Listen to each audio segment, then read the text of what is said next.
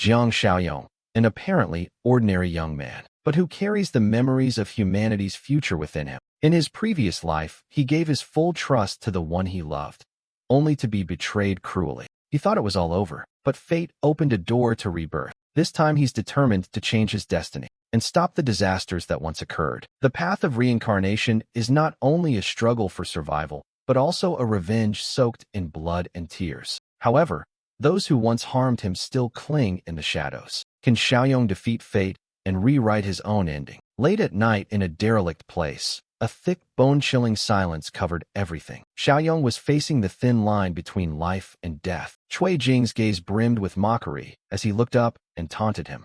Jiang Xiaoyong, your friends are all dead now.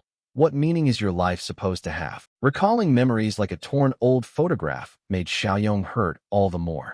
Now he could do nothing but stare at them with bitter eyes. Those bastards, it's because of me that you died. Xiaoyong didn't flinch. He screamed, you despicable, lowly human. You won't rest peacefully in death. Cui Jing quickly switched tactics and cajoled Xu Xiong. Look at him. He's getting mad at you again. He curled his lip in a mocking smile to console him. Well then, let's slowly torment him to death. Maybe that'll ease your anger, right? But truly, we should thank your supplies. Only because of them can we enjoy days like this. Rest in peace. With that, Xu Xiong pressed the button. The cords severed. Xiaoyong's life was in grave danger. The zombies, seeing prey right before them, couldn't restrain themselves and lunged forward. They began producing tremors across Xiaoyong's body. Amid humiliation and gnawing pain, he still vowed to himself, Cui Jing, Xu Xiong, if I get a chance to be reborn, I'll make those two dogs pay. Suddenly the pain almost vanished and someone grumbled. Jiang Xiaoyong, what are you thinking? Why isn't my name added to the property certificate yet? Do you still love me or not? Huh. Xiaoyong, still dazed from the haze, wondered what on earth was happening. Could it be that he'd been reborn back to before the accident happened? In his previous life, Cui Jing had deceived him, not only stealing all the inheritance his parents left, but leaving him to wander the streets and alleys. Then a global disaster struck. Most of humanity turned into zombies, and the world descended into chaos. Later, relying on friends he made while drifting, he built a safe zone to survive in that world. But unexpectedly, that bastard Cui Jing pretended to be a desperate pauper to gain my sympathy and gradually won my favor. In truth, she was bait sent by the enemy to harass us. Back to this moment, Cui Jing kept frowning. Also, the funeral cost must be 400,000. Don't short a single penny. Do you hear me? Xiaoyong looked at her with hatred and cursed inwardly. That cruel, rotten girl. Now I mustn't lose my temper. Cui Jing isn't satisfied and is putting on airs. I'll give him 1 week. What if he doesn't? Tired of her nagging, Xiaoyong brusquely kicked her out. All right, I get it. Go on ahead. This decisiveness made Cui Jing curious. What happened? Since when did Jiang Xiaoyong get so strong?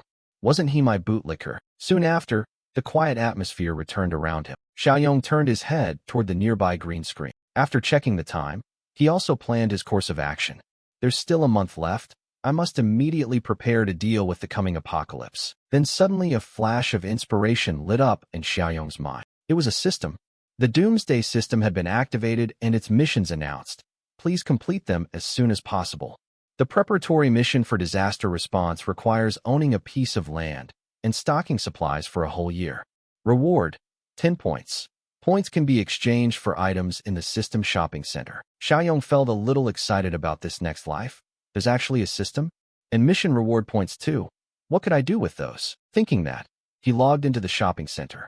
There was one physical enhancement drug, a level 1 Doomsday Farmer supply box, and a level 1 Protagonist supply box. Xiaoyong stared blankly, a bit puzzled. He recalled what he did on this day in his last life. He almost forgot that at this time then, to earn the bridal gift for Cui Jing, he skimped on food and clothing every day, leaving himself severely malnourished. He picked up the phone from the table with a new resolve. Xiaoyong began calculating future plans. In just 1 month the world would be swarmed with zombies. While there's still a chance to eat, I must go enjoy some really good food. That night in the modern, flashy city, a spread of beautiful dishes was laid out on the table. Xiaoyong marveled. Is this the legendary 3 Michelin star dish, or what? I have to try that braised pork slice that costs 300 renminbi. What does it taste like? Without overthinking it, the piece of meat was brought to his mouth. At the first bite, the seasoning soaked through so intensely his shirt nearly tore. Holy moly, this is unbelievably delicious. With no regrets left, he dove in and ate like a famished wolf. Savoring this earthly paradise, suddenly Xiaoyong's phone rang. He thought it might be a friend of fate calling. Was that green tea woman about to tattle and sob to the little goddess again? As soon as he picked up, a mechanical din hurt his ears. Jiang Xiaoyong, what are you thinking? Have you ever treated Cui Jing like this? She only wants you to show sincerity. You can't even transfer the family property to Cui Jing. How dare you say you love her? Cui Jing only wanted to test you a bit, and you failed. If you come here now with the house papers and 1 million in cash to kneel and admit your mistake, I might help persuade her. Otherwise, wait for the breakup. He didn't hesitate to snap back. Who the hell are you two? You actually deserve to test me? Get lost. When Shua was about to say more, but before she could, Xiaoyong cut her off. Jiang Xiaoyong, you. After dealing with it, he leaned back in his chair, comfortable as if a great weight had been lifted. Xiaoyong remembered the system's requirement and hesitated. Find a piece of land. If I want to build this plot into the most secure stronghold, easy to defend, hard to attack, it must be near water and forest. After thinking long and hard, Xiaoyong decided to go to the real estate district. A friendly agent stepped forward to greet him. Hello, sir. Are you looking to rent or to buy? He shook his head. Neither. I'm here to. Before he could finish, someone cut in. Xiao Ning. Hurry to the back and help move those boxes. There are lots of roles today. The man was the sales director of the real estate company. Director Zhu. Xiao Ning is a bit reluctant. Director Zhu, I have a client to attend to now. Director Zhu angrily drove her off. Xiao Ning, have you forgotten everything I taught you? Can't you even spare a little attention? Go to the back and work. She left with some regret in her heart, but, before anything, he judged like a seer, dressed in nothing but a few tattered rags. I bet he can't even afford to buy a restroom. What a cheap client. Xiaoyong spat an insult and caught his attention. What do you mean? You dog-eyed fool. Can't you tell people apart? Director Zhu turned back, full of provocation. You call me dog-eyed and unable to judge people? Fine. If you have enough money to buy a restroom, I'll live stream you eating shit, he shot back. Xiaoyong glared and said, all right, this is what you said. Just wait. I'll definitely find you something really hot from back then. Miss, I'm not here to buy or rent a house today. He produced a powerful black card and announced, I'm here today to buy land. Everyone there suddenly buzzed. What? Buying land? Did I hear that wrong? Does he know how much land costs? Oh my God. At my age, this is the first time I've seen someone buy land. A tycoon? Now that's a real tycoon. Xiao Ning immediately replied gently. All right, sir, please come this way. I'll give you a thorough introduction. Director Zhu muttered with envy. Who are you showing off about? When it comes time to pay, I don't believe you'll be able to produce the money. She courteously introduced. These are some of the plots our company currently owns. Please take a look while I explain them to you. Xiaoyong waved his hand to refuse. No need for that much trouble. Let me tell you what I need and see if you have it. Xiao Ning answered. Please, sir, go ahead. He outlined. Surrounded by mountains and rivers, the best water is flowing water. Good road access. It would be better if there's a building like a factory or a larger house above the spot. Xiao Ning received the request and, appearing thoughtful, hesitated. Let me think. Director Zhu chimed in. Isn't the plot in the Eastern District just what he needs? She gaped and asked. East Asia District. Manager Chu, are you talking about the land in the Cha capital? That's no good. That site is full of half-finished factories. It hasn't been cleared up yet. We can't sell that to clients. He sneered. Sell what? This ragged pauper lists so many bizarre requirements. Clearly he's not here to buy land. He's here to cause trouble. Xiaoyong asked, can the plot in the Eastern District really meet all my requirements? Xiao Ning replied, yes, but only the rooms above the factory are very shabby and cluttered. The construction team's leader has already fled. He skimmed the draft and thought silently. The location is perfect, fitting all my requirements. Barbed wire fences are sturdy, easy to defend, hard to assault, and the partially unfinished factory construction will save me a lot of building cost and time. Xiao Ning expressed apologies, but Xiaoyong, appearing to agree, said, I want this plot. Can I pay now and get the contract? Her surprise at his decision to seal the deal on the spot was palpable. Xiao Ning had to ask again, Sir, do you really want to buy this partially finished factory plot? he said calmly. Of course. Hurry and sign the contract and take the payment. There's someone waiting to eat shit later. The receipt was printed immediately. The full payment made Director Zhu erupt, shouting, No, no way. This is impossible. 300,000. That's 300,000. This is a 300,000 down payment, and yet someone can spend millions to buy an unfinished factory plot. I don't believe it. I don't believe it. Xiaoyong stepped forward, smirking, and said, Brother, I've finished paying. Now it's your turn to perform. Eat well, and I'll send you a rocket later. Those around buzzed excitedly. Hey Chubby, I'll help you live stream it. Come on, do it. Big guy, my stomach's not great today, but I promise to give you the freshest treats. System mission, disaster preparedness. The mission requires owning a piece of land. The reward points can be exchanged for items in the system shopping center. Xiaoyong walked while pondering. He'd already used the betrothal money to buy the land, so now he had to find a way to earn some cash to stockpile food. Shu Xiong stood there and suddenly thought, isn't that Jiang Xiaoyong? What on earth is he doing here? He narrowed his eyes, as if calculating something. Director Zhu's earlier stunt played out immediately. He shouted at the top of his lungs, Help! I don't want to eat shit. Seeing that, Shu Xiong stepped forward and asked, What are you people doing here? At that moment, on a fine morning, Cui Jing sat there puffing on a cigarette, when suddenly the phone on the table rang. Listen, Shu Hong, that hateful devil actually still thinks of others.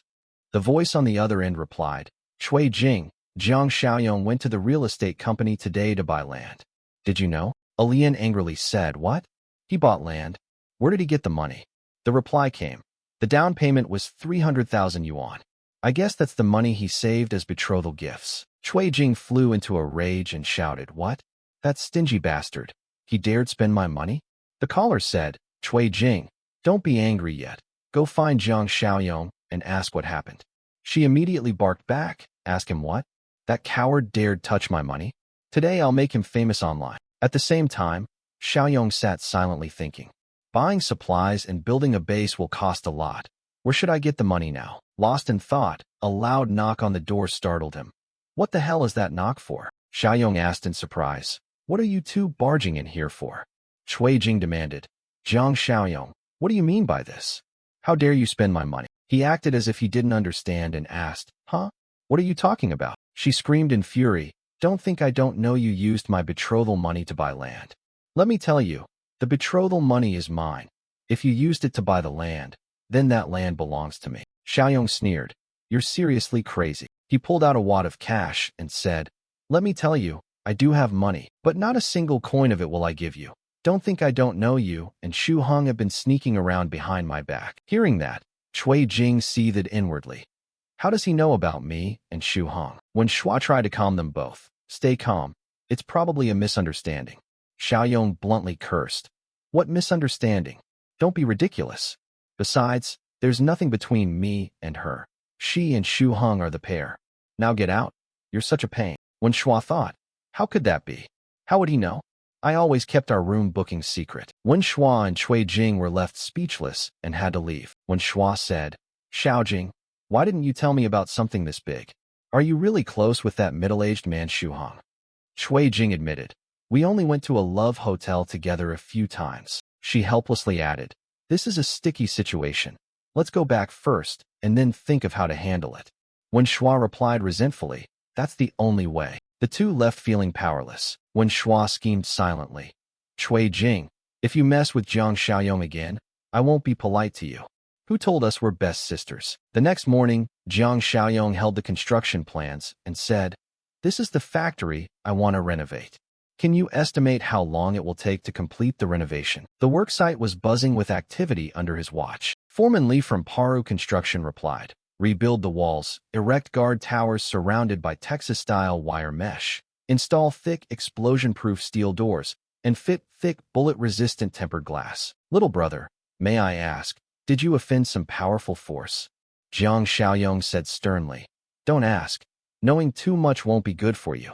Tell me how much it will cost to finish this job in 1 month. He answered, brother, it can't be done in a month. Xiaoyong snapped, spare me the talk. Don't you have that Pa Kilo company? Suddenly a voice from outside chimed in. Boss, Pa Kilo's network is also a network. Xiaoyong sneered. Foreman, Do you still have any humanity left? Director Lee smiled and replied, not the boss's fault. What I mean is we want extra money, he said coldly. Give me the number, he explained. Boss, to finish within a month, I'd have to put Paru on a very high-intensity schedule, at least this amount. Jiang Xiaoyong guessed. 20 million? Director Lee confirmed. And first you must deposit 5 million with us before we can talk, he replied softly. All right, I'll wire the money in a week. Let the workers start now. Director Lee was stunned and stammered. This, Jiang Xiaoyong said it was fine, that he needn't worry about payment. If I don't pay, this land will go to you. So he accepted.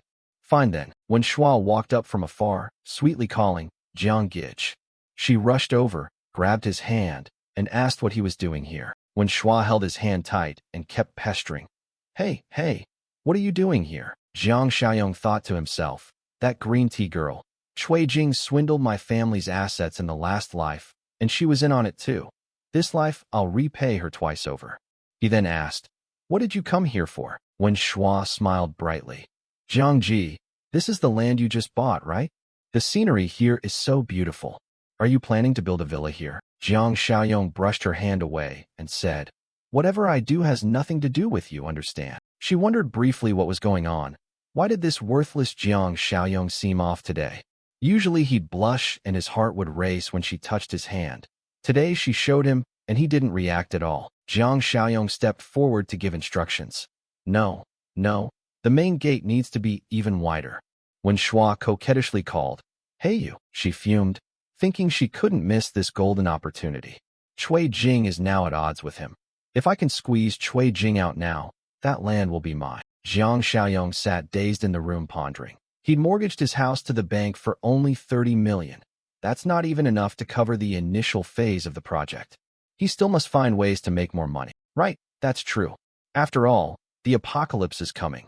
What's the harm if I sell this house many times to many people? Jiang Xiaoyong remained lost in thought, considering doing just that. Suddenly a voice yelled, open up now. He thought to himself, damn it, which headache is at the door this time? The downstairs neighbor was Lee the tycoon, a very wealthy man. He already owned the first and second floors and now wanted to buy the third floor too. But that floor was meant for his bridal suite, and he refused to sell. So the old man started making trouble every day, painting his door, leaving wreaths and padlocks, using all kinds of nasty tricks to provoke him. Xiaoyong, were you dancing last night or what? Jiang Xiaoyong snapped back. Are you done making noise? I went to bed before 10 last night. What dancing are you talking about? The man shouted. I don't care. I clearly heard it. He waved his hand to deny it. Stop. Don't you want my place? I've put up with enough. Fine. I'll sell it to you. Lee's family looked surprised and asked, Really? Xiaoyong hesitated and said, but I have one condition. He wondered, what condition? He said sternly, I won't get the new unit for another 6 months, so I need to stay here for another half year. Before that, you must pay me 5 million up front when you buy this house, so I can pay off the mortgage first. Lee's family hesitated. This. Xiaoyong put on an attitude and slammed the door. If you don't agree, then go away. Immediately, Lee's family fell into the psychological trap and agreed. All right, but we need a contract so you won't regret it later. Xiaoyong grinned. A contract is fine, rest assured. Xiaoyong thought to himself, this stingy old bastard. Go home and wait for your eternal rest. He's already paid me 5 million from Lee the tycoon, plus another 3 million loan. So I have 8 million in total. I'll do the system tasks first, and then collect the rewards, right? A new day began as streams of people hurried past. Xiaoyong was focusing 100% of his energy to prepare supplies for the whole year. Onlookers whispered, this guy's not mentally stable.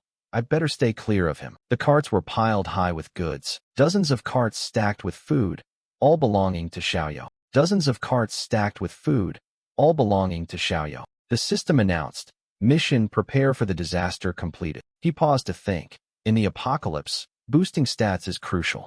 And this protagonist buff box is exactly 10 points. No hesitation needed. First thing, expand my edge immediately. Be decisive. I'll choose the protagonist supply box. The system popped up. Exchange successful, 10 points deducted. Space ring. Feature, contains a separate space up to 500 m inside the ring. Time in the ring's space stops. Xiaoyong thought briefly. I knew it. First draw's bound to be golden. Time stands still inside another space. Then even fresh supplies won't spoil while stored. Perfect. System announced new mission. 10 years of plenty. 10 years of supplies. Yang Tao shouted loudly. Who is it? Who dares come here to cause trouble? He ground his teeth and asked, Are you Jiang Xiaoyong? Xiaoyong recognized him and asked, Yang Tao. He suddenly remembered Yang Tao was his classmate in middle school, the kind who only knew how to act tough behind Zhang Xingzhe's back. He bullied the weak, but feared the strong. Xiaoyong recalled Yang Tao bragging back then. Last week's protection money. Bring it now. He replied, Bring your ass. If you want it, go to Zhang Xingzhe and take it. Xiaoyong thought, We used to clash all the time in school, didn't expect to run into him here. The man barked, Jiang Xiaoyong, what do you think you're doing? Put all this stuff back where it belongs, or don't blame me for being rough. Xiaoyong scoffed. Yang Tao, are you still bluffing like you're tough? I'm buying this stuff. Is this how you Warinfa treat customers? Yang Tao shouted, Buying? Then go pay for it now, or don't blame us for using force. An hour later, receipts began printing nonstop. Even the supermarket staff couldn't stop their hands. Yang Tao asked, How much is the total? The clerk replied, The total is 50,688.84 yuan. He pushed the card machine toward him and ordered, Pay up. Xiaoyong wasn't about to be bullied and immediately, quite melodramatically, paid on the spot. Yang Tao froze, surprised when he heard the transfer go through. Embarrassed, so he signaled, Let's go. But Xiaoyong told him to wait. Yang Tao, still fuming, demanded, What else do you want? Xiaoyong said calmly, You had a bad attitude just now, and you must apologize to me. Otherwise I'll return all these goods. The man snapped angrily, Don't step out of line. Do you want to make trouble for me, or not? Everyone there criticized him. You're the jerk who disrespects people. Weren't you very rude just now? Now they're only asking you to apologize. Is that too much? Right? Apologize now, or we won't buy anything. Xiaoyong poured oil on the fire, urging, Apologize. If you're sincere, I'll buy 10 times what's here. Yang Tao scoffed, unbelieving and sarcastic. Don't bluff. Xiaoyong smugly said, Bluff? Bring the POS machine over so I can show you my balance. Saying that, Xiaoyong nonchalantly swiped his card with a single smooth motion. The man blurted in panic, 707 million. Xiaoyong smirked. Apologize then, and I'll keep buying afterward. If I'm lying, I'm your own nephew. Reluctantly, Yang Tao gritted his teeth and accepted, and immediately bowed his head and said, I apologize to you. Xiaoyong feigned seriousness. Remember not to be reckless like that again, got it? He then asked, So Xiaoyong, why do you want to buy so many things?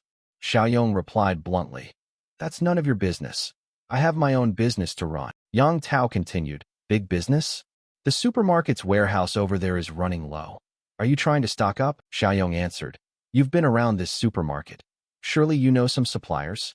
He replied, Of course. Remember Zhang Xingzhe? He currently has a supply of goods. Yang Tao immediately made a call. Hello, Xingzhe. I've got a big customer for you. Xiaoyong stood thinking. As expected, Yang Tao was still Zhang Xingzhe's lackey. Who knows how much shady money those two have made from this Warinfa supermarket. Shortly after, Yang Tao led Xiaoyong to inspect the warehouse. Suddenly a vehicle came speeding from afar at full throttle. The car shot toward them like a rocket, startling Yang Tao. Xiaoyong frowned and thought, Damn, this reckless driving looks like someone's trying to make a dramatic entrance or being extorted. Zhang Xingzhe stepped out of the car, a cigarette puffing from his hand, and he asked, Yang Tao, is this the distinguished customer you mentioned? The man replied, Xingzhe, this is Jiang Xiaoyong. Do you remember him? Zhang Xingzhe narrowed his eyes and asked, Who? Yang Tao said, Jiang Xiaoyong, our classmate from middle school. The cigarette smoke blew into Xiaoyong's face, making him extremely uncomfortable. Zhang Xingzhe recognized him and said, So this stubborn fellow is here? Zhang Xingzhe, cigarette between his lips, sneered. A traitor, huh? Ha ha. I really look down on you. No money and pretending otherwise. Xiaoyong replied coolly, Designer brands? I don't know about that. I just happened to buy from roadside stalls. He shoved Yang Tao. Is this the big client you were talking about? Damn it, you've wasted my time. Yang Tao panicked. Xingzhe? He really is a big client. He was angry. Big client my ass. I've been in this business for years. I can spot who has money and who doesn't at a glance. Xiaoyong smiled. So my aura really isn't impressive. Can't even intimidate a blind, condescending glance, huh? Light snark. Zhang Xingzhe ground his teeth in fury and grabbed his collar. What did you say? Xiaoyong remained calm and said, You have a dog's eye for judging people. His tone turned hostile. You dare call me illiterate? Xiaoyong widened his eyes. You're the one with the dog's eye looking down on others, okay? Suddenly Yang Tao cut in. Mr. Xiaoyong, don't hit Xingzhe's sore spot. He really is illiterate and hates being called that. He kicked the man's shin. You damn bastard. If you can't talk sense, then shut your mouth now. Big client. If you don't take a whole truckload off my hands today, neither of you will be walking out of here upright. Xiaoyong pulled out his phone. Don't grab my collar. Hurry up and give me your account number. He frantically grabbed his phone. 1 million? You want to buy that much? Really? Xiaoyong replied bluntly. Stop the chatter. This is a deposit. I want to buy goods worth 5 million. Get people to load the truck now. When it's all delivered, you'll get the remaining 4 million. Zhang Xingzhe asked, What goods do you want? Xiaoyong continued, Firewood, rice, oil, salt, snacks and drinks, everything edible and drinkable. No picky choice. Check everything thoroughly. His expression changed. Come with me, what luck? We just got a batch of near-expiry food, and someone's here to take it. If you pay for all of it now, I'll give you a 10% discount off the original wholesale price. How about that? Xiaoyong looked and said, How it looks depends on the quality of the goods. He slowly held up a small bag of rations and said solemnly, Except for the outermost layer, everything inside is full of near-expiry food. Zhang Xingzhe, maybe your little calculator is off. He fumbled awkwardly, thinking, Damn, this guy actually knows his stuff. Well, if you pay for all those near-expiry foods, I'll give you 50% off. How's that? He shook his head. No need. My 5 million is only for buying the very best goods. As for your near-expiry food, I have another arrangement. He asked suspiciously, What arrangement? Xiaoyong said coldly, Based on that 50% discount you offered, I'll pay for all the near-expiry food now, but I'll receive payment only after a month. He asked doubtfully, Really? If the goods expire by then and you don't pay, what will I do? Xiaoyong reassured him, Don't worry, I'll hand my house over to you. He still didn't fully believe it. You want expired food, even knowing it's near expiry? Can you tell me your distribution channel? Xiaoyong replied nonchalantly. Distribution channel? There's no channel. I'm the distribution channel, okay? Haha. And expired food will become priceless in a few days anyway. Zhang Xingzhe's face soured. What exactly are you up to? Xiaoyong looked at his phone. Don't ask too many questions. Transfer these goods to me. I've already sent you the address. On the other end, someone asked, Is that Mr. Xiaoyong? He answered, Who is this? The person continued, Is it true you're selling your old house? He pointed at Zhang Xingzhe. I have other matters to attend to. About the food, just follow my instructions. Yang Tao gently asked, Xingzhe, I'm not cheating you, am I? He snarled. Damn it. This kid clearly comes from an ordinary family. How could he be this well off? Old Zhang opened his wallet. Mr. Xiaoyong, here's 4 million as a deposit. I can accept your condition to vacate the house after 3 months. Now, let's sign the contract first. Xiaoyong frowned, thinking, this old man didn't even inspect the house properly and already put down a deposit and signed a contract? He must be desperate to buy. Old man, are you really in that much of a hurry? The man smiled and replied, Heh, I wouldn't hide it from you. My granddaughter is about to transfer schools and urgently needs this house to stabilize her life. I've looked around several times, but only your house is for sale. Mr. Xiaoyong, you will never regret this. Xiaoyong said slowly, Old man, you're too honest, telling me everything at the start. Aren't you afraid I'll raise the price? He panicked. Mr. Xiaoyong, the money for this house is the entire life savings of our 2 generations. Take the paper, Xiaoyong said.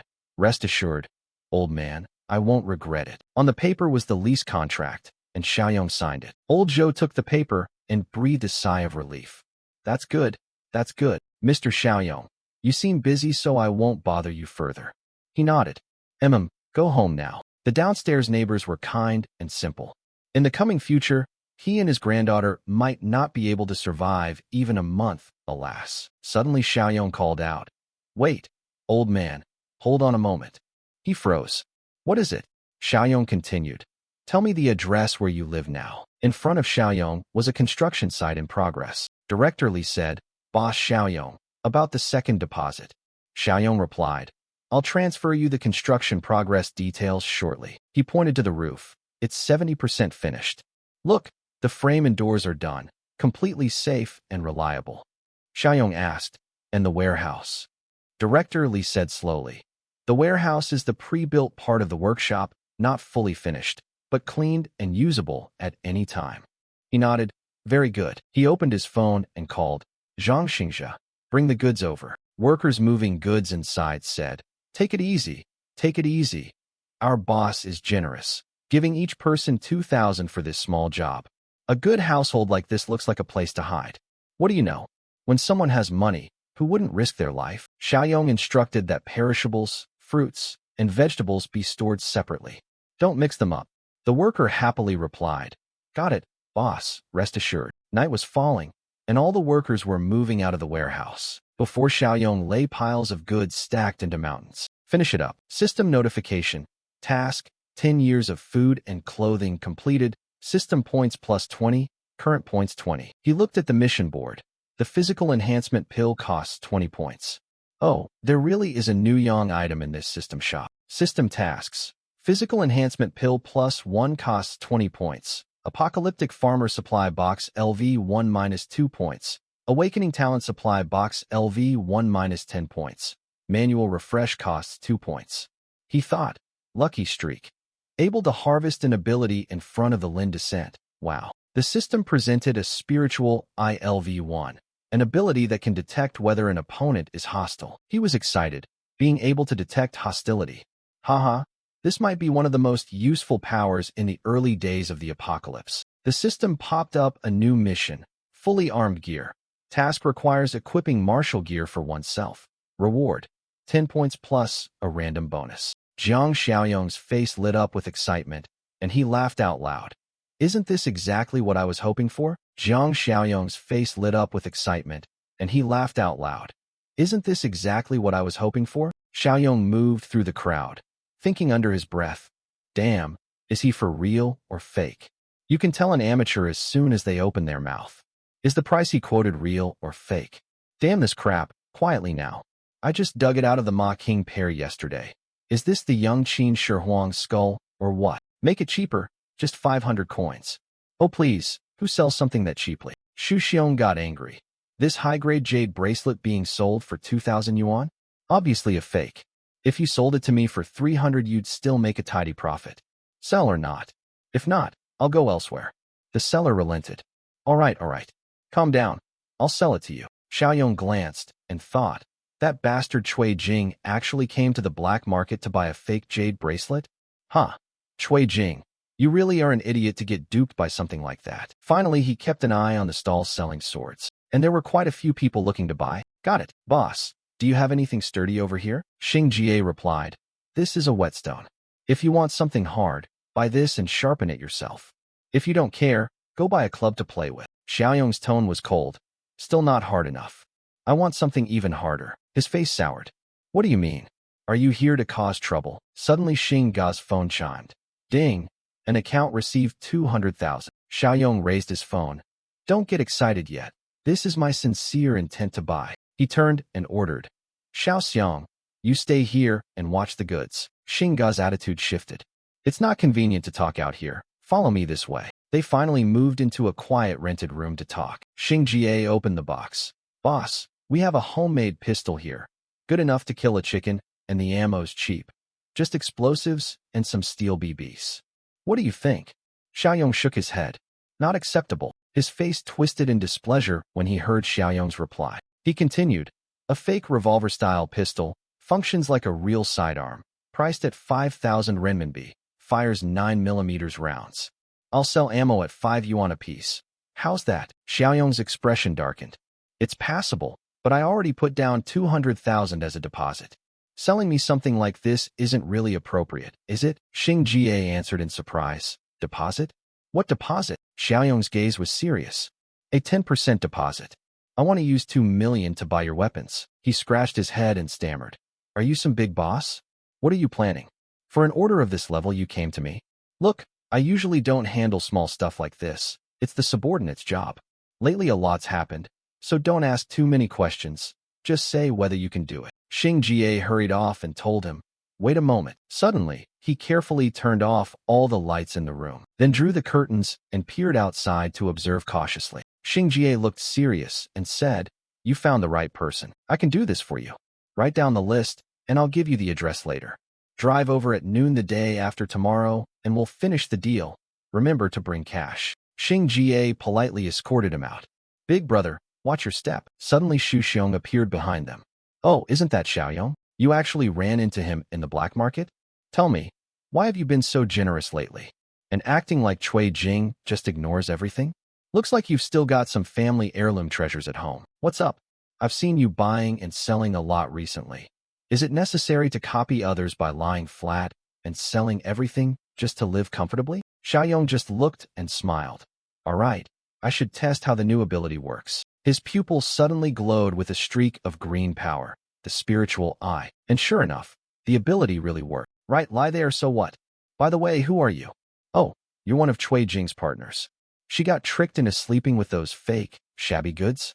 Well, she was my old piece of junk anyway. She's only worth that much." He ground his teeth and shouted angrily, "What did you say?" Xing Jie cut in, asking, "Big brother, is this your acquaintance?"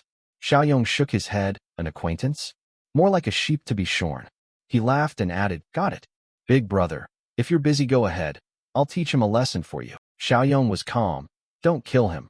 I'll take his life myself." Xu Xiong backed away in fear. "What are you doing?" "I'm telling you, I can't. You big brother?" He was beaten by Xingga's men until he was battered. Deep marks stamped across his face. "Jiang Xiaoyong, you son of a, just wait for me." 2 days later, the warehouse at night was very quiet. Xiaoyong was alone here checking the goods. When the system board appeared, the fully armed mission completed, system analysis points +10, current points 20. Inside the wooden crate, carefully covered, were rifles, and the system board popped up again, awarding an extra reward, physical enhancement pill +2. A vial appeared in his palm. Oh, he actually received a physical enhancement pill? And it's a +2 too, double the strength of the pills in the trade city. Xiaoyong took the syringe, braced himself, and injected it into his arm. His body began to contort in excruciating pain. When Xiaoyong returned to normal, physical energy +2. The average adult male's physique is 5, so this +2 equates to roughly a 40% increase in strength. If that's the case, the system board displayed, shopping center, physical enhancement pill +1 -20 points, Apocalypse Farmer Supply Box LV1 -2 points, manual refresh -2. He gripped the syringe tightly. Might as well use this advantage to level up to the limit. 8 points of physical stat is over 60% stronger than normal people. Time to find a target and test it out. He scanned the surroundings with his senses for a moment. Got one. In his hand, Xiaoyong clenched a piece of rebar. He stepped back, gathered strength, and kicked the rebar with a really powerful strike. He kicked it so hard it bent like a boomerang and flew off, slamming into the wall. Xiaoyong laughed out loud with excitement. Indeed, with his current strength, he could beat others with bare hands. Even facing early-stage zombies in the apocalypse wouldn't scare him a bit. These weapons probably won't take up much space, so it's safer to store them inside the spatial ring. The ring on Xiaoyong's hand was retracting the boxes that held the weapons. He thought, the day after tomorrow is the day the apocalypse begins. I need to think carefully about what else to prepare. The image of old Zhang's words flashed through his mind. I won't hide it from you. My granddaughter is transferring schools and urgently needs this house to settle down. I've looked around a few times, and yours is the only place on sale. Mr. Xiaoyong, you won't regret it, he said. Xiaoyong forced a smile. Even after living through life and death in the apocalypse with schemers, he still couldn't completely ignore the suffering of these poor people. Whatever, send over some necessary supplies for the apocalypse. How long they survive will be up to them. Consider it a little repayment for funding my future plans. The next morning, a black car pulled into the old housing complex. Xiaoyong got out, looked ahead and said, Good thing there's GPS. Otherwise, who could find a place like this? It seemed the old man really wasn't well off. Not only did he rent a cheap place, but it was on the top floor too. After a moment, he raised his hand to knock, then paused for a few seconds. Xiaoyong withdrew his hand, slipped the ring onto his finger, and thought, no, better take out the supplies to deliver first. Otherwise, it'll be hard to explain later. Seconds later, he clenched his fist, and the ring emitted a dazzling golden light. And in the blink of an eye, boxes of various sizes materialized, stacked neatly. At the same time, someone inside called out loudly, come here, please wait a moment." Old Zhang hurried to open the door, promising the rent would be paid next week for sure. He froze for a few seconds, surprised to see Xiaoyong standing there. "Oh, aren't you Mr. Xiaoyong?" Old Zhang looked even more astonished at the piled-up cardboard boxes by the door. "Mr. Xiaoyong, what on earth are you?" He turned, lifted a box, and said, "I'll explain in a bit, but help me carry these inside first. Don't let the neighbors see this stuff." After a while, the boxes were neatly arranged inside. Old Zhang put his hands on his hips and praised, "Young folks these days really have stamina. You can carry so much without taking a single break." Xiaoyong stepped outside to inspect things. The room was still fine, and the front door was passably sturdy. "Old man, listen carefully. Plan well how to use these supplies. Even living 6 months should be manageable. Starting tomorrow, this world will." Suddenly, he stopped in front of a photo on the table. Old Zhang, worried, asked, "What's wrong, Mr. Xiaoyong? You can put these things in your room. We'll move there in a month anyway." On the main table was a photo of him and a short-haired schoolgirl with a very pretty face. Xiaoyong was stunned as a memory of her from his past surfaced.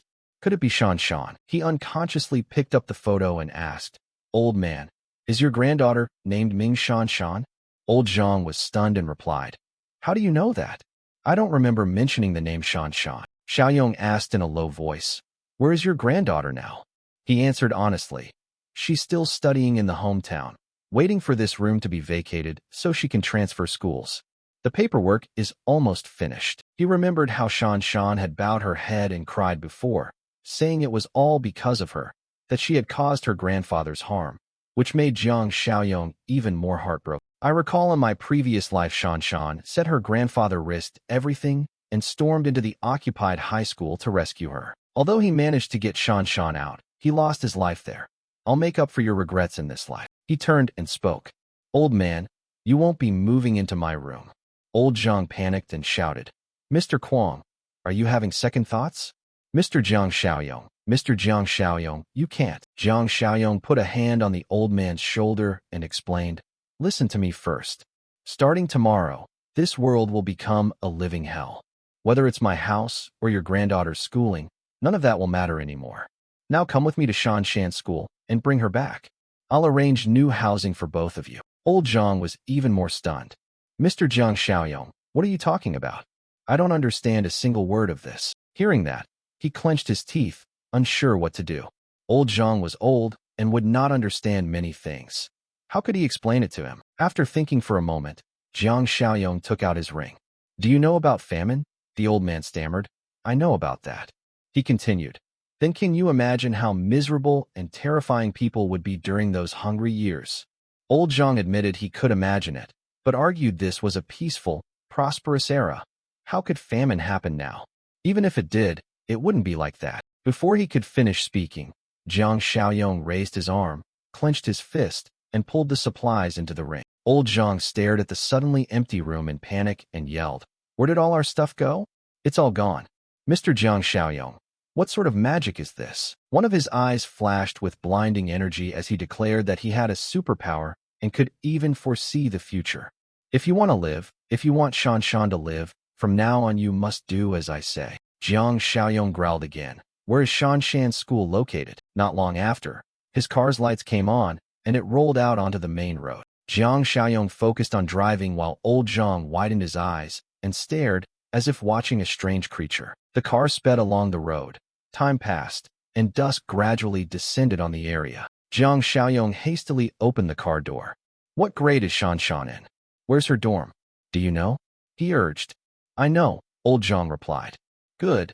Then hurry, we must be quick." Inside the school, a gang of thugs carrying objects blocked a girl's path. Xiang suddenly slapped her and cursed, "You bitch, I just can't understand what makes Zhang Xiaoqing like you so much." Shan Shan, one cheek already swollen, replied calmly, "I've told you, I have nothing to do with him. It's only his one-sided wish." Another girl nearby took the chance to kick straight into her stomach. "You still try to argue?" Xiang continued grabbing Shan Shan's hair. "What do you mean? You say Zhang Xiaoqing is chasing after you? You don't even care?" While they were bullying her, a familiar voice rang out. "Hey, What do you think you're doing? Xiang turned and sneered when he saw old Zhang and Jiang Xiaoyong. Huh? Isn't that your useless old man? Shan Shan fell to the ground, but worriedly asked, Grandpa, why are you here? He strode forward and pointed, ordering, What are you doing? Let Shan Shan go right now. The three thugs immediately blocked their way. Back off.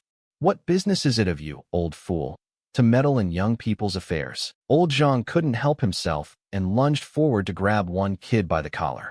You scum, you shameless bastards. How dare you bully a classmate? One of them seized a baseball bat in the chaos, ready to bring it down on the old man. You damn geezer, let go of him now. In an instant a hand shot up and stopped the swing. Xiaoyong gave a scolding glance. Too young to study properly and already learning to play gangster? The other two burst out laughing. Where did this poor little devil come from? Hey bitch, I never heard you had a brother. But he coldly swung his leg and gave that guy a brutal kick. The man had no time to react and was sent flying several meters backward. The remaining two realized it wouldn't be easy.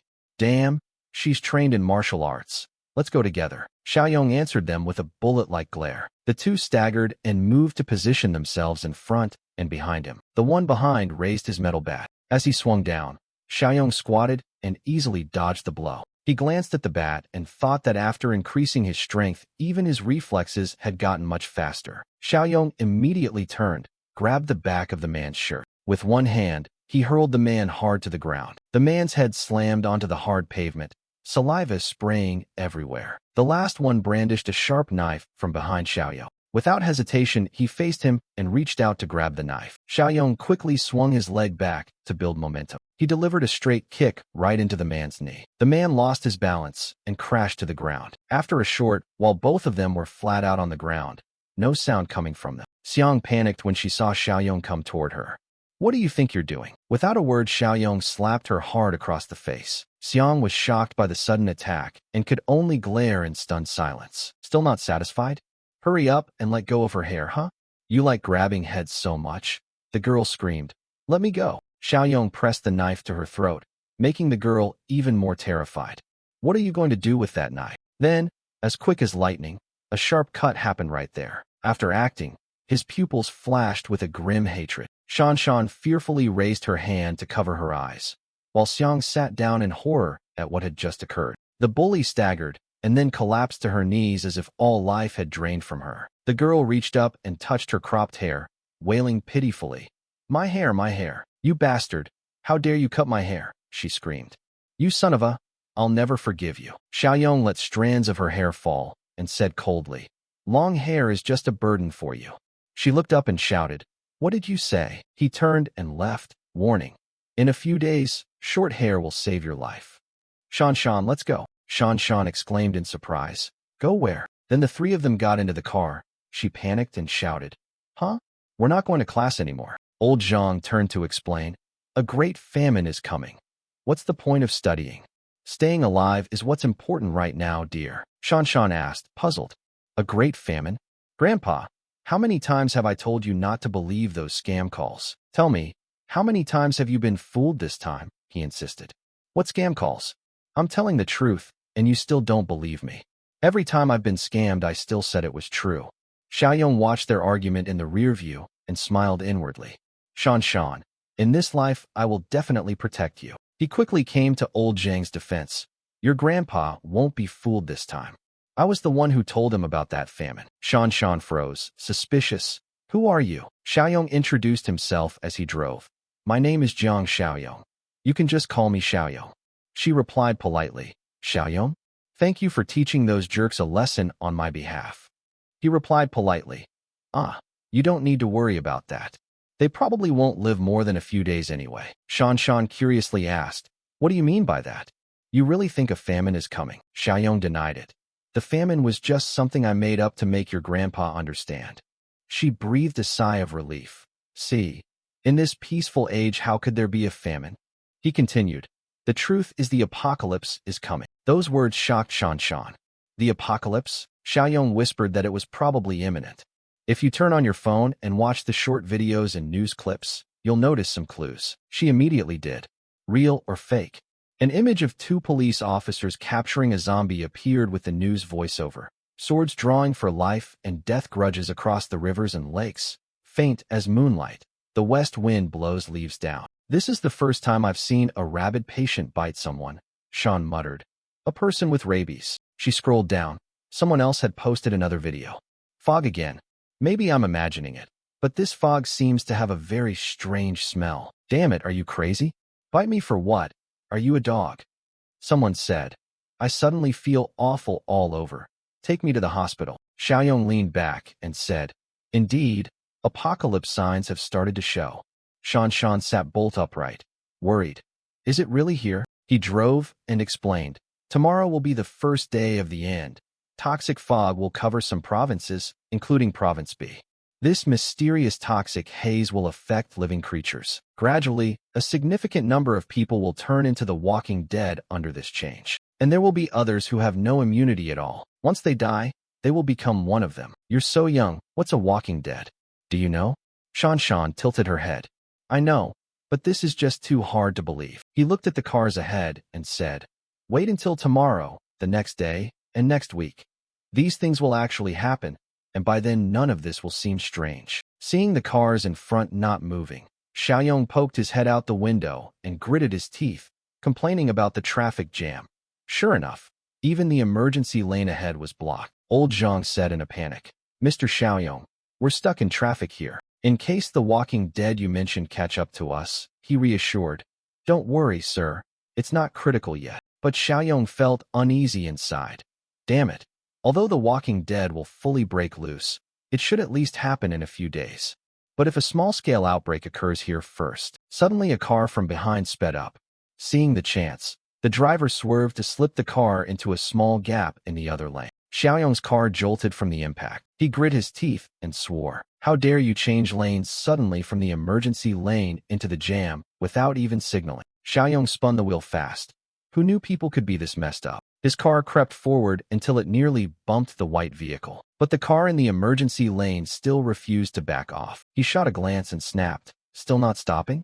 You really keep going. Xiaoyong kept inching forward slowly, and that car drew closer and closer. Seeing he couldn't win the stare down, the guy rolled his window down and unleashed a tirade. Old Zhang inside flinched and said fearfully, Mr. Xiaoyong, looks like that fellow's loaded. We should subtract trouble, not add it. Xiaoyong replied firmly, Don't worry, if he dares to get out and start something, I won't hesitate to send him on ahead. Not long after, Xiaoyong drove off again, finally free. The traffic jam had lasted nearly an hour. Suddenly Shan glanced to the side and called out loudly, Xiaoyong, careful, that's the car that tried to block us earlier. Just as predicted, that car crazily lunged up alongside his. Xiaoyong shot a look and cursed, Damn it, truly a lingering nuisance. The other car kept gaining momentum and started trying to ram his front. Old Zhang clutched the seat, warned, braked sharply, and then freaked out. Mr. Xiaoyong, don't be like him. Xiaoyong refused to back down. If it were before, he'd have put up with it. But tomorrow is doomsday. No need to tolerate scum anymore. With that, he steered his car to block directly in front of the other vehicle, then used the momentum to spin once and charge straight ahead. The other driver, having been bumped, flung his door open and shouted, You bastard. Hello, call traffic and pull the surveillance cameras. Get me that license plate right now. I need to show him there are some people you just can't mess with. Night had fallen when Xiaoyong finally drove back to his base. Everyone stepped out of the car. Old Zhang stared around in astonishment. Shan walked slowly and marveled. This place is impressive. Xiaoyong turned and reminded them. Go to bed early. Starting tomorrow, each day will get a lot harder. Time passed and sunlight filtered through the windows. He stood there holding a cup of coffee, looking out. Shan stretched and came over. She hadn't slept this long in ages. It was nice not to have morning classes for once. Xiaoyong turned with a smile. You're up? Come on, follow me to check out our fortress. The walls are made of reinforced concrete. The remote-controlled gate is solid steel, 3 centimeters thick. Without heavy weapon support, neither people nor the walking dead can break. Remember, without my permission, no one else except the 3 of us is allowed into the fortress. Shan asked. So if any survivors escape, do we just watch them die instead of saving them? He lowered his head and replied mysteriously, Follow me. Xiaoyong walked and lectured, saying in this world people's hearts are hard to read. Human wickedness will be amplified many times over. The Madonna's goodwill will only end up harming ourselves. As soon as they stepped outside, Shan Shan and old Zhang froze, mouths agape and eyes wide as O's at what lay ahead. He looked down at the vast compound and instructed them. When I'm not here and survivors come begging for help, this area can serve as a temporary refuge. But until I return, do not under any circumstances let them into the fortress. Do you understand? She turned back and said she understood. Xiaoyong kept walking, saying he'd show them the food warehouse next and which supplies could be rationed out. He'd explained everything to them. The three of them then entered a large storage building together. He spun around and hesitated, then said, lastly, Xiaoyong immediately activated the power in one of his eyes, the spiritual eye. When he saw the two green icons above their heads, he was surprised. Oh, could this be a trust marker? It's appearing for the first time. Then Xiaoyong raised his ring and summoned several large crates. Weapons are crucial in a world like this. Control must remain in our hands and never fall into others. Old Zhang gripped his gun tightly, reassured. Suddenly a system announcement popped up. The old partner chain mission with Meng Shan Shan has been activated. New mission, Old Partner Volume 1. Locate and rescue a partner from a past life. Reward, 20 points. Xiaoyong's eyes sharpened. He let out a satisfied hum. Wonderful. I was just worrying how to find my old teammates. He hurried outside, not forgetting to remind them to remember everything he said and never break the rules. Shan Shan asked blankly, Xiaoyong, where are you going? Xiaoyong climbed into the car and shouted, I'm recruiting, expanding our team. Cut to the technician's bar. Dusk had fallen. A group inside were merrily singing together. Brother, hey brother. Zhang Qi draped an arm around a chubby friend and stepped outside, prompting curiosity. What are you two up to? The fatty replied. Ah, going for the reincarnation grains, of course. They teased. Wrap some up for me to take home. Eat slowly, don't gulp it down, ha. From the men's room came hushed hisses. Urine splashing everywhere. Kidney failure imminent. Get away from here. Having resolved their business, the two came out cheerfully together. Unfortunately, Zhang Qi bumped into Louis, who squealed in annoyance. He hurriedly raised his hands. Sorry you two. I didn't mean to. But Yukai lifted his foot and kicked Zhang Qi. You stinky brat, are you blind? He had no time to defend himself and was flung backward. A friend rushed over and asked anxiously, Are you okay? Zhang Qi, what are you doing?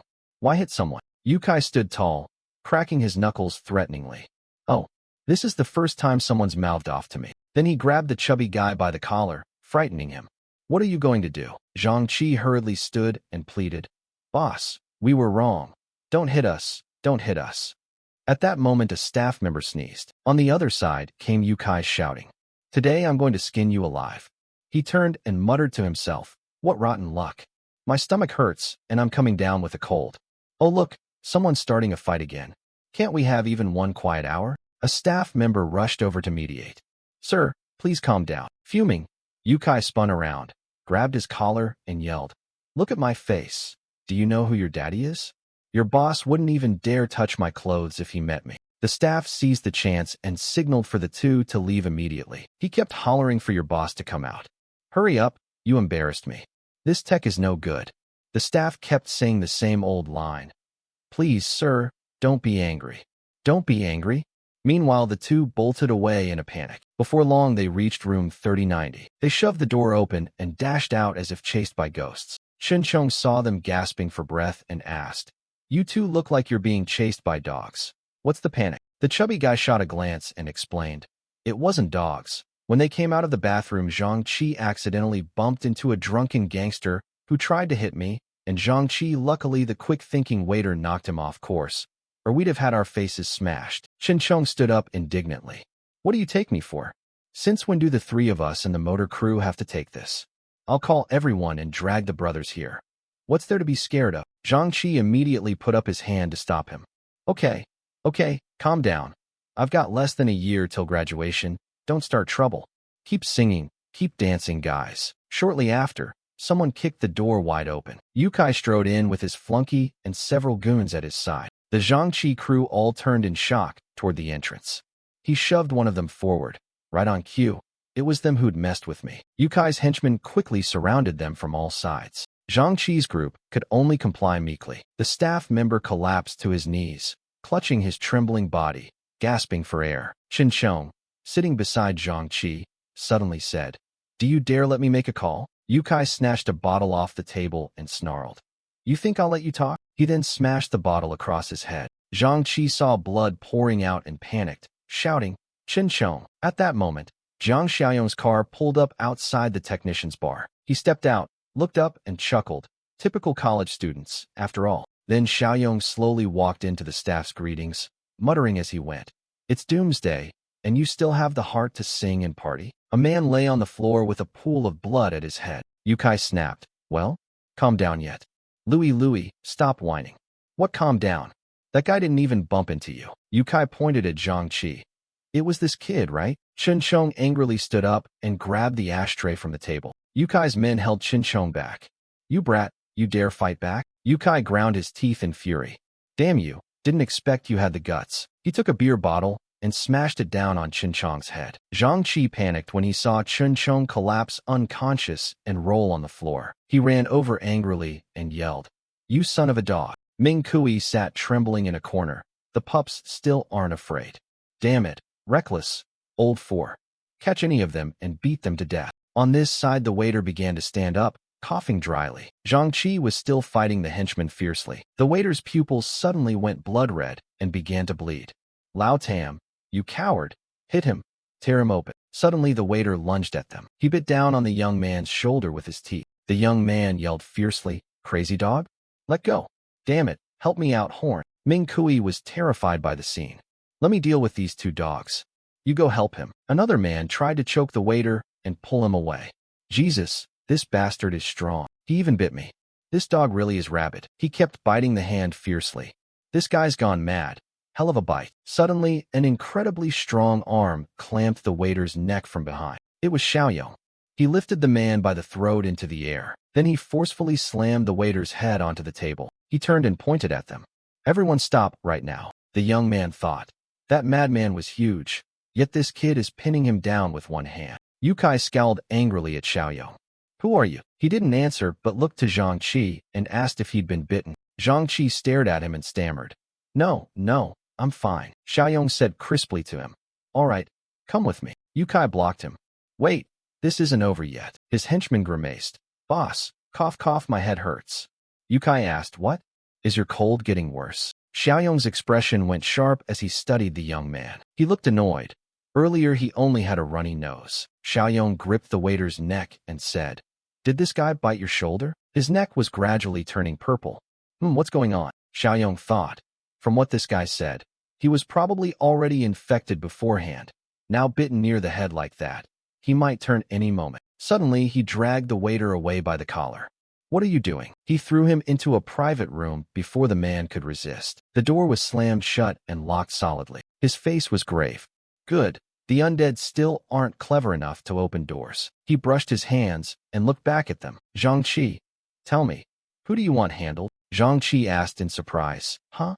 Do we know each other?" Yukai angrily raised his fist.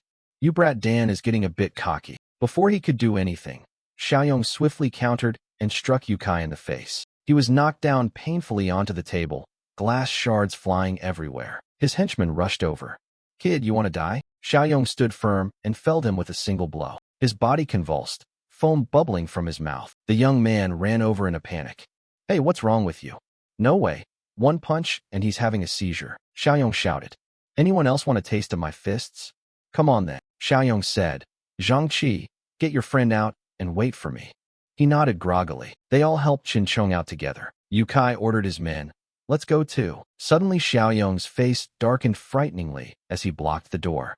"What else do you want?" he continued. "A few cups and you forget who you are? You nearly killed my brother here." Yukai ground his teeth. "What did you say?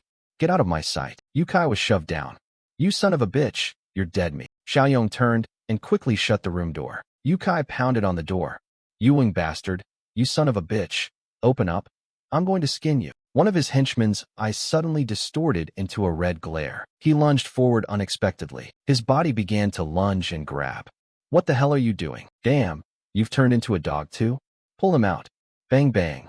"Why is the restroom door open? Help! Help!" The waiter asked Xiaoyong. "Sir, what's happening? Do you need help?" He ordered. "Lock this door immediately. No one gets out. Then call the police and the hospital and say there's a patient with rabid flu inside. The waiter's face went pale as he stammered. Flu. Rabid flu. Xiaoyong snapped loudly. Do it. He nodded frantically. Yes, yes. The door was locked tight, while screams continued inside. Xiaoyong directed the others. Let's go. The waiter shook his head. No. Are you sure? This screaming is over the top. What happened? Is everyone okay? A customer said someone inside had rabid flu. Rabid flu? Is that real? You don't know? I've only heard rumors. Check the surveillance footage. They watched the surveillance replay in the control room, faces turning horrified. The video showed them tearing into each other. Call the police. Quick, call the police. Xiaoyong urged. Hurry, we shouldn't stay here long. The last vehicle rolled away into the night. Zhang Qi murmured. Boss, thanks for helping us. Who are you? Xiaoyong continued. I'm Jiang Xiaoyong, hired to protect you. Don't ask who hired me. Ming Kui asked. Boss, is this rabid flu real? Didn't the internet debunk it? There's no such thing. Xiaoyong replied. So what you saw earlier was just a hallucination then? Another asked. So is there a cure for this rabid flu? He explained that the disaster won't end. It will only get worse. The world has already fallen into apocalypse. Suddenly, there were screams from the street. Locals were being attacked. Help! Save us! Hey, do something!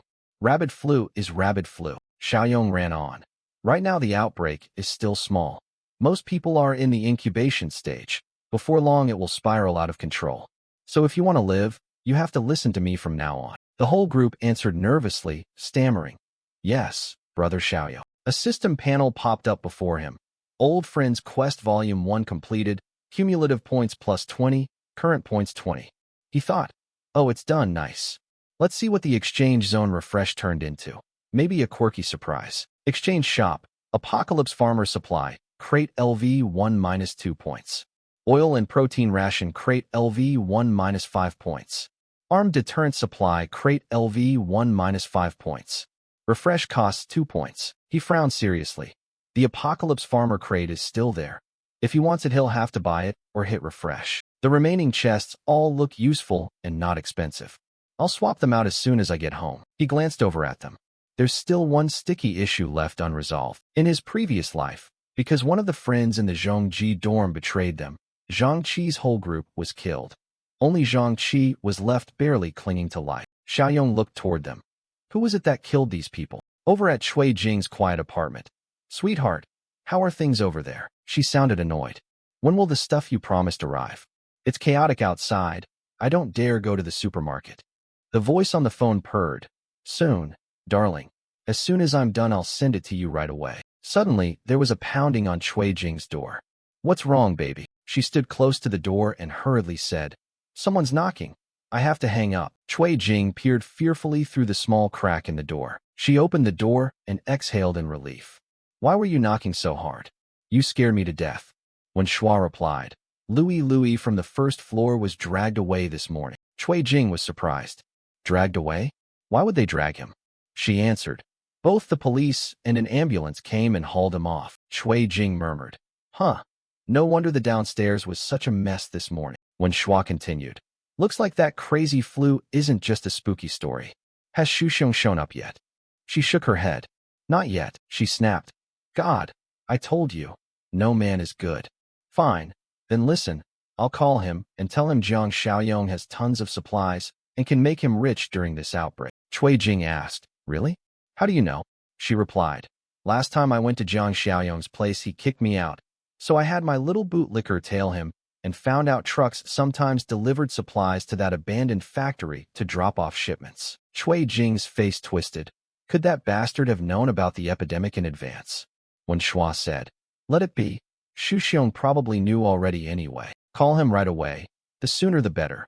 Once he starts making money, tell Shuxiong to share a little more with us. A car came roaring through the dark night, its tires screeching sharply against the ground. One by one they climbed out of the vehicle, and seeing the scene before them, Zhang Qi exclaimed in amazement. This place is impressive, like a fortress. He chuckled softly with pleasure. After all, everyone's first reaction is different. At that moment, old Zhang stepped out from the warehouse. Xiaoyong, you're finally back. Shan followed and quickly checked. Are you all right? Xiaoyong nodded slightly to those behind him and said, Don't worry, Uncle Zhang. Shan Let me introduce the new members. These are Zhang Qi and his classmates. From now on, they'll be our companions. These two are Uncle Zhang and Shan Shan. As he finished, Shan Shan smiled warmly at the newcomers. If Xiaoyong picked them as companions, then welcome, welcome. He then stepped up to her grandfather and requested, Uncle Zhang, please take a few brothers to show them the grounds and explain our rules and information. He immediately nodded. Leave it to me. Xiao Kai, who had been observing, muttered that it felt like arriving in northern Myanmar. Someone at the back suddenly raised a hand to speak. Ah, that. Yiming pointed at himself and asked, could you send us some weapons? We can also help defend this place. Xiaoyong's expression tightened. He furrowed his brow as he looked at him. Xiao Kai quickly turned his head and whispered to the person behind him, Yiming, don't rush to ask for weapons. We've just arrived. First, we need to make them trust us. No sooner had he finished than Jiang Xiaoyong relaxed his face and assured, don't worry. In a few days, I'll distribute weapons to you. Then he looked at the person Xiao Kai was supporting and instructed, oh right, his wound is fairly serious. Better take him to the infirmary for a check first. After assignments were finished, Zhang Qi's group proceeded to wash up. Xiao Kai finished his shower, wiped his hair, and sighed with relief. That's so comfortable. At this, Yiming, looking annoyed, demanded, fourth brother, why did you stop me just now? He still hadn't grasped the point and asked stupidly, huh? Yiming ground his teeth in petulant blame at Xiao Kai. If you hadn't stopped me, I would have already handed the weapons over to them. Pointing theatrically in one direction, he argued grandly. Put politely, our current situation is being protected. Put bluntly, we're basically under his house arrest here. Xiao Kai frowned slightly in reply. Can you really say things like that?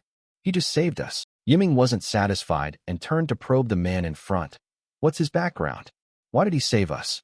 Hearing this, Zhang Qi looked back at them and said, didn't he say someone hired him to protect us? He rejected that answer and countered. Who's hiring him? He didn't say who hired him. Who knows if it's true? Besides, look at how he treated Chen Chong. He said he'd put him in the infirmary to observe him, but you can see the doors and windows are even more secure than a prison. Yiming pictured Chen Chong being taken in there and spun out terrifying hypotheses. Maybe once inside they'd gut him. So we should strike first while we're able. Xiao Kai stepped closer and tried to reason. But if we wrongly accuse him, wouldn't that be repaying kindness with ingratitude? Ignoring Xiao Kai's words, he remained determined. Yiming here doesn't let others walk all over him. If what Jiang Xiaoyong says is true, we'll take over this fortress and seize control. Here, besides us and Jiang Xiaoyong, there's only an old man and a young woman. We just wait until Xiaoyong is away, then capture them. The girl's not bad-looking. We could. As he spoke, he felt the sudden silence and the strange looks from the other two. Yiming hurriedly waved his hand and laughed it off. All right. I was only kidding. Don't take it seriously. Hearing him, Zhang Qi exhaled heavily and said, third brother, stop scaring me. It's not the end of the world yet. You're acting lawless. Xiao Kai agreed. Right? If he really wanted to gut us, he could have locked us up already. After all, he does have a gun. Then the sound of dripping water trickled away and faded. Yiming watched them leave with a scornful smile. These kids talk big, but have no strategy. In a chaotic world, you have to be ruthless. When I make it big, I'll make you two work as my lifetime pack horses. Cut to another office room where old Zhang and Shan Shan joined Jiang Xiaoyong at his seat. Old Zhang spoke first. Jiang Xiaoyong, Zhang Qi, and the others are settled. The kid with the worst injuries, Chen Chong, is in the infirmary. I did as you said and secured the windows. After hearing him, Jiang Xiaoyong stood up and thanked him for his efforts. Uncle Zhang, you and Shan should get to bed early. Tomorrow there might be trouble at the gate. Suddenly he remembered something and stopped them. Oh right. And upon hearing his next instructions, the two tensed slightly. Aside from Chen Chong, Zhang Qi has two other classmates with him, so you must be extremely careful. I have a feeling one of them may betray us. After they left, he slowly stepped into a dark room cluttered like a warehouse. Jiang Xiaoyong opened his system panel to check his inventory and the trunks in the warehouse. Then he reached out and touched one of those trunks. A blinding flash immediately flared. The system panel kept showing. Level 1 Peasant Apocalypse Supply Box exchanged successfully. -2 points. Current points, 18. Exchanged level 1 Sugar, Oil and Protein Supply Box successfully, -5 points. Current points, 13. Level, 1 armed supply box. Reputation network. Exchange successfully, -5 points. Current points, 8. Next came the other young items. The level, 1 peasant apocalypse supply box opened. Reward, 50 corn seeds. The level, 1 sugar, oil, and protein supply box opened. Rewards, 200 kilograms of starch sausages, 100 kilograms of salted pork, prepped vegetables, 50 packs of instant noodles, and pickled cabbage. The level, 1 armed supply box, Yunnan, opened. Reward, 1,500 rounds of 9mm ammunition. When the notifications ended, a heap of supplies instantly appeared before him. Oh, the loot in these boxes is pretty good. It may not be like throwing money around anymore, but with the apocalypse coming, supplies will be extremely scarce. This haul is basically a jackpot. Time passed, and the next morning dawned bright and clear. On the normally quiet road, cars now sped like lightning. Those cars pulled up before the familiar fortress, and voices came over the phone. I found it. The address was right. A group armed men waited at the fortress gate for that phone call to end. Okay, when we get back, we'll eat together. When the call ended, the man immediately ordered his crew. This is the place. Smash it. Following his command, the thugs surged forward and began battering the metal gate. One of them, exhausted, turned to report. Boss, this door is like 10 centimeters thick. With only us, we can't break it. At that moment, they clearly saw the so-called boss was the signal-blind highway driver. He clenched his fists in anger and shouted incredulously, "Open it up!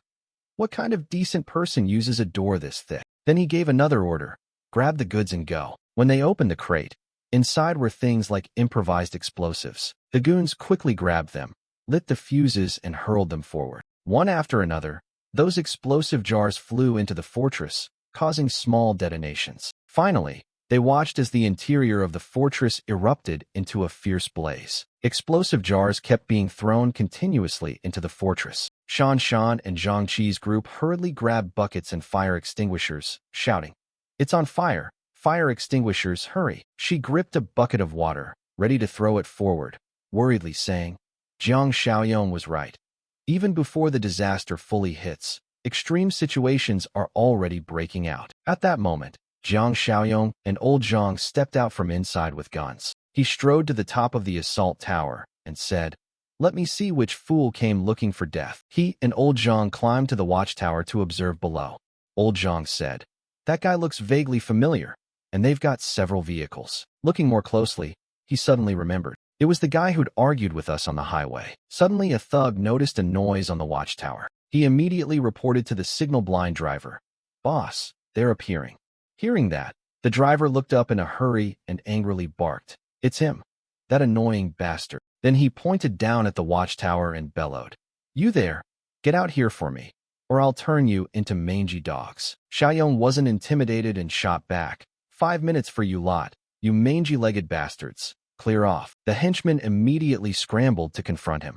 "You lousy brat, what did you say? Don't you know our boss's power? Quit your mouth. Now, bring out those last 2 jerrycans of gasoline." At that moment, the system suddenly appeared before him. A new mission was being issued. Old Zhang, anxious, asked him, "Xiaoyong, what should we do now? Should we fire a warning shot?" But Xiaoyong ignored him and accepted the mission. New mission, ordinary threat. Objective: the fortress is under attack. 1. Please neutralize the threat as soon as possible. Reward, 10. He quickly took the mission, cocked his gun, and said coolly, "A warning? These guys look like common thugs. Order hasn't completely collapsed yet, and they've already set fires. They don't care if people burn to death." Old Zhang stared in astonishment as Xiaoyong put the gun to his cheek and decided, letting this scum live until doomsday would only harm more innocent people and threaten our safety. With that, he immediately fired a shot toward them. The bullet just fired severed the arm of the signal-blind man. He howled in pain, clutching his arm and collapsing. "My arm, look at my handiwork." Xiaoyong feigned annoyance with a mocking grin. "Missed, huh? I've been living too peacefully. My marksmanship must be rusty." Hearing him, the thugs below finally noticed the weapon in his hands and opened their eyes. They've got guns and rifles at that. Immediately, the signal-blind man and his men turned tail and fled. "Move it, fall back and cover the boss. Let that insolent brat wait for me." The men behind shouted to their boss as they ran. But Xiaoyong wasn't one for mercy. He raised the gun, took aim again, and said, "Finish this today. I hate waiting." No sooner had he spoken than he emptied bursts at them, picking them off one by one. The surviving men scrambled to drag each other toward their vehicle. The boss frantically urged the driver, "Start it up. Go, move." Old Zhang, seeing this, cried out in panic that they were trying to start the engine and flee. Xiaoyong calmly reassured him, "Don't worry. That's exactly why I have an automatic rifle." Then he repeatedly fired at the vehicle, trying to escape below. He continued with a practiced routine of reloading and shooting. Watching this, old Zhang broke out in sweat and disbelief.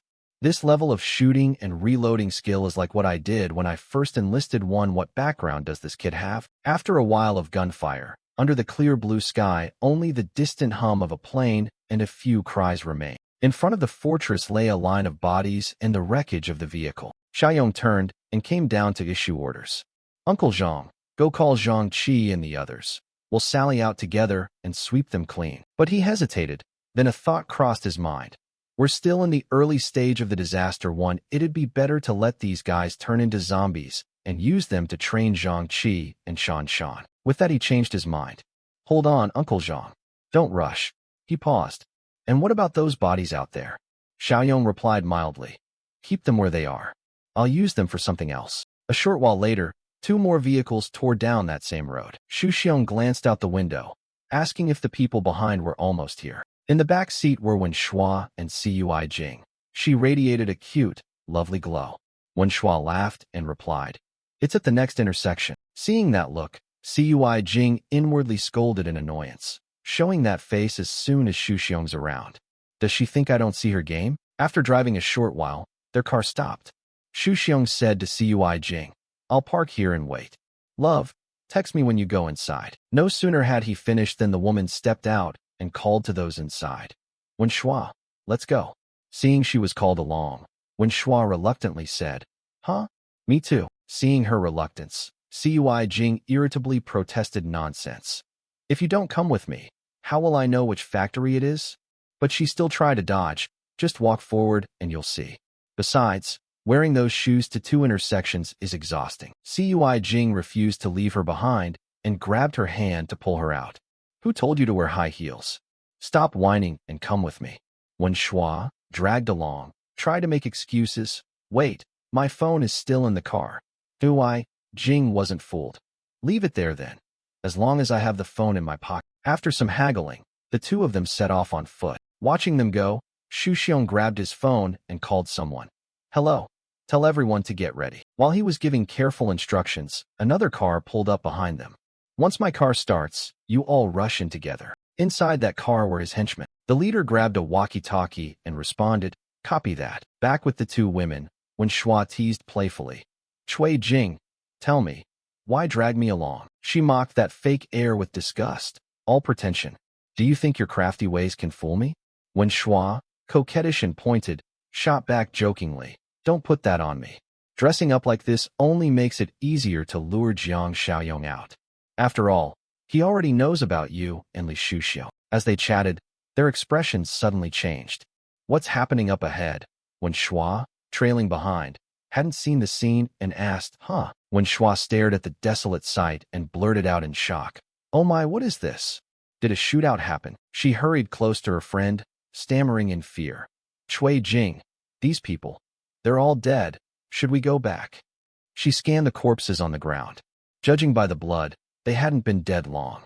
Could this be 2 groups fighting over Jiang Xiaoyong's supplies? They cautiously slipped past the rear of the signal-blind driver's car, anxious as they whispered, "Is Jiang Xiaoyong perhaps lucky enough to survive? If he died, it's not a big loss. But do the supplies remain?" As they talked, the corpse of that man began to twitch. When Shuai suggested, "Maybe we should go back and let Xu Xiong and the others see." Cui Jing snorted a warning. "Keep your voice down. Let's check whether the factory gate is locked." The 2 kept walking, unaware that the eyes of the signal-blind driver, killed earlier, had begun to change. When Shuai and Cui Jing gradually approached Xiaoyong's fortress gate, when Shuai knocked a few times on the door, cursing, "Damn, this door is intense. You can't see anything inside." She added, "The main gate is closed, so Jiang Xiaoyong must be fine." At that moment, A voice from above called out, catching the attention of the two women. Shan, standing on the watchtower, loudly asked, "Who are you two? How do you know this place?" Wen Shuai quick-wittedly made up an answer. "Miss, we're friends of Jiang Xiaoyong. This is Cui Jing trailing behind. Not shy to introduce herself? I'm Jiang Xiaoyong's girlfriend." Receiving their answer, Shan turned inward to report. "Xiaoyong, there are two girls outside. One claims to be your girlfriend." Down below, Cui Jing grit her teeth in fury. Why did Xiaoyong suddenly change his attitude? Has he gone looking for a new girlfriend? Seeing her sudden jealousy, Wen Shuai cautioned, "Cui Jing, don't make a scene. This is a sensitive moment. Besides, the woman up there has a crossbow. Can Shuxiong handle that?" Though annoyed, she nodded to reassure her. "Don't worry. He's carrying a few pistols. Once we open the door, he can take down Jiang Xiaoyong." From the watchtower above, he called down to the two below, "Cui Jing, Wen Shuai, what are you two doing here?" Then Xiaoyong immediately fixed them with his psychic gaze. Through it he could see they smiled outwardly while seething inside. Wen Shuai tried hard to flatter him. "Xiaoyong, we're all friends. Can't we visit you? With everything in chaos, we're worried about you." "You're not worried about others?" he sneered. "Worried? Aha, I guessed right. That bastard Shuxiong must be nearby, right? How many did he bring?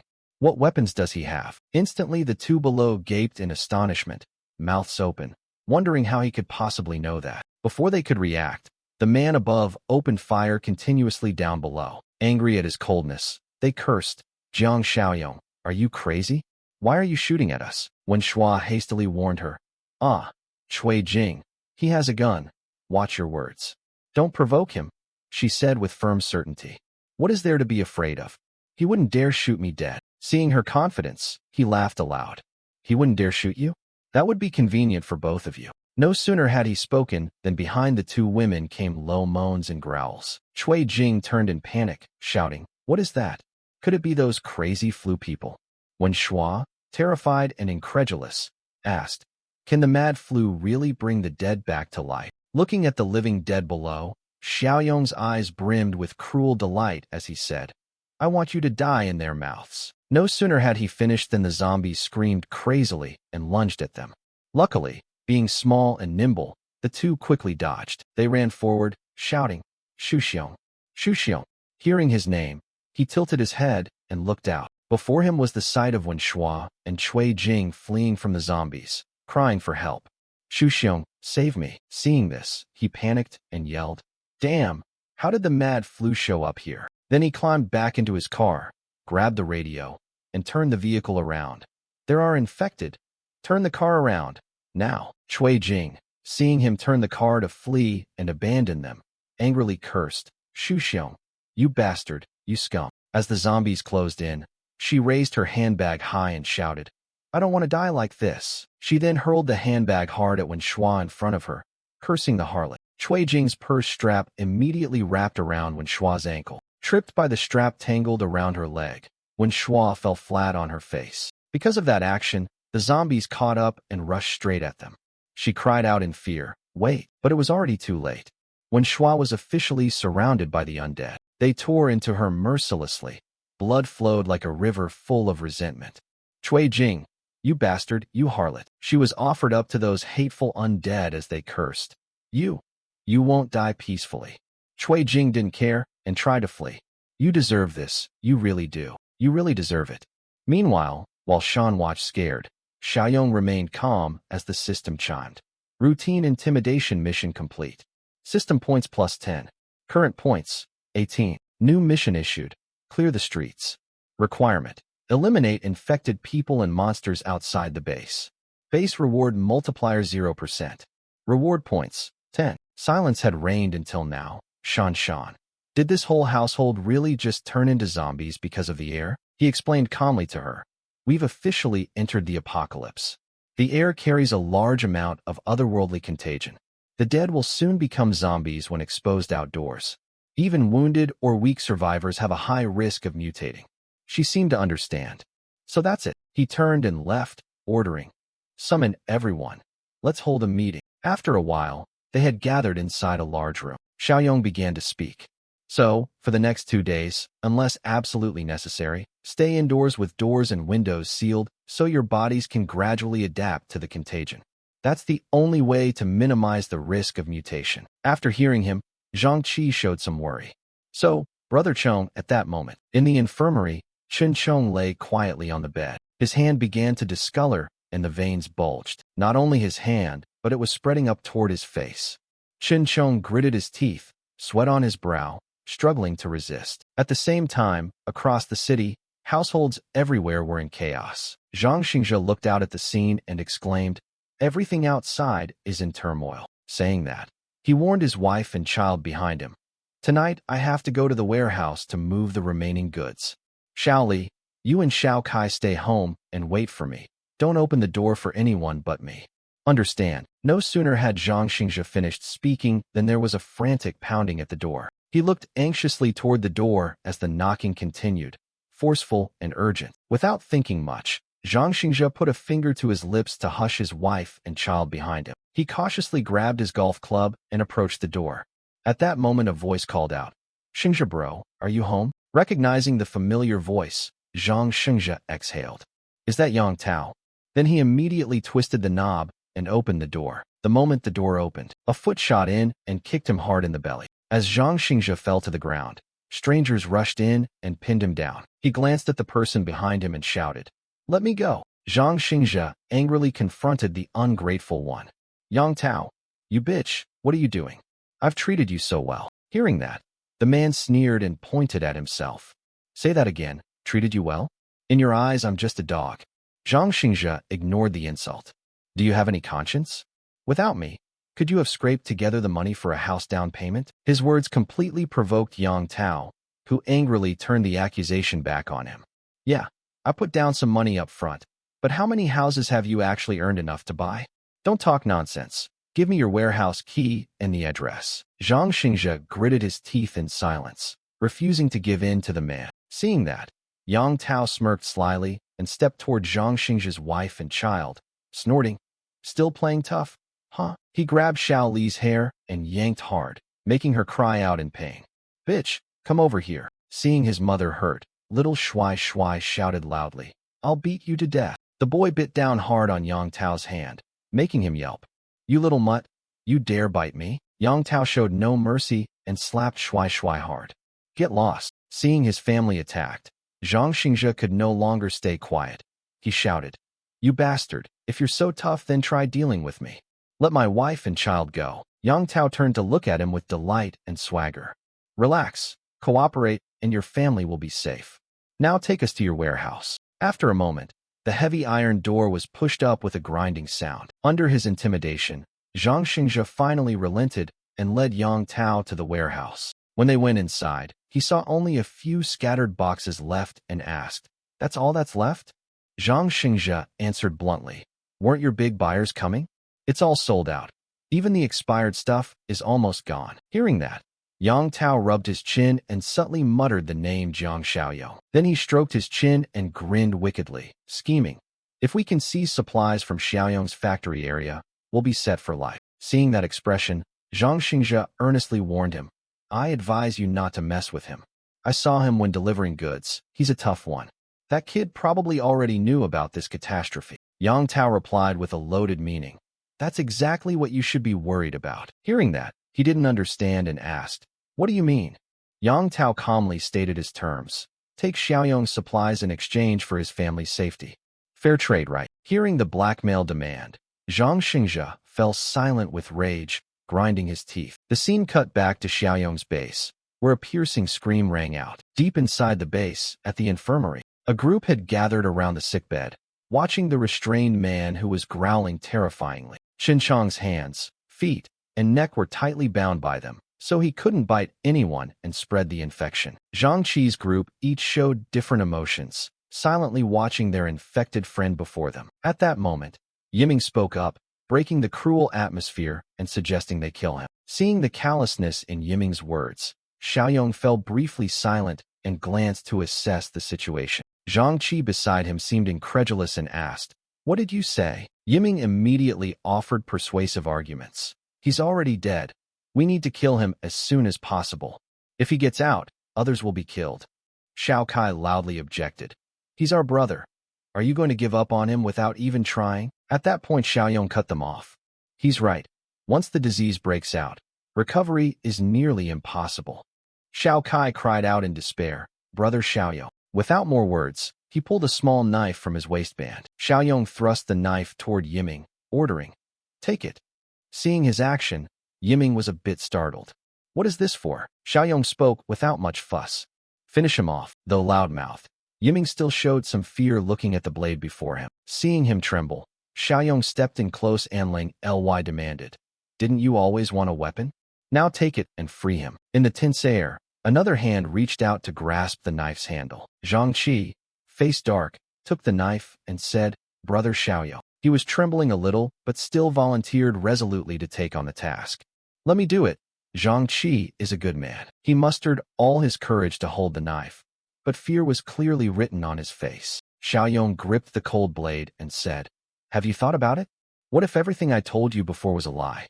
When this knife goes in, you'll be a murderer. Though terrified inside, Zhang Qi still looked Xiaoyong straight in the eye and said, I trust you, Xiaoyong. Hearing that, Xiaoyong smiled faintly, pleased, and ordered, Do it. He stepped closer, knife in hand, standing by the bed as Chen Chong, now a zombie, thrashed and shook uncontrollably. Zhang Qi, pain and tears streaming, forced himself and drove the knife in with all his strength. Chen Chong let out a desperate, purple-faced howl. The blade nearly pierced his neck.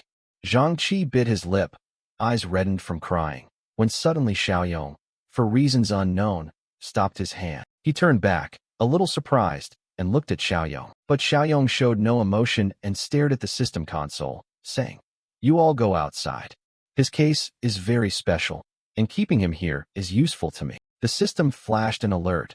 Rare mutated subject detected. After everyone left for a while, loud noises began to come from the medical room nonstop. Now only Xiaoyong and Chen Chong remained in the room. He watched Chen Chong roar violently and continuously. It seemed he hadn't fully mutated yet.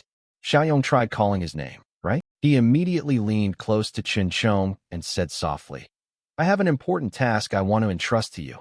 It seems you understand, so you're not struggling like before. Cut to the city sky, still clear as ever. A fancy car lost control and sped forward, swerving down the road. The car slammed into a nearby utility pole with such force the front was smashed and black smoke billowed out. Zhang Xingzhe stepped out, clutching his head at the wreck.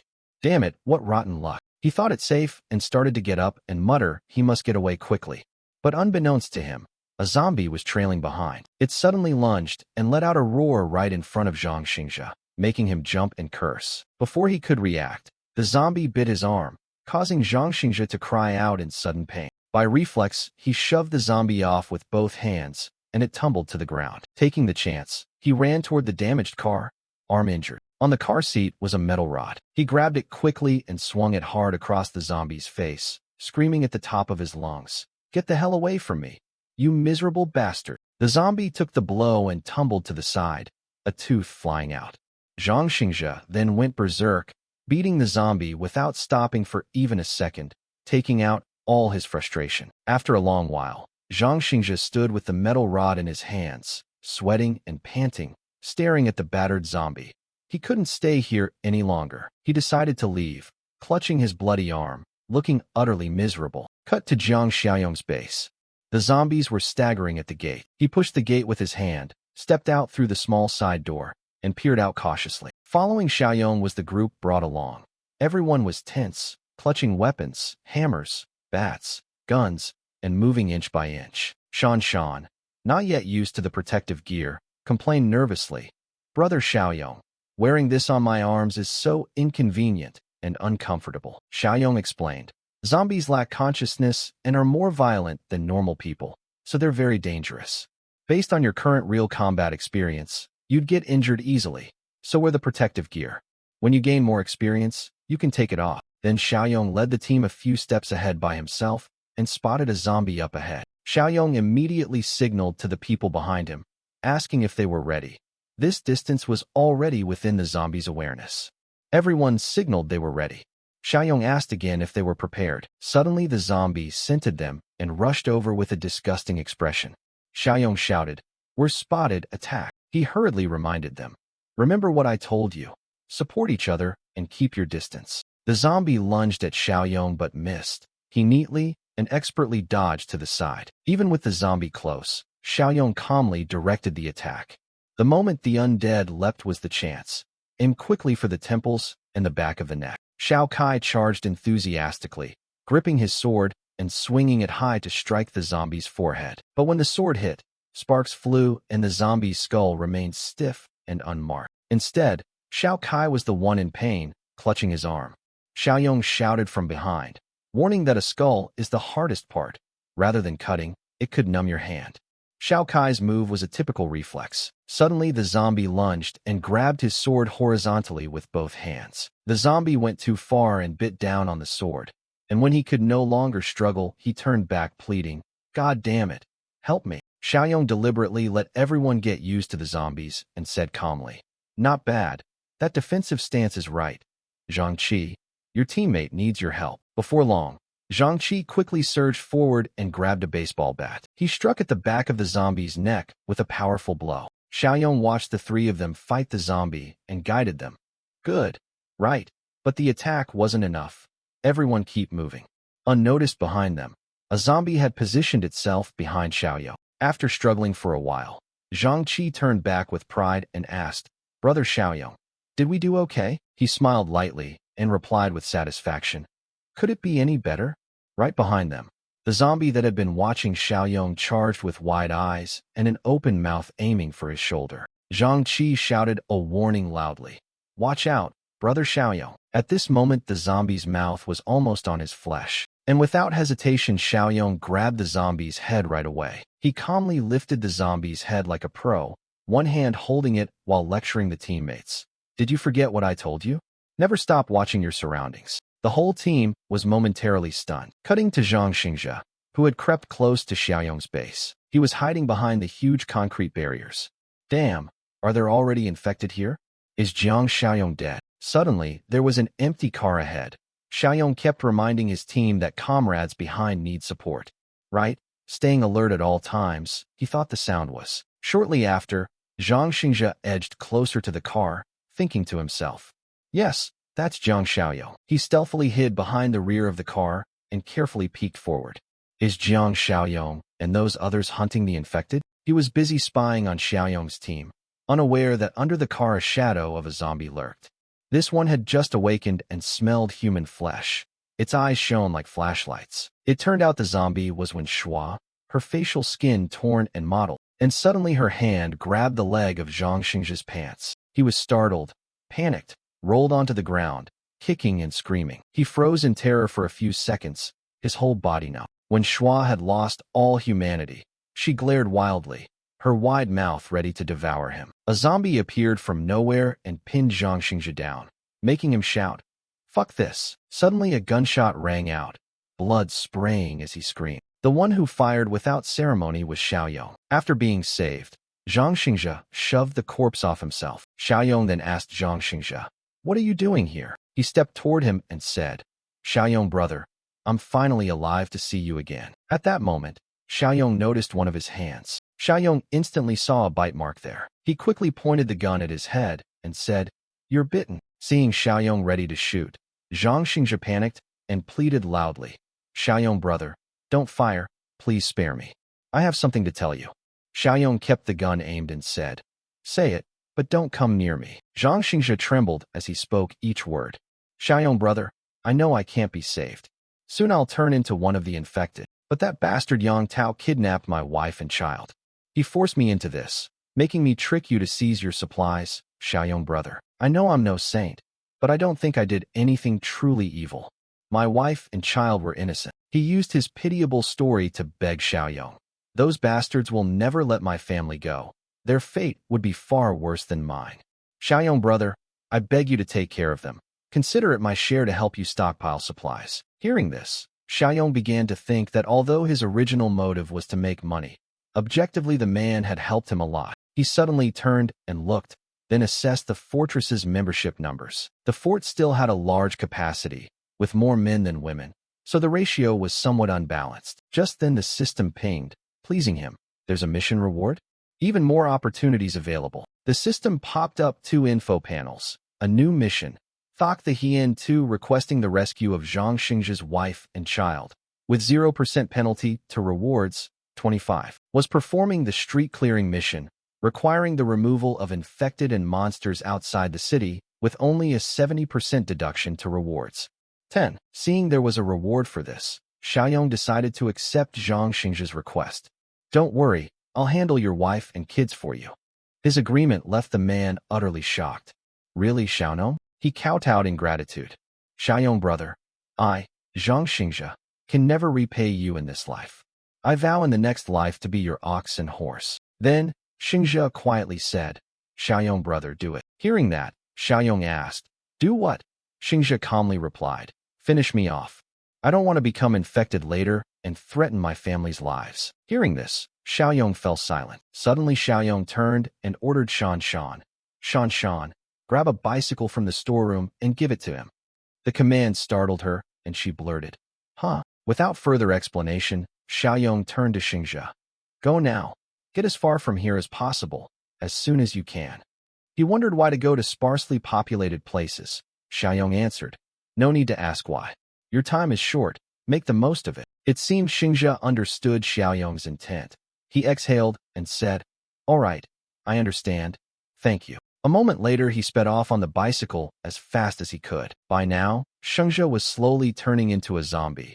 Yet in his heart, he still thought of his family, my wife, my son. Half of Xingzha's face had become undead, while the other half wept, longing for his wife and child. Back at the fortress, Xiaoyong and the others gathered the zombie corpses into a pile. Then they poured gasoline over them and flicked a lighter, finally burning the heap of bodies.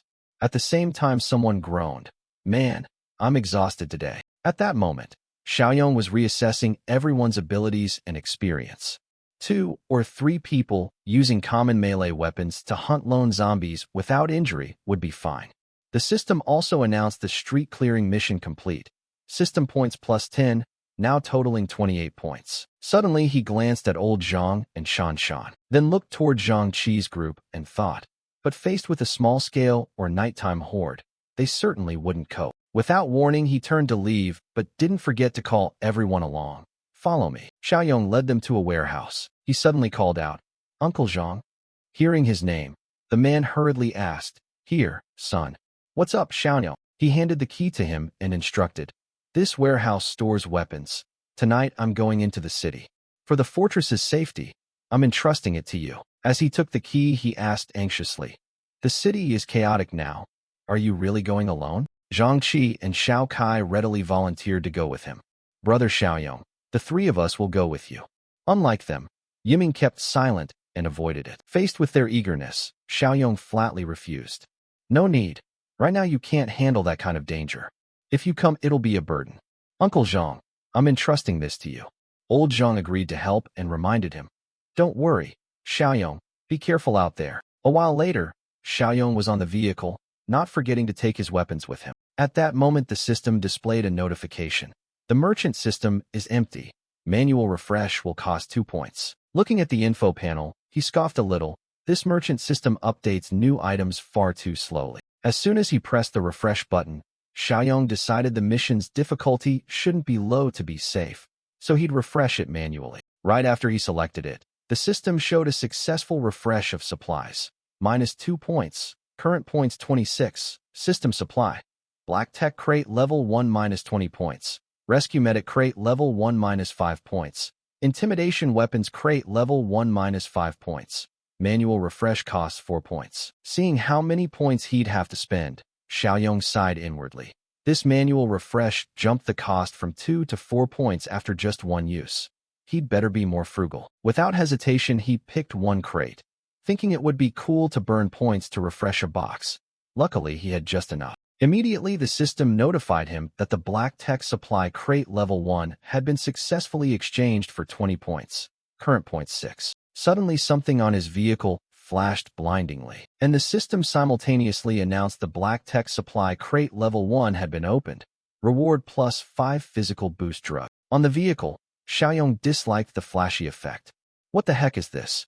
Did I just eat a flare grenade? Suddenly, a vial appeared in his hand, and he exclaimed in surprise, "Holy, a +5 physical drug?" Without hesitation, Xiaoyong injected the drug into himself, just to be safe. He immediately howled in pain, and then another blinding flash of light appeared. The system quickly displayed attribute data. Physical 13, 260% above normal, mind's eye, space endurance. At the same time, at Zhang Xingzhi's house, inside a room decorated entirely with toys, Xiaoli held her son and tried to calm him. "Shui Shui, don't be afraid. Daddy will come back." Just then, two of Yang Tao's henchmen suddenly burst into the room. Seeing them, Xiaoli screamed in terror, "What do you people want?" One of them grabbed her and slyly said, "What else? We're just quenching our thirst." They began tearing Xiaoli's clothes, making her cry out in fear. "No, please don't." Xiaoli shouted and struggled, managing to break free from Yang Tao's men. "Let me go, please." Just then someone suddenly entered the room and interrupted everything. Li Xie, a bit angry, asked, "What's going on? So noisy." Yang Tao's henchman, seeing him, called out, "Li Xie, come join us." But Li Xie refused. "Not finished yet. Think about the job first. Let her go." His words made the henchman protest unhappily. "What are you talking about? This isn't our first time doing this." Seeing the henchman dare to argue, Li Xie angrily explained loudly, "Now you dare touch his wife and child. What if that bastard wants to die? Then he won't be tied to us anymore. We'll all be left with a busted net and no catches. Got it? Wait until he's dealt with, then we'll come together." She can't even rest a day. Yang Tao's henchman, of course, had no choice but to obey. "Damn, following your orders kills the mood." Before going out, the man turned back to taunt Xiaoli. "Wait for me." Now the situation was dire. She and her little son could only hold each other and weep. Meanwhile, on the zombie-filled streets, Xiaoyong drove, while musing. 13 physical points doubled things. His reaction force and control strength had noticeably increased. Zhang Xiaoyong's driving skills were so slick he could weave around obstacles with ease. He couldn't help blurting out, "This feels amazing." The pitch-black street was teeming with zombies shuffling back and forth. Xiaoyong parked to the side and stepped out. The reason was that straight ahead was the inner city, too obvious to drive into. So he had to go on foot. Just then he heard a low growl behind him, and two reckless zombies lunged toward him as if life and death meant nothing. Unfazed, Xiaoyong sidestepped smoothly, and with a quick hook punch swung across the zombie's shoulder, easily toppling it to the ground. Using that momentum, he hurled it toward another zombie. Then Xiaoyong summoned a blade. He gripped the sword and faced the two zombies. Quick as a flash, Xiaoyong sprinted at them. 2 slashes later, and he decapitated the two overconfident zombies. After finishing, he marveled a bit. Whether strength or reactive power, against zombies it was utterly crushing. Is this really double a normal person's physique? Moreover, his perception had improved noticeably. At that moment a shout rang out. "Shit! We're surrounded." The shout made him estimate the distance, about 800 meters, and right then the system announced a random mission activated, an encounter task. At the same time, a grocery store had been besieged by zombies, and inside someone cried out in fear, "Damn it! We're surrounded." Li Huanglai barked orders loudly. "Quick! Bring more heavy stuff over here." Zishuan was sobbing in panic. "Dad, are we going to die here?" Old Song offered a line meant to comfort, though it didn't help much. "It's okay. These bastards can't get in. Even if they do, at worst we'll be reunited with Mother." Of course his words made his son cry even harder instead of calming him. Seeing that, Huanglai scolded him. "Damn you, Old Song. Can you not spout nonsense? You're making things worse." Old Song shot back. "Know how to talk? If I did, I'd already be the apartment manager." Now that it had come to this, Huanglai could only grit his teeth and ask himself helplessly, "Damn, are we really going to die here today?" As the zombies roared and screamed, suddenly a noise outside made everyone inside panic and ask, "What's that sound?" Unexpectedly, the silhouette of a zombie slammed into the door, making Zishuan and Old Yong start and fall backward. Suddenly the zombie slid down, splattering blood all over the glass. Outside the grocery there was no more sound. Only blood smeared across the window. Out of breath, Huanglai ordered, "Old Song, you and Zishuan take the heavy stuff and move it." He also warned, "Use the elevator, don't make noise." Old Song immediately replied, "MMMM." A moment later they cautiously opened the door. When they stepped outside and saw a bunch of zombies lying dead on the ground, Old Song asked in bewilderment, Who did this? Suddenly Yang Tao shouted. It's a mutant, definitely a mutant. Old Song, hearing him, asked, a mutant? What's a mutant? He explained fearfully. Compared to normal zombies, they're stronger and much quicker. Comics, novels, and games all set them up that way. Hearing his son say that, he suddenly got angry and scolded. Comics, novels, games, you watch that stuff every day. No wonder your grades keep plummeting. Ho Huanglai, seeing it was time, hurriedly warned him not to scold his child. Old Song, you're really slow-witted. When did you start spouting this nonsense?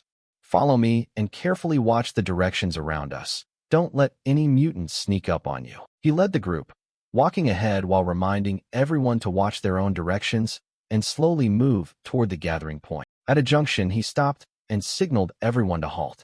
Seeing that, they hurriedly asked, "What's up?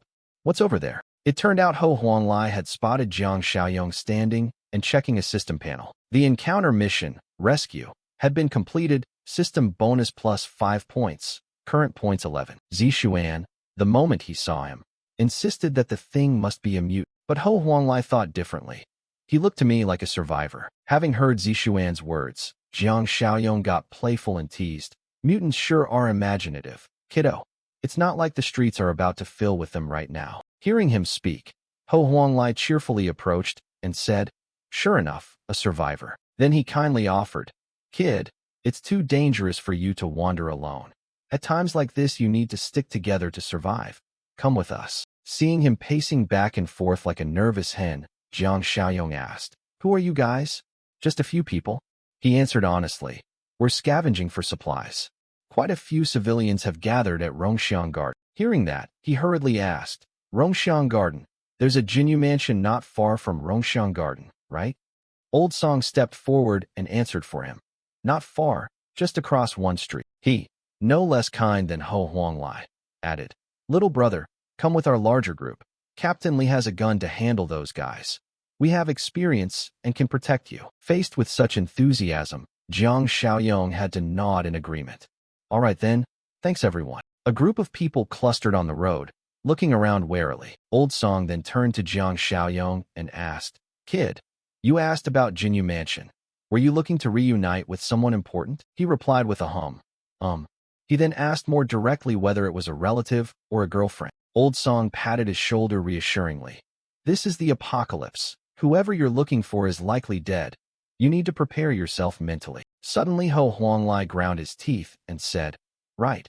If they weren't killed by crazies, they might have been taken by those bastards. Jiang Xiaoyong, hearing that, asked curiously, those bastards. Ho Huanglai angrily recounted how a vicious gang had occupied the Biu Mountain Villa area in the East City and, for survival, killed other lucky survivors without hesitation. We ran into them once. Quite a few teammates died at their hands. As he said this, he turned and warned, no need to spell it out. Basically, be careful when meeting other survivors. Because he turned his head, he didn't notice the zombie directly in front of him. So Zishuan yelled in alarm. Uncle Li, watch out. Ho Huanglai reacted instantly and saw a zombie charging toward him. 2 gunshots rang out. The zombie staggered after taking both bullets to the head, a mix of anger and relief. After the burst of gunfire, Ho Huanglai gritted his teeth and cursed, God damn it. At that moment the zombies spotted them, prompting Zishuan to yell in alarm. The gunfire had drawn those bastards' attention over here. Seeing the boy so panicked, Li Huanglai quickly scanned the area while trying to steady himself. What do we do? Stay calm. Then he noticed a bus stuck in the middle of the road, and an idea flashed through his head. Got it. Li Huanglai hurriedly rallied everyone.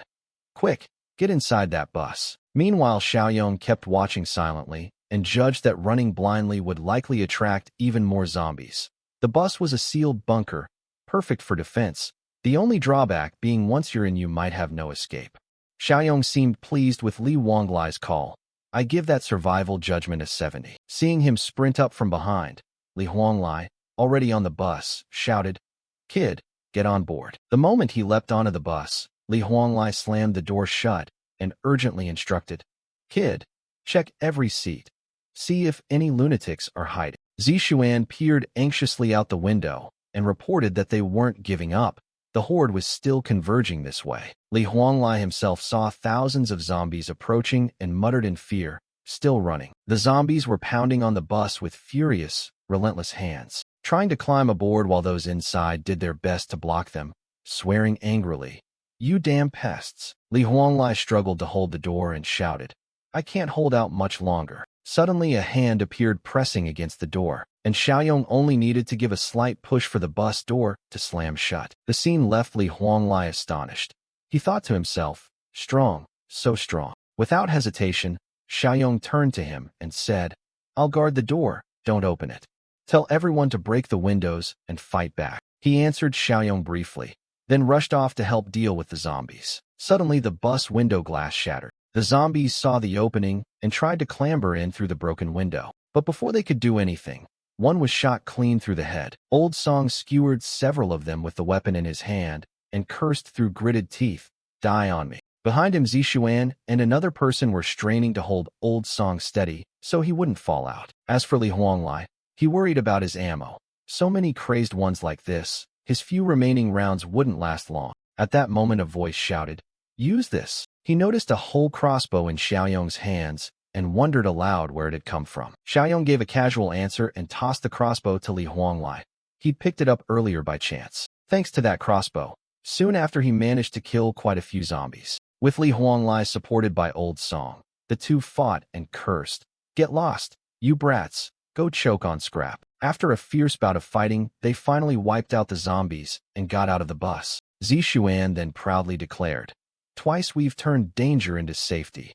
This can't be coincidence. We're apocalypse darlings of the heavens." At that moment Xiaoyong spoke up with a reminder. "Stay cautious, don't repeat any careless mistakes." In his heart, he was also worried about the people at the fortress, hoping Shanshan's side was going smoothly. Meanwhile Yiming, walking with the others in the corridor, suddenly volunteered, "Then I'll take the night watch tonight." Xiao Kai teased him, "Hey, why are you so eager today?" He'd only said a couple of lines, and the guy flipped out, yelling nonsense. "When have I not been proactive? Mind your own business." Seeing Yiming act like that, he didn't argue but wondered, "What's up?" Such an overreaction. Old Zhang had no comment on Yiming's volunteering and only instructed, "All right, if Yiming has volunteered, the rest of you head back to your rooms and rest. Yiming, be careful. Wake everyone if anything happens." He replied, "Don't worry." Not long after, night fell at the watchtower. Yiming peered out and muttered, "It's no longer early. Everyone's probably asleep." He quickly stood up and told himself, "This can't wait. I must finish this before Jiang Xiaoyong returns." In Old Shang's room, he was sound asleep, and beside his pillow lay the armory key that Jiang Xiaoyong had given him. Suddenly, his bedroom door opened, and the sneaky intruder was none other than Yiming. Yiming crept toward Old Song and reached out his hand toward the key beside him. Sensing something amiss, Old Zhang opened his eyes and sprang up, shouting, "What are you doing?" Yiming, caught off guard, panicked, thinking, "Oh no." So he punched Old Zhang hard, making him cry out. Seizing the chance, he snatched the key and ran, leaving him in the room angrily shouting, "Yiming, you little bastard, what do you think you're doing? Give me back the key." His cries alarmed everyone. They opened their doors and came out to see. Shanshan even asked, "What's going on?" Old Zhang held his bruised face and hurriedly said, "Yiming, Lu Yiming stole the armory key. Stop him now." Hearing that, the other three immediately chased after Yiming. Old Zhang stood at the doorway shouting, "Yiming, what are you doing?" Zhang Qi chased and called for him to stop. Seeing everyone chase him, Yiming deliberately knocked over objects to slow them down. The pile of stuff blocked their pursuit. Zhang Qi angrily snapped, "Damn that rotten kid." At that moment Yiming passed by the infirmary. He wore a sly grin and thought, "If you're going to stab, stab properly." Then he entered the room and went over to Chen Chong, who was restrained on the bed. His hand slowly reached toward the restraints. Suddenly Chen Chong broke free and tried to attack, but Yiming stepped back quickly and sneered. Watching Chen Chong struggle with one hand, he angrily wondered, why is one of those restraints loose? Wasn't it secured properly before? A dark thought popped into his head. Perfect. Now I don't have to risk untying him myself. Soon after, Zhang Qi's group ran up to the spot, and he suddenly saw something that made him stop in shock. Zhang Qi saw Chen Chong standing motionless before him and immediately knew who had done it. That bastard Yiming. He actually released Chen Chong from the infirmary. Does he want to lead us all to our deaths? Old Zhang snapped angrily. Damn it. I never expected this kid to be an animal. Shan, worried, asked, "What do we do now? Our weapons are all in the armory." He quickly issued an order. "No matter what, first we must work together to lock that kid back in the infirmary." He immediately ordered Zhang Qi and Xiao Kai to split up. Use the method Xiaoyong taught us before. Be careful, don't let him bite you. After that, the four of them took careful, measured steps forward. Seeing the chance, old Zhang shouted. It was at that moment that all three youngsters lunged in together. Zhang Qi grabbed Qin Chang's head, while Xiao Kai and Shan each held one of his arms. Seeing they'd caught him, Zhang Qi announced, "He's restrained." Instantly, old Zhang urged them to carefully pin him down and take him back to the infirmary. So they began to count. 3, 2, 1, go. After the 3 counts, they shoved Qin Chong back into the infirmary. Zhang Qi slammed the door. Old Shang paced inside, watching Qin Chong and breathing hard. The 3 youngsters muttered to each other. Was that a hallucination? It felt like subduing him took almost no effort. I had the same feeling. Suddenly, old Zhang blurted angrily. "Damn it! Qi Huan's been here so long. He probably got the weapons already. That bastard." No sooner said than Yiming appeared from the corner and called back. "Whoa! Who are you calling a bastard?" He sneered in anger. "Damn it! Who knows which stash Jiang Xiaoyong hid the weapons in? Only managed to find 1 gun in the armory." Then he trained the gun on everyone and demanded, "But it's enough to deal with you lot.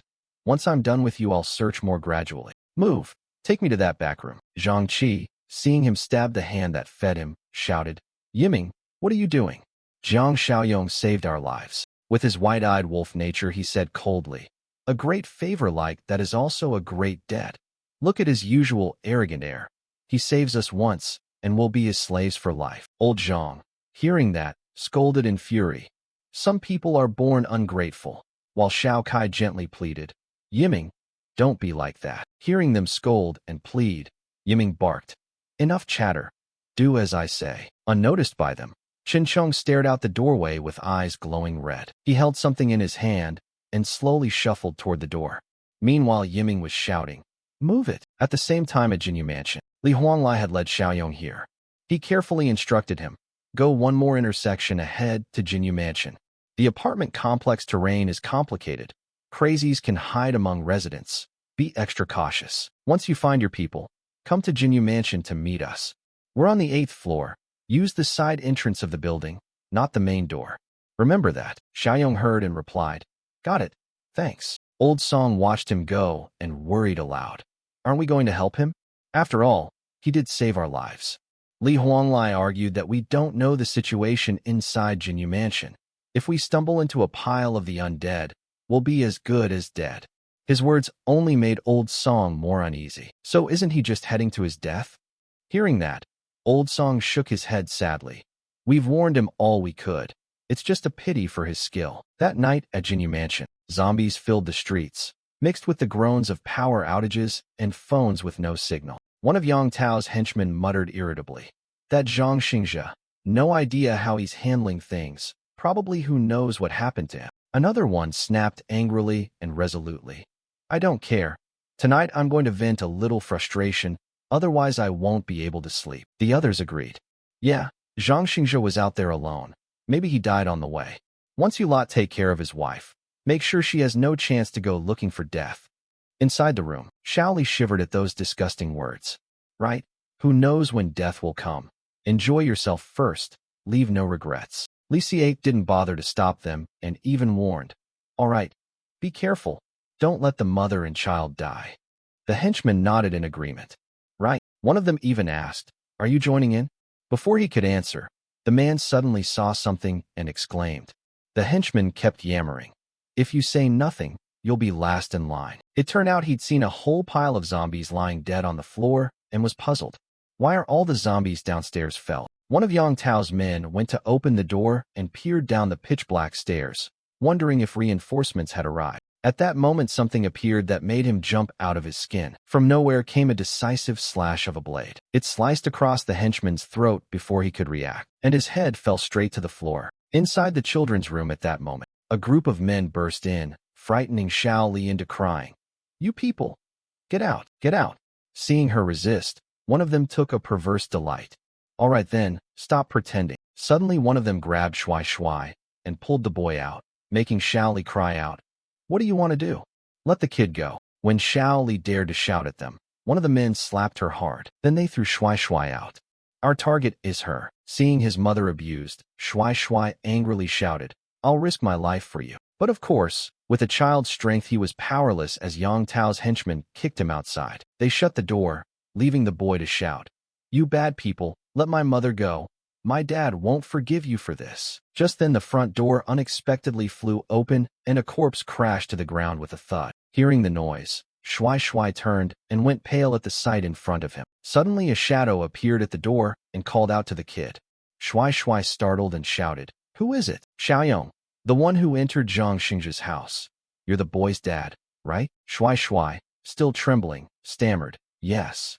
Inside, Xiaoli hugged herself helplessly. One of the men angrily slapped her and snarled, Damn it, you're shouting? Scared your son will hear? Shout then, I won't enjoy it otherwise. Another with a lecherous face stepped forward and grabbed Xiaoli's hair. If she won't scream, I'll get things started myself. At that moment the door suddenly burst open, making one angry thug exclaim, That kid's strong, huh? While he was still babbling, a blade flew across and cut his throat, and somehow it even knocked the door off its hinges. One of Yang Tao's henchmen, seeing his comrades frozen, urged, Hurry! Kick him out! What are you waiting for? No sooner had he finished than the man collapsed to the ground, head and body separated. The scene left them all bewildered, wondering what on earth was happening. At that moment a hand appeared from nowhere and grabbed his head. Xiaoyong casually hurled him backward. The throw made the man cough up blood. The last man in the group nervously blurted out, Who? Who are you? Ignoring him, Xiaoyong stomped right into the guy's face. Back at the stronghold, Yiming leveled the gun at everyone and threatened, I'll say this once more, if you don't comply I'll shoot. With things at this point, old Zhang hurriedly urged, Follow his orders and go to the room, he said. But Shan Shan wanted to object, and Xiaoyong cut her off before she could finish. He has a gun, just do as he says so I can think of something. Yiming sneered, thinking what plan could there be looks like today, I must make a show of force to earn respect. He trained the gun on old Zhang, as if to send him off. Seeing him about to kill the old man, Shan Shan screamed, Sir! Zhang Qi startled and shouted to stop him. Hold on, Yiming. But suddenly a sound echoed from the infirmary, leaving him confused. What was that noise? He looked at the doorknob, puzzled. What's going on? The infirmary was locked. Suddenly the infirmary doorknob turned, making Yiming gasp. Who's in there? The infirmary door opened and Chinchong was standing right there before anyone realized. Everyone stared at the doorknob and panicked. Chinchong's key, did he open it himself? Impossible, he's deranged. He wouldn't know how to use a key. At that moment Chinchong's gaze fixed on Yiming, who was trembling with fear. His eyes were full of fury. Regaining his composure, Yiming aimed the gun at him. Damn, the zombie that can still use a key to open a doorway can't keep him alive. He tried to pull the trigger, but the gun jammed and he muttered in alarm. It stuck, it stuck. Seizing the chance, Chinchong lunged at Yiming, who screamed in terror. Son of a... How is this possible? In the end he wailed helplessly as Chinchong tore him apart. Help me. After dealing with him, Chinchong stood up and dragged Yiming's corpse step by step into the infirmary. Old Zhang watched in stunned silence and asked, What on earth is happening? Zhang Qi, equally bewildered, said, He was so calm just now. Suddenly, Chinchong exhaled deeply. Then he stopped and took no more steps. Abruptly, Chinchong pulled the key out of the lock, then tossed it behind him.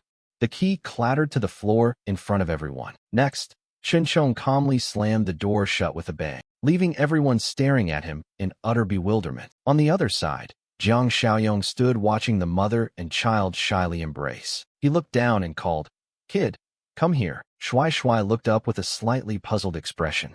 Xiao Li, suspicious, hugged Shui Shui tightly, and, annoyed, asked, Why are you calling him? Jiang Xiaoyong said coldly and softly, Come here. The boy understood he wasn't a bad person, so he stood up and left his mother's arms. Mom, I'm fine. At that moment, he handed the child over to the boy to hold. Hearing this, Shui Shui froze, eyes wide as he looked at him. Shui Shui also took the knife, trembling. Jiang Xiaoyong pointed directly at Yang Tao and his men, who were blinded, and ordered them to be killed. They jumped in fright, trembling and sweating, screaming and begging for mercy at the top of their lungs. Xiaoli was also panic-stricken and said, Sir, the boy is just a child. At that moment, Jiang Xiaoyong looked down at the boy holding the knife with a tangle of thoughts and said, "From today on, it's different." Then Jiang Xiaoyong continued to encourage Shui Shui. "Kid, from now on you'll be the only man who can protect your mother.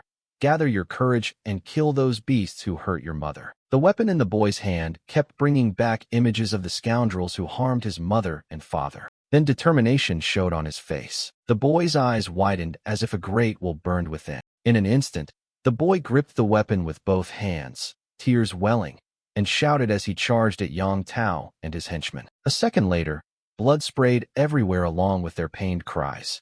Shui Shui stood before Yang Tao and the henchmen, who collapsed on the floor and breathed a sigh of relief. Xiaoli, seeing her son in a stunned, panicked state, could only exclaim, "Little Shui." The boy then looked sadly at Jiang Xiaoyong and asked, "Uncle, was my father killed by them too?" He didn't hesitate to confirm. Yes. Hearing that, the boy dropped the knife and it rolled across the floor. Shui Shui sobbed uncontrollably and ran to hug his mother. Xiaoli also felt deep sorrow, biting her lip with tears welling. Having completed the task of protecting the mother and child for Zhang Qi, Jiang Xiaoyong was about to turn away when she begged, "Benefactor, please take my son with you. I'll trade anything." The boy immediately refused. "No, Mom, I don't want to go with him. I want to protect you." Seeing the pitiful state of the mother and child, Jiang Xiaoyong decided they would come with him. He had promised Zhang Xingzhe to look after them. So he led the mother and child forward, each holding a weapon for protection, with the corpses of those zombies underfoot. Seeing the zombies knocked out on the ground, Shui Shui was amazed and asked, "What are these strong things? Who knew they'd kill so many zombies?" The boy then turned to him with sparkling, wide eyes full of admiration. Jiang Xiaoyong said coldly, "Uncle." He was about to say something, but gestured to the mother and child. "Wait." It seems the strange noises nearby have Jiang Xiaoyong on high alert. After listening for a while, he turned and asked, "Sister-in-law, do you know roughly where Rongxiang Building's 8th floor is?" Xiaoli gripped her sword and answered at once. "Huh? Rongxiang's 8th floor should be in the direction you're looking." "Why?" Cut to Building 8, Rongxiang, where a group of men armed with many weapons stood before the building and shouted loudly, "Don't worry, we'll fairly divide your supplies. Also, gather all females under 40 to follow us." Meanwhile, on the dark 3rd floor, Louis, bewildered, said, "What do we do? Should we just surrender?" Captain Li frowned, turned, and said firmly, "No, those beasts won't keep their word. If that happens, except for Ning Wanwan and Hao Fong, none of us will survive." At that moment, voices from below shouted, "10 minutes for you lot. If you don't fall in line, we won't spare a single one of you." The woman, terrified, with sad eyes said, "Maybe the two of us should go out and beg them to spare you." Hearing that, the young woman in a black vest screamed, I won't. I won't become their sex toy." Captain Li saw his teammates losing their composure and raised a finger to signal silence. "Shoo, don't worry, we will not compromise. Guard this corridor tightly. They won't get to us." A thug, displeased, grimaced and said to the boss, "Even though our weapons are decent, their leader has real guns. These people keep hiding in their shells like turtles. It's not easy to use tricks on them, right?" The boss, holding a gun, sneered, "Humph, no need for trickery. Go cut off the water supply to the 1st floor households. Let's see how long they can hold on." At that moment, near where Jiang Xiaoyong and the mother and child were hiding behind the opposite wall, Shui Shui cautiously asked in a low voice, "Uncle Jiang Xiaoyong, are these people bad guys too?" He sized up the thugs and replied coldly, "Yes." As soon as he finished speaking, Jiang Xiaoyong stepped out alone, advancing and aiming while saying they were scum like the people who bullied you and your mother. Meanwhile, Captain Li led the way and instructed carefully, "You hold the stairway. Don't reveal your position. I'm going to see what they're doing downstairs." Those behind him muttered, "Be careful." He stepped quietly toward the window, making no sound. Then Captain Li peered down. Damn, all 7 were armed. 3 even had guns. Suddenly, an explosion of light flashed, blinding everyone. The bang made him start and shrink back, one hand clapping over his ear in panic. This threw his team into utter confusion. At Baikuishin, one of those beasts suddenly took a bullet straight through the head, causing everyone to panic and shout, "What the hell's going on?" A henchman rolled on the ground, causing the others to scatter in all directions. The boss shouted, Who did that? From the third floor above, Li Hongli peered down and saw a figure moving and exclaimed, "There!" Looking closer, it was someone he recognized from the night before. That kid. Jiang Xiaoyong advanced while firing wildly, forcing the Baiqiushan thugs to scramble for cover. One man with a pistol hadn't even raised it when Jiang Xiaoyong's bullet hit him square in the forehead, blood spraying everywhere. Another man hiding, seeing his comrade fall, broke into a cold sweat and only dared to peep around cautiously. Immediately after, both of them sat up and launched a frantic attack, shouting so loudly it rattled the sky. Yet none of their shots hit. Jiang Xiaoyong strolled on leisurely, deftly dodging the bullets. He smirked and said, "Karma's a funny thing." The leader, furious and panting, hid behind a metal crate. He ground his teeth and cursed. "Damn it! Where did this madman come from?" Immediately Jiang Xiaoyong fired continuously at the crate, scaring him so he shrank back, clutching his head and cursing, "Shit." Then he shouted orders to his henchmen. "What the hell are you doing? While he's pinning me down, shoot him." The thug, hearing the order, poked his head out and tried to shout loudly to draw Jiang Xiaoyong's attention to him. Immediately, Jiang Xiaoyong's sharp gaze locked onto that man. Jiang Xiaoyong quickly swung the muzzle of his gun toward the man who had just popped his head up, and with just 2 shots he aimed dead center at the forehead and the right chest so fast the thug hadn't even had time to squeeze the trigger. His comrade collapsed while the leader still sneered smugly, guessing, "Out of ammo. Huh, you bastard." Then the leader darted out, pointing his gun at him, gleefully shouting, "Die." At that moment Jiang Xiaoyong put down his AK, letting the man aim the gun straight at his face while he glared back. The man began firing at Jiang Xiaoyong, but he easily dodged. As the thug yelled, "Go to hell!" Jiang Xiaoyong tossed his head to the side. Then he directly snatched the gun from the boss's hand and wrenched his elbow with force. Jiang Xiaoyong pressed the muzzle under his chin, leaving him utterly terrified. Then he pulled the trigger hard and blood sprayed from the top of his head everywhere. The man collapsed to the floor unconscious, a pool of blood spreading around his head. After watching for a moment, Jiang Xiaoyong stepped over, sat down, and fumbled through the man's jacket pocket. A little while later, he strode boldly into the building and a few armed men hiding behind a wall assumed ready positions. But sensing others might be lying in wait, he cautiously glanced around with one eye. At once a man on the left leapt forward with an axe. 2 more charged in shouting. Before long, Jiang Xiaoyong had them piled out on the floor. He shouted loudly, "Come out, all of you." Then everyone came down. Shui Shui, full of admiration, said, "Uncle Jiang Xiaoyong, you were so cool just now." A system panel appeared before them. New mission, increase members. Rongxiang's recruitment and personnel change requires survivors not over 5 years. Usual reward points 25. Jiang Xiaoyong then looked down at the bodies and asked loudly, "Who are these people?" He frowned angrily at the group and said, "Those beasts are from the villa area on Baiqiushan, over in the South City." Hearing that, you were surprised and asked again about Baiqiushan. At this Li Hongli called over the 2 men in yellow, Lu Chao, Chen Jia.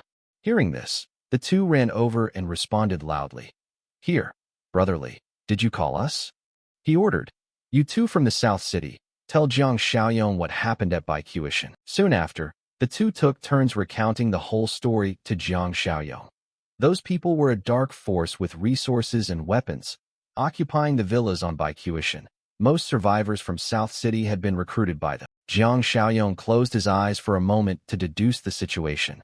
Weren't Shuxiong and Cui Jing based in South City? Could it be them? Suddenly he opened his eyes and asked, "So Baiqiushan is the only gathering point for South City?" Chen Jia answered enthusiastically, "Not originally, but since they have weapons, smaller gatherings can't stand up to their attacks and have no ability to resist." Mentioning those beasts, the 2 brothers' faces showed palpable hatred. Lu Chao continued, "Those beasts, when they attack, first kill half, then take the young pretty girls and anyone willing to collude with them back for depraved acts." Hearing this you understood the whole story. That was right. Li Hongli, seeing the determined look on his face, couldn't help but ask, "What's up?" Jiang Xiaoyong didn't answer. He stepped closer to the 3 corpses and said, "Loudly, these 3 had guns. Take them and stow them away. Later when Lu searches, there should still be plenty of magazines left." Then Jiang Xiaoyong handed his weapon to Li Hongli and said, "Keep this rifle too, everyone. I'll leave you 5 magazines. He took the gun with both hands and stammered. Is this for real? He then turned to look toward Baikuishin with a hateful glare. Those Baikuishin people won't leave this be. With these weapons, a dozen or so of them can't take you all. Hold out here for 2 days. I'll go tidy things up a bit and come back to kill those people. Hearing that, Lu Lui panicked. Those people? The ones on Baikuishin? No, no, your brother is no match. They have dozens of people, and now maybe even more. Old Li tried hard to dissuade Jiang Xiaoyou. That's right, brother, don't risk yourself for us. Let's find a chance to change base. Even if they're a few kilometers away, they can't search the whole city. He walked on calmly and said, don't overthink it. I have personal grudges with them. In a few days I'll drive a big vehicle to pick everyone up and take you to East City. Hearing that, he asked in surprise again, East City? Jiang Xiaoyong turned to explain, the land east of the city. I'm establishing a fortress there. It's short on people. It looks safe, he added, sounding a bit rushed. He waved to Old Li and the others. Shuai Shuai and her son followed, warning everyone to be extra careful. Be careful, Shuai Shuai's sister-in-law. Let's go. From inside, Old Li waved back. You all take care. Cut to the South City area. Outside, the iron fence ahead was grotesquely stuck onto a spike. Outside, guards were also armed with guns, keeping watch. Inside the large room, 4 people sat around a big table. Wen Ji sucked on his cigarette wearily and asked, Still haven't got the supplies from the Jinyu Entertainment District? Xu Xiong pointed outside and forced a smile to report. Ah, Yin Ji has already sent people. Should be back soon. At that moment, Kai Ji cut into their conversation. Yin Ji, over at Jinyu Mansion there are many high-class girls living there. We can't just focus on supplies from the entertainment district, right? Shaoli. Xu Xiong swallowed his pride and had to smile. Kai Ji, aren't we thinking the same? I've ordered my men. Anyone alive, bring them all back here. Wen Ji took another drag and exhaled irritably. Didn't I tell you, Shaoli? This job was assigned to you, and you haven't succeeded even once. He tried to explain calmly, though inwardly nervous. Wen Ji, rest assured, I'll handle this properly this time. Kai Ji saw that and smirked with satisfaction. Soon after he stepped outside, wiping sweat from his brow and gasping. The henchman waiting outside asked, Brotherly, are you all right? He snapped angrily at the question. Have those 7 returned? The henchman trembled as he replied, Brotherly, an hour ago I sent scouts. Bad news. Upon hearing this, Xu Xiong barked. What? All of them shot dead? Weren't the Rongxiang people just ordinary civilians? How could they fail to capture them even with 3 guns? His blood boiling, he issued an urgent order. Tell Taozi to call every shooter we know here. I won't allow any mistakes this time. Cut to Jiang Xiaoyong's base. The vehicle slowly pulled inside. When Shan Shan heard the vehicle, she turned excitedly and shouted, A vehicle! Brother Jiang Xiaoyong. Old Zhang and Zhang Qi also peered out. The system announced the subtask, Entrust Wife and Children completed. System reward plus 25 points. Total points now 36. Seeing this, everyone ran out waving to greet him. Shan Shan saw him and beamed. Brother Jiang Xiaoyong, you're finally back. He looked at everyone and laughed. Indeed, it was first light. She was startled and blurted out. You knew a long time ago? Jiang Xiaoyong suddenly pointed toward Shuai Shuai and her child and instructed, Zhang Qi, take them into the room. Then go to the med bay and find our people. Zhang Qi replied, okay. A short while later, the 4 of them and Jiang Xiaoyong gathered at the med bay door. Old Zhang curiously asked, So Jiang Xiaoyong, you've known Louis had sinister designs for a long time? He picked up the gun and explained, Actually, I can't be completely sure it's him. What I can be sure of is, among Zhang Qi's friends, both Zhang Qi and Xiao Kai showed looks of disappointed sorrow when they heard that. But he recalled Zhang Qi's past, how he cried bitterly over that betraying friend, and, full of righteous fury, emphasized there was a bastard, who at the time had a gun in his hand. Now he looked surprised as if realizing something. After a moment Zhang Qi guessed aloud, rubber bullets. Old Zhang glanced toward the med bay and asked about the kid inside. Jiang Xiaoyong recalled when Qin Chong turned into a ghoul and told everyone the story. What was his name again? Ah yes, Qin Chong. He's not an ordinary zombie, but a rare mutated type. He stepped inside, leaned close to Qin Chong, and said, If you understand me, blink 3 times evenly. At first he was stiff as a stone, but after those words he moved. blinking and letting out a low growl. Jiang Xiaoyong praised. Good. What's 2 times 3? Use the number of blinks to tell me so I can write the answer down.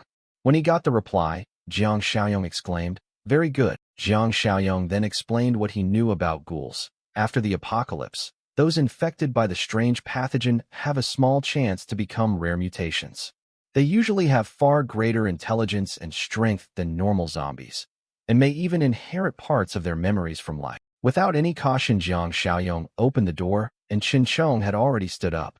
Fortunately, Chen Chong is an extremely rare specimen. Chen Chong's foot pressed down on Louis' head, causing everyone to panic. He slowly turned his pale, vein-lined face outward, but Chen Chong waved at everyone in a friendly manner. Jiang Xiaoyong ordered, All right, no more stepping.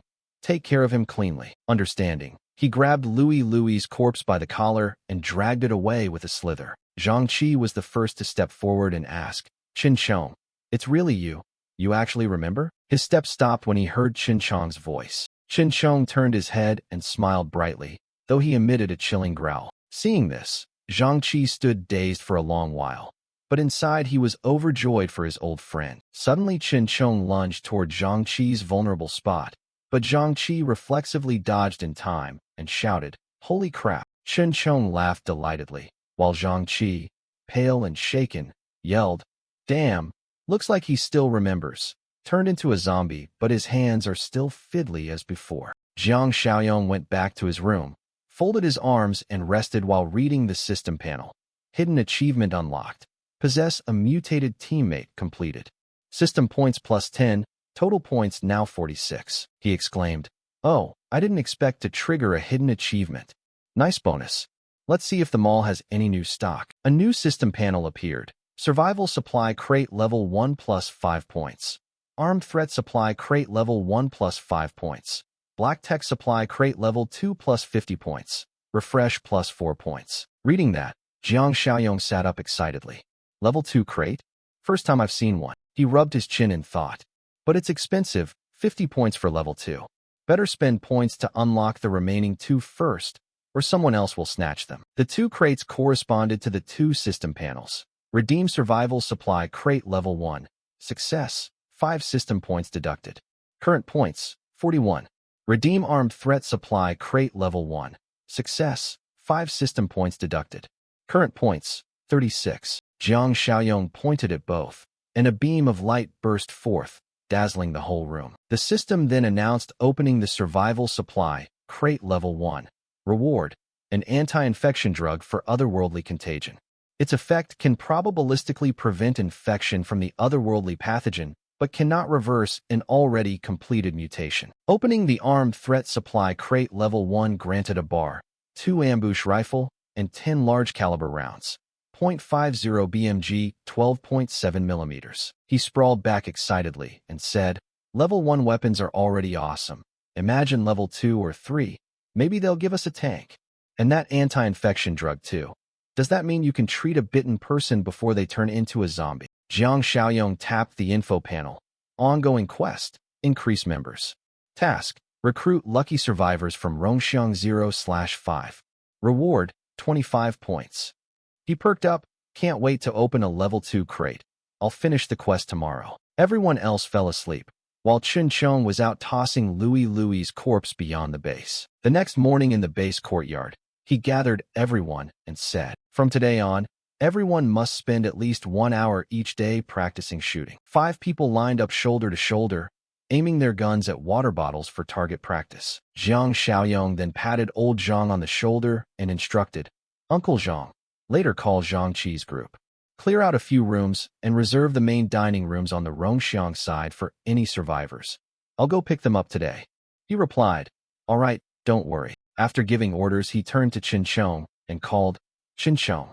Chen Chong looked over and answered, Yes, I'll follow your orders. A few hours later, on the main highway, a truck had crashed and bodies lay scattered around the vehicle. As Jiang Xiaoyong and Chen Chong stood near the truck, a ghoul with a knife stabbed through its forehead rolled onto the ground. In the driver's seat, the man there had also mutated, but he was trapped by the seatbelt and snarled. Soon Chen Chong had hauled that ghoul out from behind the wheel and tossed it to the roadside dirt. Jiang Xiaoyong handed him a key and said, Here, Chen Chong carefully took the key. Jiang Xiaoyong urged.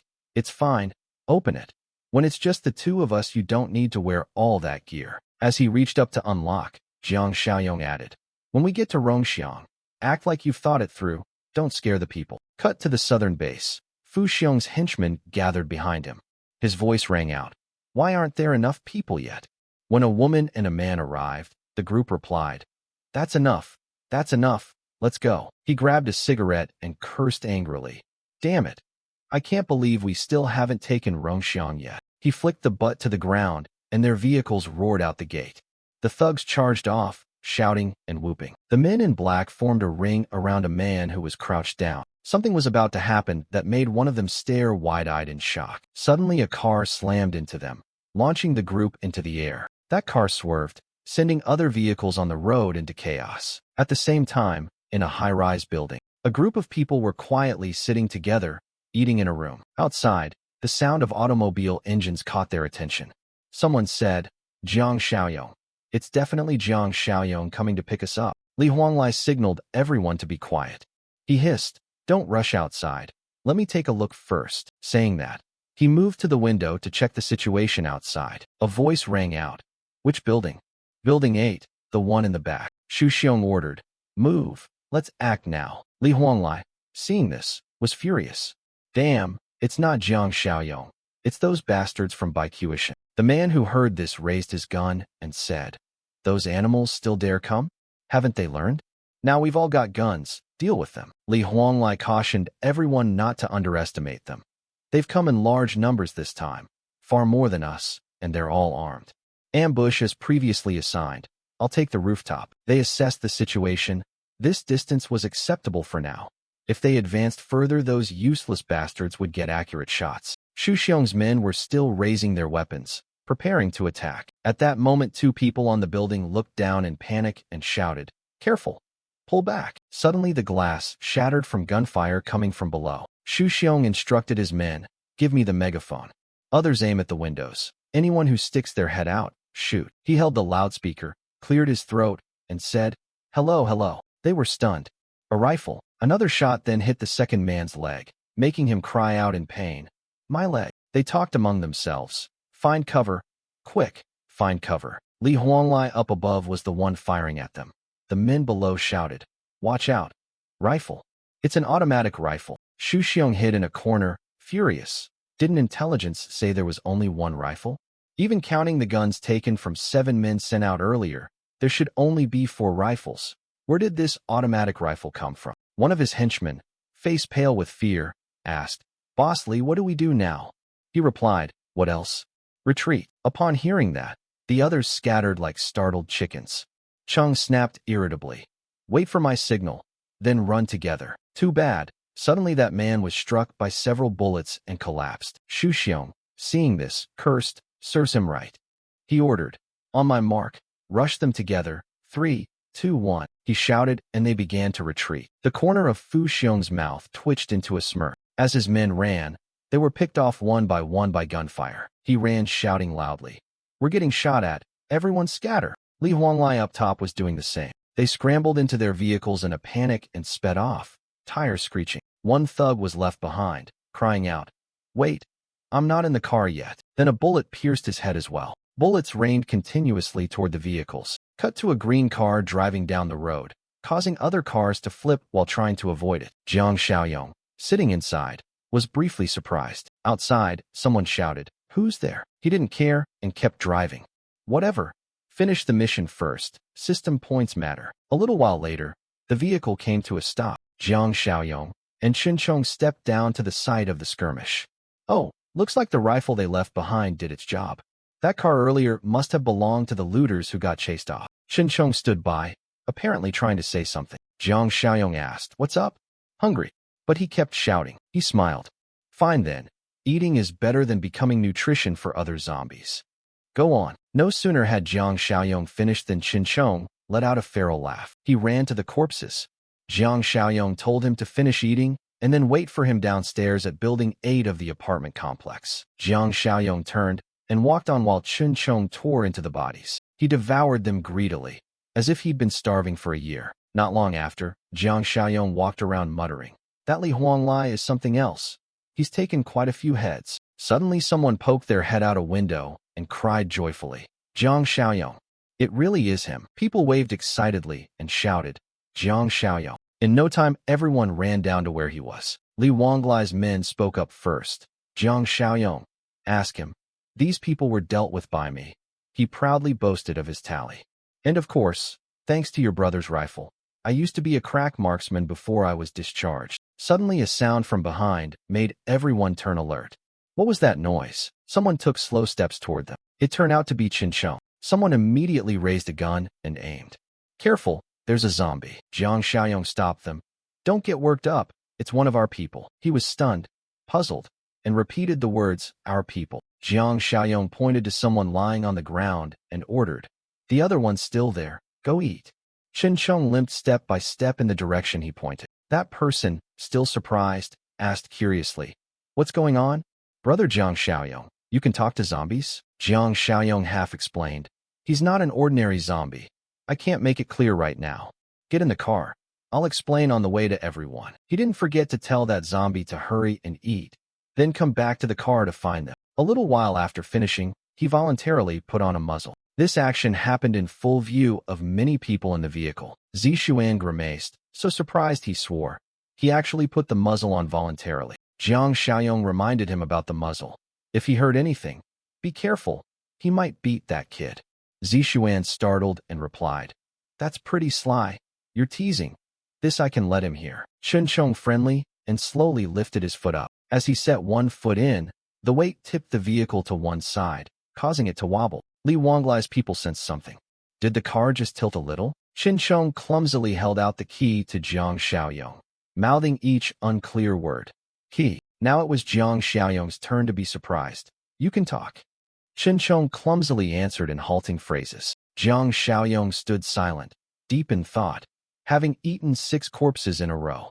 Qin Sheng is a zombie who must have begun evolving another step. They need to hurry back and convert accumulated points into strength. The strongest fighting force concentrated. A voice called out a reminder. "Sit tight, we're heading back." Jiang Xiaoyong kept thinking hard. He couldn't be just a zombie. Cut to a classroom where Kai Gu is berating his subordinates. "Damn it, how many times did I tell you? For heaven's sake, you lot can't do a single thing right." Shu Xiong retorted, Wen Gu, you can't blame me for this. Those people had automatic rifles." Wen Gu didn't believe him. "What the heck are you saying? A rookie cop? Where would automatic rifles come from? Do you think we're idiots?" Shu Xiong struggled to defend himself. "It's true, I'm telling you. If you don't believe me, you can send someone to check." Yu Kai flew into a rage and kicked him across the floor. "Get out." Shu Xiong turned back and glared at them with a look full of resentment. As he left, Kai Gu kept muttering insults. He'd long been annoyed by this useless fellow. Seizing the moment while his men had taken heavy losses, "We should signal him with a raised finger." Dong Su called him out, still craving the woman beside him. Kai Gu laughed. "Su, watch me." He laughed loudly across the room. "Share the spoils." "Of course we'll share." Wen Gu cautioned. "Not so fast. Kai Gu, let me find an opportunity." Shu Xiong had been hiding outside the door listening to their conversation. He ground his teeth in anger and shot them a hostile glance. At Shu Xiong's villa, he threw things to the floor and swore. "God damn it." Shu Xiong's wife anxiously asked, "What's the matter, husband?" She tried to soothe him with her looks as usual. "Calm down, please." But this only made Shui angrier. "Quick, pack up, we're leaving." She asked, puzzled. "Leave? Leave where?" He didn't explain, answering vaguely. "We probably can't stay here anymore. We must be cautious." Kuangzi. He appeared at once. "Boss Li, any orders?" Shu Xiong ordered the remaining brothers to assemble. "Follow me first thing tomorrow morning." He rambled on about various things, while his wife beside him looked a bit annoyed and inscrutable. Back with Jiang Xiaoyong's vehicle, everyone had gotten out, except Zishuan who, the moment he stepped down, shouted, "This really is a fortress of the new world." The system displayed. The task to increase members was completed and exceeded the threshold of 8/5 people. Reward, 30 accumulation points. Total points now 65. Jiang Xiaoyong was surprised. "There's an extra reward for surpassing the milestone?" He turned and said, "Qin Sheng, come with me to Nam City tomorrow night." Qin Sheng replied with something indistinct. but it was taken as agreement. Li Hongli's men were curious. Going to Nam City? What's the plan? Jiang Xiaoyong answered. I and the people from the Baikuishan villa have a few long-standing vendettas across time to settle. Then he went back to his bed and accessed the system.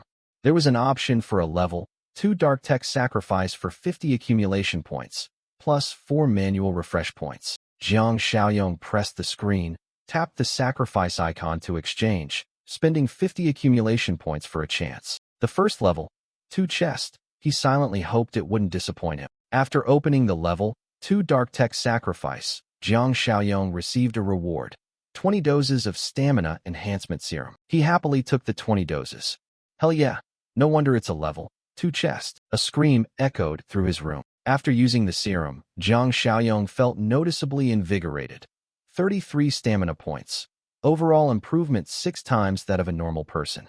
This feeling, there was the whirring of mosquitoes buzzing around him. Jiang Xiaoyong snatched one up between his fingers. Facing his sharp gaze, the mosquito sheepishly stopped buzzing so loudly. After a moment he released it, and the mosquito flew away as fast as it could. The sunset on the street was beautiful, a blend of purple and crimson gold. Jiang Xiaoyong walked past the guards. Li Huanglai turned and asked, Brother Jiang Xiaoyong, do you want to go to Nam City? Jiang Xiaoyong replied, Yes, that's right, Xiaoli.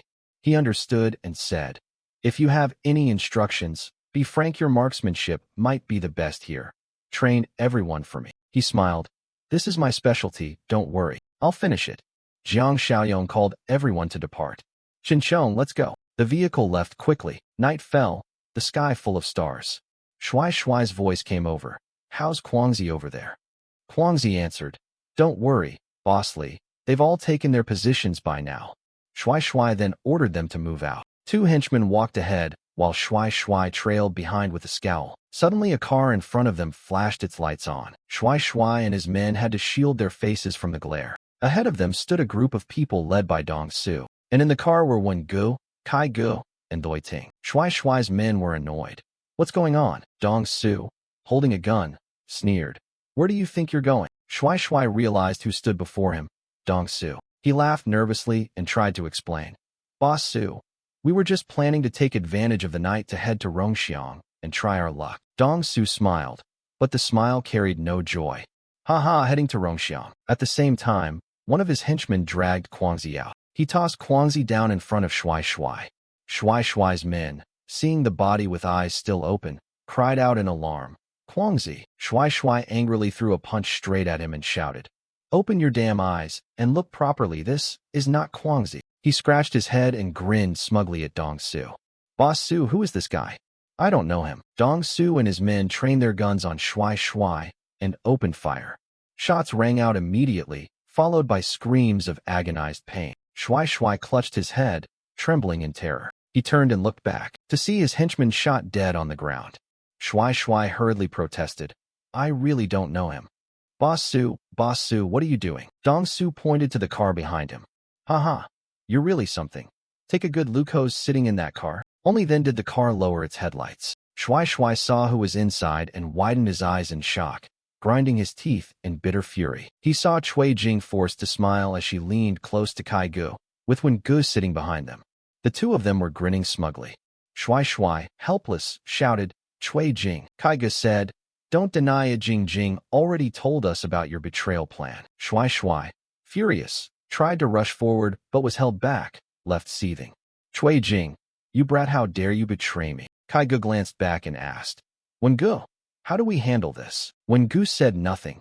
He merely made a motion as if giving the execution signal. Immediately, a rope tightened around Xu Xiong's neck. Dong Su's men pulled the rope and hoisted Xu Xiong high.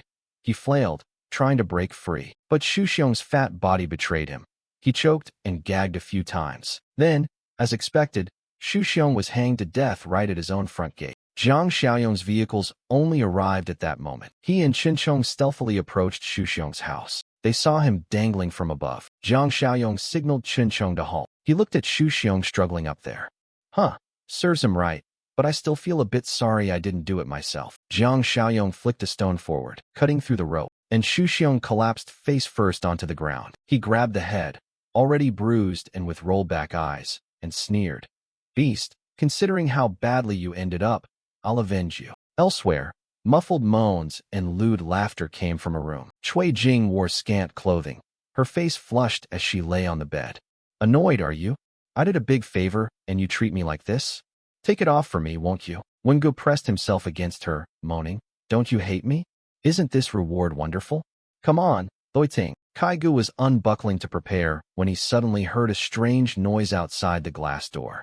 What was that? Seeing what was outside, Kai Ji's expression flickered between surprise and fear. In the courtyard below lay his accomplices, already executed. At that moment, pounding sounds rattled at the door. While he and Wengu were distracted, a familiar figure leaped onto the window ledge and flung the door wide. What's going on? Jiang Xiaoyong, eyes cold, radiated a killing intent as he looked at those before him. Suddenly he pressed a blade to Kai Ji's throat, catching him off guard. With a decisive motion, he gave Kai Ji's neck a finishing cut. As Kai Gu fell, Jiang Xiaoyong nimbly jumped inside. When Gu saw his friend fall and cried out in alarm, Damn Kai Gu, who are you? Cui Jing looked at him in shock. Jiang Xiaoyong, wasting no time, immediately hurled a knife hard forward. The knife flew and embedded itself at the junction between Wen Ji's head and torso. Seeing him finished and collapse, Cui Jing screamed in terrified hysteria. She then turned to follow his movements and shouted in panic, Jiang Xiaoyong, why are you here? What do you want? He looked at her chained to the bed and laughed contemptuously. You people sure know how to party, huh? He moved to the bedroom door, gently grasped the knob, and taunted, wondering how that disgusting thug Thuhong would react to seeing you like this. Hearing that name, Cui Jing's face showed fearful tears as she repeated, Thuhong. No sooner had she finished speaking than he flung the door wide for the living corpse, Shu Xiong, to burst in. Seeing his hand creeping closer to her, she seemed to fall into despair and squeezed her eyes shut. Cui Jing was bitten and torn by the living corpse, crying out in pain and begging, Jiang Xiaoyong, I was wrong, forgive me. But the only response was silent air. She was alone with the living corpse Shu Xiong. Jiang Xiaoyong gently closed the door, cutting off those piercing screams from the outside world. After finishing, he went down to the courtyard and told Chinchong to clean up, go eat those bodies. He nodded slightly to him and mumbled, eat one person, at most. Just as he was enjoying the meal, he seemed to sense something. Jiang Xiaoyong immediately used his hearing skill to listen to the surroundings. Not far away, inside a building, the windows were tightly boarded up by those within. At that moment, a cook was climbing the stairs toward them. He was the cook for the Baikuishan villa. In his hand, he held a large knife and scanned the area. Immediately, one of his accomplices grabbed a little girl and dragged her over. The girl's skin was so tender and plump. What a prize. The cook looked at the girl displeased and rejected her. Not too skinny. He then pointed at a little boy despite the mother's fierce objections.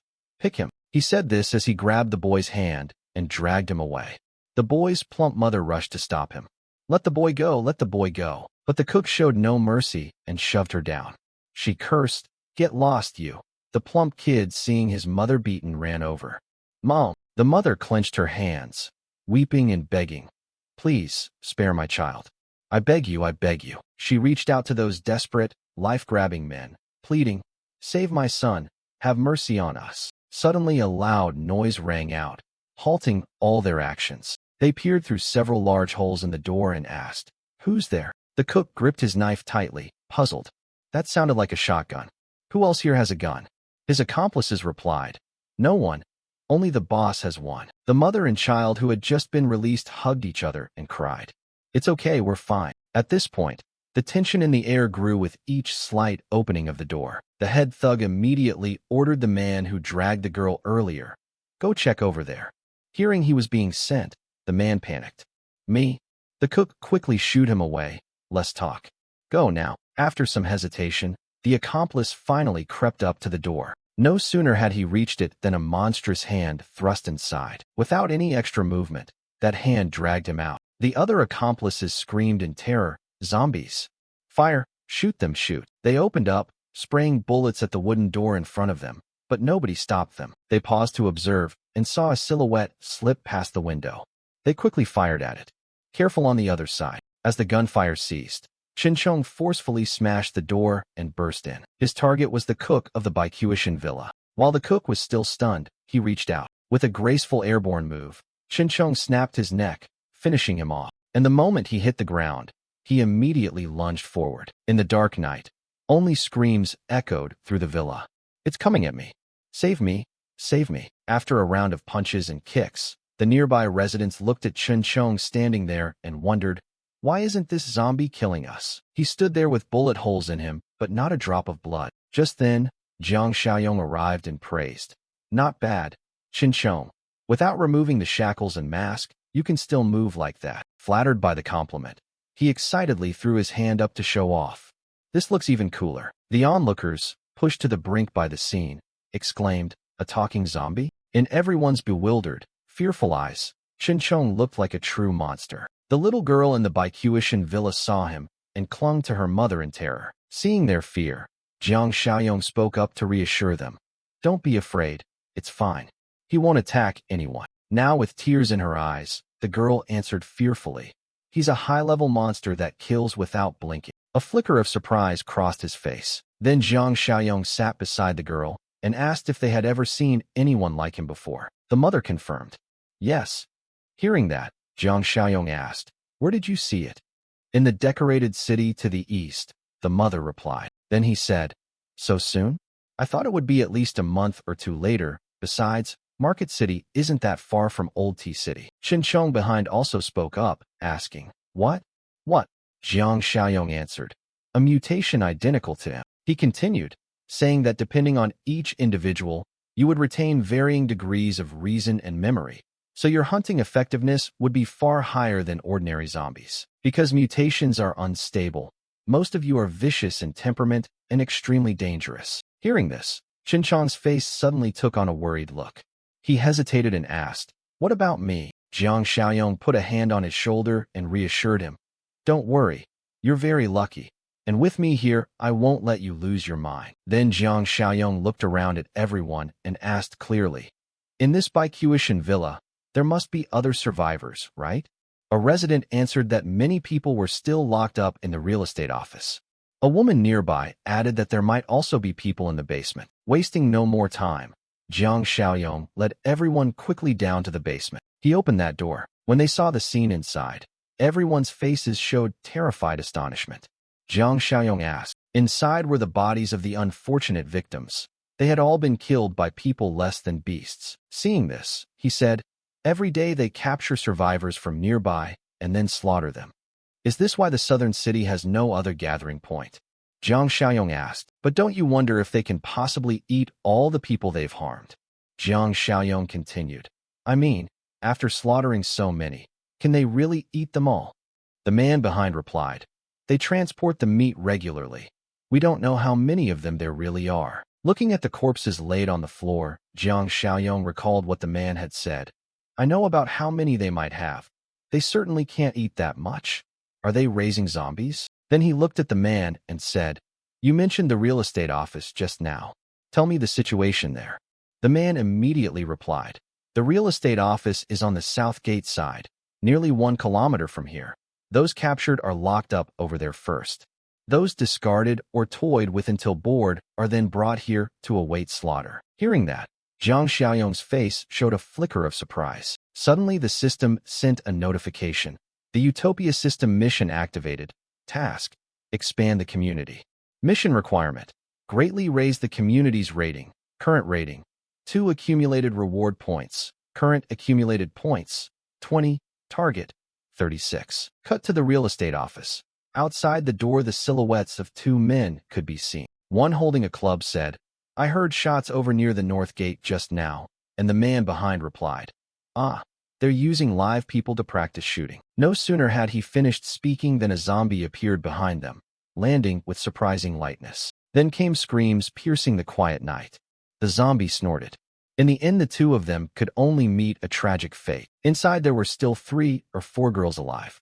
They were all trapped inside the Baikuishan villas and were dressed very scantily in this freezing winter weather. Suddenly a knock sounded outside, sending the 4 girls into a panic. What's going on outside? One asked. Then another girl answered, no, let them do what they want. Don't let them in.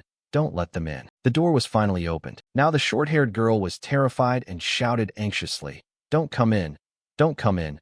Don't come in. Luckily, The person who entered was none other than Jiang Xiaoyou. Seeing people inside, he said, "Everyone, come out." One by one, they formed a line and followed behind Jiang Xiaoyou. Then the girl from before asked, "Are you really willing to give us a place to stay?"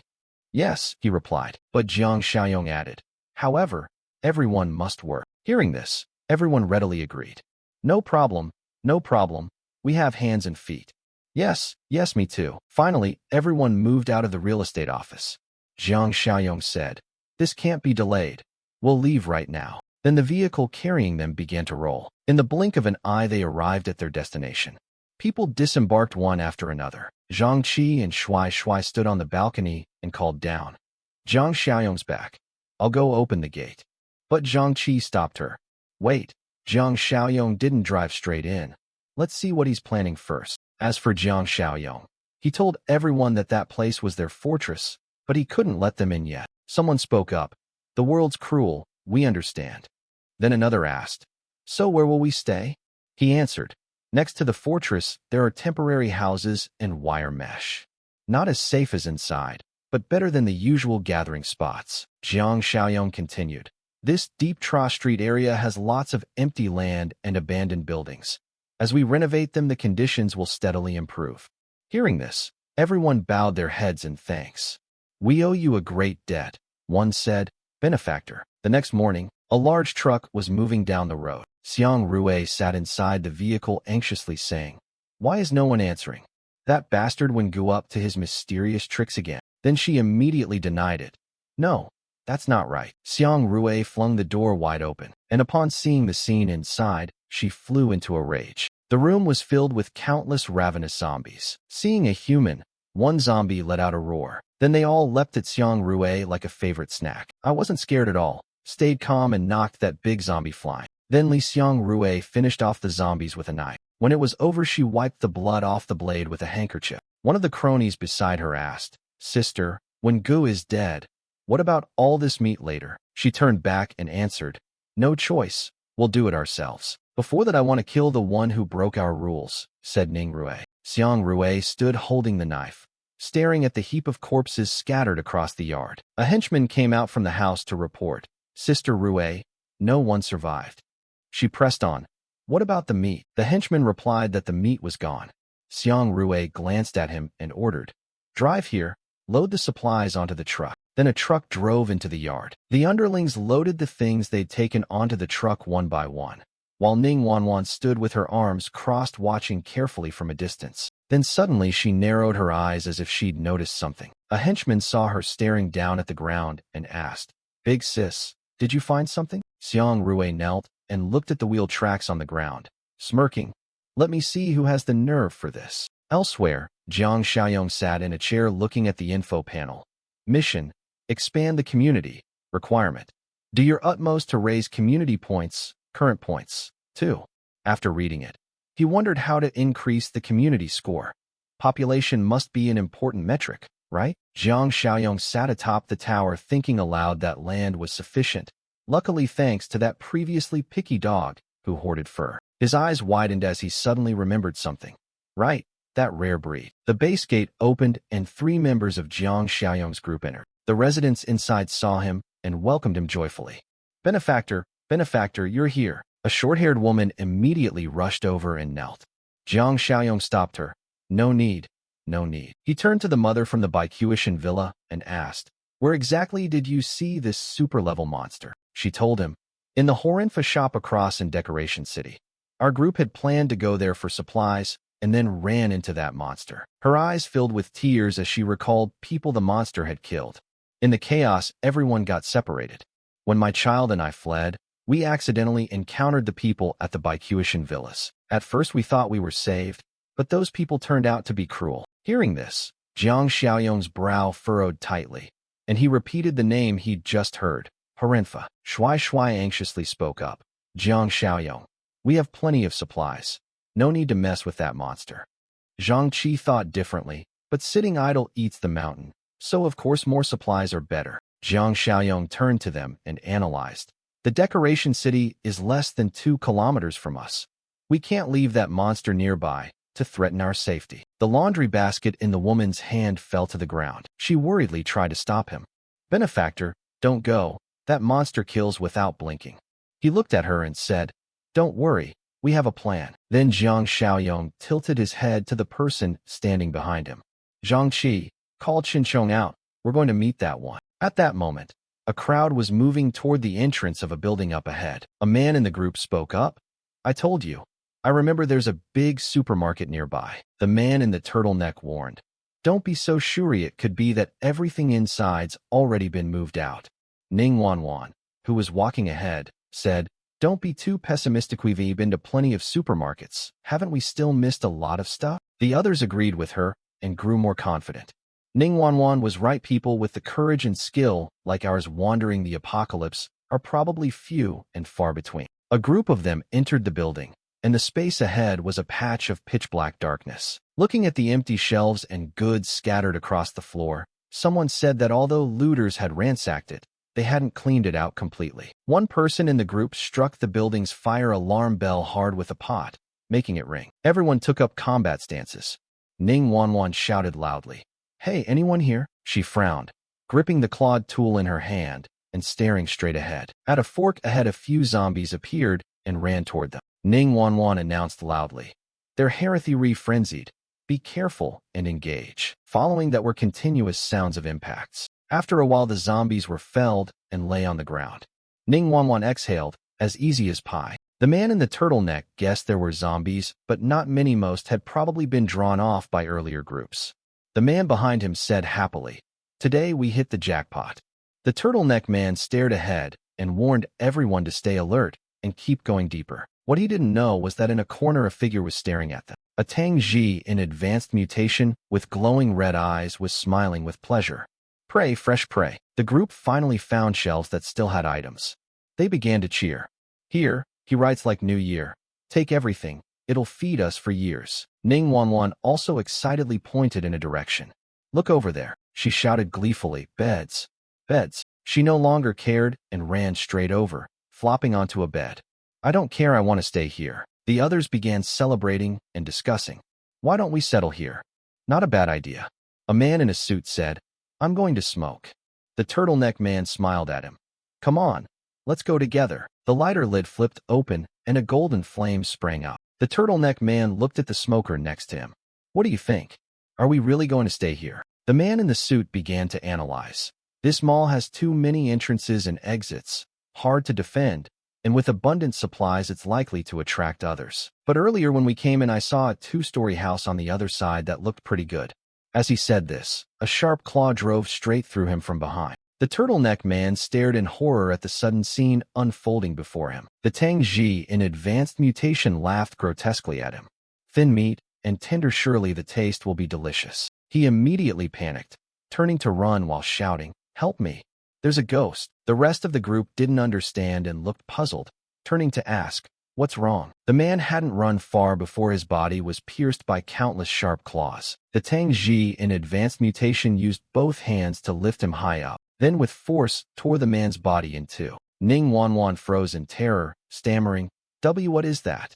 Someone finally reacted to the situation and shouted to get out of here, fast. Her legs moved, and she ran with all her strength straight ahead. Behind them the mutated Tang Ji laughed hungrily and chased close on their heels.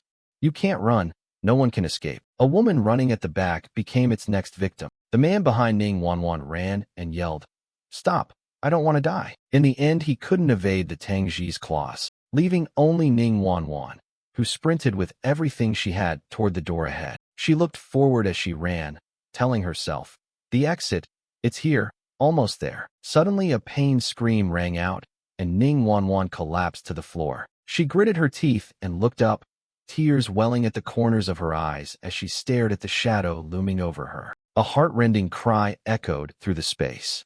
Ning Wanwan was so terrified she wept in 2 long streams, her whole body trembling. Seeing the Tang Ji suddenly appear before her, she raised both hands to cover her face, sobbing and screaming, I don't want to die. But then Xinchong merely brushed past her.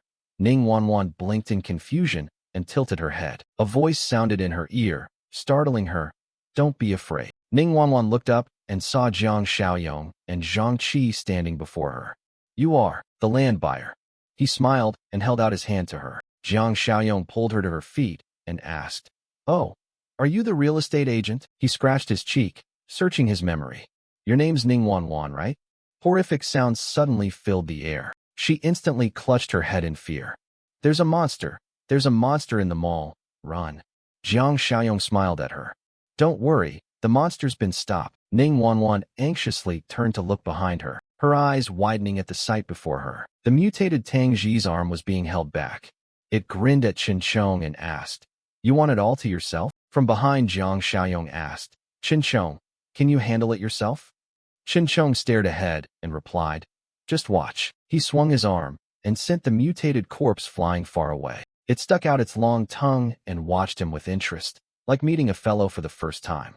Wonderful. The mutated Tang Ji launched itself and charged at Qin Chong. It threw a heavy punch at where he stood, but Qin Chong leaned back and dodged. The mutated corpse laughed and kept attacking, wondering if eating its kind would speed up its evolution. While it was gloating, without it noticing, a fist suddenly appeared before it. Qin Chong struck a powerful blow, slamming its head straight into the ground. The mutated corpse's face bulged with blue veins in fury.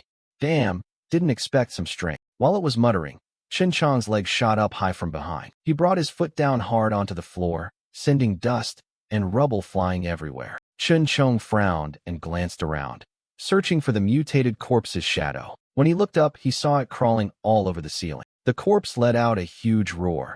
Its strength from recent hunting and accumulation finally had a chance to show itself. Qin Chong stood below, eyes wide, staring at the surprise that had appeared before him. Without him realizing when, the corpse, laughing maniacally, lunged swiftly toward him. They fought and chased each other at breakneck speed right in the lobby. Zhang Qi watched from the side and shouted, "Eyes sharp, Jiang Xiaoyong.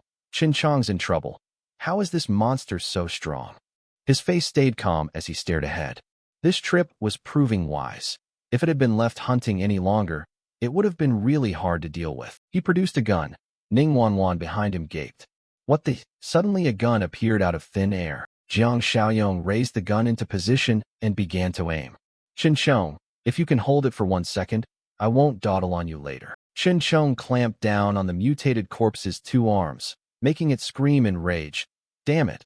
Let go." Jiang Xiaoyong's barrel fired a shot at the target. The bullet flew true and pierced straight through the mutated corpse's forehead. Its whole body staggered and fell back. The mutated corpse planted its feet into the floor to steady itself. A deep hole gaped in its forehead as it looked up and laughed maniacally at him. "That hurt, you bastard. Didn't expect you could wound me. I want to destroy you, to tear you apart." Zhang Qi's eyes widened and his voice stammered. "Its brain got shot, and it's still not down?" Jiang Xiaoyong said nothing and just kept firing at the corpse. Rounds after rounds tore through various parts of the corpse, yet it only gaped and laughed aloud. "Ha ha ha." After who knows how long, the mutated corpse lay collapsed and bruised on the ground, still laughing. Zhang Qi asked uncertainly, "Is Teo down yet?" Jiang Xiaoyong looked to the man beside him. "Qin Chong, why don't you eat this monster and see?" He nodded. A notice popped up. Utopia, Community Expansion Quest. Task requirements. Devote full effort to increase community rating, progress the quest, remove hazards. Community rating +1, current rating 3, reward, 10 accumulated points. Current accumulated points, 46. Jiang Xiaoyong looked at the board. "This counts too?" He then smiled and looked ahead. "Since we're here, don't be idle. See if we can clear out the supermarket." Ning Wanwan behind him gasped. "Move everything out." He raised his hand and gathered all the items on the shelves into the ring on his finger. Zhang Qi looked up in wonder. "Miraculous. What kind of magic is that?" Jiang Xiaoyong glanced aside. "These corpses, rather than leave them to turn into zombies." Qin Chong's still not full. Huh. Louis. Outside, a car was driving along the road around the refugee station. Someone called out, "Wait, stop here." Xiang Rue sat in the car, arms folded, puzzled as he looked at the henchman beside him.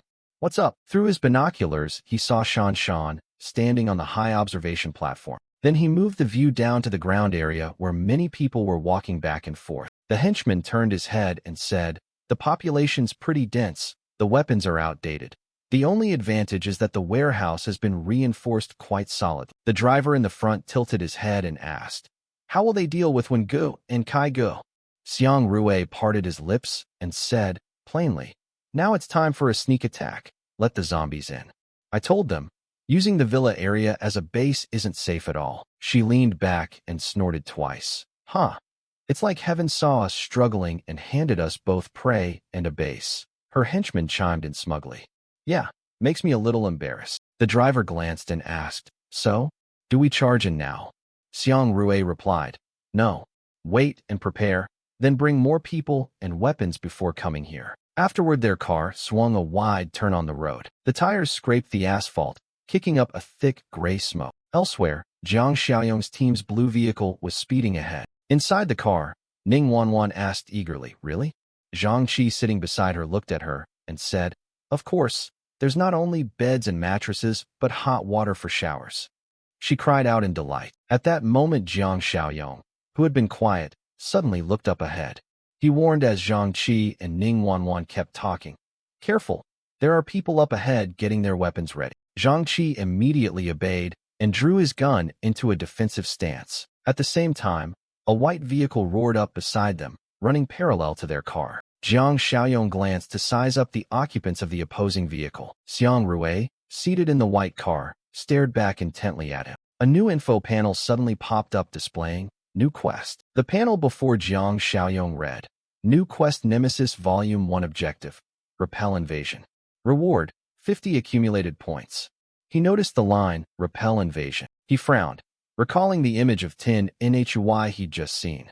Is it those people? Their group's car drove into the refugee area. Up on the observation platform, it was very quiet now. Jiang Xiaoyong looked at Shan Shan, standing guard with a gun, and asked, did any strangers come around here earlier? She turned and pointed far off.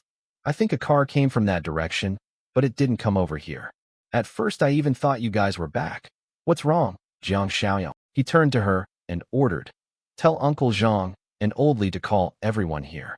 I have something important to tell them. Meanwhile, elsewhere, at the Shun factory on the southern outskirts, static-filled, indistinct sounds came from the walkie-talkie inside. After a while of crackling, a broken voice finally came through. Survivors, please come to the southern outskirts coal factory. We've set up a base here and are short on people. A man in a yellow jacket walked among the crowd, looked around and called out, should be around here, right? He turned and saw a white car approaching and waved happily. Survivors. Great, just in time. The car slowly pulled up in front of them. Tin Nhui climbed out of the car. You heard the broadcast and came to join, right? The man in yellow replied. Yes, yes. A group of men brightened at the sight of her as she walked toward them. Xiang Rui's hot-bodied figure got closer and closer to where they stood. Ah, look at you guys. You're just in time. Follow me. The man in the yellow jacket stared, dazed, and replied, uh-huh. Thanks so much, everyone, Xiang Rui told them. It's not far.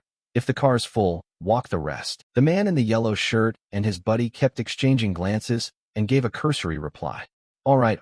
The whole group went inside a warehouse. The men with the yellow shirt guy glared around the space.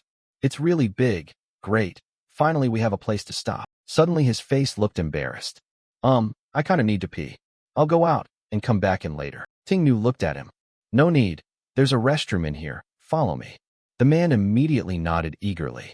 Yes. A stream of yellow liquid shot straight into the toilet bowl. The man in the yellow shirt tilted his head, curled his lips into a smirk, and glanced back. Xiang Rui stood beside him, arms crossed, staring intently at his lower parts. He pulled down his pants and leered at her with a lascivious smile. Little sister, I know what you're thinking. Come here, don't be shy. I'm very strong. Before he could finish, the next sounds were only muffled chokes. Xiang Rui's expression went cold as she drove a dagger straight into his neck. His body collapsed to the floor as red liquid from his neck spread over the white tiles. She looked disdainfully at the corpse on the floor. Thought he was top-shelf material, but turned out like this. Outside, the driver saw Tingnu slowly approaching and reported, Boss, it's handled. She looked at him and ordered, Right, drag the guy from the restroom out here. She glanced at the pile of bodies and continued, Also call Lao Er and Lao San out here. Over at Jiang Xiaoyong's place, everyone was gathered together in a room. Li Huanglai looked at him puzzled and asked first, Someone's watching us? Who is it? Jiang Xiaoyong replied, I don't have intel on the enemy. From now on, We might face incursions every day. He began pointing and arranging. Zhangqi, Chinchong, later come with me to clear the abandoned building to the southeast, so the refugees outside can move in temporarily. Otherwise, if the enemy attacks, everyone will turn into bullet sponges. Shan raised her hand volunteering. Brother Zhang Xiaoyong, I'll go too. Xiao Kai, standing behind her, also spoke up. Me too. Louis and Chun Xia also echoed after them. The two of us will go too. Shui raised a hand high. Then I want to go too. Xiaoli worriedly looked down at the boy. What is the kid even contributing? Ning Wanwan glanced at the boy. Then she looked at Jiang Xiaoyong, stammered and raised her hand. With this atmosphere, maybe I want to go too. Jiang Xiaoyong looked at them and decided, it should be safe over there. Uncle Zhang and Lao Li will stay to guard everyone. The rest of you can go. A group of people, arms full of weapons, followed behind him. They all entered the abandoned building to the southeast in turn. Jiang Xiaoyong led the way and, skilled with a sniper rifle, took down a zombie. The others used the weapons they had to fight off the other zombies. After a while, having cleared a bunch of zombies, he checked to see if anyone else was injured. They panted and replied, no. Jiang Xiaoyong went to the window to instruct, over the next few days people may come to attack us, so for now, everyone stay here. A girl in the group looked at him urgently and said, we can fight. The man standing next to her agreed. Right? We can help too. He rubbed his chin, thought for a moment, and said, fine then. Finally, he instructed them. Everyone pack up here. We'll bring some guns and magazines soon. If the enemy attacks, we'll coordinate over radio. Make sure you follow my orders. The man replied at once. Got it, no problem. Over with Xiang Rui's group. Her underlings were taking turns unloading items from the vehicle. Suddenly a voice rang out from behind. Hey, what's up, boss? Third master arrived with an evolved man in tow. How'd it go? Smooth. The evolved man muttered under his breath. Human meat. Eat human meat. Tingnu looked at him empty-handed and unimpressed. Smooth my foot. Bai Qiushan was wiped out. Now we gotta rely on ourselves. The Zam family guy blinked in confusion. Huh? Who did that? The evolved man suddenly shouted. No human meat left to eat, and spat in disgust. She frowned and recounted. There's a crowd out in the eastern outskirts, pretty big. Tomorrow morning Lao Air and I will lead a strike and wipe them out. The night sky was pitch black. Inside the lit room a voice echoed. 46 accumulation points. Let's see if the system has a new chest. The info panel showed, System Mall, Supply Chest, Awaken Mutant Ability Level 2, minus 25 accumulation points. Apocalyptic Guard Supply Chest. Level 2 costs 15 points for Supply Chest, Oil, and Protein Chest. Level 1 costs 5 points. Manual Refresh costs 2 points. Jiang Xiaoyong smiled and pointed at the panel. Finally something new. He scrolled the info panel with his finger. Oh, this time there are 2 buffs. Total 40 accumulation points. Let's see if there's anything good. Jiang Xiaoyong's whole body seemed to radiate heat. The panel announced, Stamina Overload Level 1, Stamina Attribute plus 25%. After the effect ends, you'll enter a weakened state. He smiled and calculated. Oh, plus 25%. Now I have 33 stamina points.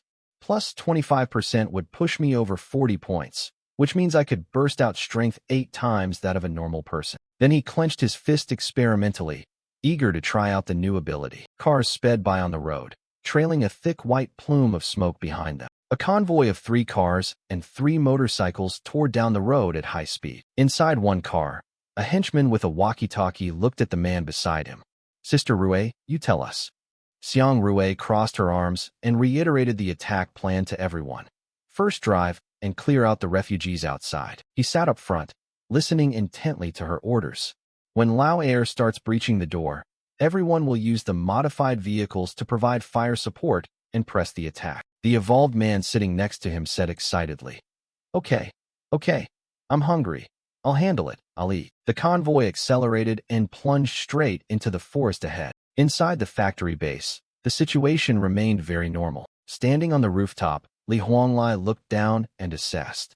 This place is indeed discreet, but the sightlines are worse than a watchtower. The blind spots along the base of the wall are too large. Jiang Xiaoyong smiled at him. Don't worry, guarding here isn't about the view. Li Huanglai glanced at him puzzled. Then what is it for? Jiang Xiaoyong didn't answer immediately, but asked back. I thought you said you were a sniper for a few years, right? He scratched his head and explained. You're mistaken. Not years, just a few months. That little skill was just me filling in shifts. Jiang Xiaoyong continued. So at 200 meters, can you shoot accurately? Li Huanglai confidently pointed at himself. Hey, don't underestimate me. If there's no strong wind, I can hit anything within 500 meters. He smirked and nodded, satisfied. Suddenly a voice called from behind. Jiang Xiaoyong, the supplies have arrived. The newcomer arrived panting and complaining. Good heavens, what is this? It's so heavy. Zhang Qi bent over, panting. After setting the load down, Jiang Xiaoyong sat and opened the gleaming wooden box they'd brought. Li Huanglai looked on curiously and asked, What's this? When he saw what was inside the box, he couldn't help but let out a loud shout. Bear it. He hurriedly asked. Oh my God, Jiang Xiaoyong, not everyone gets to own one of these. Where did you get it? Jiang Xiaoyong calmly shot him a glance and reminded him. We only have 2 magazines, 10 shots total. Use them sparingly. Li Huanglai clutched the 2 guns in his hands, looking dazed, stammering. I get it, I get it. Good grief. Jiang Xiaoyong tilted his head toward Zhang Qi. Are the others in position? Zhang Qi replied. They're in position. He began to give further orders. Good. Tell everyone to be on high alert. The enemy could show up any time. At the observation post, Shan Shan raised her hand to touch the earpiece. Hello, hello, abnormal contact detected, came the voice through the handset. Roger that. Li Huanglai on the railing assumed a firing stance. I've spotted them too. The enemy assault is approaching. Prepare to engage. Ting Nu's crew were sitting inside their vehicles. A henchman lowered his binoculars and muttered, puzzled. Weird, the refugees outside the siege wall are nowhere to be seen. Didn't they get butchered and eaten by them? The driver looked at him and asked, Should we stop and observe for a bit? Xiang Rui leaned forward from the back to stop him. No. Push forward. Our position's close enough. If they spot us and try to attack, it won't be simple. The driver immediately obeyed. Yes. Their vehicle sped toward the city wall. She ordered the rest of the vehicles. All drive up under the wall and find cover. Shan Shan at the observation post immediately gave the team the order. The enemy is in range. Open fire. At once, the team members stationed on the railing squeezed their triggers, unloading rounds down below. Ting Nu's convoy took a hail of bullets in return. 2 rounds pierced the vehicle's window and struck a driver squarely in the chest. The car he was driving spun out of control and careened to the side. Moments later, there was a huge explosion. The car blew up, leaving nothing. An alert sounded in Xiang Rui's ear. Shit, we've been spotted. She gritted her teeth and cursed. Seriously, how did this happen? The convoy swerved and fired wildly to dodge incoming rounds. A henchman shouted, What now? She ordered them onward. Keep pushing, get under the wall, and take cover. Finally, their 3 vehicles reached the area under the siege wall, out of sniper range. A huge boot slammed down onto the ground as someone stepped out of the vehicle. The evolved man held a gigantic chainsaw and let out a roaring cry. Smash them, smash them. He swung the saw blade, slicing hard into the front door. Shan Shan on the observation post saw him in action. Crap, there's a weirdo breaking the door down. She immediately raised her gun and signaled the others. Shoot, shoot, stop the breaching. Ting Nu's people below were peeking from behind vehicles. She ordered her men. Fire, suppress them with covering fire, support Lao Air. Shan Shan and the others on the observation post were struck by incoming fire as well. Xiao Kai took a shot to the shoulder and screamed in pain. Zhang Qi immediately turned, worried. Xiao Kai. He helped the wounded Xiao Kai fall back. They've got plenty of submachine guns too. Their firepower matches ours. A man in the team turned around and loudly urged everyone on. Don't be scared, strap in. Our ammo's more than enough. The situation at the doorway below, old Zhang shouted as he watched sparks fly across the surface. They're cutting through the door. The young man standing behind him added worriedly. Once that door opens, we'll be on the back foot. On another side, Jiang Xiaoyong calmly spoke into his earpiece. Relax, I've worked it out. He'd been inside the room until now. At this point, he opened the door and stepped out, then dashed forward at top speed. Outside, a henchman reported to Xiang Rui, We've used up half the ammo we brought. He ground his teeth and asked at the front, Lao Air, still not done? The evolved man strained until veins stood out on his face as he yelled. But just then, a loud explosion rang out. The door was hacked open a good distance, black smoke billowing everywhere. Shan ran down from the observation post, turned, and ordered everyone. The door's open. Reinforce the doorway. Don't let them in. Xiang Rui gave a pleased smile. Huh. Let these inexperienced folks taste the terror of Evolve. She turned and motioned to her comrades behind her. Follow and take cover behind Lao Air. Once inside, secure shielding positions. The evolved one slipped his hand into the gap and pushed with all his might to open the base's door. Standing in the corridor, Zhang Xiaoyong spoke into his earpiece to Li Huanglai. Be ready to follow my orders. Li Huanglai, up on a higher floor, had already assumed his aiming position. Zhang's voice came through his earpiece. See the big muscular guy yet? The sniper's sight was now precisely trained on the evolved man. Li Huanglai answered the line. Seen him. The lead evolved charged into the base, screaming continuously. Uncle Zhang froze, staring rigidly at him. The man behind Zhang couldn't believe his eyes and hesitated. Is that even a man? The two of them and another team member snapped back to attention and kept their guns trained on him. They fired volley after volley at the evolved man, but not a single shot seemed to harm his body. The bullets only punched into his flesh for a moment, then fell to the ground. Uncle Zhang's eyes widened. Can that guy self-heal? Ting Nu stood behind the evolved man, laughing confidently. Huh, see? These people are seeing an evolve for the first time. Ha ha ha. A voice came through Li Huanglai's earpiece. That big idiot can self-heal. Your guns won't take him down. Try this. He narrowed his eyes and squeezed the trigger. A monstrous shot tore out of the sniper rifle's muzzle and hurtled toward the target. The bullet struck the evolved man's head with surgical precision. His head immediately exploded, and his whole body collapsed hard, lying flat on the ground. Everyone in Xiang Rui's group was stunned. What the heck? How did that happen? Her face beaded with sweat as she frowned at the corpse. These people actually have such a powerful weapon. How is that possible? While they were still in shock, someone appeared behind Zhang Xiaoyong with a gun trained at them. He suddenly opened fire on them. They panicked and fled forward. There's an enemy behind us. We're surrounded. Xiang Rui spun around, furious, and cursed. Damn it. Miscalculated.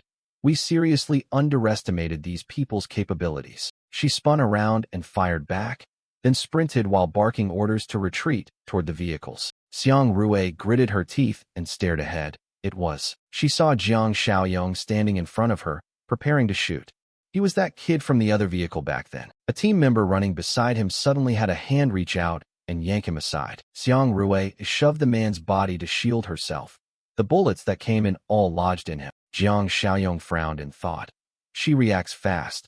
Could she be an evolved too? From behind her, she had already thrown the corpse of her teammate toward him. He reacted nimbly, shifting his body to the side to dodge. When he looked back again, he saw Xiang Rui sprinting toward their group's white car. Damn, she's getting away. Up on the higher floor, Li Huanglai squinted, pressing his eye to the sniper scope. Thinking of running, he lined up a shot at Xiang Rui's fleeing back, as if asking the rifle in his hands for permission. She screamed, a shrill sound, then looked down at her leg and saw it severed. Xiang Rui lost her balance and fell face first to the ground right in front of the car. Li Huanglai up high cycled another round into the chamber, ready for the next shot. What missed? A henchman reached out from the vehicle and dragged her inside. Xiang Rui's boss glared and urged him on. Drive, drive. The car turned and tore off, bullets whipping past them. Li Huanglai watched it fade into the distance and worried. Crap. She got away. Through Zhang Xiaoyong's earpiece someone asked, what if they come back later? He answered calmly. No problem. A HUD displayed. Mission Nemesis of Evil Volume 1 completed. Objective: Repel invasion. Reward 50 points. Task details: expand the community. Exert all effort to raise community rating. Progress by resisting the invader assault. Member trust sharply increased. Community rating bonus applied. Current rating 5. Reward bonus 20. Accumulated points now 76. He watched the car speed away and said, I know where they are. Another HUD popped up. New Mission Nemesis of Evil Volume 2. Assault the enemy stronghold. Punish the cannibals. Reward 50 points. Uncle Zhang, Shan, and Zhang Qi and everyone in the base began cheering loudly to celebrate the victory. Zhang Xiaoyong asked them, Any casualties on our side? Zhang Qi replied.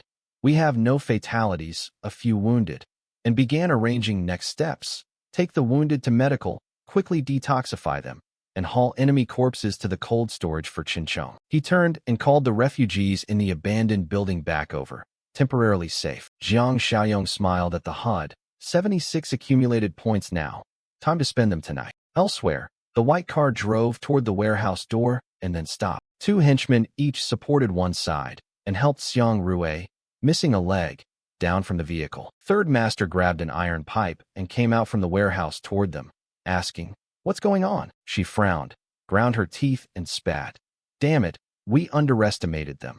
Who knew those people had heavy weapons? Xiang Rue angrily spun and shouted at him. Why are you standing there gaping? Go get me some human meat now. Third master just curled his lip into a smile and watched her stand frozen, showing no intention of moving. She stepped forward, pointed at him and snarled. What are you waiting for? Go fetch it. You useless lot. You're not worth a toe of Lao air. Third master sneered and pointed. Ah, you stinking brat, rotten to this degree. Still dare speak to me like that? Xiang Rue flinched slightly, stepped back and looked at him. You planning to mutiny, or what? Huh, I can still bark orders. Men, grab him for me. No one stepped forward. She turned to look back and found that nobody reacted to her command. Third master looked at the iron bar in his hand and said, Now you're wounded. Lao air's gone. I'm the strongest here, and besides, the brothers have been tolerating you for too long. He raised his head, looked at her, and loudly asked everyone if that wasn't so. Xiang Rue glanced at the men still trying to threaten. Bastards, step back. You all turning against me? Don't think I can't handle you. She saw a crowd slowly closing in and began to feel fear. No, don't. Third master laughed horribly, raised the gleaming iron bar in his hand, and prepared to strike. A mob went mad, swinging the iron bar with all their might to attack her. Xiang Rue lay on the ground, unable to fight back, curling up and clutching herself to take the blows. After who knows how long, she lay motionless on the ground. Third master chuckled with pleasure and wiped his hands with a cloth. One of the men behind stepped forward and called for third master. He instantly flew into a rage, spun around, and demanded, What did you call me? The henchman knelt in terror and kowtowed. Boss, I'm sorry, my mouth slipped. He glanced at him and waved. All right, spit it out. The henchman lifted his head and worriedly looked at him. That girl is gone now. Lao air's done for. And how many brothers did we lose? Our fighting strength's taken a heavy hit. If we ever run into that guy? An image of one man flashed in third master's mind. He scratched his cheek, the tentacle fellow. Finally, he waved his hand and turned to walk forward. No, it's fine. We can go blend into that Western group. A black car pulled up to a tree-lined corner of the warehouse complex. Zhang Qi followed behind and exclaimed, It's really Jiang Xiaoyong. He wasn't wrong. This place truly is a stronghold. Jiang Xiaoyong put a finger to his lips to signal silence. They crept in without a sound. After a while, soft murmurs rose. No movement. Have those people left? Probably scared we'll pursue, so they fled early. Li Huanglai pointed at the mangled corpse of Xiang Rue and said, That's the woman I shot. Did they even kill their own people? Jiang Xiaoyong looked at the corpse and gave a nonchalant chuckle. Ha, none of this surprises me. Zhang Qi turned to him. Jiang Xiaoyong, that big guy we faced earlier was clearly different from Chinchong. Li Huanglai also turned and added, Right, Jiang Xiaoyong. I thought I heard them shout something about evolved. What's an evolved? How does one become evolved? He crossed his arms, frowned, stared at the ground, then uttered 3 words. Eat human flesh. Both Li Huanglai and Zhang Qi were stunned speechless when they heard him say, Eat human flesh. He looked up and explained to them, Yes, if you want to become evolved and gain powerful abilities like the zombies, the most direct way is to eat human flesh. Zhang Qi hesitantly asked him, So Jiang Xiaoyong, and you, Li Huanglai standing beside, if we want to survive the apocalypse, do we actually have to eat people? Jiang Xiaoyong slid his hand into his jacket pocket to fetch something and said, Don't worry, though eating fellow humans is the most direct method, it's not the only way. He pulled out an object shaped like a small red stone and held it up before them. Zhang Qi and Li Huanglai stared blankly. What is that? Jiang Xiaoyong began to explain. After all, whether it's an evolved or a mutated zombie, they're all variations. For a variant to evolve, It needs to absorb heterospecies energy. A normal person's heterospecies energy is dispersed through their flesh and blood. It's scant, but it's better than nothing. As for evolved people and rare variants, their heterospecies energy is abundant and condenses into a core stone at the heart. As the catastrophe worsens, even fetal zombies can sometimes condense a heterospecies core stone. Li Huanglai rubbed his chin and guessed. So zombies carry heterospecies energy too? Then we could just eat those zombies directly. Zhang Qi glared at him in disbelief. Oh God, Shaoli, if you want to eat, go ahead. I'm not signing up for that. Jiang Xiaoyong added. Ordinary people can't eat zombie flesh. That'll infect them. Only variants like Chen Chong can consume other zombies to grow stronger. A HUD suddenly popped up before him. Mission Nemesis of Evil Volume 2 completed. Objective: assault the enemy fortress and eliminate the cannibals. Reward: 50 points. Current points: 126. He looked at the screen and muttered, amazed that it tallied instantly. Seems any remnants are no longer a threat. Suddenly a sharp shout rang in Jiang Xiaoyong's ear. Careful! In one smooth motion he leaned and drew a precise combat knife, driving the blade straight into the head of the charging zombie. He swung, looking at the zombie collapsing on the ground before him. Surprisingly, it fell silent. Advance on our people. Jiang Xiaoyong sliced open the zombie's chest, and something inside glowed red. He stared at the core stone he extracted from its chest. There really was one.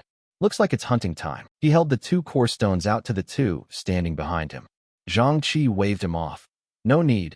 Give them all to Shaoli. Li Huanglai bowed his head and stared at the 2 core stones he'd been given for a long moment. His brow furrowed tight, his eyes full of conflicted thought. Then he finally decided with a shout, shoving both core stones into his mouth at once, recklessly going for it. After swallowing everything, Li Huanglai's eyes shot wide, and he let out a clear cry. He smiled and flexed his newly muscular arm. The sensation was exhilarating.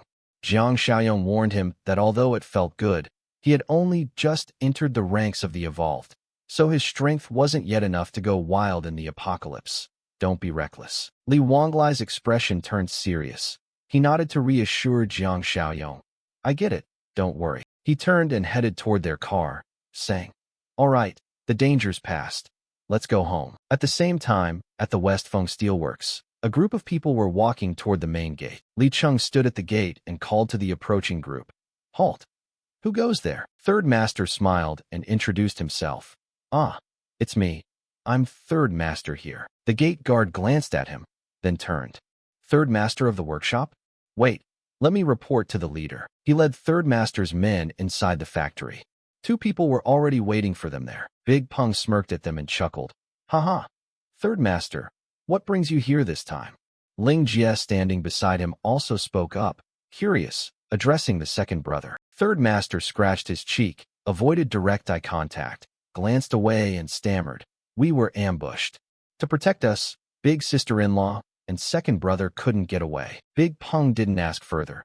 He only nodded and stared at him, then turned and ordered his men to take Third Master and the workshop brothers into the safe room. They were led inside. Behind them, Big Peng and Ling Jie continued chatting cheerfully. Haha, I thought so too. Deeper in the factory, among the living quarters, a worried voice called out. Third brother. He turned to look at the henchman who had called him. What did you just call me? The henchman corrected his form of address. Ah, big bro. I'm sorry. I've got a bad feeling about this. Third Master ground his teeth. Superstitious nonsense. What bad feeling? The henchman assessed the barred window. Big bro, take a look at this safe room. Iron bars on the windows. Feels like a jail. Suddenly the door was yanked open with a shove by the gate guard from earlier, causing everyone inside to startle. He strode into the room, looked at Third Master's crew and ordered, You lot, out. Then he led them back to the spot they had entered the factory. Big Peng and Ling Jie were waiting there, but now about a dozen more people stood behind them. Third Master feigned ignorance and fear, chuckling. Boss, what's going on? Has something happened? Ling Jie twirled a lock of hair and shot back. And what do you think happens to someone who assassinated his own boss? Third Master frantically waved his hands at the crowd, closing in. What is this? Big Peng, Ling Jie, there must be some misunderstanding. Behind Ling Jie, Li Cheng's face darkened with anger. He snorted, gestured, and said, Misunderstanding? Let Li Cheng make his death obvious. He stepped forward. I went to the coal yard and found Xiang Rui dead in the yard. Their second master is nowhere to be seen. No sign he's alive or dead, and the whole yard shows no trace of a fight. Li Cheng pointed and said loudly. The most reasonable explanation is that, when battle turned against them, they had an internal conflict and killed Xiang Rui. Third master began sweating profusely and panicked. No, that's not true. You've got no proof. That's only your speculation. Big Peng standing beside Ling Jie laughed heartily. Proof? What's the point of mentioning proof to us now? Frankly, if we didn't value Li Cheng and your second master so much, we'd have finished you off long ago. He grinned cruelly and ordered, wipe them out. Someone stepped forward, palms pressed together in supplication. Spare our lives. We've got intel. She heard him and coolly asked, Oh? What intelligence? He hurriedly pointed back and continued. There's a big gathering place in Qingdong. Lots of people and plenty of supplies. Sister Rui and second brother were defeated by them. Don't kill me. I can lead you there. Ling Jie glanced at him and asked, How does their strength compare to this place? He replied that they were about equal. She cast a look toward Big Peng and said, Indeed, quite a reinforcement. His face turned serious as he added, They still don't know how to become evolved. Across that gathering I saw no evolved individuals at all. Hearing the conversation, Li Cheng privately wondered about the method to become an evolved. He still carried the paranoid fear his father had instilled in him, which left him unsettled. If there really are no evolved people, then why did you guys suffer defeat? He stepped back and said, They've got heavy weapons. Normal gunfire can't kill the second master, but a single shot from theirs took him down. Ling Jie praised him, which made him beam. She smiled slyly and said, Good. This intel is useful. So what about us? Ling Jie revealed a sinister smile and said, Kill them. The crowd reacted with astonishment, beads of sweat dotting their faces. From inside the factory came heartbreaking cries for mercy. Wait. I've already given you the intelligence. You can't do this. After the miserable screaming, the image of a shirt splattered in countless red blotches appeared. Big Peng stood with his hands in his pockets as everyone looked down at Third Master lying on the floor. What now? This threat has to be eliminated quickly, he said. Ling Jie added, They have heavy weapons. It's too risky to go now. First, let's raise our evolution level. That would be much better. From above you could see Big Peng's people staring at Third Master stretched out on the ground, bloodstains around him. His voice rang out, Send scouts first. Make sure they don't know how to become evolved. Meanwhile, elsewhere, Jiang Xiaoyong sat reading the bulletin board as Fun Yun said, What can I buy with 126 accumulated points? The board displayed clear, itemized info, and he couldn't help but be pleased. Current accumulated points, 126. Supply system, sugar, oil, and level. 1 protein cost 5 points. Dark Tech supply level 2 costs 50 points. Manual refresh costs 4 points. Jiang Xiaoyong happily declared he'd go for the Dark Tech supply level 2. Lucky indeed. He reached out and pressed a button on the system panel. Following that, a stream of notifications appeared. Sugar, oil, and protein supply chest exchanged. Dark Tech supply chest level 2 exchange successful. System continued with notifications. Rewarded 500 kilograms lotus root powder from Bet, 200 kilograms vegetable shortening substitute, 150 liters mixed cooking oil, and received a stamina-enhancing drug plus 20. Suddenly, the system experienced interference, and a shout rang out. A knock at the door drew Jiang Xiaoyong's attention. He called out, Come in. Shan Shan stepped toward him on the chair and said, Brother Jiang Xiaoyong. He asked sternly, What's up? She said, We caught a suspicious person. He stood up, sighed, and said, Go take a look. Cut to the place where Ai Yong was being detained under the watch of Zhang Qi and Li Huanglai. He glanced back and said, I'm not an enemy. Bring your leader out here. At that moment Jiang Xiaoyong stepped forward and said, Looking for me? Seeing him approach, Ai Yong exclaimed excitedly, Are you the leader? Jiang Xiaoyong replied, Stand there. Tell me what's going on. Ai Yong asked, How should I address you? Jiang Xiaoyong, with a cold face, said, Jiang Xiaoyong. A Hung laughed loudly. Brother Deng, let me introduce myself. I'm Ai Yong, from the West Feng Steelworks. Old Song then appeared and joined the conversation. Someone from West Feng? Ai Yong hurriedly nodded. Yes, yes. Hearing that, Jiang Xiaoyong paid attention and turned to ask, What's the matter? Song uncle, you know about this? Old Song replied. West Fong is to the southwest, western outskirts. A large steelworks. Looks similar to the coal yard in the southern outskirts. It's become a gathering place too. Jiang Xiaoyong asked briefly, how far is it from us? He said it's about 3 kilometers farther than the coal yard in the southern outskirts. After Old Song's information, Jiang Xiaoyong stepped closer to Yong with an appraising look and said, it's that far. So why did you come here? He kept his calm and said, now the world is chaotic. The lucky survivors like us must look out for one another. Don't you agree? Brother Dong. Jiang Xiaoyong responded indifferently. Go on. Ahung, his face slightly tense, said, our leader sent us to find survivors and gathering points. If we can bring them back, we bring them back. Xiao Kai, hearing his unconvincing words, cast a suspicious glance and, holding out a sheet of paper toward Jiang Xiaoyong, said, Jiang Xiaoyong, don't listen to his nonsense. He's been sneaking around here for a while and even drew a map. Inspecting the paper he handed over, you looked it over carefully. A faint blue AR lens appeared before Jiang Xiaoyong's eyes as a thought surfaced, a sort of psychic scan. Through the lens he saw Hung's hidden expression, calculating and awkwardly uncomfortable. Jiang Xiaoyong laughed out loud and said, Yong, then decisively drew a pistol and aimed the barrel squarely at his forehead, leaving Yong stunned. Jiang Xiaoyong's eyes were cold as he said, we're all living in the apocalypse. Don't think I'm an idiot. If you don't tell the truth, I'll shoot you right now. His threat made Yong swallow hard in fear. Yong, sweat pouring down his forehead, panicked and blurted, Jiang Xiaoyong, it's true, did it to leave ourselves a way back. You have to guard against others. Hearing his apparent honesty, Jiang Xiaoyong turned to question him. Does he know about the existence of the Chinchong family? At the question, he leaned in and whispered, no, he doesn't. The Chinchong family has never appeared before him. Jiang Xiaoyong turned away, raised his hand, and said, release him. Old Song looked a bit surprised and said, just release him like that? Even Yong, hearing this, was astonished and stammered, really?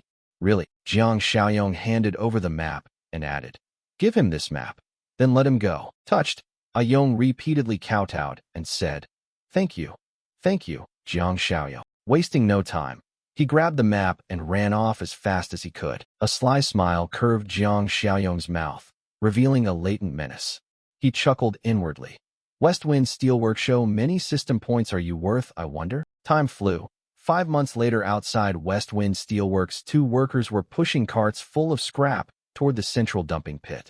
One worker said, I heard people have started disappearing again lately. Hearing his co-worker, Xiao Chun grew worried and a bit frightened, imagining the tentacled monster.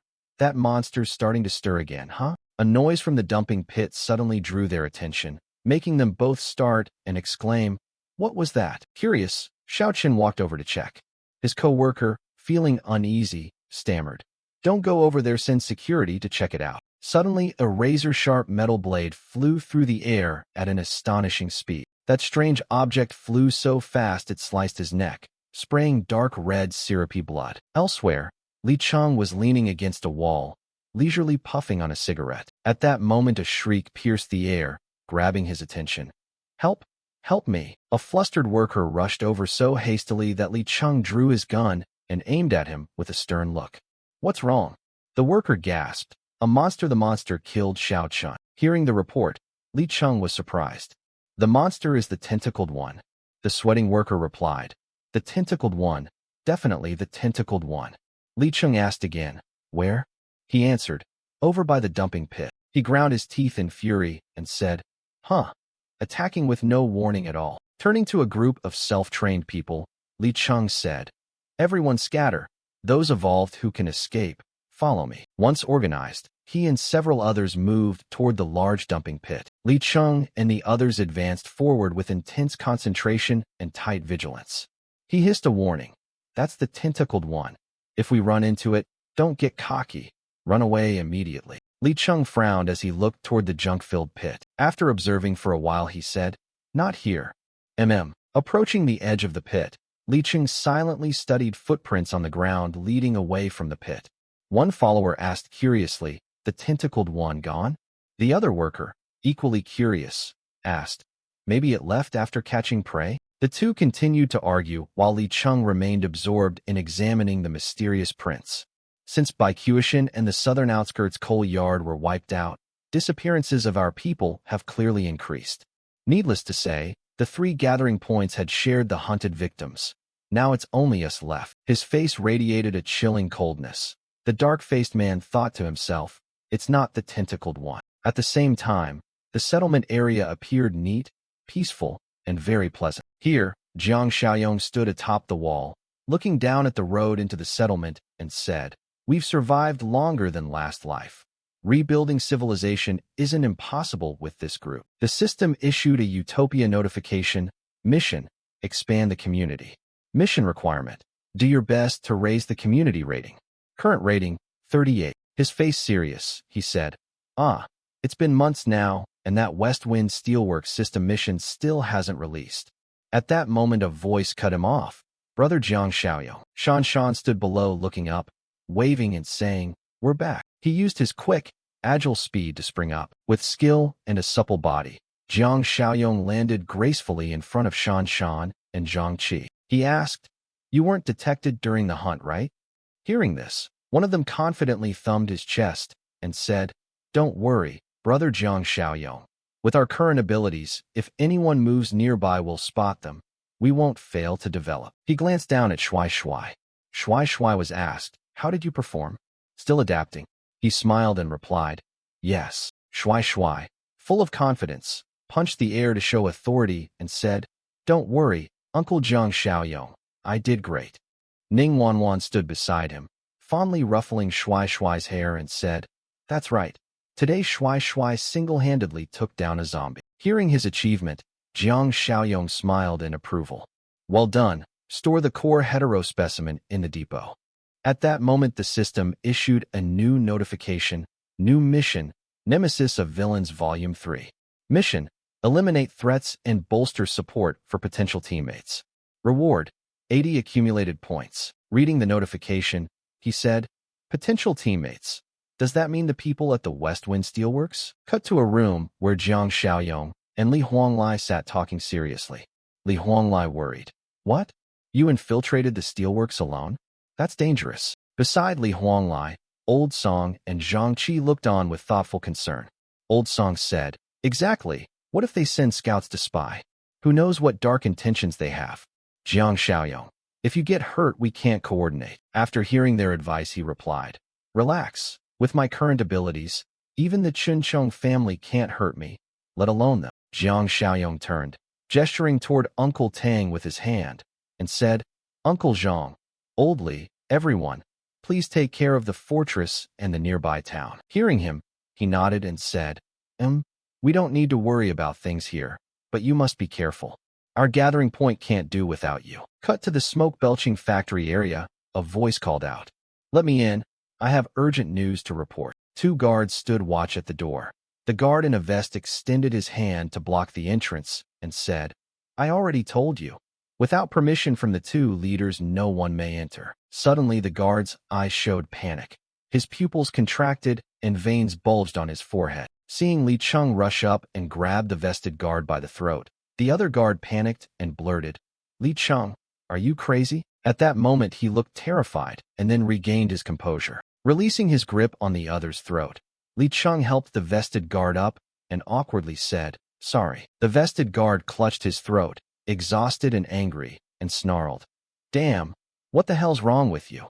Don't think just because the leader values you we won't lay hands on you." He was still a bit clouded, wondering why his mood kept slipping out of control. "It's been happening more often these past months." A voice echoed from inside the room. "Is that Li Cheng? Let him in." The blue-uniformed guard heard the order, looked toward the door, and said, Yes." A voice rang through the space.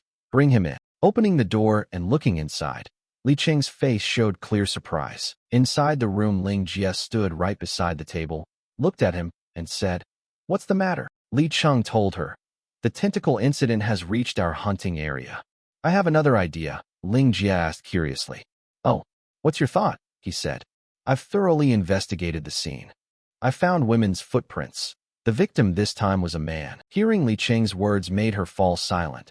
her eyes lifting to stare intently at him. Ling Jie then said, "If that's so, the perpetrator is someone else."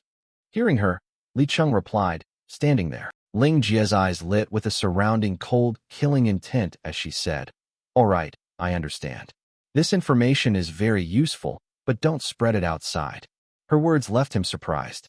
"Why?" Ling Jie said. "One tentacled creature has already thrown people into panic. I don't want no one daring to go outside later." Li Cheng still protested, but she cut him off. "Don't worry. I guarantee the situation won't be worse than before." Hearing Ling Jie's assurance, Li Cheng could only fall silent. She suddenly stepped close beside him, making his face flush immediately. Ling Jie said, "What is it? Still want to do something else?" Hearing her, Li Cheng quickly slipped away. He turned, raised his hand in a wave and said, "Ah, sorry, Ling Jie." The door to the room slammed shut. Outside, Li Cheng walked away muttering, "Damn, look at my memory. Forgot to ask that again." From a door inside the room came a mocking laugh that made her glance at the women's footprints. She'd been careless. Ling Jie's face showed mild anger as she said, "Be careful. You'll handle this task from now on." In the room, the feed showed Big Peng's image, a body splattering sticky syrupy blood beside a large container. He held a knife in one hand while the other moved constantly, saying, "Fine, I'm going to kill. Then you deal with it." In a basket, a portion of a face appeared, its skin smeared with syrupy blood. Cut outside, a mutant lay defeated, sprawled on the ground. Beside it, a booted foot was approaching. Outside the West Wind Steelworks, Jiang Xiaoyong stood with his blade among the sprawled, defeated mutants. His face went cold as he said, "We're almost there. Better tone it down a bit." A pair of scissors gradually appeared in Jiang Xiaoyong's hand. Holding the scissors, he lifted them and snipped off a lock of his hair. Not only that, Jiang Xiaoyong rubbed 2 fingers on the ground, then smeared the dirt across his face into streaks and smudges. After a round of disguise work, he looked like a frail, pathetic scholar wearing round glasses. As he approached the factory, someone spotted him and blocked his way. "Hold up," a Chong on guard growled roughly. "Who are you?" Jiang Xiaoyong calmly smiled and replied, "I saw signs of human activity around here, so there really are people alive." "Wonderful." A Chong's face shifted. "You're a surviving drifter?" Pointing at him, he asked, "Kid, how on earth have you survived until now?" Jiang Xiaoyong, aiming for an Oscar-worthy performance, bowed his head and answered with tragic emotion, "About 10 people in my gathering point were attacked by a horde of zombies. They all died. I was the only one who escaped." A Chong probed him. "So you don't have any real strength then?" Hearing that, Jiang Xiaoyong feigned confusion. "Strength." He then clumsily acted the part of an awkward survivor, insisting, "Ah, I do have a little strength. I've been through many zombie raids and picked up some anti-zombie skills. I'll do my best to be useful." A Chong looked at Jiang Xiaoyong with contempt. "Who asked you that? You don't get my point, but fine." He gestured elsewhere and said, "Follow me. Want to join?" Jiang Xiaoyong's gaze turned cold again as the West Wind Steelworks man turned his back. "You still have to pass inspection." His face wore a contemplative, inward smile. Sure enough, this West Wind Steelworks wasn't such a wholesome place. Suddenly a voice behind them made both Jiang Xiaoyong and a Chong spin around toward the sound. "What's going on?" It was Li Cheng. With an authoritative look he asked, "Who's this stranger?" Hearing Li Cheng, a Chong stammered, "Ah, brotherly, he's a wandering survivor. I was bringing him to an empty spot for inspection." "An inspection?" Li Cheng snapped back at his subordinate. "You need an empty spot for an inspection? Inspections are always done here." Hearing their talk, Jiang Xiaoyong suspected the guy had earlier wanted to lead him somewhere empty to deal with him. Li Cheng stepped forward to face him. "Hand over all your weapons, and you can go inside." Jiang Xiaoyong, trying to sound firm, said, "Hand over my weapons? How do I know you won't lure me in to kill me?" Hearing this, Li Cheng patiently said, "In the apocalypse people twist, it's natural you're wary. If you won't hand over your weapons, we won't force you to stay. Go on." On Li Cheng's words, Jiang Xiaoyong drew his knife and said, "All right, I surrender my weapon." After handing it over, he raised both hands high for Li Cheng to search him. Observing Li Cheng's actions and speech, Jiang Xiaoyong thought to himself that this guy seemed measured.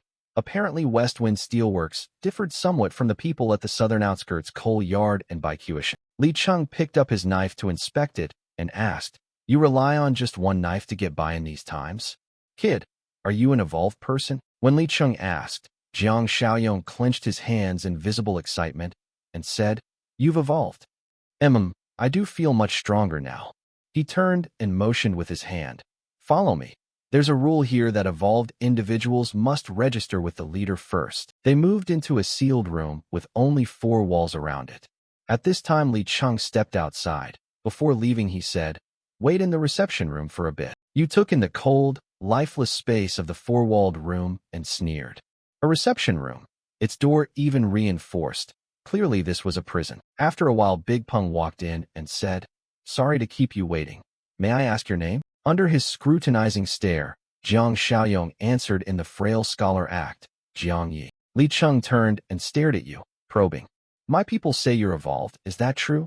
Jiang Xiaoyong answered vaguely. From his tone, it seemed so. Suddenly an axe flew toward your face, in the blink of an eye. You didn't understand what was happening, but luckily you reacted quickly and dodged it safely.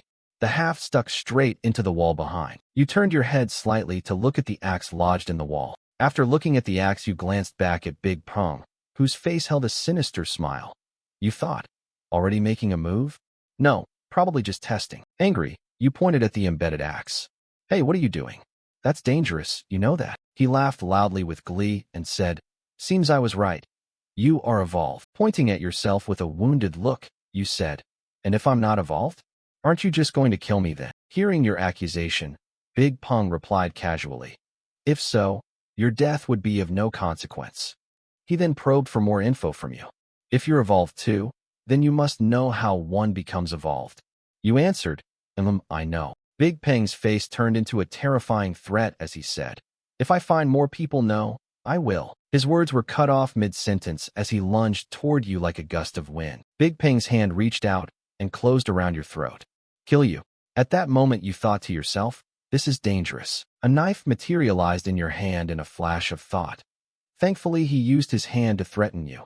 If it had been a blade, you'd have already struck back. Your slender throat was held tight in Big Peng's grip. You wondered if killing him now would even grant the system's 80 accumulation points. Who knew? He looked down at your hand still clutching the knife, then released his hold and marveled. "Oh, quick reactions. You pulled your weapon out?" Big Peng put a hand on your shoulder and said, "Although you have guts, my power isn't what you imagine. Don't dream of challenging me, understood?" Hearing his mild threat, you replied, "Understood." After you said that, Big Peng added, "I won't pursue the matter of bringing weapons in." He stepped out of the room and went to instruct 2 subordinates. You followed and the door was closed behind you. Big Peng ordered, "Take Jiang Yi to wash his face, change clothes, then bring him to the meeting room to see me." The 2 subordinates respectfully responded, "Yes." The knock ended and someone inside ordered, "Bring him in." The soldier led you to the group of assembly leaders to report. "Big Brother Peng, the brought-in person is here." Big Peng gestured toward you and said, "Introduce him a bit. He's a new member who joined Jiang Yi." Then he turned and introduced the woman behind him. "Ling Jie is one of the leaders here like me.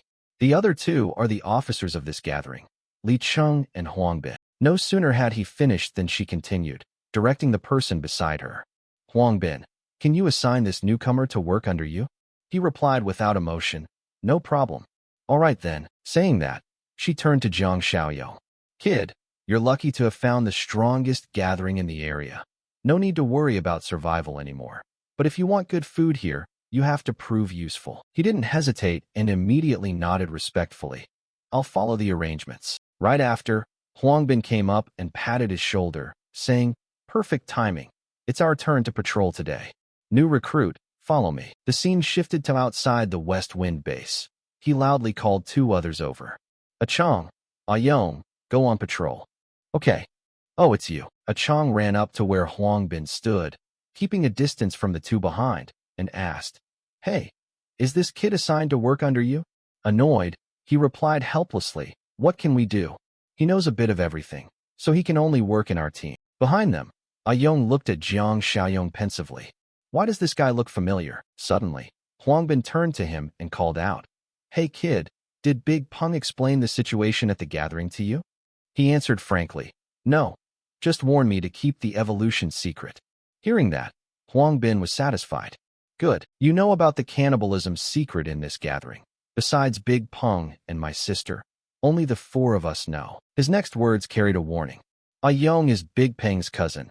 A Chong is Mai and Ling Jie's grandnephew. They're family. So this secret can only leak from your mouth. Got your situation straight? Jiang Xiaoyong replied calmly. I definitely won't tell. At that moment he noticed the person behind him and thought to himself.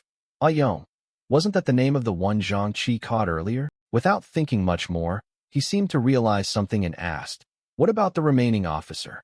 Huang Bin quickly answered.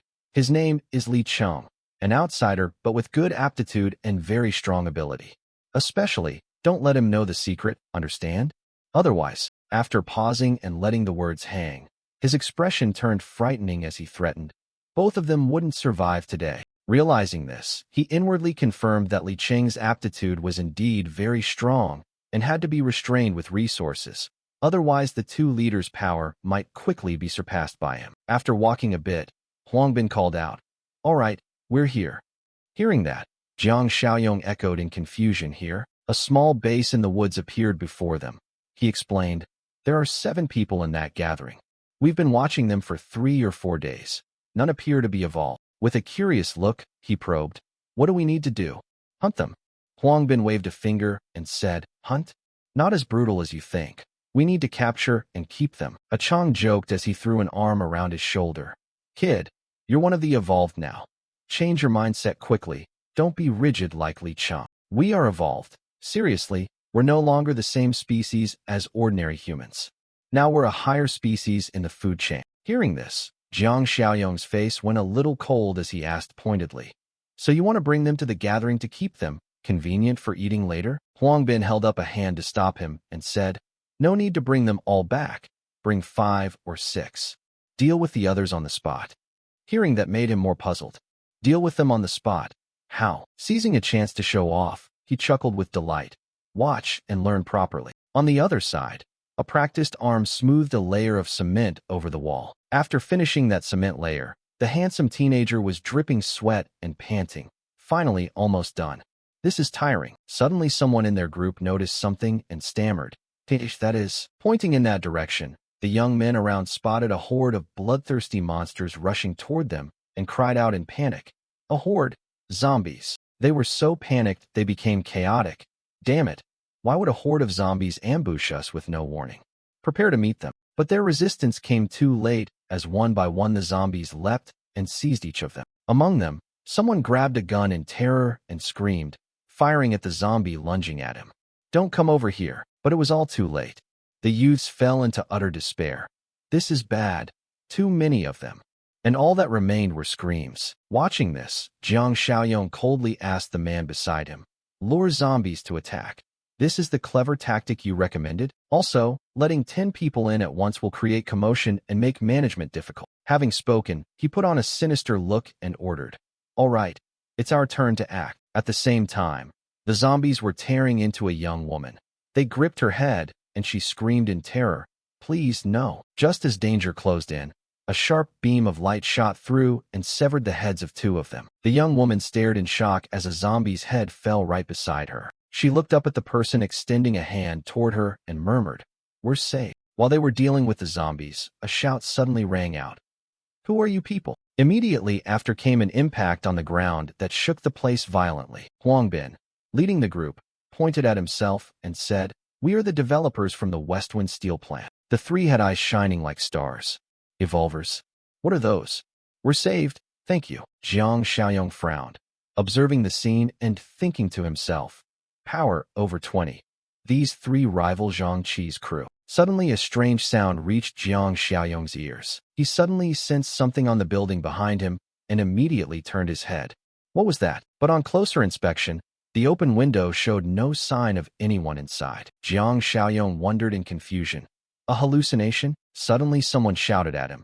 Hey Jiang Yi, what are you standing there for? Huang Bin pointed to the corpses and asked for help. Come over and help me deal with these. You quickly moved to him and replied, okay, coming. Not far away, right at the building you had noticed earlier. You didn't know that another terrifying monster inside that building was waiting to ambush them. The people rescued by Huang Bin's group quickly pointed out that there were some supplies in the warehouse. He immediately ordered you from behind. Jiang Yi, Stay and gather all the supplies here at the gate. I'll arrange a truck to transport them later. He came close and whispered a secret order. Pile the bodies of the living killed into one heap, and we'll move them later. After issuing orders, Huang Bin loudly told the civilians, "The rest of you come with us." And so the group left, leaving only one figure standing among the corpses. Seizing the moment, Jiang Xiaoyong smiled faintly, summoned his knife, and called out, "Perfectly timed." Following the direction the group had gone with Huang Bin, a young man spoke up to thank them. "Thanks to you guys, we were able to save a life." As his words ended, a girl piped up and asked Chong, "Hey, at the place we're heading, is there water? Can we wash up?" He immediately grabbed her and leered, "Not just water. There's hot water, shower gel. You can have a nice bath." The young woman hugged, hesitated, and said, "Really? That's great then." Suddenly, Young seemed to sense something behind him. He slowly turned his head and glanced back with curiosity. Noticing his movement, Huang Bin asked, "What's up?" Young replied with a flicker of worry, "There's something." Upon hearing that, Huang Bin hastily shouted, "Alert!" Chong was still in the mood to cling to the young woman beside him, standing behind her. "Go on, I'll protect you." What Young sensed was up high, watching them vigilantly below. Where he said it was, no one knew. No one could sense it. Chong heard that and sneered. "Damn, Young, aren't you being a bit too tense?" Hearing his taunt, he quickly spun around and rebutted seriously. "No mistake, just now definitely." Before he could finish, something suddenly pierced through his neck. Young. Huang Bin looked at whatever was being pulled out of Young's neck and shouted in panic, "That tentacled man!" They panicked and scrambled to find the monster. Gone in a flash? Its moves are too fast. While he was still searching for the creature's silhouette, someone shouted a warning behind him. When Huang Bin turned around, the monster was already upon him. Meanwhile, Jiang Xiaoyong was focused on tearing open a zombie's belly. He pulled out 2 core orbs and cheered. Those zombies actually had 2 power cores. Lucky. Suddenly a shrill scream caught his attention. "Help!" Huang Bin was lifted by the tentacles, his voice trembling.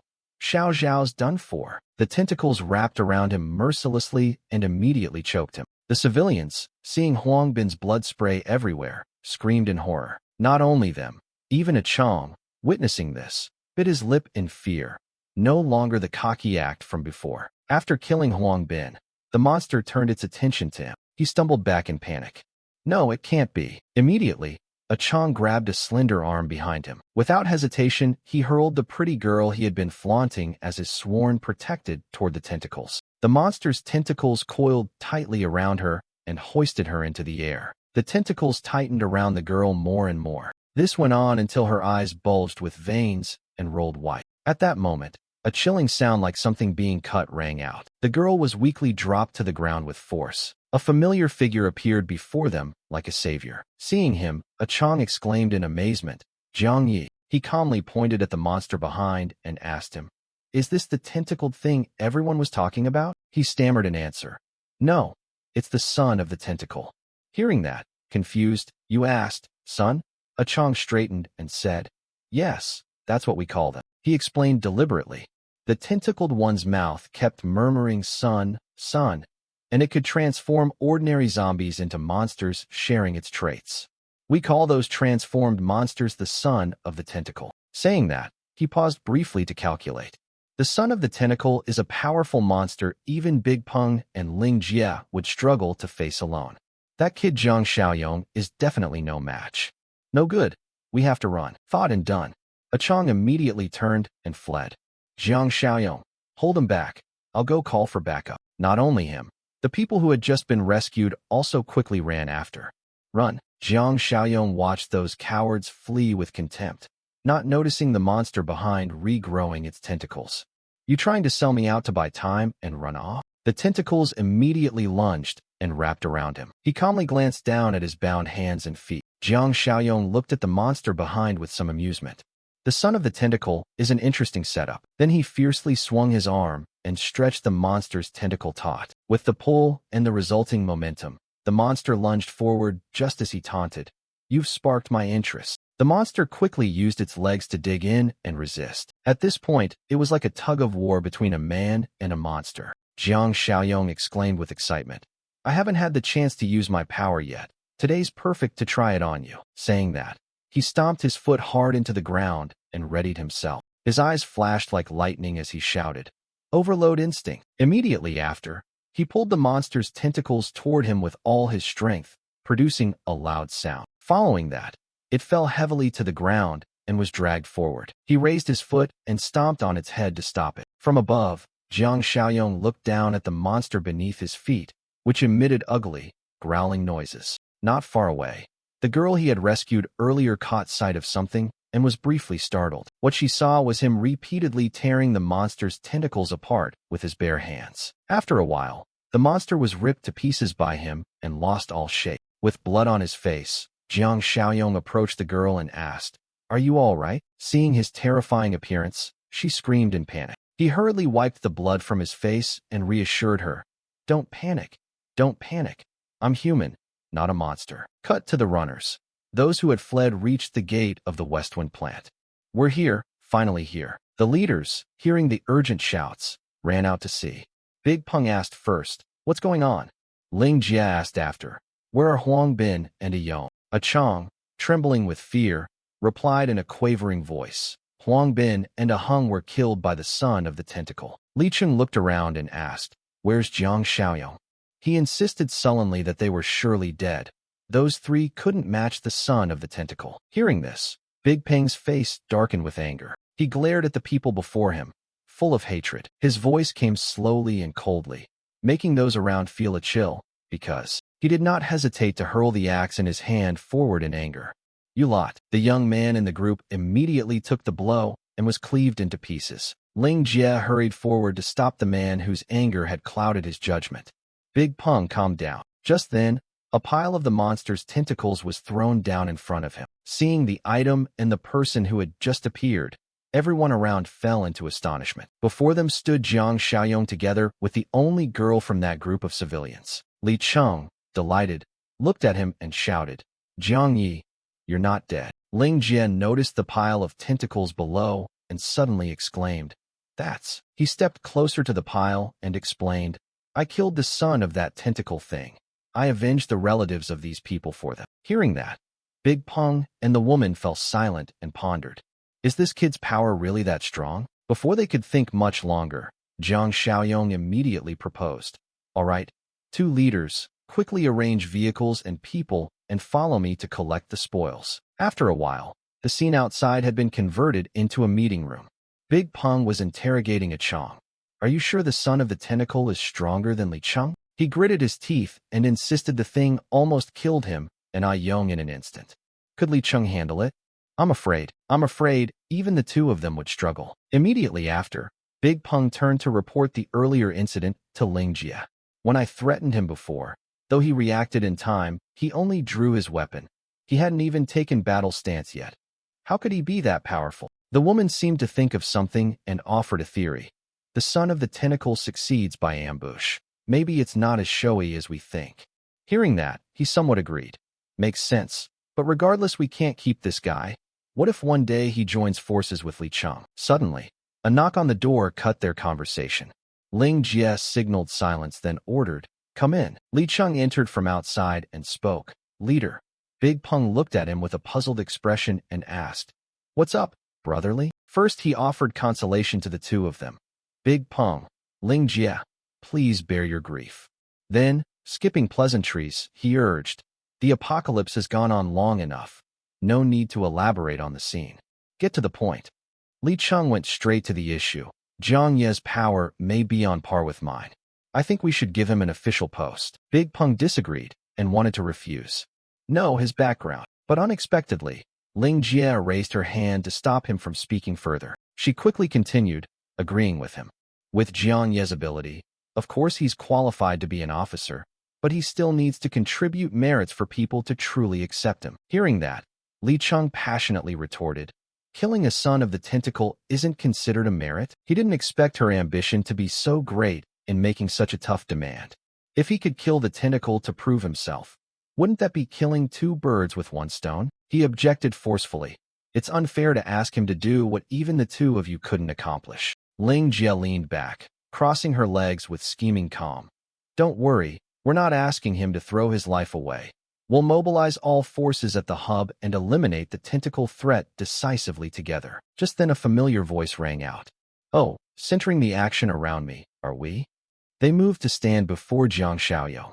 After hearing their plan, he calmly asked his opinion. I've only just arrived, and you're already crediting me with great deeds. Okay with that? Ling Jie tilted her head and smiled, doing her best to persuade him. What's wrong with that? After all, the ability you showed might even match mine and Big Pang's. He quickly added, and she chimed in. If the operation succeeds, the third seat at the hub will be yours. As he spoke, he glanced pointedly and teasingly at Li Cheng. Brotherly, Kwanya climbed to the top on merit. Surely you don't object, do you? Ignoring his words, Li Cheng replied nonchalantly. No objections. With that, Big Peng raised 2 fingers and said, Good, it's decided. 2 days from now we act. They just didn't know that all this time Jiang Xiaoyong had been using his power to watch them. He chuckled to himself and thought, how earnestly blunt. I'm almost touched, if not for. He glanced at the little status icons above each person's head and muttered, the psychic eye. At a factory late at night, the grinding, failing sounds of machines echoed. Inside, Xiao Kai flung open the folding door and hurriedly reported, Jiang Xiaoyong. It's the walkie-talkie. Jiang Xiaoyong left. Li Huanglai took the walkie-talkie amid everyone's anxiety and asked him, Hello, Jiang Xiaoyong. How are things on your side? The other end crackled, and then a voice came through. I can't hear you clearly. Jiang Xiaoyong stood on a huge crane and issued a request. The day after tomorrow morning at the Southern Suburban Park, call in the Chung Chin Chong and some of our strongest people. From his high perch, he looked down and commanded that it was time to deal decisively with the threat in Nam City. A crowd surrounded Huanglai. He glanced to one side and said, Uncle Zhang, you're getting on in years. Don't gamble with your life like this. Besides, we still need you to hold things down over there. Uncle Zhang quickly agreed and reminded them. All right, then Li's group must be careful. This operation isn't like before. Huanglai nodded seriously in reply. Understood. He looked at the people standing in front of him and called out names. Zhang Qi, Xiao Kai, Bai Qiushan, Zixuan, Lu Chao, Chen Qi, and Chen Chong. 7 of you. Come with me on this run. Those called, Tong Qing, answered, Yes, yes. Right then Shuai Shuai suddenly spoke up. Me too. I'd like to join this operation. Xiao Li quickly scolded and tried to stop him. War is for grown-ups. What are you, a kid, doing butting in? Shuai Shuai retorted. I'm not a child anymore. I'm a man. Old Song opened his mouth to reassure him.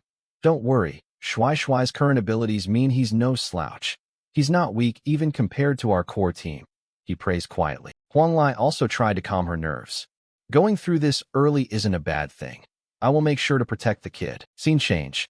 2 cars were parked in front of the entrance to a park. Big Peng stepped down from a car and said, This is the place. After everyone got out of the cars, Jiang Xiaoyong stood beside him and asked, How do we lure it out?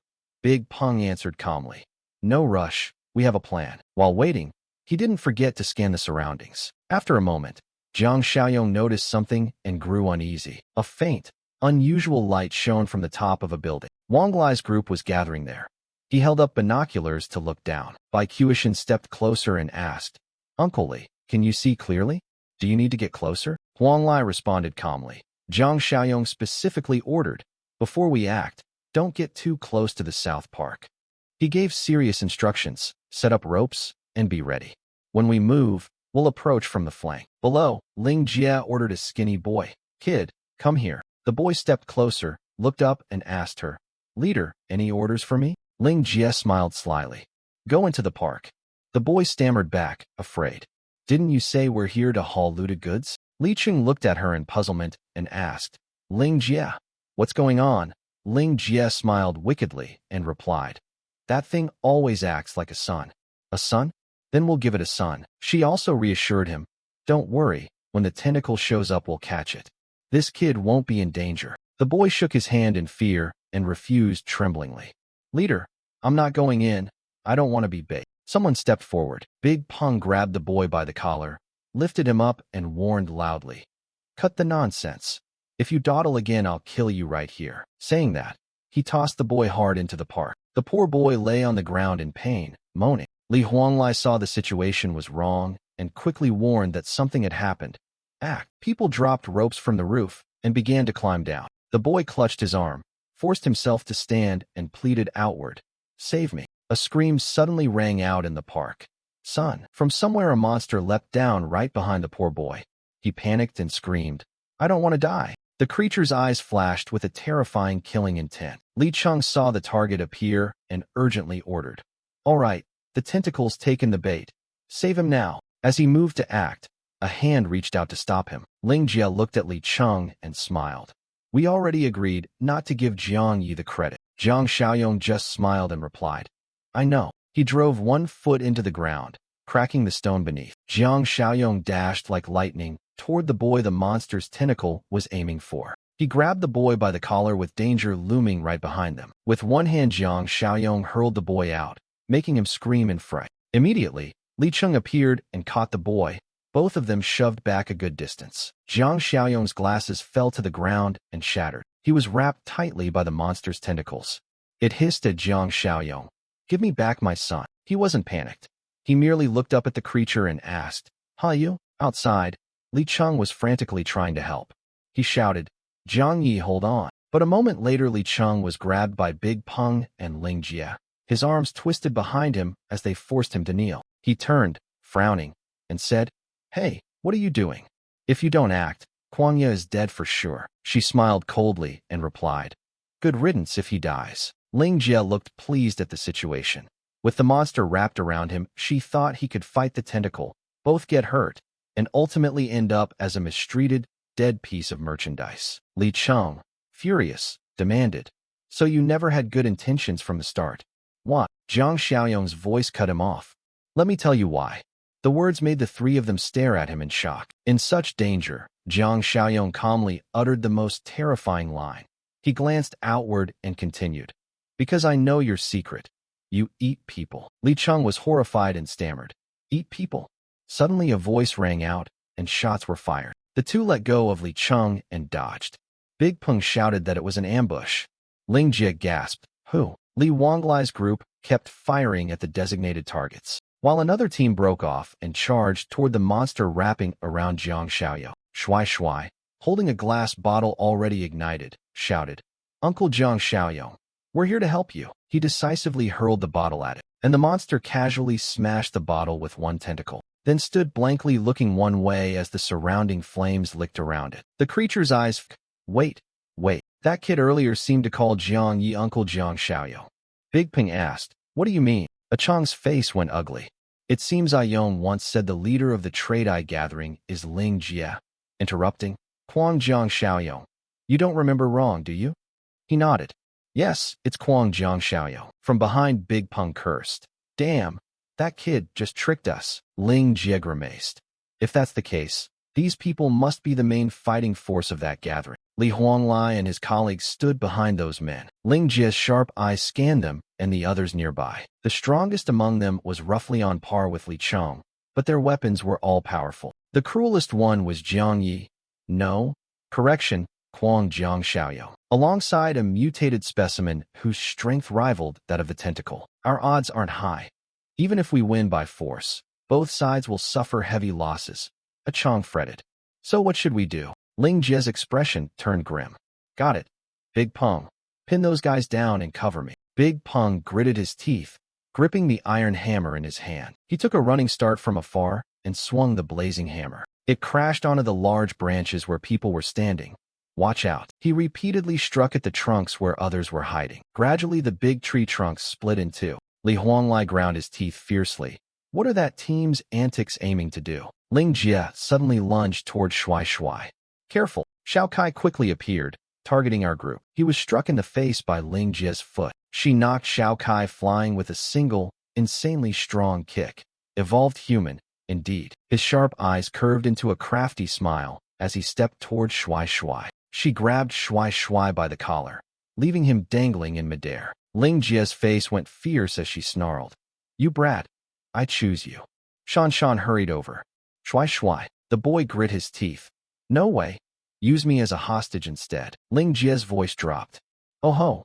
Well, you do have some ability, don't you? No sooner had she finished than she punched Shui Shui in the face. Zhang Xingzhe over here saw the boy get hit, and cried out, "Son!" Chen Chong nimbly jumped onto his shoulder and squeezed his throat. His eyes went pitch black as he panted through the mask. Jiang Xiaoyong looked and said, "All right, Chen Chong, let him go." Chen Chong's face went blank as he stared at him, puzzled. "Huh?" You pointed at Shuai Shuai, who was being held. He was ready to risk his life. Right now, stopping him is not a smart choice. Ling Jie shouted, "If you don't want this brat's head knocked off, drop your weapons." Li Huanglai angrily shouted, "Let the boy go. I'll be the hostage instead of him." She smiled wickedly. "From how frantic you lot look, I knew I picked the right person." Li Hongli's face twisted. "Damn it. If anything happens to Shuai Shuai, how am I supposed to explain it to the kid's mom?" Ling Jie tightened her grip on Shuai Shuai's throat and ordered, "Now everyone drop your weapons and step back 100 meters. Li Huanglai hurriedly commanded, "Do what she says." Ling Jie grimaced and continued, then told the monster to come with them. Suddenly, razor-sharp black strands attacked out of nowhere. "Sister Ling Jie, watch out." She quickly leapt aside and released Shuai Shuai. The razor-black strands struck in sequence, slicing A Chong's body in half. Big Peng stood by watching in panic, shouting, "A Chong!" Ling Jie landed successfully and ground her teeth. "What's going on? Wasn't the tentacle being held by them?" She looked over at Jiang Xiaoyong standing there, who smiled at her nonchalantly. And beside him, Chen Chong was waving. "They're just watching the show." Li Huanglai shouted, "Shuai Shuai, get out of there now." Jiang Xiaoyong said casually, "It's fine. Shuai Shuai isn't in any danger." Li Hongli's expression relaxed in surprise. "Not in danger?" Zhang Xingzhe used his black strand to flick Shuai Shuai back. He looked at the boy and gently asked, "Shuai Shuai's son?" The boy stammered in fear, "Sir." Jiang Xiaoyong continued, "Well, Zhang Xingzhe, I said it, and I meant it. Your wife and kids are doing fine." Shuai Shuai, hanging in midair, asked, Really my father?" Jiang Xiaoyong replied, "Yes, that's your dad. My initial guess was right. Your father may have a constitution similar to Chen Chong's." The boy threw himself into Zhang Xingzhe's arms, sobbing loudly. Big Peng's father cursed angrily. "What the hell is this freakish show? It's a setup, retreat now." Zhang Xingzhe's face turned cold as he glared at them, and the razor-black strands began lunging forward to attack again. Big Peng sprinted with all his might to avoid being struck. He was gripped so tightly that he screamed in agonizing, pitiful pain. His body was being constricted. Quickly cut off that tentacle. He ground his teeth and turned his head. "Ling Jie, what are you waiting for?" She didn't help and ran away instead. "Damn it, she sold me out." Ling Jie ran in terror, thinking that even fighting shoulder to shoulder they might not be a match for the tentacle, let alone with those others there. The only chance to survive now was to buy time, while Big Peng held it off, when suddenly something grabbed Ling Jie and stopped her from running. A razor-black strand snared one of her legs. Oh no. Ling Jie's body was yanked and slammed face first into the ground. Her glasses frame shattered and blood streamed from her nose as she seethed. "Damn it." The black strand began dragging her body, causing excruciating pain. Big Peng grinned. "This one still wants to sell me out? Now this is interesting. Li Cheng, now it's just the two of us to rely on." He panicked.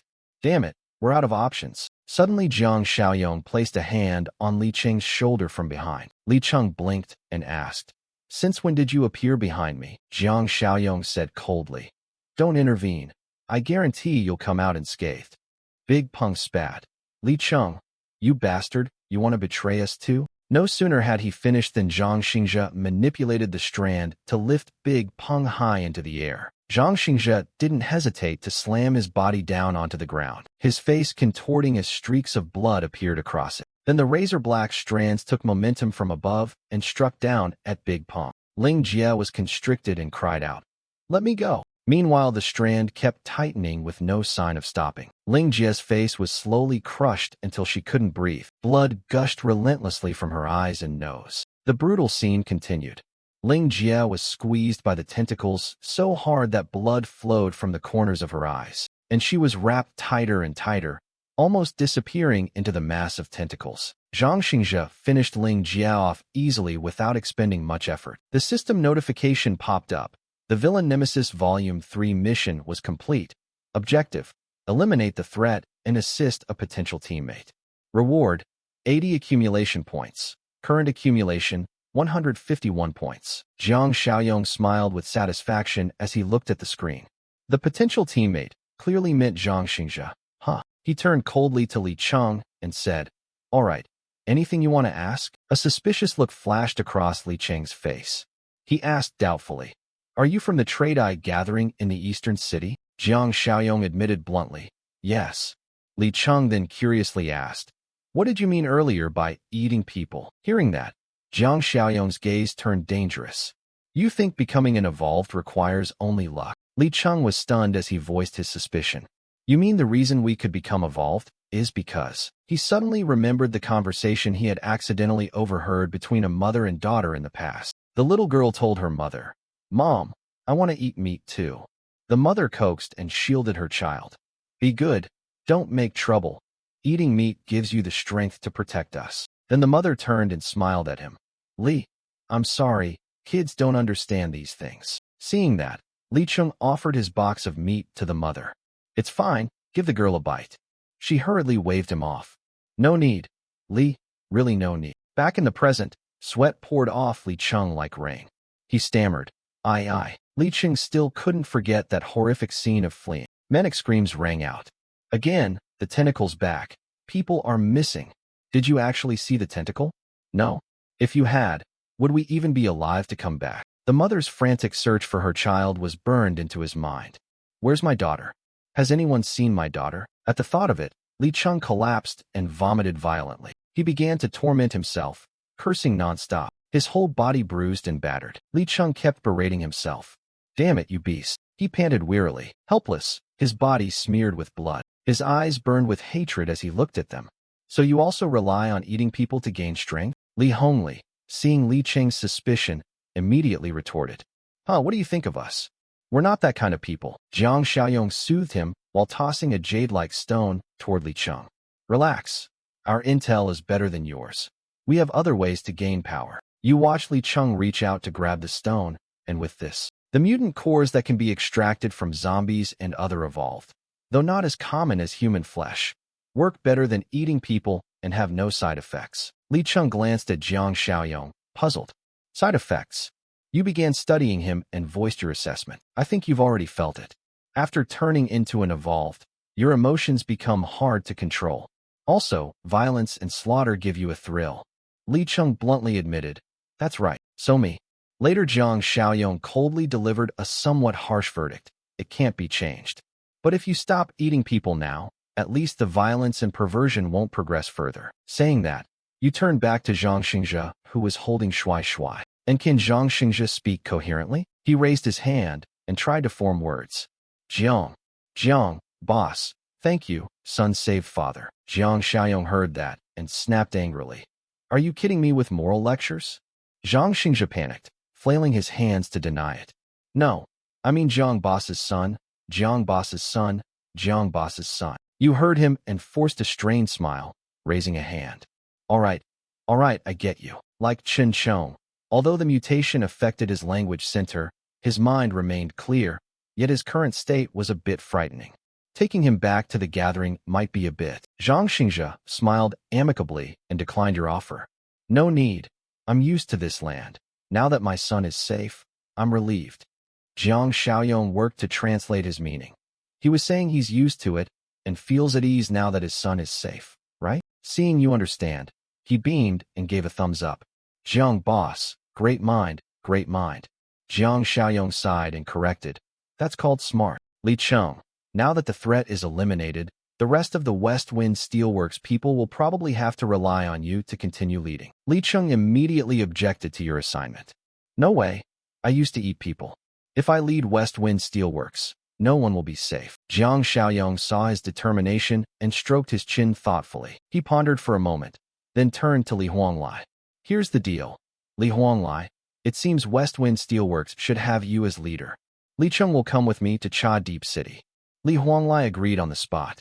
Fine." With assignments settled, Jiang Xiaoyong placed a hand on Li Cheng's shoulder. He firmly promised the man, "The devil in your heart. I'll keep an eye on it for you." In the neighboring city, the border lay shrouded in a foggy haze. A crowd was scrambling to flee. Heart-rending screams rang out. "Help! Somebody help me!" The others quickly held people back from rescuing him. "Don't go. He's beyond saving." The man surrounded by monsters was frantically pleading for his friend. His friend swallowed back tears and turned away, swearing under his breath. The man couldn't believe the sight before him. "Help me, please." The monsters turned and attacked him. In an instant, amid his terrified screams, a thick smoke billowed up.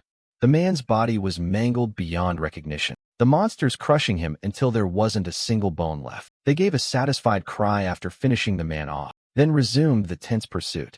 Xiaodong propped her hands on a tree, panting wearily. "I can't run anymore. I'm done for." Yukai hastily grabbed her. "Even if you can't run, you have to keep going. If they catch up, you'll be ripped apart." He glanced toward Mixingda, who was holding up his hand to stop everyone. "Wait," Shinkai asked him blankly. "What's up?" He raised a hand to his ear and fell silent. "Listen carefully." He could hear the wind brushing past his ear. He joyfully announced to his companions, "It's the wind. There's wind. That means we're almost at the forest edge." The person next to him perked up. "Really, it's the wind." Suddenly footsteps sounded behind them, making them all jump in fright. Mixingda bolted off in panic, shouting to everyone, "They're catching up. No slowing down. Run." Shinkai turned back to urge Xiaodong on, victory in sight. "We can't die here." They hurried on, not stopping. They looked toward the distant light with hope. "Light. There's light ahead. We're not far from the forest edge." Xiaodong excitedly headed for it, not noticing the tentacle above drawing near. "We're saved. We're saved. Finally rescued." A cry rang out behind her. "Careful." At that moment, a tentacle lunged toward Xiaodong. The tentacle wrapped tightly around her neck before she could react. The monster quickly hoisted Xiaodong into the air as she screamed in terror. It bit off the upper half of her body so cleanly no one expected it. Her lower half fell to the ground to the horror of her companions. Shinkai shouted in fury, "Xiaodong, my Xiaodong." Mixingda hurriedly hugged him. "Get a grip." He heard more monsters approaching. Mixingda cursed in anger. The plant things caught up again. Then he abruptly slapped Shinkai across the face, causing him pain. Mixingda barked at him. "Xiaodong is dead. If you don't want to be buried with her, calm down right now."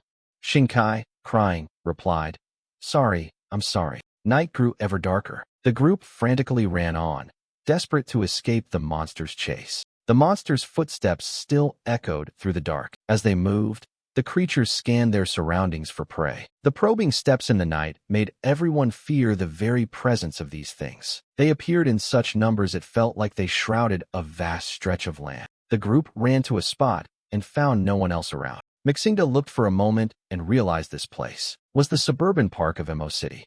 "We've reached Emo City." The others peered around in confusion. "Strange. Why is there no one here?" Indeed, it seemed all was abandoned. Mixingda turned to explain to everyone.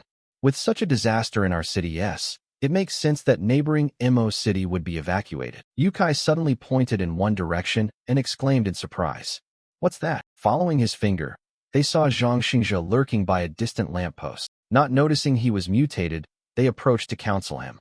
As survivors, it seemed those who escaped earlier had made it.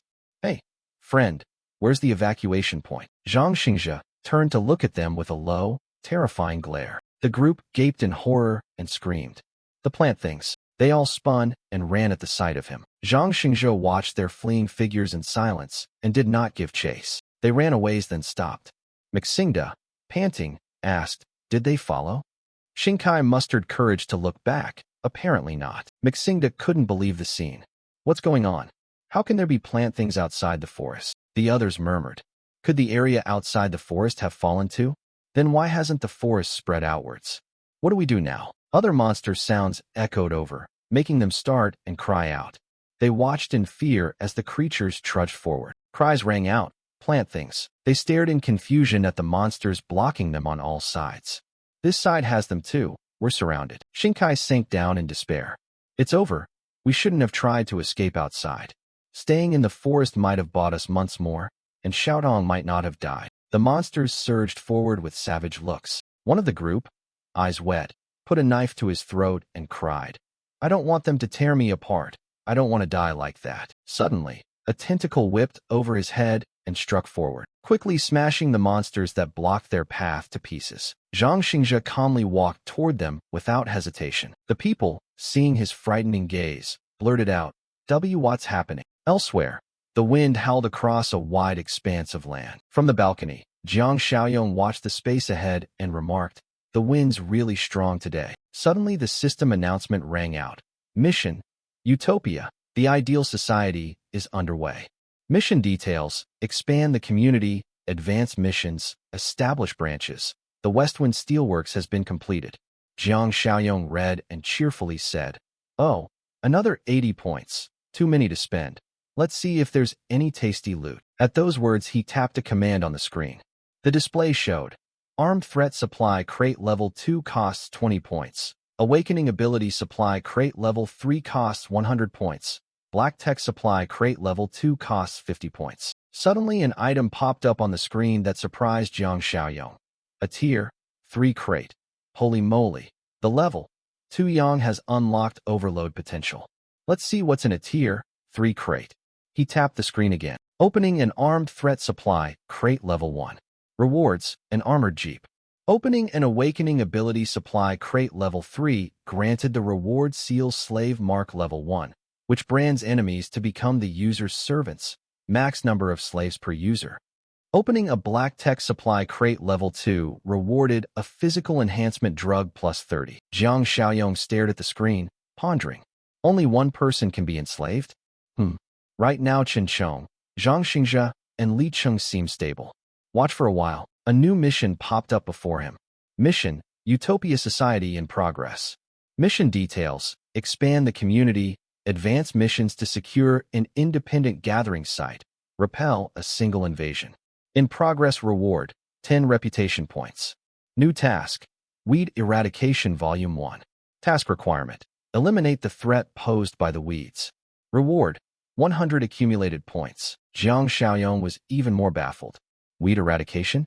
Eliminate the threat brought by weeds? He wailed plaintively as if his cry echoed across the land.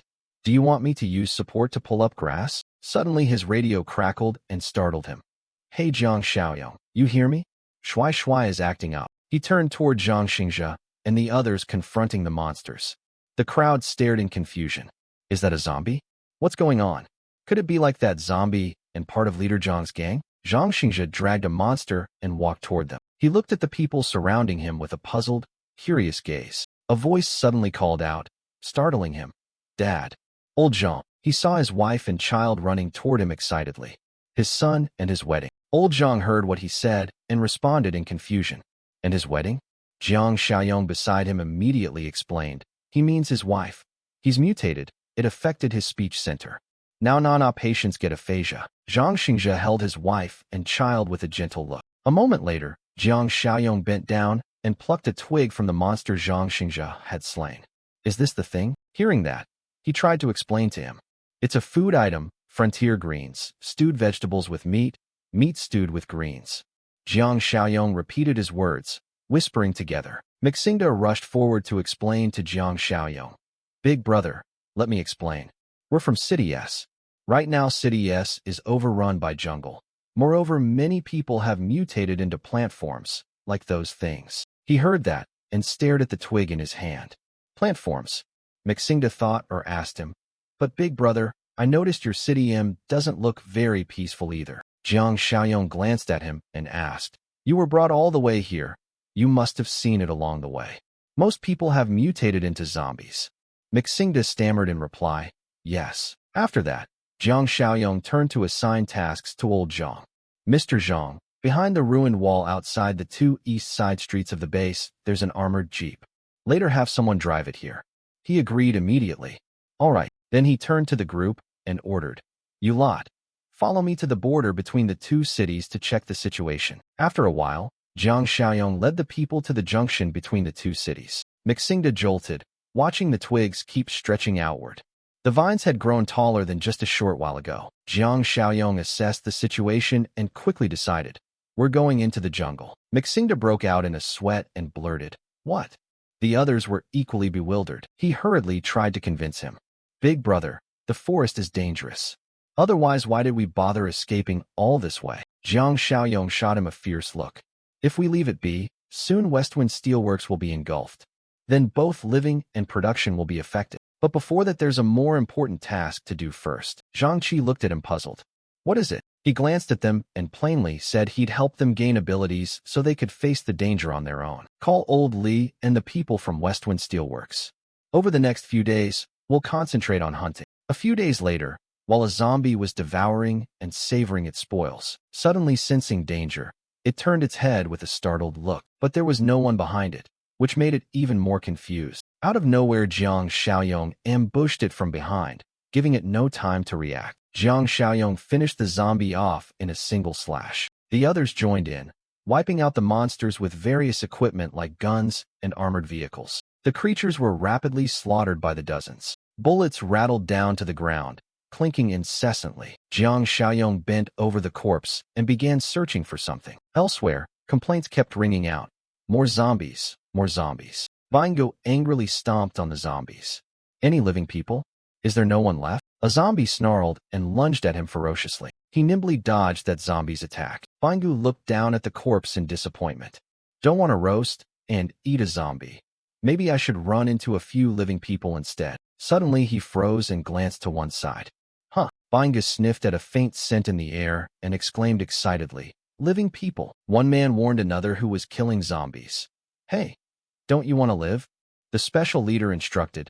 During this time, don't open doors and go outside on your own. The other man, seeing that, ran back. What's the matter? Zhang's group has handled most of the zombies around here. Ignore the rest. Stop babbling. Come inside. Bingu, overhearing their conversation, grinned wickedly. Sure enough, they were living people, and moreover people who had never eaten their fellow humans. Pure living people. But these folks had some supplies. If it were him, he guessed it wouldn't be enough. He'd still have to hold out a few more days. He wept in fury until his mouth overflowed. Annoying, annoying, annoying. Night was falling, and in one house system messages kept pinging. Refresh successful, exchange successful, refresh successful, exchange successful. Current accumulated points, 3. Jiang Xiaoyong called on the radio. Old Zhang, call everyone to the meeting room. Old Zhang replied at once. Okay. After everyone gathered, Jiang Xiaoyong looked at the heterocore count on the table and sighed. No wonder cooperative hunting works. In just 3 short days they'd gotten so much. Li Huanglai and Zhang Qi. These heterocores should be split evenly between the two of you. Hon Loi immediately objected. Isn't that a bit unfair? Most of the credit goes to our brother, Jiang Xiaoyong. Zhang Qi chimed in. That's right, and everyone worked hard. It's just the two of us. Jiang Xiaoyong waved them off. Don't refuse. We're not short on firearms or ammo. Producing a few top experts matters more than everyone being vaguely evolved. The others laughed and reassured Hon Loi. Old Li, tell the two to take it. Jiang Xiaoyong's judgment never fails. Right? We fully trust Jiang Xiaoyong's decision. Jiang Xiaoyong turned to Shan Shan and proposed. Also, Shan Shan, you come with me. She blinked in surprise and asked, Yes? A moment later, Shan and Jiang Xiaoyong went into the room. She quickly closed the door. When they were settled, she turned back and asked him, Jiang Xiaoyong, what do you want to do? The others in the house stealthily approached Jiang Xiaoyong's room to eavesdrop. As they crept closer, they whispered to each other to be quiet. They pressed their ears to listen as Jiang Xiaoyong comforted Shan Shan. It might hurt a bit. Be patient. Just as everyone was listening, the door suddenly burst open. Zhang Qi awkwardly looked at the scene before him, at a loss for words. He looked at Jiang Xiaoyong's serious face and stammered.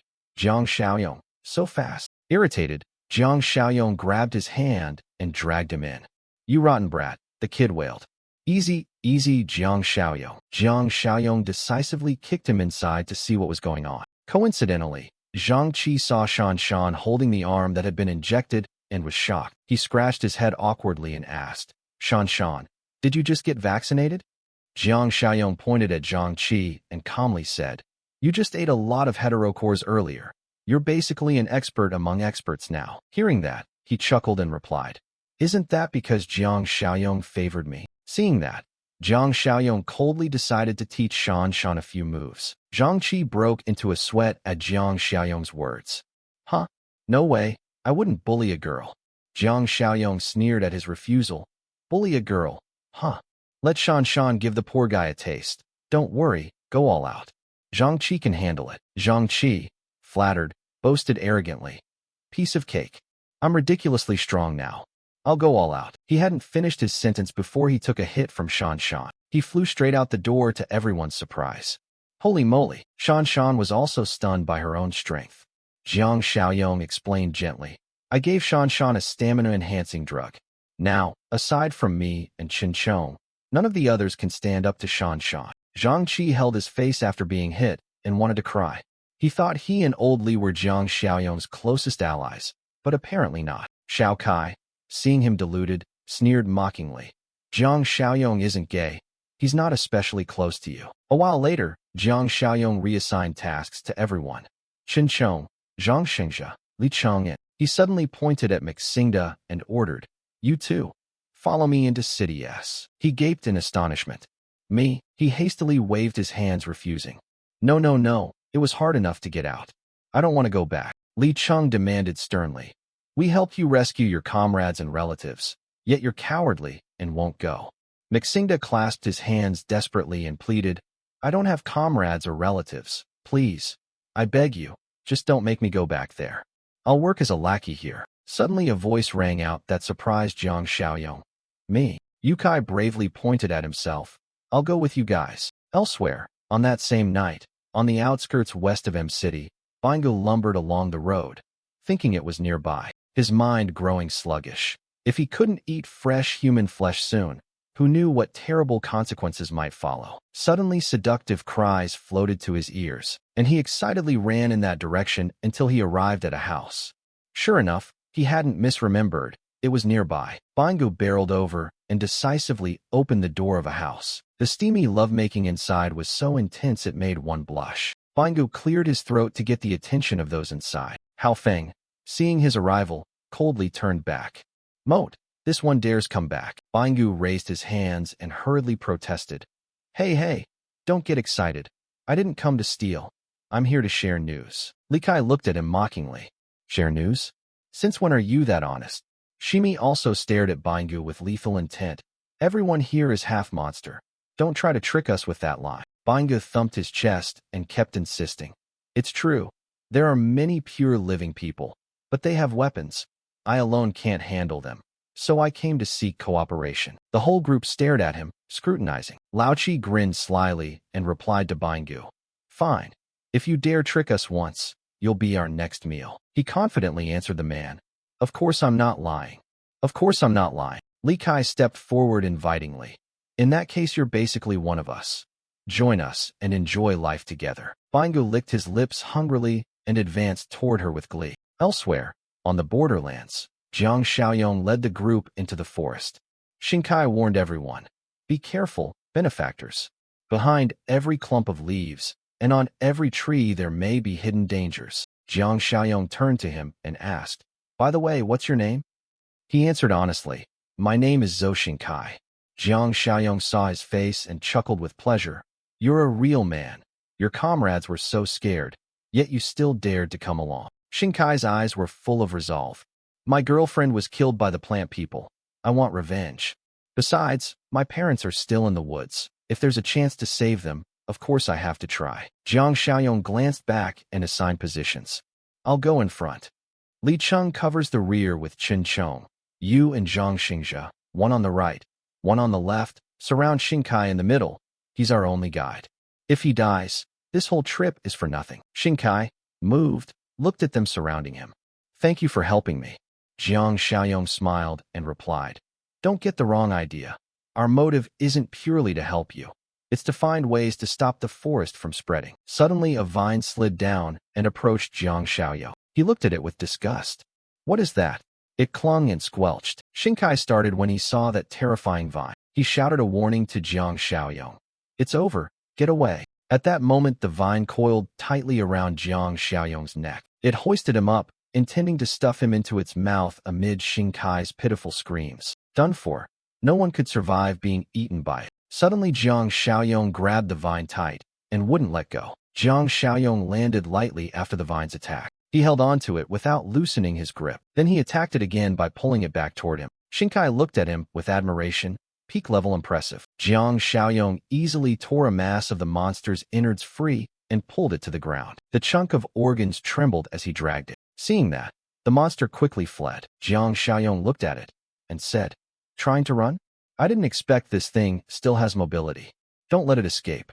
Zhang Xingxia, can you really resist a tentacle in front of you?" No sooner had he finished speaking than Zhang Xingxia shot a tentacle straight at the monster. The tentacle quickly wrapped tightly around the monster and wouldn't let go, and Zhang Xingxia swiftly controlled it to fling the creature back toward them. The monster was quickly subdued by him. He slammed it mercilessly to the ground, and a pungent fragrance suddenly emanated from the monster's mouth. The scent hit Jiang Xiaoyong's nose, making him blurt out, "Smells amazing." Suddenly he froze, as if realizing something was wrong. He turned back to warn everyone.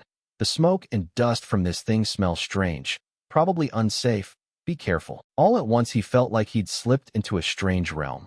Jiang Xiaoyong's teammates had all vanished. Where did they go? Xingkai, too, seemed to lose his wits under that intoxicating aroma. He shook his head, trying to steady himself. What's happening? This feeling's weird. He looked at the people around him, being controlled by the scent.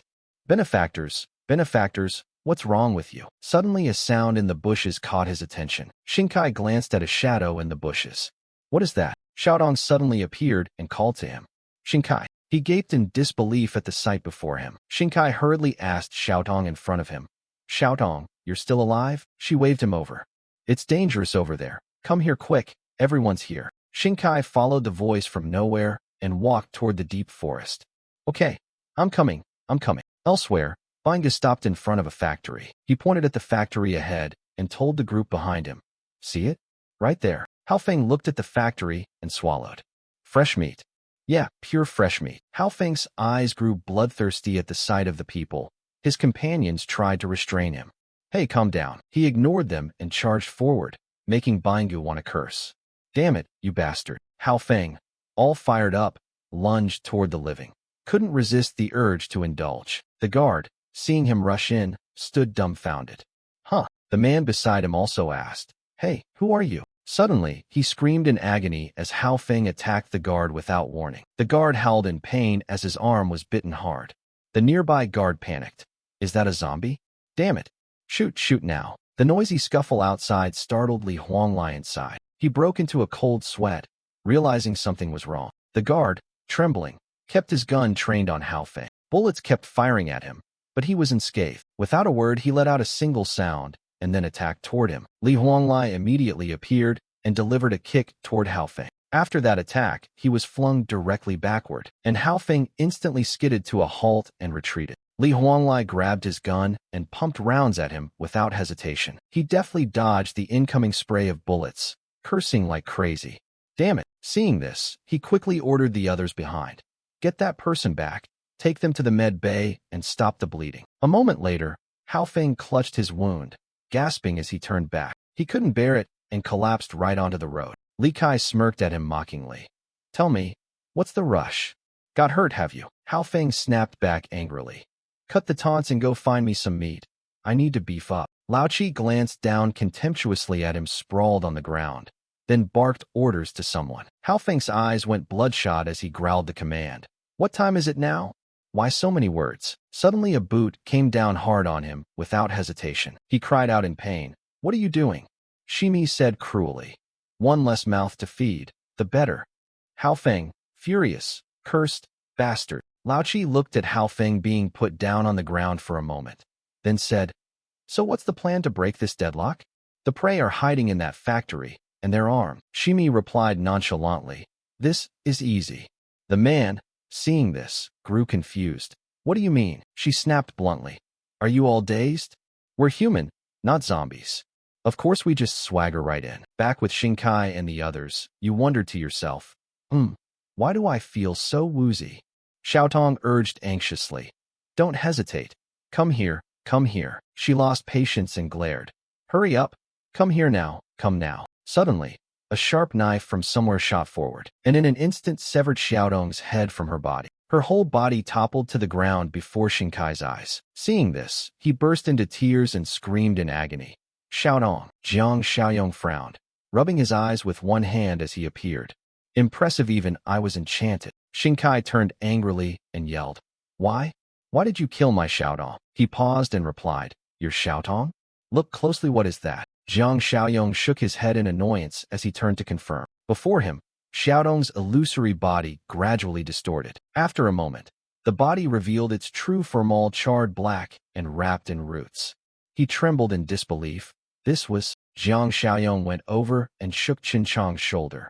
Hey, wake up, stop daydreaming. After some time, and searching everywhere for everyone, he roused Qin Chong and Li Chong, who said bewilderedly, "What happened? It feels like years passed." Zhang Xingzhe rubbed his head and babbled something about films of history, high-speed transport machinery, sons being transported back to Earth, dreams of driving to pick his son up from school. He eyed the knife and guessed that the flower earlier must have released some poisonous gas capable of inducing hallucinations. Li Cheng, puzzled to see Jiang Xiaoyong bending down to cut open the corpse, asked, "What are you doing?" Answer: Muhat's the internal structure of this monster like? Could it produce an anomalous core? Jiang Xiaoyong replied as he cut. Looks like I overthought it. This one seems only a puppet, not the original. He reached for a nearby vine. The tangle plunged deep into the ground, so the true form didn't seem nearby. Jiang Xiaoyong suddenly noticed something. There was something hidden beneath the soil at the vine's base. Jiang Xiaoyong pulled it up to inspect. It was a large, dark purple tuber with many small tendrils hanging down. He was puzzled. Potato, taro. Seemed like this thing stored nutrients. The tuber in his hand vanished and retracted, as if this thing could be eaten. Jiang Xiaoyong turned to Xingkai and asked, "Xingkai, what do you know about this plant life?" He replied, "I only know they're dangerous, treating all living things as food, but old he probably knows something." He wondered, "Old he, where is he? Is he alive?" Xingkai answered, "Old he is an expert at the Academy of Agricultural and Forestry Sciences. Before I escaped, he sheltered with us in the high-rise. No idea if he's still alive now." Hearing that, Jiang Xiaoyong decided, "Good, take me to find old he." Late at night, the crescent moon shone in the dark sky. Li Kai wore only a coat draped around her, gasping as she tried to run. Huff, huh. Unfortunately, her foot struck a rock on the ground, and by inertia Li Kai was hurled forward, face-planting into the dirt. Someone nearby, startled by the noise, suddenly shouted, "Survivor! There's a lucky survivor." He rushed over to Li Kai, while someone behind called out, "Hey, wait." She dropped her coat, revealing enticing curves and her ample assets. Someone frowned and said, "Just to be safe, we gave a warning first." Yong retorted, "Warning what? Didn't you see the girl about to go under? Help her." "I still feel uneasy." But he snapped, "Don't be silly. Leave her here or the zombies will chew her later." Yong, blushing, checked on Li Kai. "Miss, are you okay?" She looked pitiful and hesitated. Help me, please." He reassured her, "Don't worry, you're safe now." They then carried her into the base. Nearby, 3 people behind a car were watching everything. TCH. Bingu, seeing this, praised, "She's good." Then suddenly a sharp, dark red stiletto heel smashed into the car window beside them, making him blush. Shimi, in a tight, deep red dress, smiled smugly with a half-smirk. "I outperform her any day." Li Kai, being carried, flashed a wicked smile. Elsewhere, Jiang Xiaoyong and his group were scouting. Li Cheng wondered, "How is it already so dark?" He replied, "It's dusk, and the trees here are so dense almost no light gets through." Jiang Xiaoyong asked Xingkai, "How much farther?" He just said they were almost there. Suddenly a voice called out, surprising the whole group. "Xingkai." Aunt Yang waved and popped out from a nearby building. He called to Aunt Yang, but Xingkai frowned. Something was off. He rubbed his eyes a few times to make sure he wasn't seeing things. Jiang Xiaoyong glanced over to reassure everyone. "Relax. This time we didn't get hit by that hallucinogenic powder. It's not an illusion. They're alive." Behind Aunt Yang stood a group armed and ready. Xiaolin barked, "Told you, don't take risks. If you endanger us, I'll be furious." Others in the group glared, incredulous that Zhou Xingkai could have been assimilated by those monsters. One of them said again, "He's beyond saving.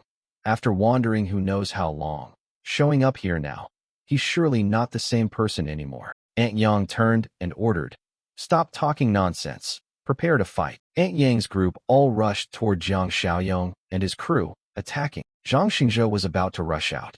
He was stopped by Jiang Xiaoyong. "Calm down, don't act rashly." Steel arrows flashed like lightning toward the group, but he merely swung his hand, and, simply put, all the arrows snapped and fell to the ground. Jiang Xiaoyong shouted, Hold it, keep calm. Aunt Yang and her teammates froze in surprise at the sight. Yukai dashed forward and stood between the two sides. Aunt Yang, calm down, they're not enemies. Aunt Yang ordered everyone to stop. Cease fire, cease fire. Shinkai explained. They're people from outside the forest, our benefactors, she doubted. Then where are the scouts who were with you? And Xiaotong as well. He answered. About half of our people were killed or wounded. Xiaotong is dead too, but the rest of us escaped. She asked again, what's the situation outside now? Shinkai said, this isn't a good place. Let's return and discuss details. The whole group went pale when they saw the figures of Chen Chong and Zhang Xingxia, the two appearing grim, their skin a sick bluish pale, and their eyes bruised purple and black in a terrifying way. Jiang Xiaoyong smiled to reassure them. Relax, they're family. He turned to speak with the two of them, and they said a few lines to dispel everyone's fear. Then the two put on a show of their charms. Chen Chong grinned. I'm ugly but gentle.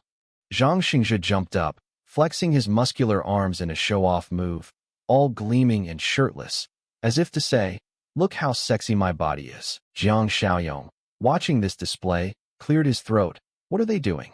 Meanwhile, Shinkai tried to reassure.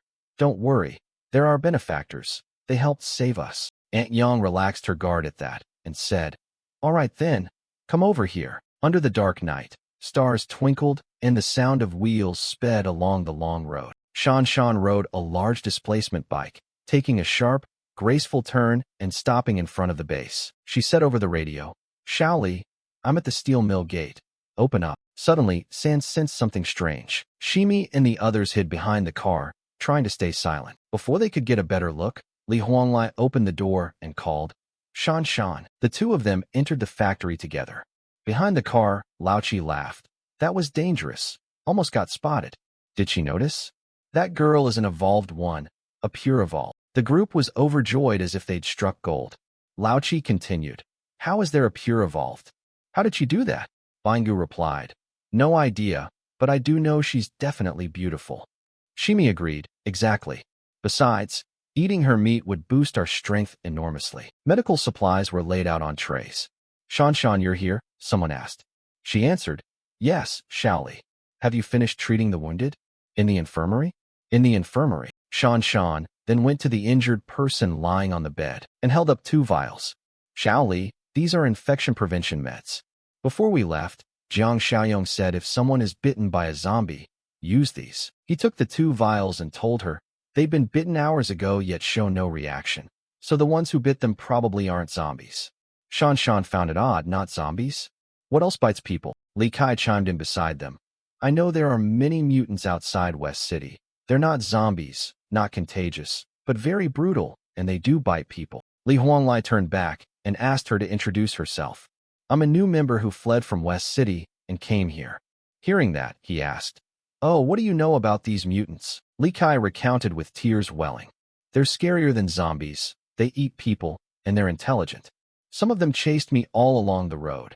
Luckily I can ride a bike, otherwise I wouldn't have survived. Li Huanglai astutely said. So the attackers were led here by you? She pretended to be terrified and used it as an excuse. Sorry, I didn't mean to. I just wanted to live.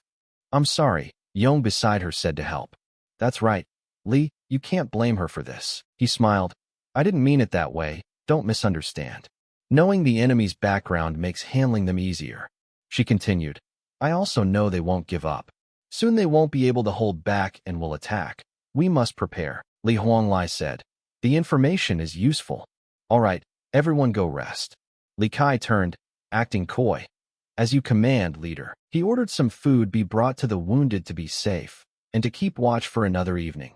You all will have to suffer a bit more. The others replied. Cough, it's fine, Li. Meanwhile, Shan Shan turned and gave Li Kai a suspicious glance as she left. She sensed something off about her. He asked her, what's wrong? Shan Shan answered. This new woman. I've got a weird feeling about her. Li Huanglai wondered. Weird how? Shan Shan was blunt, but couldn't explain. Maybe I'm overthinking. He looked at her. You're probably just too tense. Jiang Xiaoyong's mission is harsh. It's a lot to put on a small girl like you. Elsewhere, Jiang Xiaoyong was led by Aunt Yang to a skyscraper. He wondered why everyone chose to gather here. Earlier they passed factories and warehouses, Fewer doors and more secure, clearly better gathering spots. Shinkai replied, Benefactor, you don't understand. Disasters in City S are different from yours, she answered. If we'd chosen those places, we'd be dead in less than a week. He explained, look at the fog. It's denser the lower you go. If you keep breathing it in just a few days you'll be infected and turned into plant forms. Only from the 10th floor up is the fog sparse enough to temporarily resist. Aunt Yang pointed toward the stairs. Quick, go upstairs. We'll talk in detail once we're up. A while later, everyone reached Old He's room. Shinkai introduced, Benefactor, this is Old He. Old He, these are our benefactors. Jiang Xiaoyong, he said. Hello. Old He, I came to tell you about the situation in neighboring City M. Old He looked pale and rubbed his face in boredom as Jiang Xiaoyong told the story.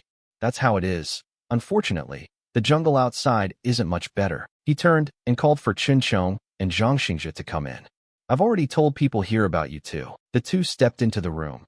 The others instinctively backed away on alert. He asked, so what about City T? City B abroad? Jiang Xiaoyong answered, very little so far. Up to today, we haven't met any organized rescue. Everyone is fending for themselves. He raised the tuber from before. Right, Old He. I heard you research these plant forms. Do you recognize this? Old He pointed at it. That's the tuberous body of the plant form. It's edible. Aunt Yang went out to look for these. Jiang Xiaoyong looked at the tuber happily. Sure enough, Old He added, we only recently learned this. If food weren't so scarce, we wouldn't dare eat it. Its flavor is like taro, and it's not low in calories. At the end of the world, it's not bad food. Yolong ran in to report, something's wrong, something's wrong. He looked at him. What's up? Yolong pointed frantically out the window. Plant forms are surrounding us. Old He was shocked. Surrounding us here? What do you mean, surrounding? Yolong answered. So many plant forms. They're gathering toward our building. The more they gather, the tighter they pack. Someone else shouted after observing. A floral carriage, a floral carriage. Jiang Xiaoyong asked. Floral carriage? What's that? Is it that scary? His face darkened. More than scary. I'm afraid we might all die here today. Old He looked up resolutely. Forcing himself to stay calm, he shouted orders. Everyone listen carefully. Women and the young, go up to the highest floors and find sealed rooms like restrooms or storage closets to hide in. The older folks stay here with me. Everyone stared at him in bewilderment. Shinkai said, Old He, speak louder. Act now, survive if you can. Better to live in pairs than die together. With that, everyone rushed out of the room. Jiang Xiaoyong stood by watching Old He. The old man turned to him and said, You don't look old either, go upstairs with them. Don't stay here as a sacrifice. Jiang Xiaoyong smiled, much to Old He's surprise. It's fine, Old He, I'm a bit curious. As a ring of blue light opened beside him. How terrifying must the thing be to scare everyone like this? Old He bent to look out the room's window. Jiang Xiaoyong stepped up beside him. Old He shook his head in despair. If we don't see the core of the floral carriage soon, these plant forms will kill us first. Jiang Xiaoyong peered down and asked, Does the floral carriage have the ability to control plants? Below, a swarm of plant forms is approaching our building. Yes, probably using something like signaling pheromones. An organized large-scale action like this means the floral carriage is nearby and it's targeting us. He pulled the window open. Old He suddenly shouted, What are you doing? Jiang Xiaoyong grinned, holding a gun in his hand to probe how strong they were. Old He was puzzled.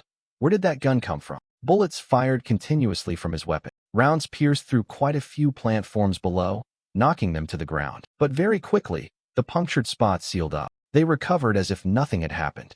These things are remarkably resilient. Let's see how far their self-healing can go. He then kept firing at them. The bullets tore holes all over the bodies of the plant forms. This time their recovery wasn't as fast as before. They stood for a moment and then very quickly collapsed onto the ground. Jiang Xiaoyong rubbed 2 fresh magazines after taking down one. No wonder everyone feared these things so much. But it's okay. He waved his hand and a pile of gear naturally appeared, surprising everyone in the room.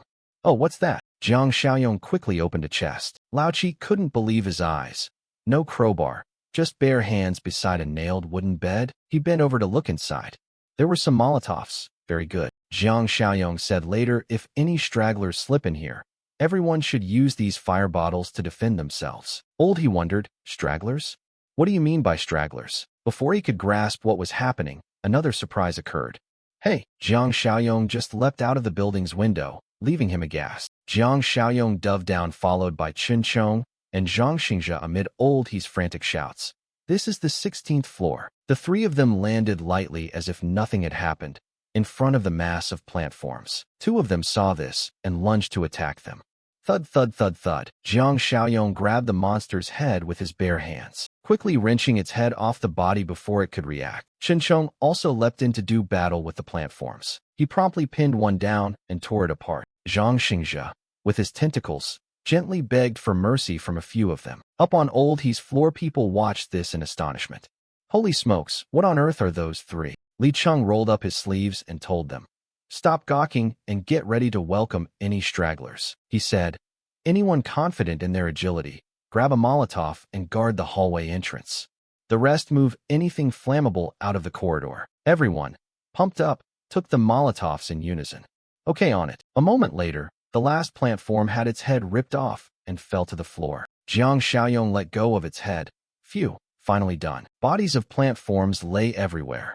He ordered the two remaining Qin Chong, Zhang Xingzhe, and the others down below to check whether these creatures had alien cores. Jiang Xiaoyong put a hand to his chin. I'm going to meet that floral carriage thing. Throughout the building, charred, gooey stuff lined the burning hallway. These were much easier to deal with. Blackened corpses piled on the stairs. True enough, but it's mostly thanks to Li and the Jiang brothers. Old He said cheerfully. Call the others down. The threat's been eliminated. Whatever was happening downstairs is over. Hey, where's Brother Jiang? Slow footsteps moved beneath the ground of the plant forms. Jiang Xiaoyong frowned slightly and said, This twisted thing. He stood on a branch looking down at a squelching mass with dark purple round tumors, its whole body wrapped in vines, crowned by a spiky lotus supported by countless thin little legs. The floral carriage must be underneath, right? The spiky lotus at the top kept releasing hazy smoke. Is that the true body? Jiang Xiaoyong suddenly realized something was wrong. Timely dodging the lash of whips swung toward him. He landed, frowning in assessment. Too strong, probably on par with Zhang Xingzhe. The floral carriage continued charging toward Jiang Xiaoyong, but he grabbed two of its tentacles and grinned. Lately I've been fighting tentacle mobs like you lot.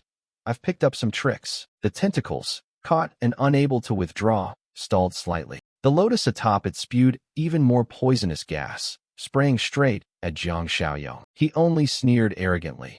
Not effective anymore.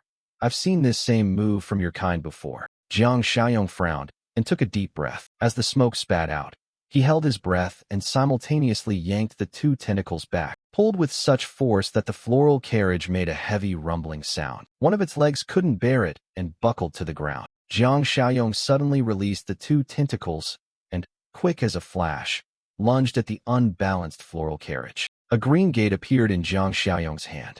Slave seal imprint. Jiang Xiaoyong sprang up, power surging in his hands as he dashed toward the monster. He unleashed tremendous force, striking the beast directly with the slave seal imprint. A purple haze spread everywhere, revealing the giant body of the monster. A wave of purple power radiated outward, emitting a source of strength. Ming Kui looked toward Old He in alarm. It's the true form of the floral carriage. It hasn't left. It's coming toward us. Old He looked down at the monster. Yes, it's the floral carriage's true form. Its twisted shape I'll never forget for the rest of my life. Ming Kui continued. Where's Brother Jiang Xiaoyong? Isn't the floral carriage? A voice rang out that startled everyone in the room. Zhang Xingzhe, how are the Qinchong people doing? Jiang Xiaoyong stepped forward with excitement. Do the plant forms below have alien cores in their bodies? Zhang Xingzhe said. Some have double spider-like legs. Qinchong agreed. Not all of them, but quite a few. Jiang Xiaoyong shook his head. Some people speak awkwardly, some babble nonsense. Exhausting. Old He looked at Jiang Xiaoyong in panic. Brother Jiang Xiaoyong, the floral carriage below. Jiang Xiaoyong replied calmly. That one? It's already one of ours. Everyone's eyes widened in astonishment. One of ours. Jiang Xiaoyong pointed at the monster and told them. Don't worry, it won't harm anyone. Old He cautiously and gingerly touched the monster. He was both nervous and fearful, swallowing repeatedly. He reached out and touched the monster, but it didn't react. He was amazed, indeed domesticated. How did you do that? Jiang Xiaoyong looked at Old He. Old He, You're a botanist. What do you make of this? Oldie pondered. Although mutated into monsters, the characteristics and instincts of plants must remain. He continued, like big fish eating small fish in the animal world, competition among plants is also extremely brutal. Competing for sunlight is an unchanging theme for plants. Trees didn't exist at first for no reason. To compete for more light, they grew taller and taller. Lower plants became weak from lack of light. So in dense forests, the undergrowth becomes excessive. Oldie looked at the monster. I guess this floral carriage became so ferocious because in mutation it lost its growth advantage and couldn't compete for sunlight. So it resorted to mutating into an animal hunting ability. Suddenly, a tentacle on the monster's body shot out toward the group of people. Li Cheng turned his sharp gaze toward the creature's tentacles. He grabbed a knife and shouted, "Watch out!" Jiang Xiaoyong looked at the monster with a puzzled expression. Jiang Xiaoyong stopped Li Cheng. "Hold on. Don't strike. Right now it can't be unruly. Let's see what it's going to do." Li Cheng hesitated. "Brother Jiang Xiaoyong, you..." Suddenly, a tentacle of the monster wrapped around Jiang Xiaoyong's neck, gripping tightly. Jiang Xiaoyong was surprised, astonished, and a bit incredulous. He breathed out in relief when the monster did not threaten him. Li Cheng asked, "Well?" Jiang Xiaoyong looked at Old He. "You're not wrong. The entire city has become an arena for mutated plants. Those plants that can't win in regular competition seize animal bodies for nutrients." He shouted to the monster, "Come here. Now that you're my subordinate, I'll take care of your survival issues." The monster suddenly seemed to understand Jiang Xiaoyong's words. The bud on its head split open, and a green mass sprang out of the shell, its body covered in long, writhing tentacles. The tentacles slowly clung to Jiang Xiaoyong's arms, and its body drifted toward him in a gentle, unhurried way. It latched onto the palm of his hand, gradually merging with it. He gently closed his hand and asked Li Cheng beside him, "What is that?" Jiang Xiaoyong looked down at his hand, eyes gleaming. "Now it's symbiotic with me." He smiled faintly and held his hand out in front of him. Suddenly 3 tentacles shot out from his palm. They darted forward and wrapped tightly around the trunk of the tree in front of them. Jiang Xiaoyong pulled on the tentacles, making them snap the tree trunk. Everyone's eyes rounded in disbelief. Zhang Shengzhe muttered, "1 light-year noodle, stronger than my own tentacles." An achievement panel popped up. Gardener unlocked. Jiang Xiaoyong beamed. Achievement unlocked? It's the first time for this. Everyone dispersed in turn, leaving behind the monster's husk. In the dead of night at a factory, Li Kai, dressed seductively, stood smugly. "Looks like she's got a bite on her hook." She opened the door. "Who is it?" Yong replied excitedly, "Little sister? I brought you a late-night meal." Li Kai answered, "Who told you to bring me late-night food?" Yong forced a smile. "No one told me. I'm just doing it myself." Li Kai flashed a sly look at Yong. She rubbed her long legs against Yong. "Well then, thanks a lot." Yong grinned with pleasure, eyes glued to Li Kai's body. He lunged at Li Kai. She panicked. "What are you doing?" Realizing he'd overdone it, he said, "Sorry, I thought you were someone else." Li Kai blushed. "This place is crowded and poorly soundproofed. Why don't we go outside the factory and play something risky and exciting instead?" Yong nodded eagerly. "All right." So in the quiet late night, embarrassed sounds emanated from outside the factory. Yong panted toward Li Kai, sweat dripping down his face. He stammered, "You're really beautiful. What's your name?" His attention shifted to a row of blue barrels not far off. Li Kai asked, "What's up?" He went over to the barrel. "This sleeve tube looks like it's from Zap Chun. Why was it thrown here?" He opened the lid of the barrel and was shocked at what was inside. It was a black liquid.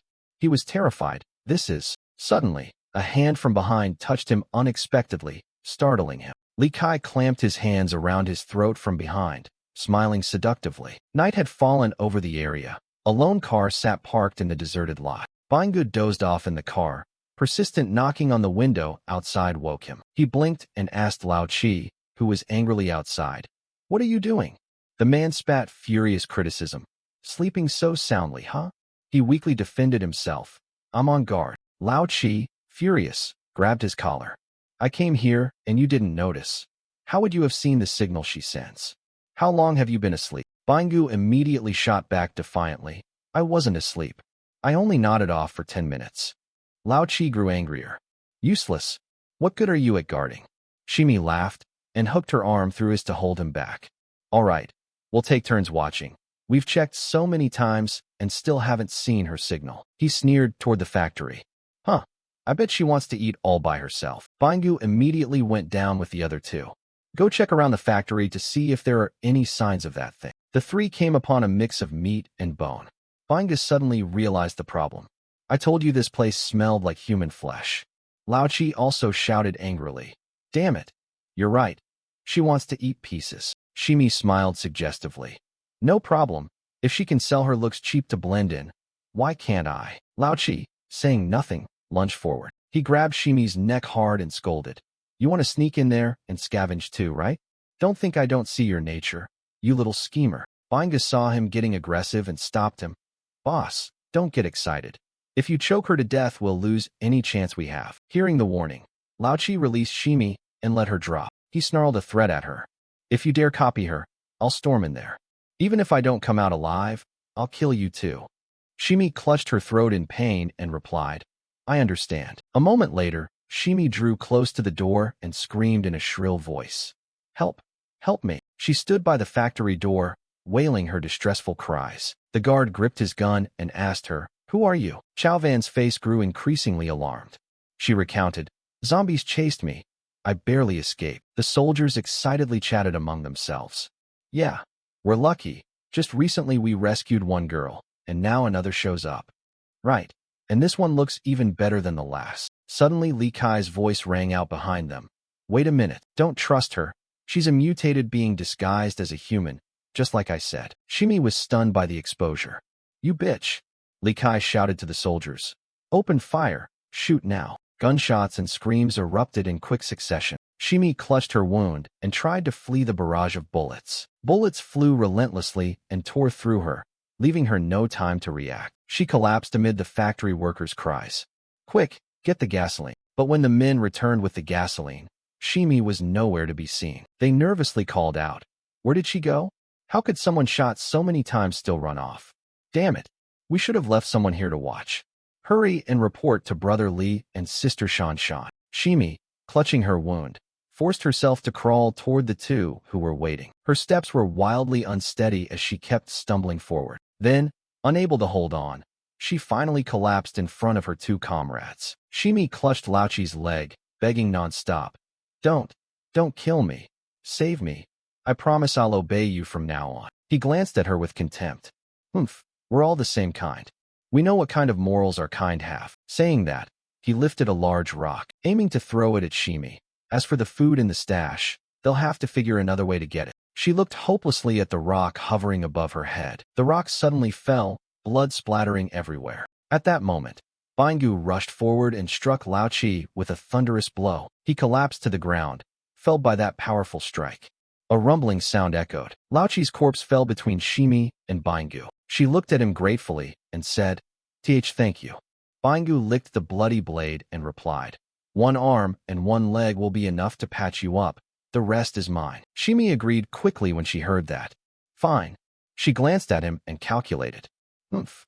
As the leader said, what's honor among our kind? We know best. If we divide the corpse, in front of the leader he hardly gets any share, but if you sneakily kill the leader, then in front of me he has the advantage and decides how much I get. Inside the factory, panicked voices rang out. Where's Chenzhou? Chenzhou's gone too. Li Huanglai asked the guard in surprise. What's going on? We still haven't found Yang Hai, and now someone else is missing? Shan Shan, what are you doing? Shan Shan replied calmly. Nothing. I was just checking around the factory for clues. With that she went outside to scout and reconnoiter the area. Suddenly a scene appeared that made her involuntarily gasp. Bloodstained clothes left behind hid her eyes at once. A moment later she led everyone over. A man quickly confirmed. Yes, these clothes belong to Chenzhou. I also recognize those, Yang Hai's. Only he wore shoes like that in our group. Li Kai trembled, biting her nails until she sweated. She thought to herself, it's exposed. That leader and that Shimi dug up the remains I hid in the trash. Shan Shan glanced at Li Kai and said, there were no sounds or signs of fighting inside or around the gathering place. She looked straight at the still shaking Li Kai and demanded, what does this prove? Seeing Shan Shan's suspicious gaze, Li Kai snapped. What are you looking at me for? Without a word Shan Shan rushed in to attack with no hesitation. Li Kai gaped, unable to react in time as a blade flew toward her. Li Kai quickly dodged Shan Shan's strike. The strike hit the base of a tree behind them, splintering it to pieces. A vicious glint flashed in her eyes as she stared at her enemy. Shan Shan looked at her coldly, still poised and ready to fight. Li Kai nervously scanned the others. Damn it, it's completely blown now. Suddenly, she fixed her gaze on one man, locking him as her target. Li Kai lunged at the stunned man with a determined look. She held a knife to the man's throat. Everyone froze. Move, and I'll kill him. Shan Shan replied coldly and unflinching. If you kill him, I won't let you walk away alive. Li Kai sneered defiantly. Humph, a little girl who hasn't even started, acting all threatening.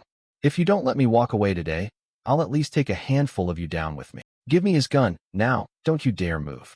If anyone moves, I'll slit his artery. Li Kai managed to snatch the man's gun and kicked him to the ground. She fired a shot into him, and the man cried out in pain. While everyone's attention was diverted, she quickly turned and fled. Shan Shan coldly raised her gun and took careful aim at Li Kai even as she ran. She accurately fired 2 more shots that struck Li Kai, causing her to howl in pain. Li Kai gritted her teeth, trying to stifle the surging pain as she ran to escape. Seeing Shan Shan turn and run, Li Huanglai hurriedly asked, Shan Shan, what are you doing?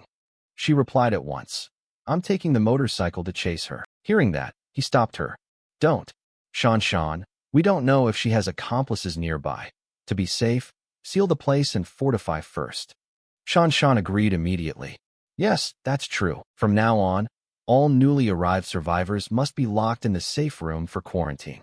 Uncle Li, you handle the other side. My grandfather and Zhang Qi's association don't know the situation yet. I have to hurry to Tea Leaf City to sort things out. Li Huanglai replied with great satisfaction. All right, travel safely. He thought to himself, sheesh, this little Shan Shan's become pretty brave and capable. Over by Jiang Xiaoyong, the plant creatures were still frenziedly advancing toward them. They suddenly faltered, stunned by the scene before them. Zhang Xingzhe's tentacles shot out immediately, delivering lethal blows to them. Jiang Xiaoyong and Zhang Xingzhe worked together to suppress the monster's strength. The flexible tentacles dispatched the monsters with ease. Chen Chong and Li Cheng stood ready at the rear with jerrycans of gasoline. The monsters fell en masse under their onslaught. One by one the gasoline cans were quickly poured out. Flames leapt up voraciously in front of them, incinerating the monsters. Old He looked at the flames suspiciously and muttered, Is this a sense of safety or a sense of dread? A system screen appeared before Jiang Xiaoyong. Utopia mission in progress. Objective: expand the community. Progress: establish an independent gathering point and repel the invaders. Completed once. Reward: plus 10 reputation points. Current reputation: 72. Bonus cumulative points plus 40. Cumulative points now: 193. His face lit with satisfaction. Zhang Qi's group and Shan Shan truly hadn't let him down. A while later, Jiang Xiaoyong led everyone back to the factory to cheers. Xiaoyong's back. Xiaoyong's back. Finally, you're back. Jiang Xiaoyong hurriedly asked old Zhang about the situation while he was gone. Where's Shan Shan? He reported immediately. There was trouble at the steel plant. Shan Shan went over to assist. Hearing that, Xiaoyong asked, No chaos, right? Old Zhang recounted. No. Just some members were bitten. Shan Shan took sedatives over there already. Then he eyed the people behind Jiang Xiaoyong curiously. Xiaoyong introduced them as survivors from City S. This gentleman is Old He, a plant biology expert from the Institute of Agricultural and Forestry Sciences. Old Zhang joyfully shook Old He's hand and welcomed their joining. Old He answered politely, Sorry for the trouble. We're truly grateful you took us in. Jiang Xiaoyong turned to instruct Old He. Old He, this is temporary. In a few days I'll escort everyone to the forest edge of City S. Old He asked, puzzled. To the forest edge, for what? He smiled calmly and replied, To establish a third gathering point. Suddenly the screech of a motorcycle braking cut him off. Shan Shan had just arrived and waved excitedly. Jiang Xiaoyong, when did you get back? She then recounted the recent events and concluded, That's the situation. Right now none of the new members can be trusted. Old He hesitated and looked at Jiang Xiaoyong. So what about us? He smiled reassuringly. Don't worry, I know your backgrounds. You're not exactly new members. He exclaimed smugly, Good news. Shan Shan, confused, asked him back. That's good news. He explained calmly. And there's reward points to be earned. How could that not be good news? Just then a notification popped up on the screen. New mission. Nemesis of villains requests threat elimination. Reward, 120 cumulative points. New mission. Nemesis of villains Volume 4. Objective, eliminate threats in West City and the western outskirts. Reward, 120 cumulative points. Elsewhere, Li Kai sat panting, each breath a ragged gasp. She forced herself to muster the last of her strength to survive the chase. Suddenly, the rasp of a blade scraping the ground made her shudder. Li Kai glanced at the figure walking toward her. Shimi covered her mouth and sneered at her. What's the matter? Abandoned by your new teammates. Seeing they meant to finish her off, Li Kai pleaded. Don't. This is just a misunderstanding. I have a plan. Don't. Shimi sneered contemptuously. Huh? You have a plan? Your plan nearly got me killed. Kill her. Even if this didn't go smoothly, at least between the two of us we'll have eaten the leader and that one. Worth the effort. Suddenly Shimi, mid-sentence, spat a mouthful of blood. She panicked, unable to understand what was happening to her. Shimi turned to see Bangu raising the knife that had just been stealthily stabbed into her from behind. You bastard, playing this trick again. He grinned and feigned innocence. What do you have to complain about? You weren't supposed to live this long anyway. She then turned to tell Li Kai everything. Don't trust him. When I was wounded before he used this trick to ambush the leader. He does it to make himself the biggest beneficiary. He'll betray you without hesitation later. Li Kai remained silent, staring at them without replying. Shimi angrily turned to accuse Bangu. I'm wounded too now. You have the advantage. Don't kill me. Kill her. Besides, we're in this mess because of her. Li Kai quickly shot back. You filthy woman accusing others. Aren't you the same? Bangu laughed mockingly. All right. We all understand each other. No more finger-pointing. But her suggestion wasn't bad. Seeing him go along, Shimi hopped on the bandwagon. Knight? We've lived together so long, haven't we bonded? Am I really inferior to that bitch? Li Kai, on the other side, refused to accept it. How am I worse than her? Whatever she can do, I can do too. Bangu's gaze grew more dangerous, but regretfully, he preferred red hair. Saying that, he used a knife to finish Shimi off. When it was done, he turned back to Li Kai to divide the spoils. Your wounds, one arm and one leg, are enough to restore you. The rest is mine. She quickly agreed. Fine. Back at the factory, Jiang Xiaoyong listened curiously as people recounted the cannibals in the western outskirts. Li Cheng quickly described their methods. One of them, a red-haired girl, said, she disguised herself as a normal person and blended in here, and killed some of our people. Jiang Xiaoyong stared at the man, puzzled. Li Cheng, you must know about these cannibals, right? The man replied, not just know, I'm practically one of them. Though I'm not as severely mutated as the others, I can guess their nature. Eating flesh eroded our restraint and primal humanity, making us extremely selfish, narrow-minded, enraged, indulgent, gluttonous, and bloodthirsty. Jiang Xiaoyong reflected and said, they truly sound dangerous. I'll have to go to the western outskirts, but there are more urgent tasks right now. Old Li, tighten security around the steel factory. If anything you can't handle comes up, report it over the radio promptly. Li Cheng replied solemnly. Understood. 2 months later, near a dense thicket of trees, a series of noises rang out. A group of people were in serious trouble. Surrounded by monsters, they had to hide on rooftops and panicked while they discussed. What do we do? Should we leave? That strange sound happens every night, and it's getting closer. Who knows which monster's making it? Think fast, or we'll all die up here. Xiaoyang quickly ordered everyone to pack food and daily supplies. We're moving locations. A short while later they moved down. A teammate of Xiaoyang asked, must we go at night? What if that monster spots us? He, breathing hard, replied, the plant creatures are more active by day. Do you want to be killed by them? Suddenly the monsters lunged at them with terrifying force. Everyone cried out in panic. Careful, plant creatures. The noise is too loud and drowns out their sounds. They're already so close we can't hear them. Abruptly, one person was grabbed by a monster while they fled. The group was quickly surrounded. They shouted in terrified confusion. There are more on the other side. What now? No escape route left. Damn it. I told you we couldn't go out at night. Xiaoyang suddenly noticed a direction and told everyone. There is still a way to run toward that loud noise. They immediately objected frantically. Head into certain death? We might as well risk it. Maybe it's not monsters. Maybe it's the army coming to save us. They ran and gasped until they reached the source of the loud sound. Run! We can't run any further. Xiao Liang gaped at the scene before him, leaving his companions puzzled. What's wrong with him? The tree in front of them suddenly toppled, making them cry out. Watch out! The huge tree was quickly felled. The people hiding behind another tree whispered. With a trunk that massive, what kind of monster could knock it down? Don't make a sound. It turned out to be a woodcutter. Wait, that person is. Xiao Liang rushed forward joyfully and shouted. His companion Xingkai called back. Hey, what are you doing? Xingkai looked at Xiao Liang suspiciously.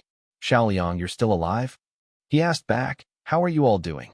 Xingkai then recounted his story. We were rescued, and now live in City M. Suddenly the sound of monsters made Xiao Liang panic.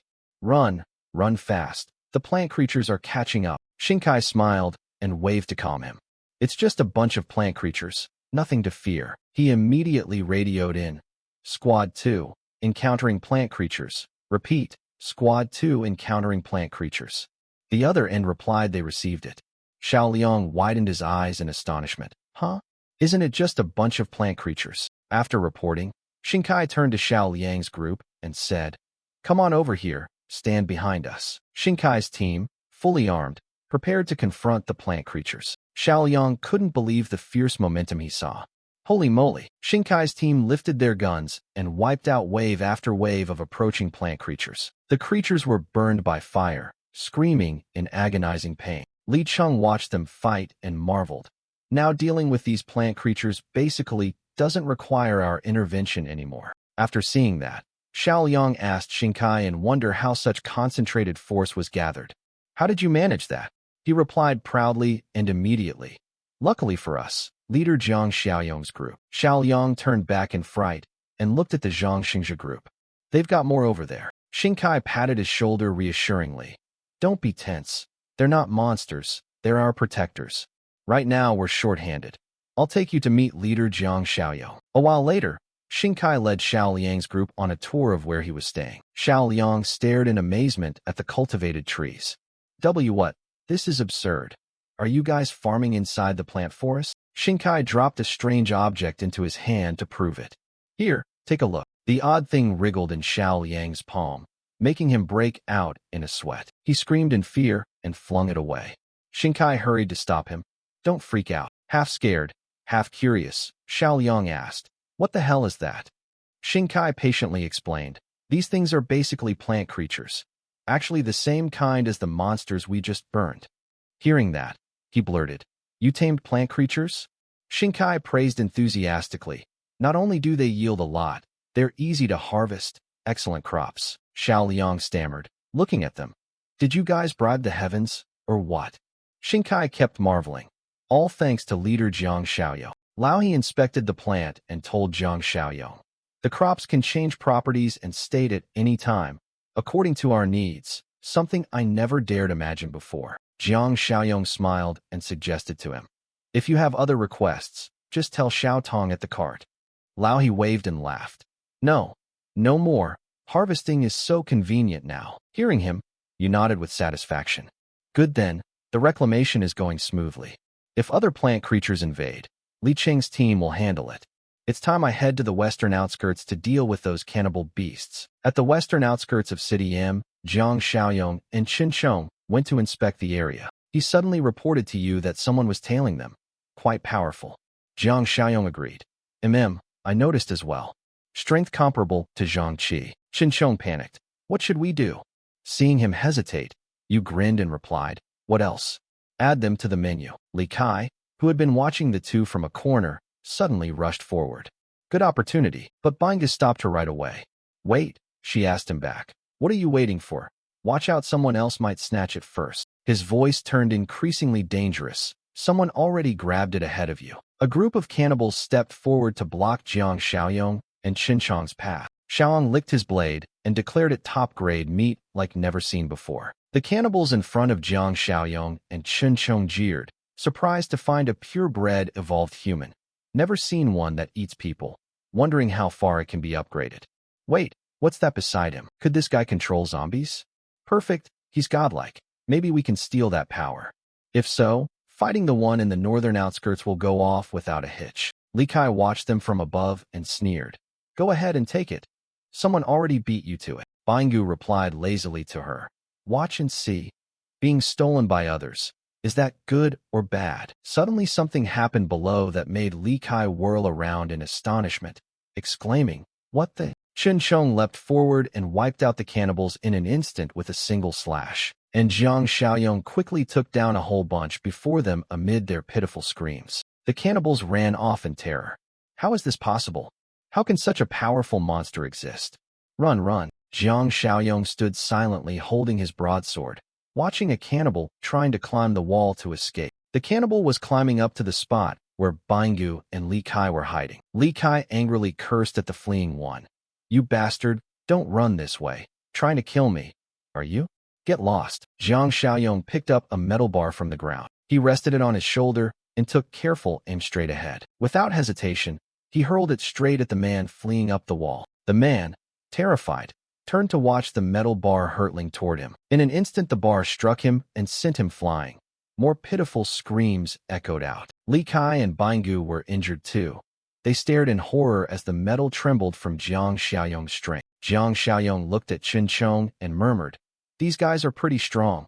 Probably have mutant cores. After that strike, Bangu grew more cautious. He peered down at the scene and blurted, Holy moly. Li Kai curiously asked him, Are they gone yet? He wiped sweat and answered her, They're gone. Let's head down. Bangu walked while eyeing the corpses around them.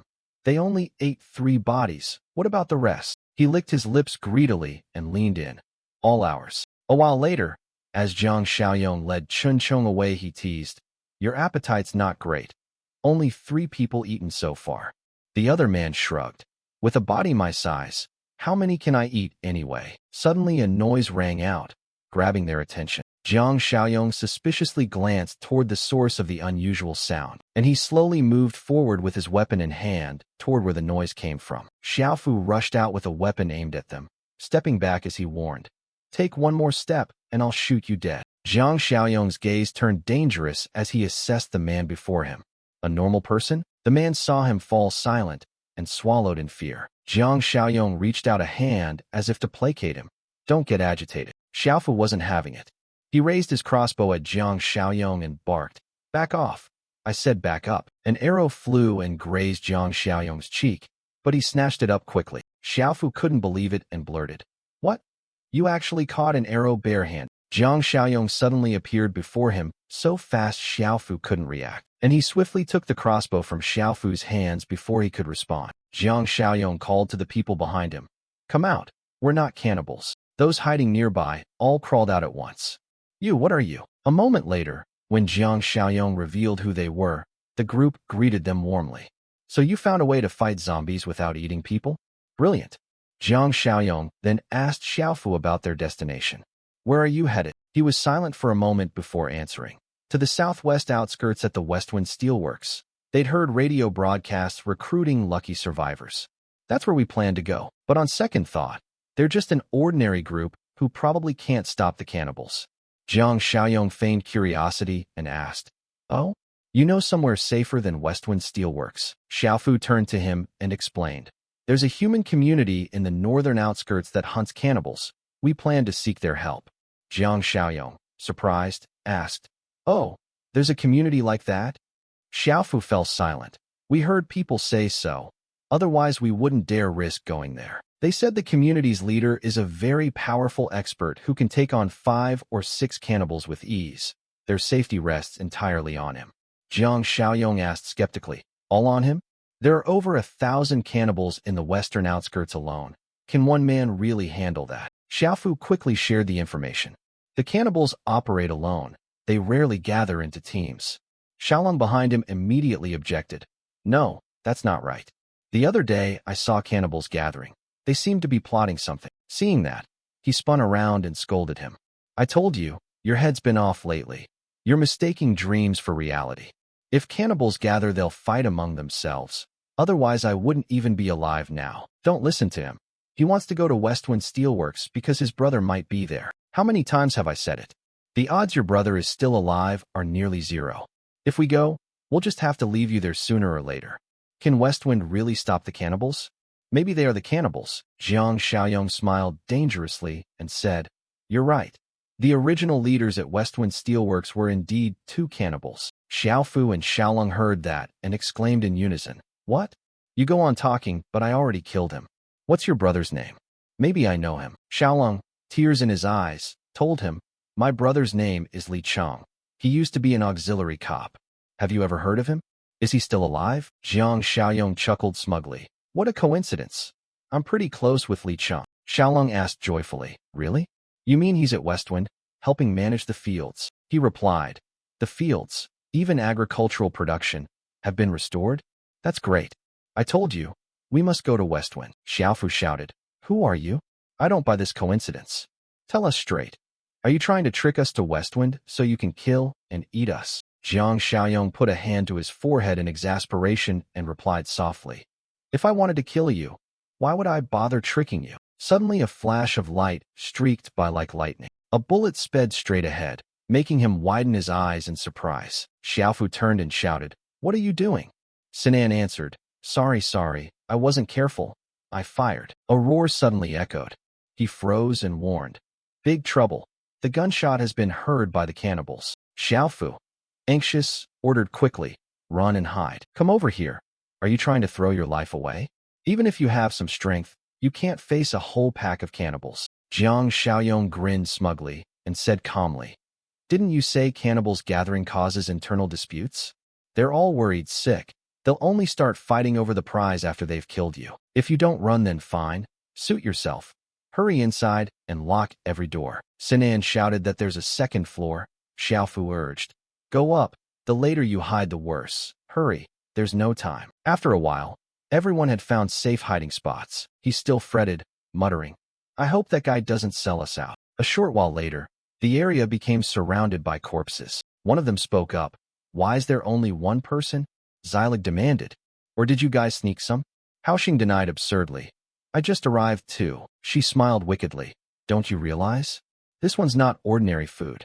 Eating him is like a dozen normal survivors." Hearing the strange noises, Xiaolong grew curious. "What's happening outside?" Xiaofu answered. "Nearly 10 have gathered, and more cannibals are coming. That kid's done for. There's barely anything left of him." A corpse lunged at Jiang Xiaoyong, yelling, "I can't hold back anymore.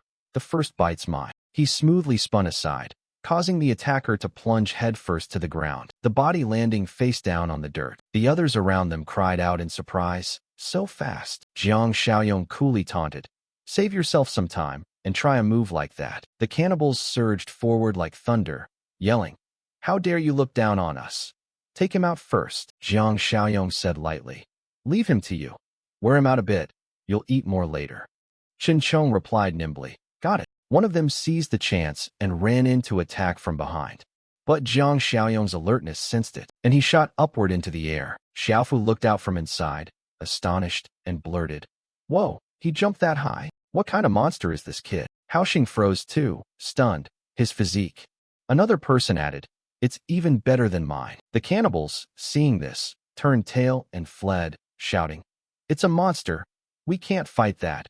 Run." But it seemed too late. The first shot had already hit one of them in the head. Jiang Xiaoyong said, "I won't let any of you survivors leave unless." He pointed at Chen Chong and announced, "You can beat him." Chen Chong looked a bit surprised and muttered, "This strength is kinda big." Hearing that, they turned back and launched an attack again, threatening to kill him. Chen Chong frowned in annoyance, concentrating fully, then darted forward like a bolt, swinging a flurry of blows that struck each attacker in succession. One by one they toppled to the ground. The fight was intense, though the opponents didn't seem evenly matched. The cannibals fled in terrified screams. Impossible. They couldn't even beat this guy. As they ran, they immediately took a bullet from Jiang Xiaoyong. Xiaofu watched in disbelief and whispered, "Those two alone defeated a whole pack of cannibals." Jiang Xiaoyong gestured from above, "Come out." Xiaofu and his teammates stepped out slowly. Below lay cannibal corpses and splotches of blood. He said, "We thought it over. We want to enlist with Westwind. Can you take us in?" Jiang Xiaoyong answered, "Fine, but I have to go check out the gathering in the northern outskirts you mentioned." Xiaofu, startled and worried, asked, "You're going there for what?" He replied nonchalantly, "To see whether the people you mentioned are actually needed." With a cold, serious face, Jiang Xiaoyong said, "Eliminate them or not." At that moment in the northern outskirts camp, cannibals began attacking and everyone shouted, "Enemy raid!" Yang Yu looked down from the gate wall and shouted in alarm, "7 of them! 7 cannibals! What do we do?" From a distance, heavy footsteps echoed as they approached. Xiaofeng appeared, his face ice cold, eyes stern as he looked down at the call from the man beside him. Phone. In front of him, Xiaoping trembled and said, "Dad, even for you this is too much." But Xiaofeng didn't answer. He turned and ordered, "Shut the gate tight. Don't let enemies sneak in, and don't let anyone out." The man beside him obeyed. "Ah, yes." Without hesitation, Xiaofeng gathered his strength in his legs and leapt off the city wall. Xiaoping watched him and shouted a warning. "Be careful, Dad." He landed, the impact throwing out streaks of fierce, radiant force. Ahead, the pack of cannibals howled viciously. "It's him! Kill him! The meat in this camp will be ours!" and charged. Xiaofeng's eyes glowed red as he ground his teeth. His body began to change into a crimson monster, its mouth filled with razor teeth. The gigantic beast's aura flooded out, and the cannibals below trembled in astonishment. One of them, eyes wide with panic, blurted, "Is that his power?" The other swallowed hard and choked. "Look at him. He's twisted way beyond us." Still, they lunged with burning eyes. One yelled at the top of his lungs and charged to take him down. They surged forward like cannon shots, unleashing a barrage of brutal blows. Their faces twisted into feral snarls as they screamed without pause. But in an instant the monster swung its arm, sending out a terrifying force that sprayed blood as limbs were severed and bodies were flung into the air. The wounded pack stood and stared at the monster in shock. Xiaofeng was now fully a monster, roaring so forcefully the air itself trembled. The sky was still darkening as black clouds thinned. The battle ended. Corpses lay strewn about. Xiaofeng, in his monstrous form, collapsed on the yard while voices around called out, "We won. The cannibals are dead." But Xiaofeng was dying. Someone at a slit in the gate asked seriously, "If we just leave him like that, will he be all right?" The man nearby frowned. "No choice.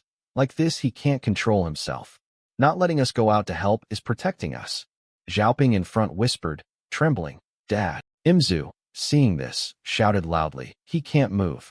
If we don't help, he won't be able to eat the cannibals' bodies. He'll die that way." Those beside him chorused, "Open the gate. We're ready to take the risk."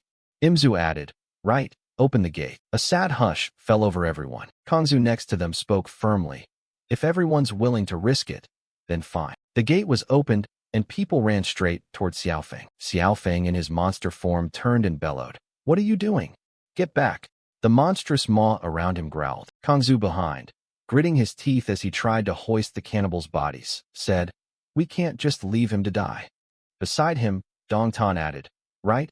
If he dies, we won't last long either." He tossed the corpse aside and warned, "Don't get too close. Just throw it over there." At that moment the monster bit off about the head of one cannibal. Kongzu froze at the sight. Ugh, this scene is too. The monster kept devouring. People from a distance warned each other, "Hey, be careful. Don't step forward. You don't want to get yourself eaten, do you?" Voices continued around them. "Just drop them here. Watch out for infection." They didn't know someone was watching from behind.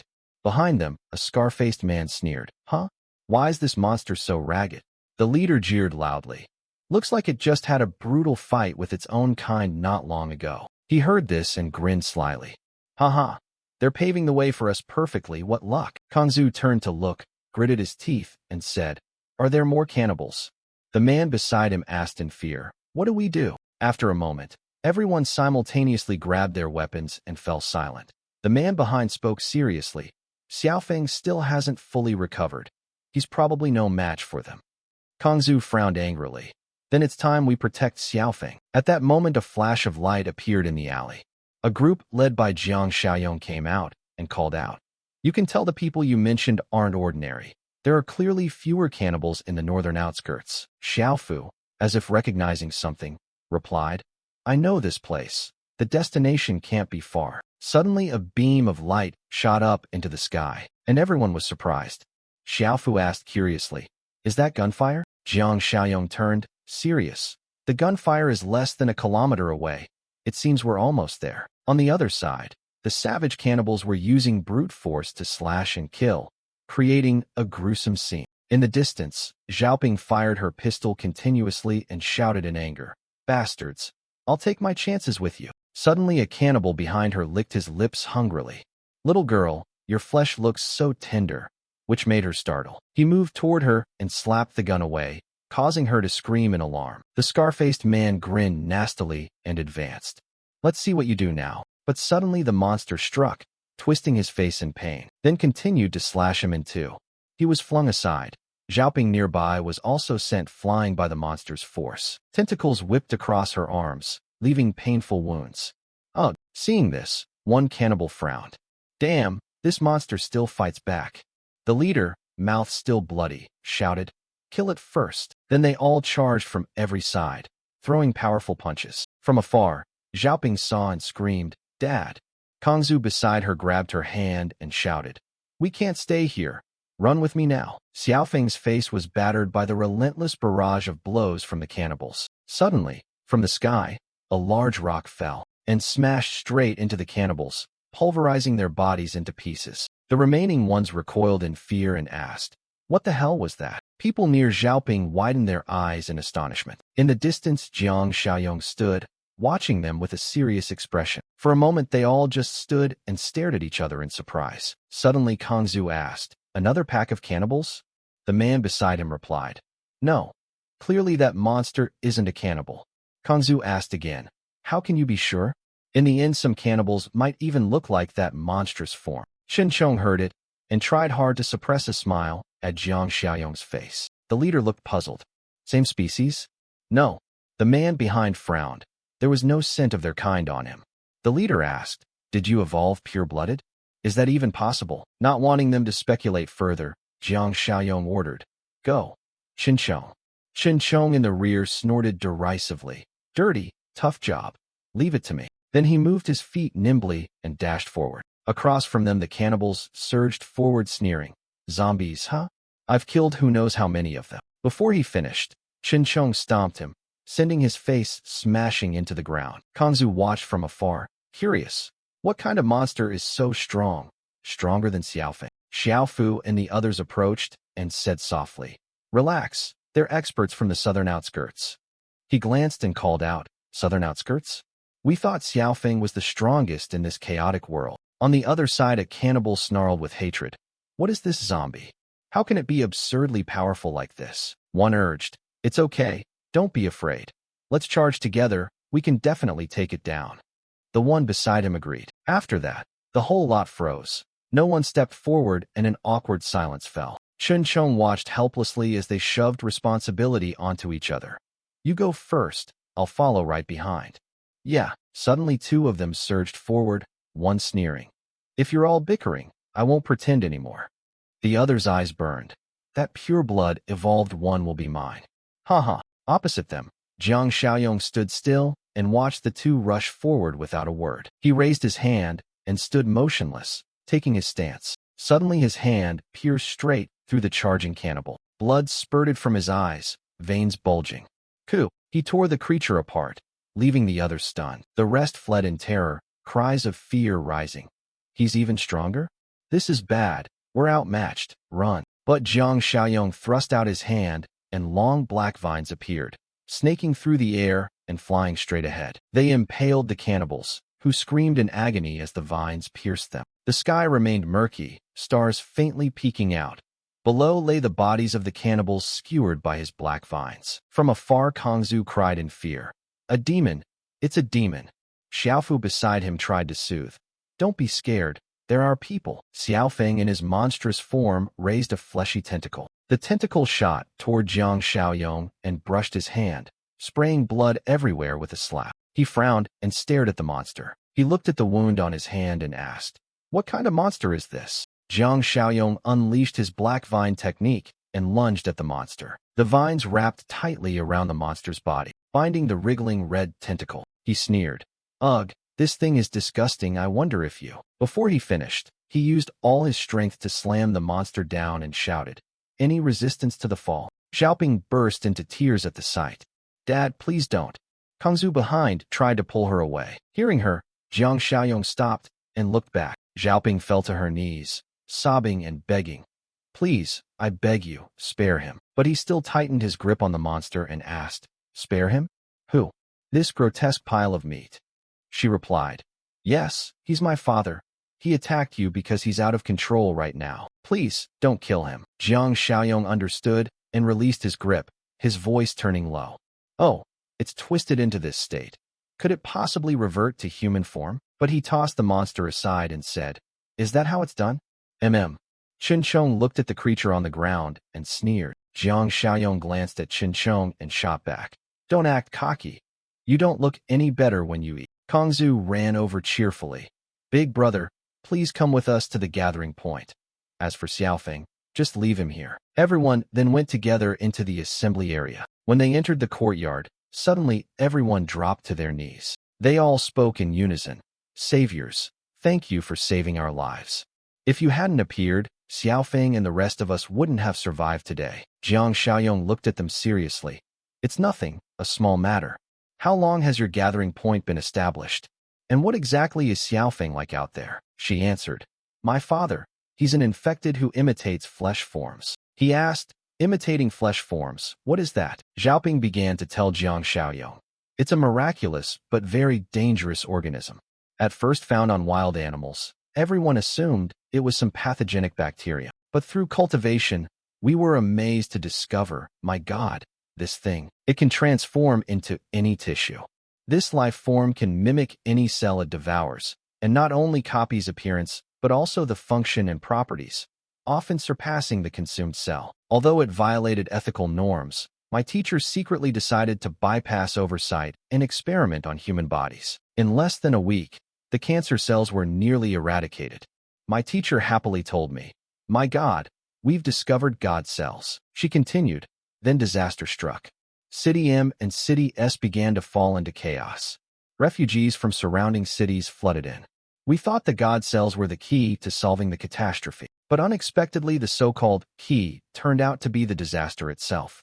Jiang Xiaoyong asked, If I'm guessing right, tissues that were once stable began to lose control, yes? Her eyes drooped with a touch of sadness. That's right, the mimetic flesh kept spreading.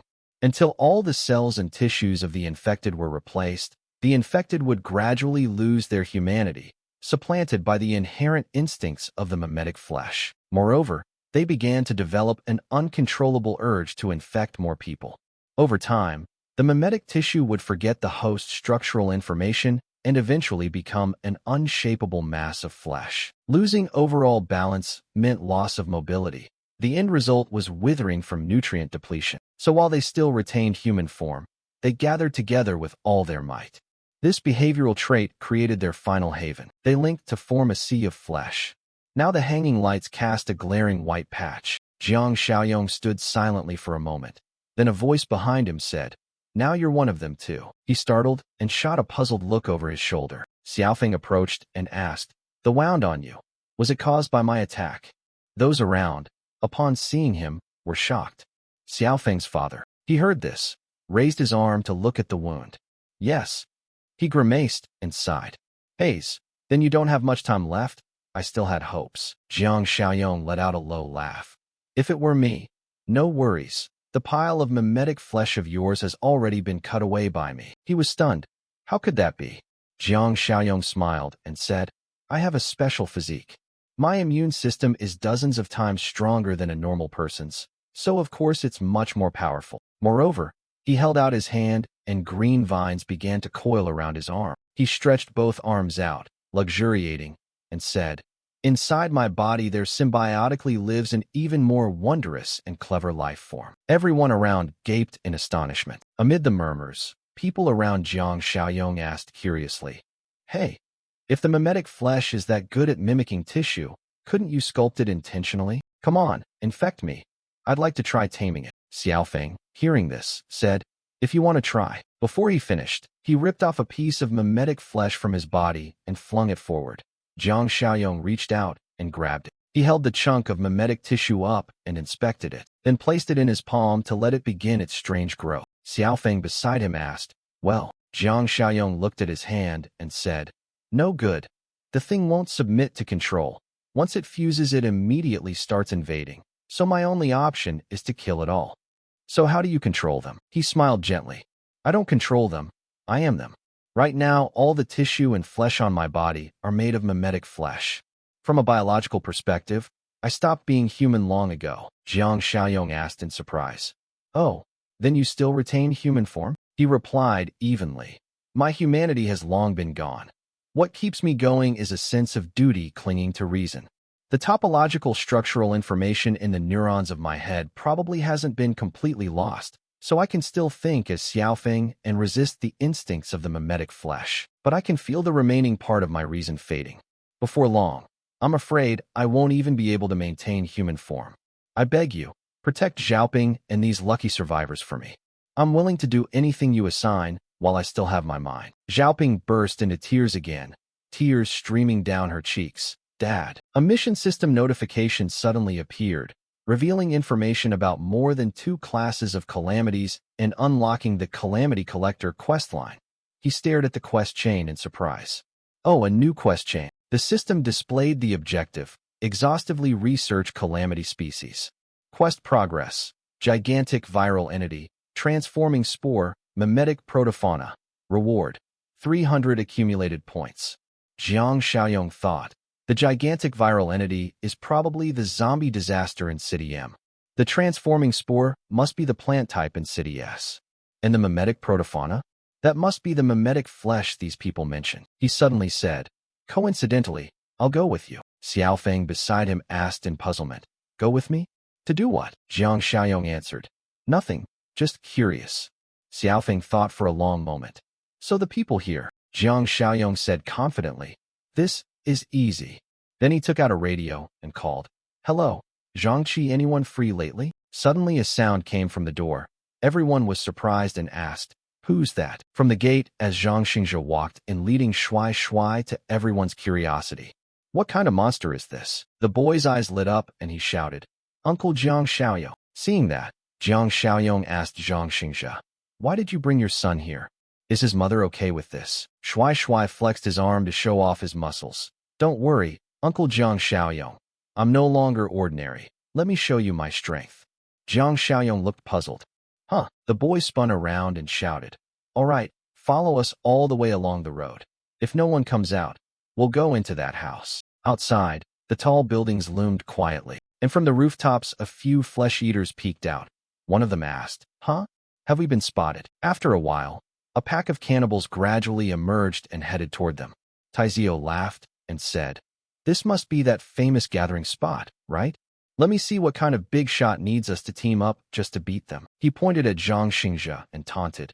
Hey, tell him to speak up. Zhang Xingzhe stood there, puzzled. He pressed the advantage and said, I heard you can single-handedly take on some of our new humans. Is that you? Zhang Xingzhe heard that. Put a hand to his ear.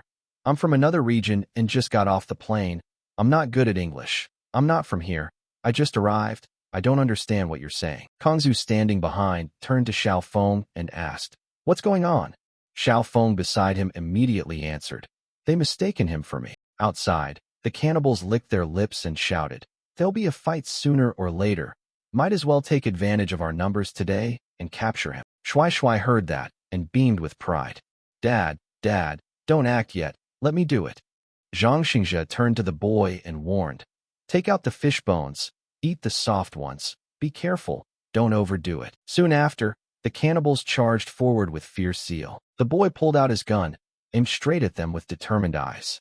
Then, bullets streamed out continuously, leaving streaks of golden light. Taizio dodged the shots, sneering, Name?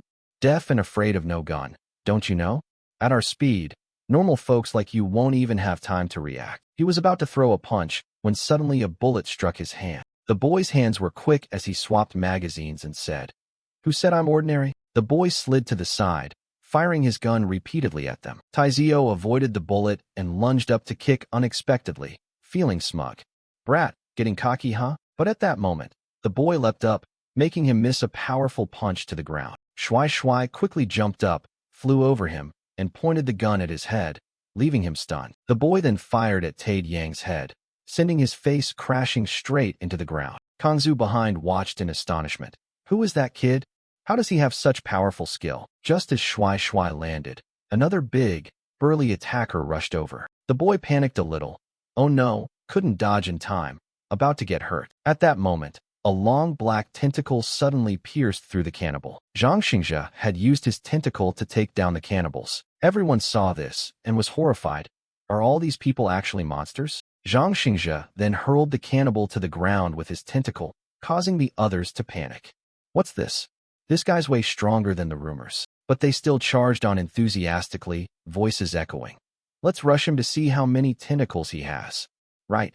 Take care of him, and the rest will be snacks. Opposite him, Zhang Xingzhe raised his hand to control his tentacle. The tentacles shot out forcefully, piercing bodies and splattering blood everywhere. When everyone ran over to look, all that remained were heaps of dead bodies. A voice rang out, puzzled at the absurdity. Shui Shui happily boasted of the feat. Uncle Jiang Xiaoyong. How did I do? Jiang Xiaoyong rubbed his head.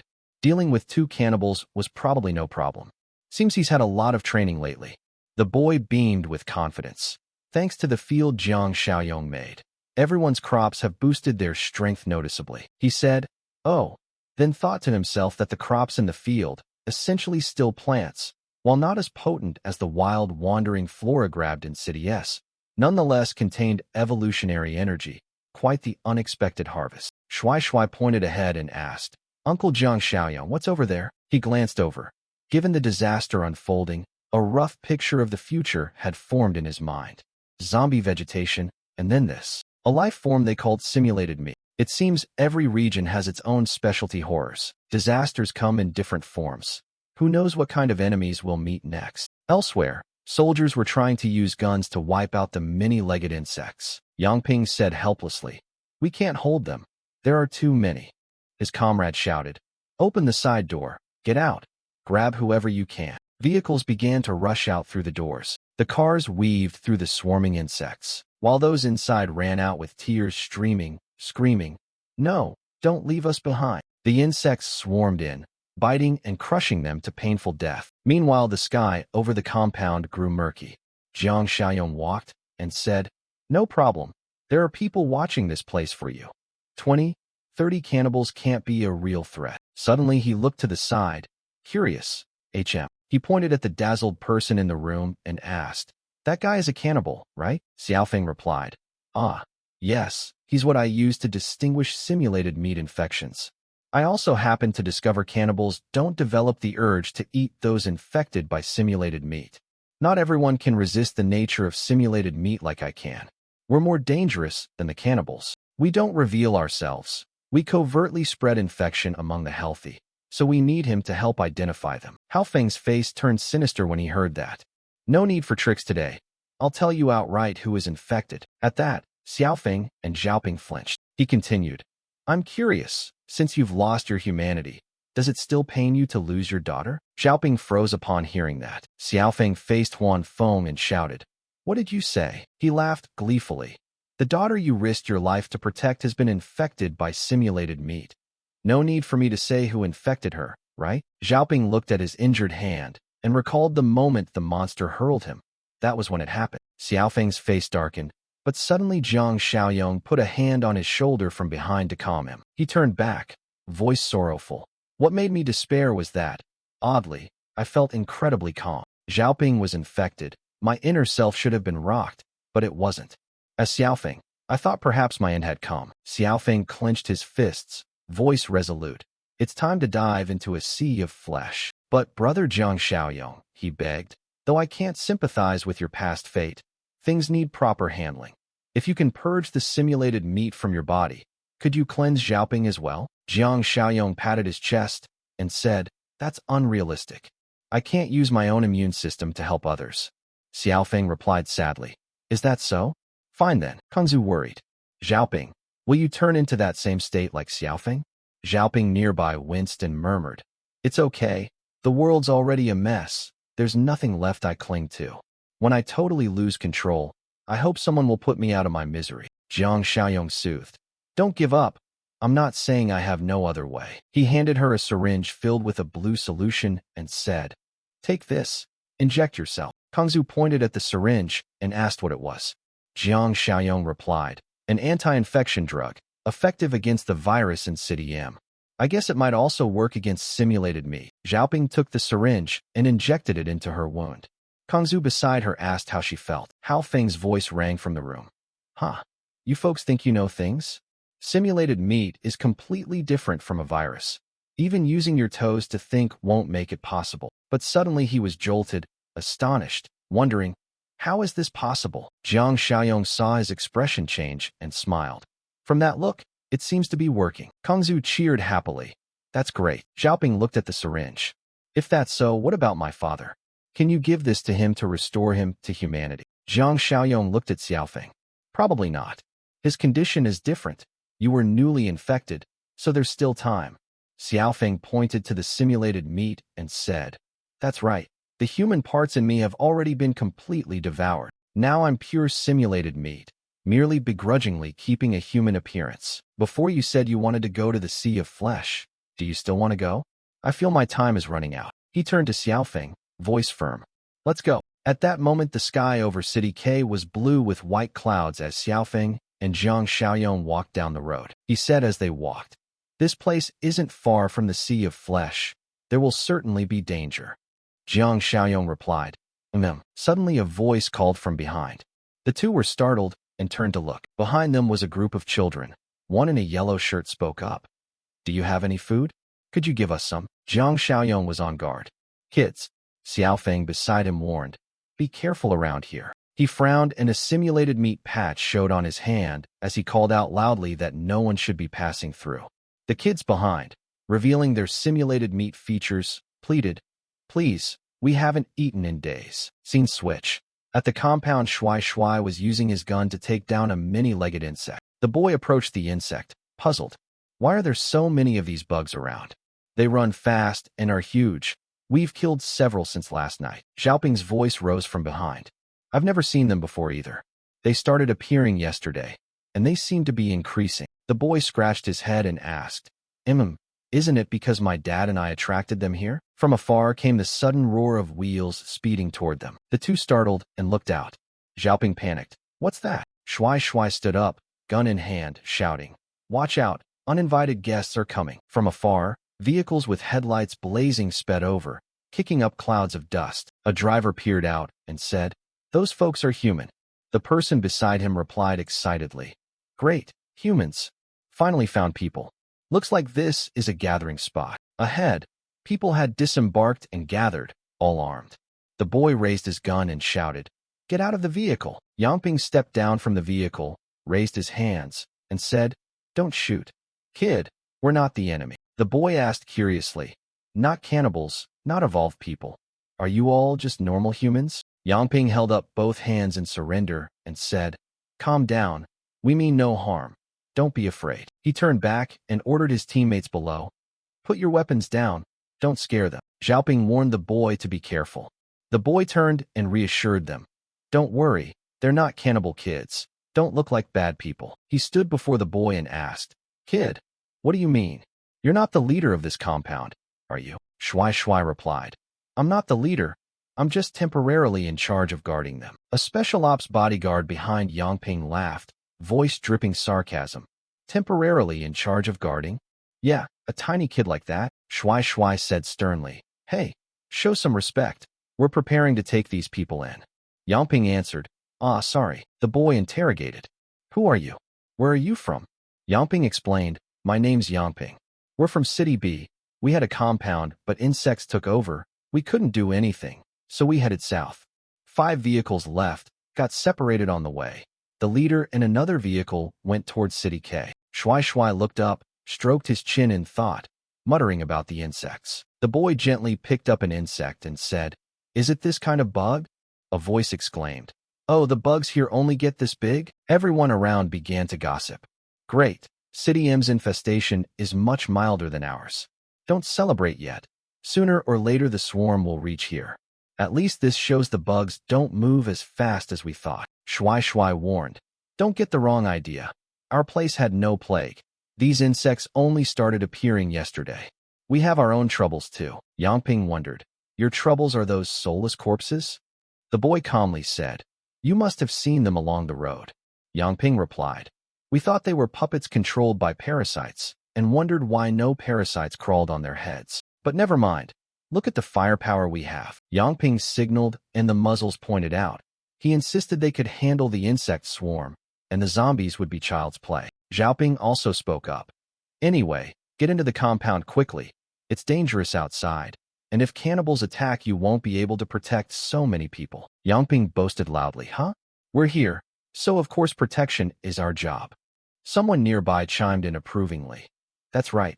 Don't worry, compared to the swarms we've faced, the intensity here is elementary school level. After saying that, he laughed loudly, very pleased with himself. On a fine morning with blue clouds, the image of Jiang Xiaoyong calmly battling the monsters appeared. Those blood entities lay splattered on the ground. Xiaofeng stood behind, watching the bewildered faces, thinking to himself that this strength was utterly shocking. He turned and said, within a 1-kilometer radius there are at least 20 more like him, and they're all simulated meat, nearly lost the ability to reshape.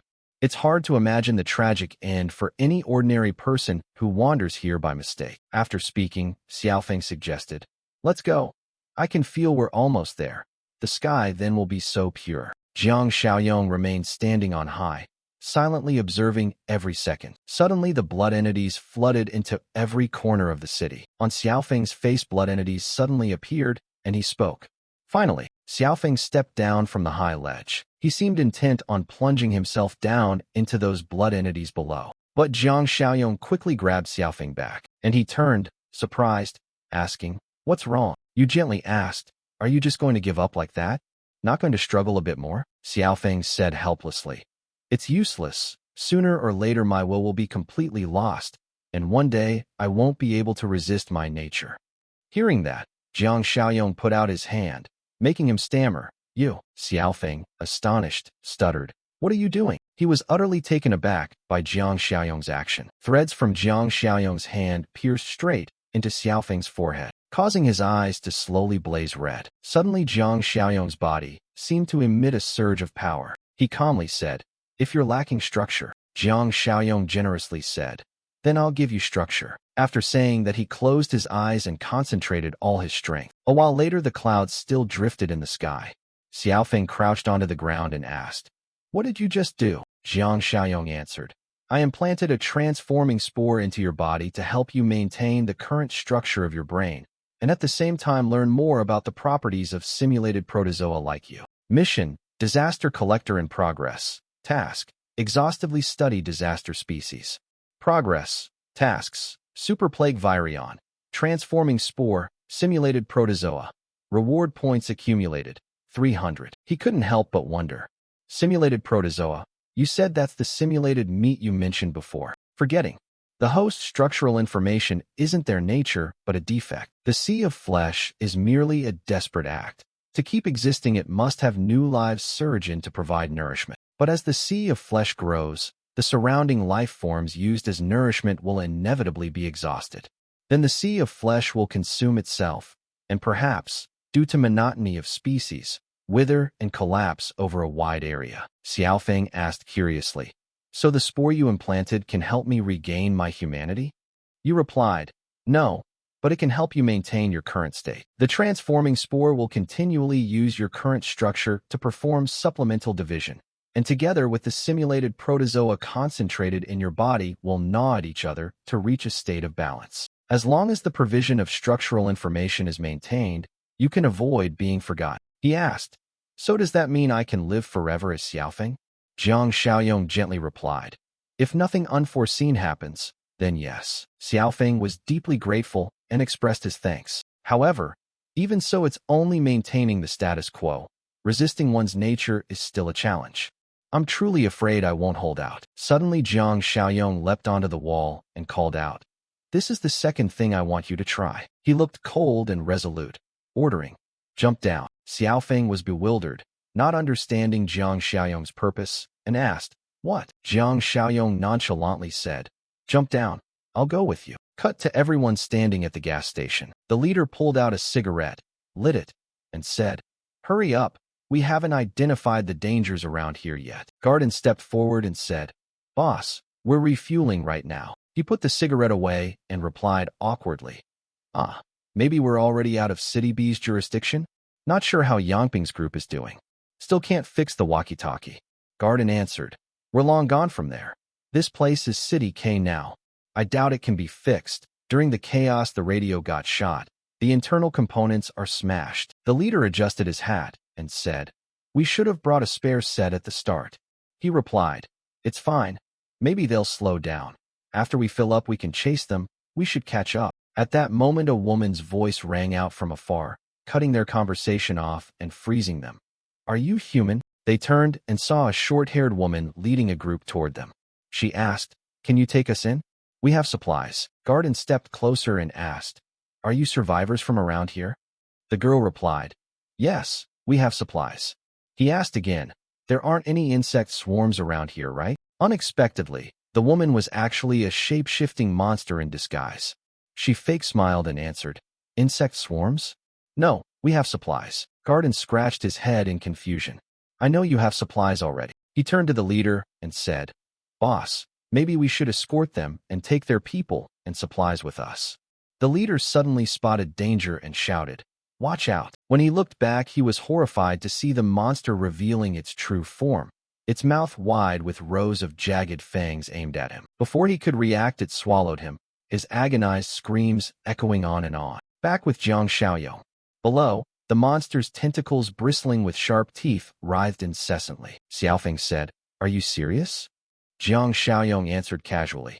Either way, you have to jump. Trust me. Xiaofeng still stared down with a terrified face. Without hesitation, the two decided to jump together.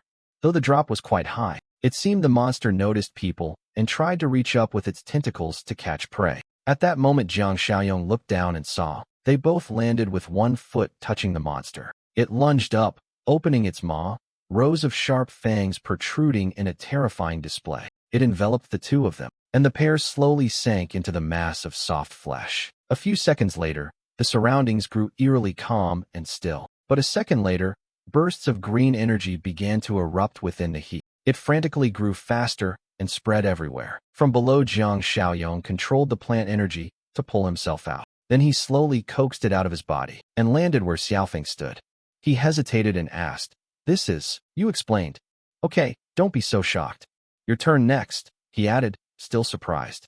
Me? At that moment, Xiaofeng felt Jiang Xiaoyong transferring some symbiotic plant energy into him. His whole body kept sensing the new energy, and he cried out. And before long, Xiaofeng's body sprouted plant structures. The little plant forms from Jiang Xiaoyong drew close to the plant growths on his body. At that moment, the two plant forms intertwined to exchange information. Very quickly, Xiaofeng's body resembled tree trunks growing wildly. After a while, a giant ancient tree sprouted up from the mass of simulated flesh. Now Xiaofeng's body and the tree had become one. Jiang Xiaoyong asked how the instinct feeling was satisfied. Seeing the entities moving freely over his body, he blurted out, This is. Then, from afar beneath the mass of simulated flesh, something was slowly rising up, and a trunk shot up from it. Xiaofeng said, I can control them. Am I becoming a sea of flesh? Jiang Xiaoyong raised his hand to explain, Not that fast. Right now you've only got about 1/5 of the sea of flesh under control. To control the whole thing, it'll still take half a month. Then in the distance another trunk pushed up. This time the tree heaved up through the soil, growing fast and branching leaves. Xiaofeng asked, What's going on? Another tree, Jiang Xiaoyong replied. Those are trunks. Each trunk signifies a zone of your control over the sea of flesh. It's another ring larger.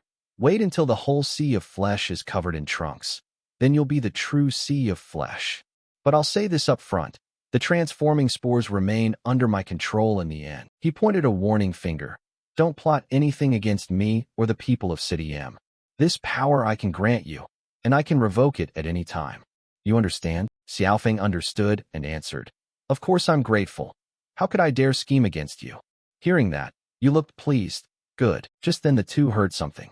Xiaofeng turned and said, Something's happening. It turned out the two were the leader and Garden, running in panic because a simulated flesh monster was chasing them. Garden said, I'd rather die in a swarm of insects than in that thing's mouth. Suddenly, one of the runners stopped. Stop? Why stop? Run faster. The two froze, mouths agape in amazement, unable to speak. Two small figures stood looking up at an ancient tree taller than the building, basking in sunlight. Both hesitated and said, What is that?" The monster that had chased them earlier was still behind, roaring. They were too frightened to turn around fully. It kept closing in on its prey. The leader panicked. "What now?" "Keep running." The simulated flesh mass was approaching. One of them, Chin-Chu, said, "No, can't you see? A rotten chunk of flesh right in front of us that looks just like those monsters." A tentacle was reaching up toward the two. Garden said, "So what now?" "If we don't make it, we'll be caught," the leader replied. "Run to the side, of course." Suddenly the space around the two darkened. Garden looked up and saw a gaping mouth lined with sharp rows of teeth. Both of them screamed in terror, but their target wasn't them. It was the simulated flesh mass ahead. It attacked a large alpha specimen directly, tearing that rotten mass into scattered pieces. It seemed to sense they weren't kin and leapt away at speed. Those chunks of flesh, commanded by Xiaofeng, spread rapidly and attempted to chase after the simulated flesh clusters. It chased very fast and began to rise up, and in an instant it had caught up and turned into gigantic mouths filled with sharp teeth. Then it swallowed those monsters whole, slowly absorbing and assimilating them into its body. Afterwards, Xiaofeng commanded it to pull back to a safe distance. At this, the leader and Garden grew less fearful. Garden said, "Okay, we're saved," but the leader still has doubts. "Shoo, don't make a sound. Maybe it hasn't spotted us yet." A voice came from the tree, startling the two of them. "Don't be foolish.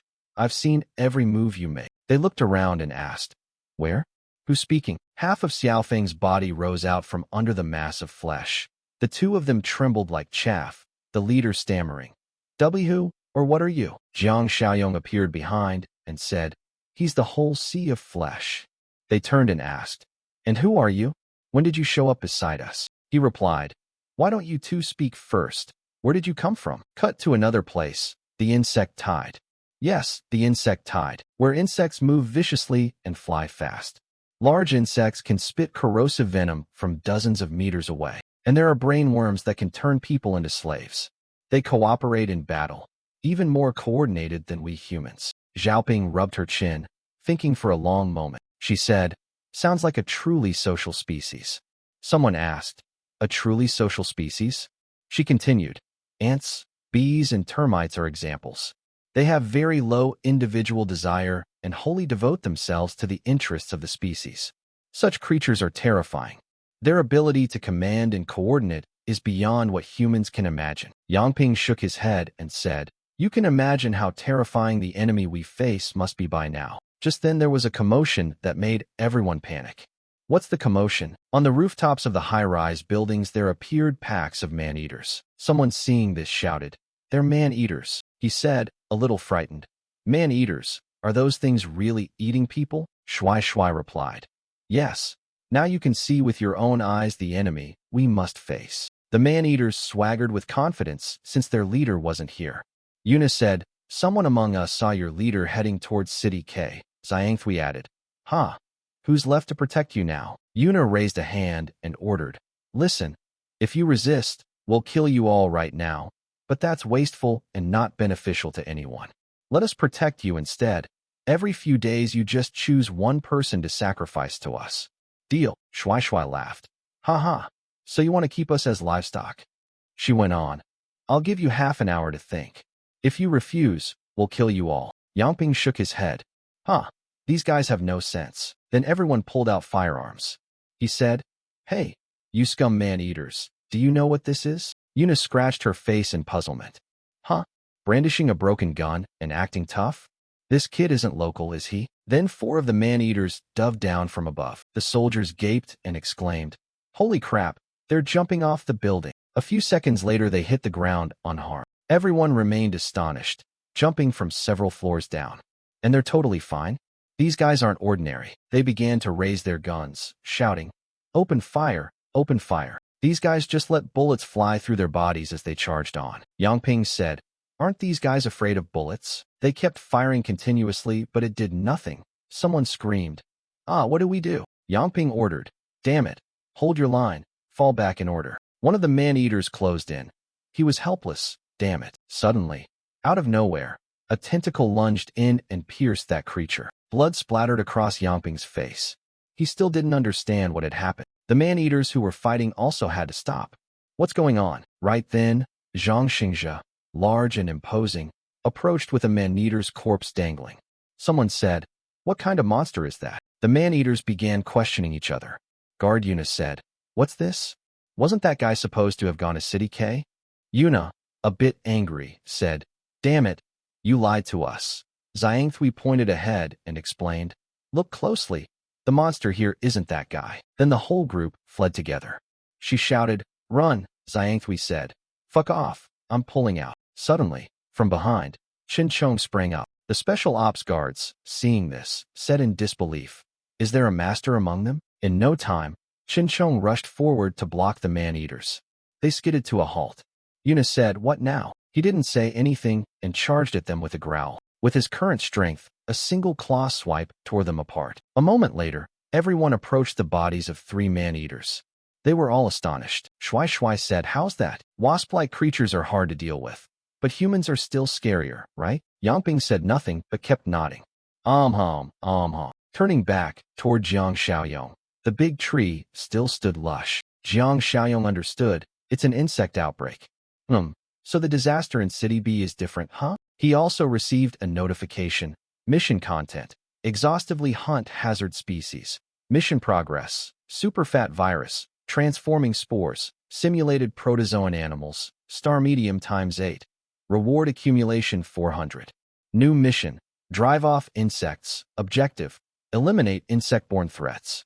Reward accumulation 300 points. He said, "Indeed, it's another hazard species, and as hazard types increase, the reward for each type is higher." He turned to ask the leader, "Earlier you told your teammates to head southwest?" The leader replied, Our original plan was to bypass Central City M and take the main road straight south." Xiaofeng said, "That's the direction where our gathering point is." The leader continued, "You guys have a muster point? What do you need?" Jiang Xiaoyong answered, "There are still a few things to worry about." He looked at Xiaofeng. "Do you agree?" He answered, "Now I've merged with the Sea of Flesh and can't go back. Brother Jiang Xiaoyong, please take care of Xiaoping for me." You said, "No need. This trip of mine is to take her and the people at your gathering. Move everyone here." How could he resist? To them, I'm far too dangerous. Jiang Xiaoyong suggested, "Haven't you noticed your nature has changed a little?" At that, Xiaofeng finally froze in thought. He said, "Yes, I now seem much less interested in infecting and hunting." "What's up with that?" Jiang Xiaoyong explained. "Because the presence of the transforming spores supplies the flesh sea with cheap, highly efficient energy. The hunting urge will naturally lessen a lot. With your willpower, suppressing that urge isn't hard." He gestured. "Let's go. And while we're at it, see if we can rendezvous with your friends." The leader nodded in understanding. Okay." A short while later, they returned toward the city where everyone was. Shui Shui saw him and ran over proudly. "Uncle Jiang Xiaoyong, you're finally back. Just now we repelled a strong enemy group." Yangping saw the leader and cheerfully said, "Leader." The leader clapped him on the shoulder and said, "Yangping, Brother Jiang Xiaoyong was right, you really are here." He asked about the others. The leader replied, "We ran into monsters. The others are all dead." They heard that and fell silent with sorrow, feeling the loss and grieving deeply for their comrades. Then he pulled himself together and said, "Leader, it's okay. You have to see the people at that gathering point, they're absurdly strong." The leader answered, "I think you should broaden your understanding of what we've witnessed. That's real absurdity." Xiaoping approached with a sad voice and asked, "Brother Jiang Xiaoyong, did my father ultimately become part of the flesh sea?" He replied, "Yes. Don't be too sorrowful, your father still retains his will." She exclaimed in surprise, "What?" Jiang Xiaoyong reassured her, "I found a way for him to control the flesh sea's power. The flesh sea is now one of the safest places." Then he told everyone, "Everyone pack your things and relocate. The leader Xiaofeng and I found a better place." So everyone moved together to the new safe location under Jiang Xiaoyong's guidance. When they saw the mutated flesh seas, they were warned.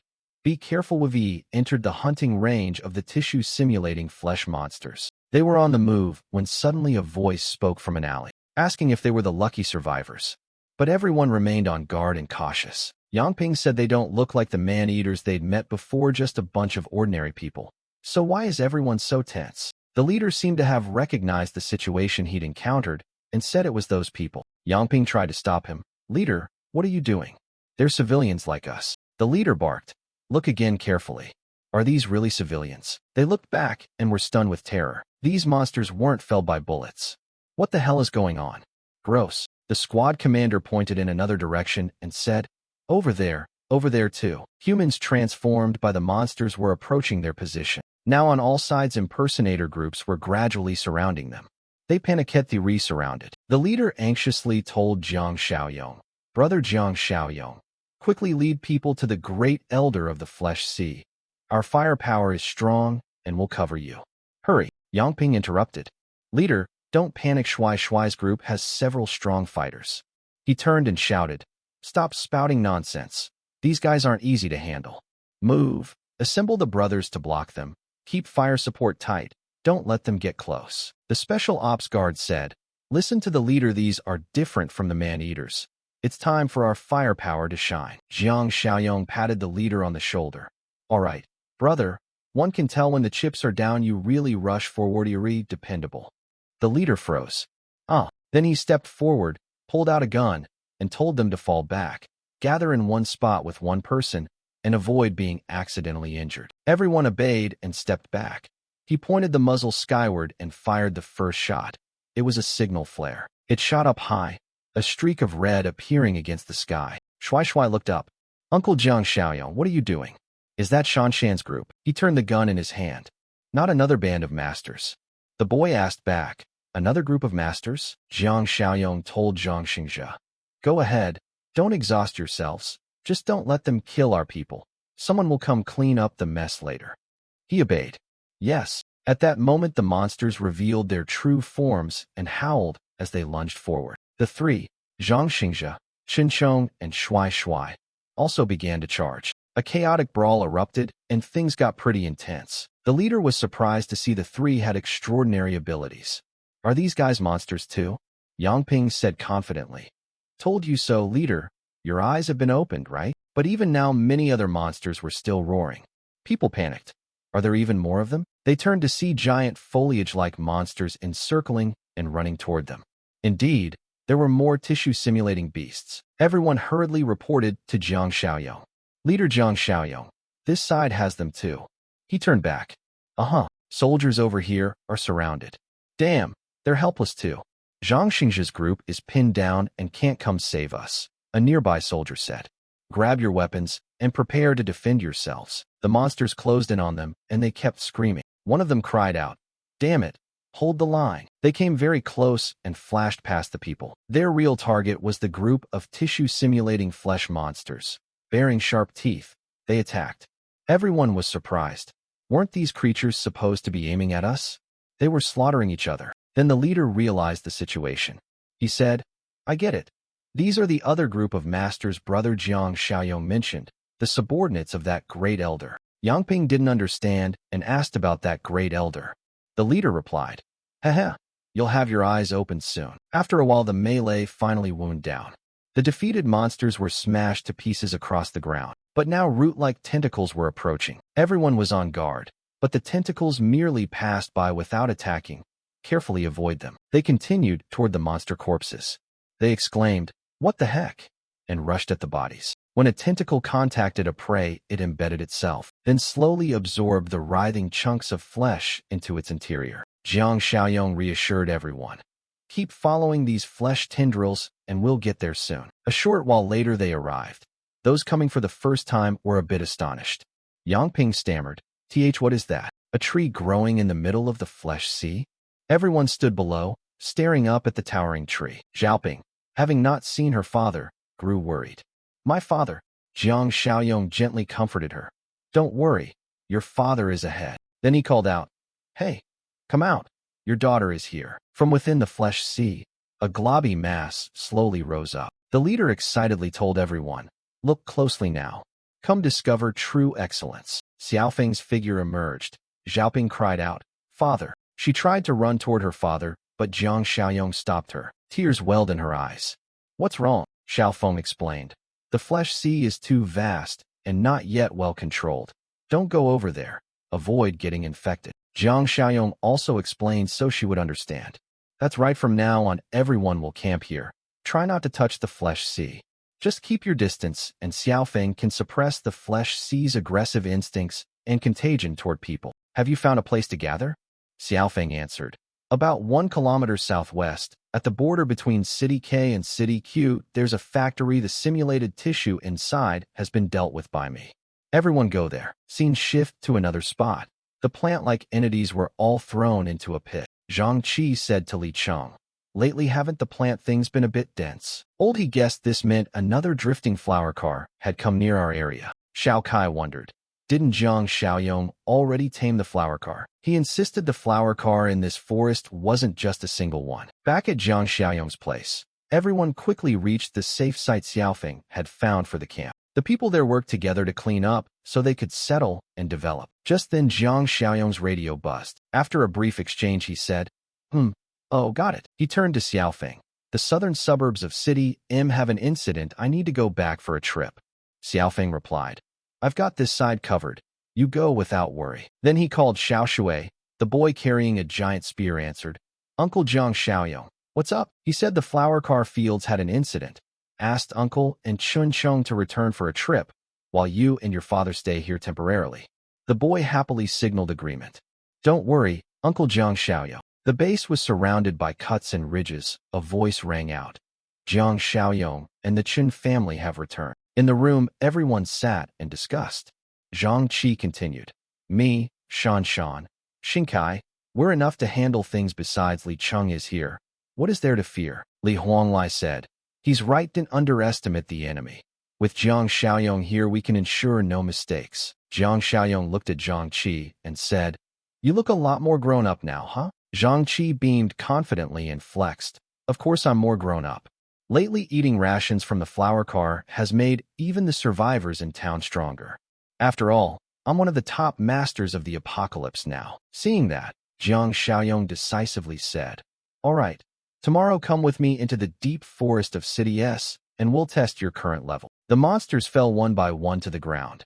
Seeing this, Jiang Xiaoyong shouted happily, Good job. Xiao Kai shyly smiled, scratched his head, and said, Just ordinary. Just ordinary. Zhang Qi stepped closer and, pointing at himself, asked Jiang Xiaoyong, So you're not exaggerating, right? Shan and I are stronger now. Jiang Xiaoyong replied, Wait until you meet a real flower car before bragging. Li Qing's expression changed as he noticed something unusual. He pointed and shouted toward Jiang Xiaoyong. Jiang Xiaoyong, look over there. Jiang Xiaoyong answered, Over here a large tree had been cut down, leaving only the stump. Jiang Xiaoyong asked, What's that?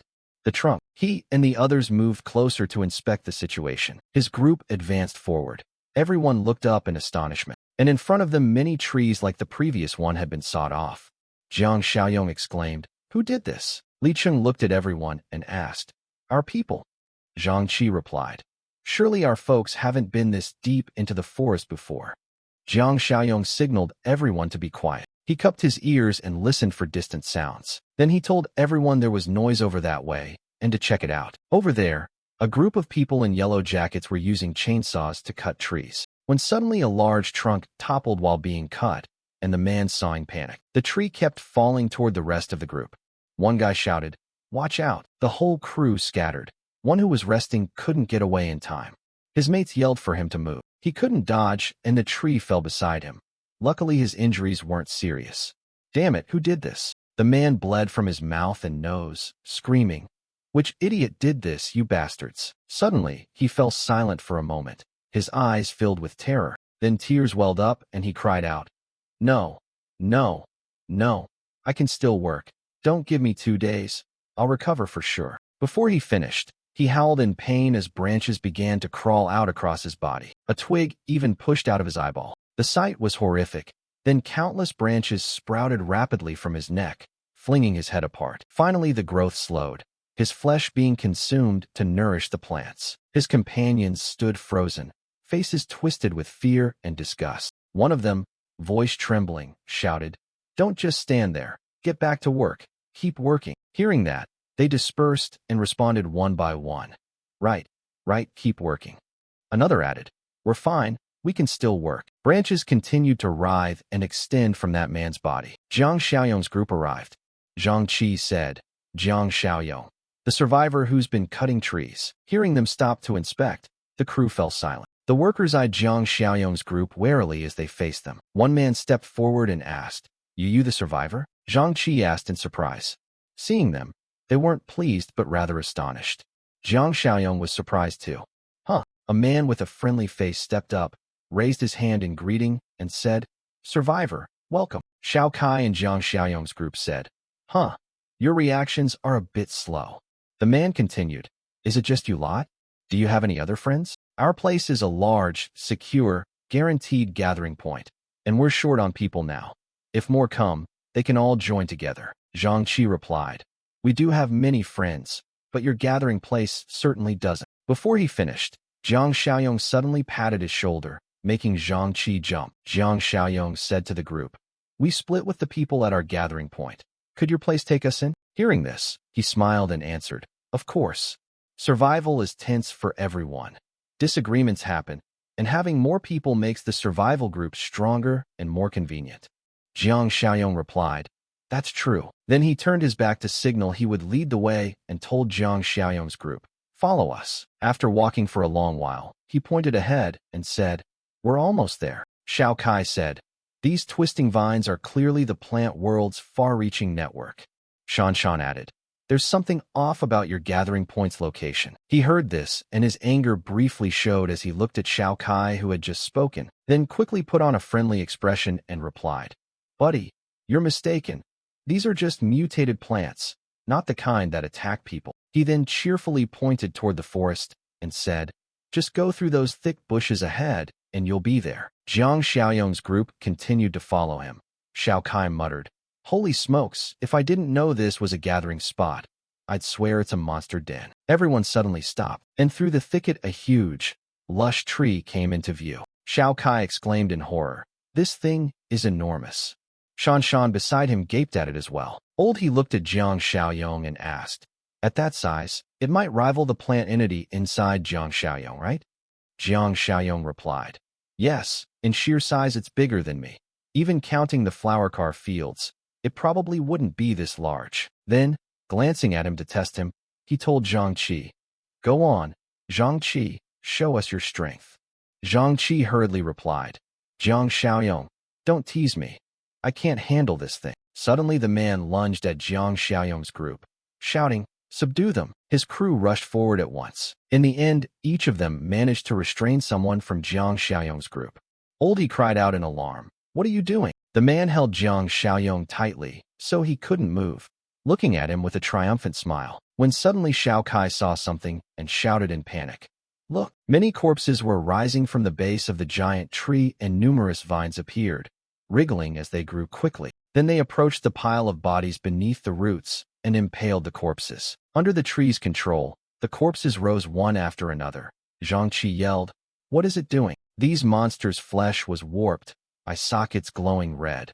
Some had only one arm, and they surged toward everyone in numbers. Then they all pointed at Jiang Xiaoyong's group and chanted, You, submit, submit. Xiao Kai squeezed his eyes shut in fear, saying the sight gave him goosebumps. Then the red-eyed monsters with mouths full of sharp teeth cried out, Same kind, same kind. Willing to be servants, willing to be servants. Their faces were bloody, worms writhed in their noses, and they kept murmuring. It was humiliating. Jiang Xiaoyong watched them with a stern face.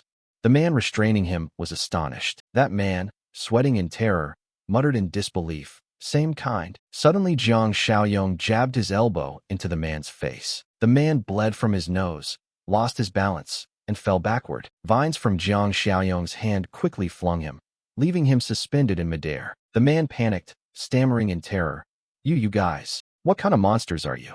Everyone over here simultaneously brought down the man who had been restraining them. Jiang Xiaoyong said, Since you were also threatened, I won't kill you for now. Suddenly the horde of monsters rushed toward Jiang Xiaoyong's group, emitting horrifying sounds. They came close to Jiang Xiaoyong, realized he was looking at them, then released the man Jiang Xiaoyong had trapped, letting him fall to the ground in pain. Jiang Xiaoyong's group advanced in turn, everyone ready to fight. Everyone quickly took down the monsters that had approached. They barely had any strength to fight back. The men in yellow watched in shock one after another, saying, "These people are not ordinary.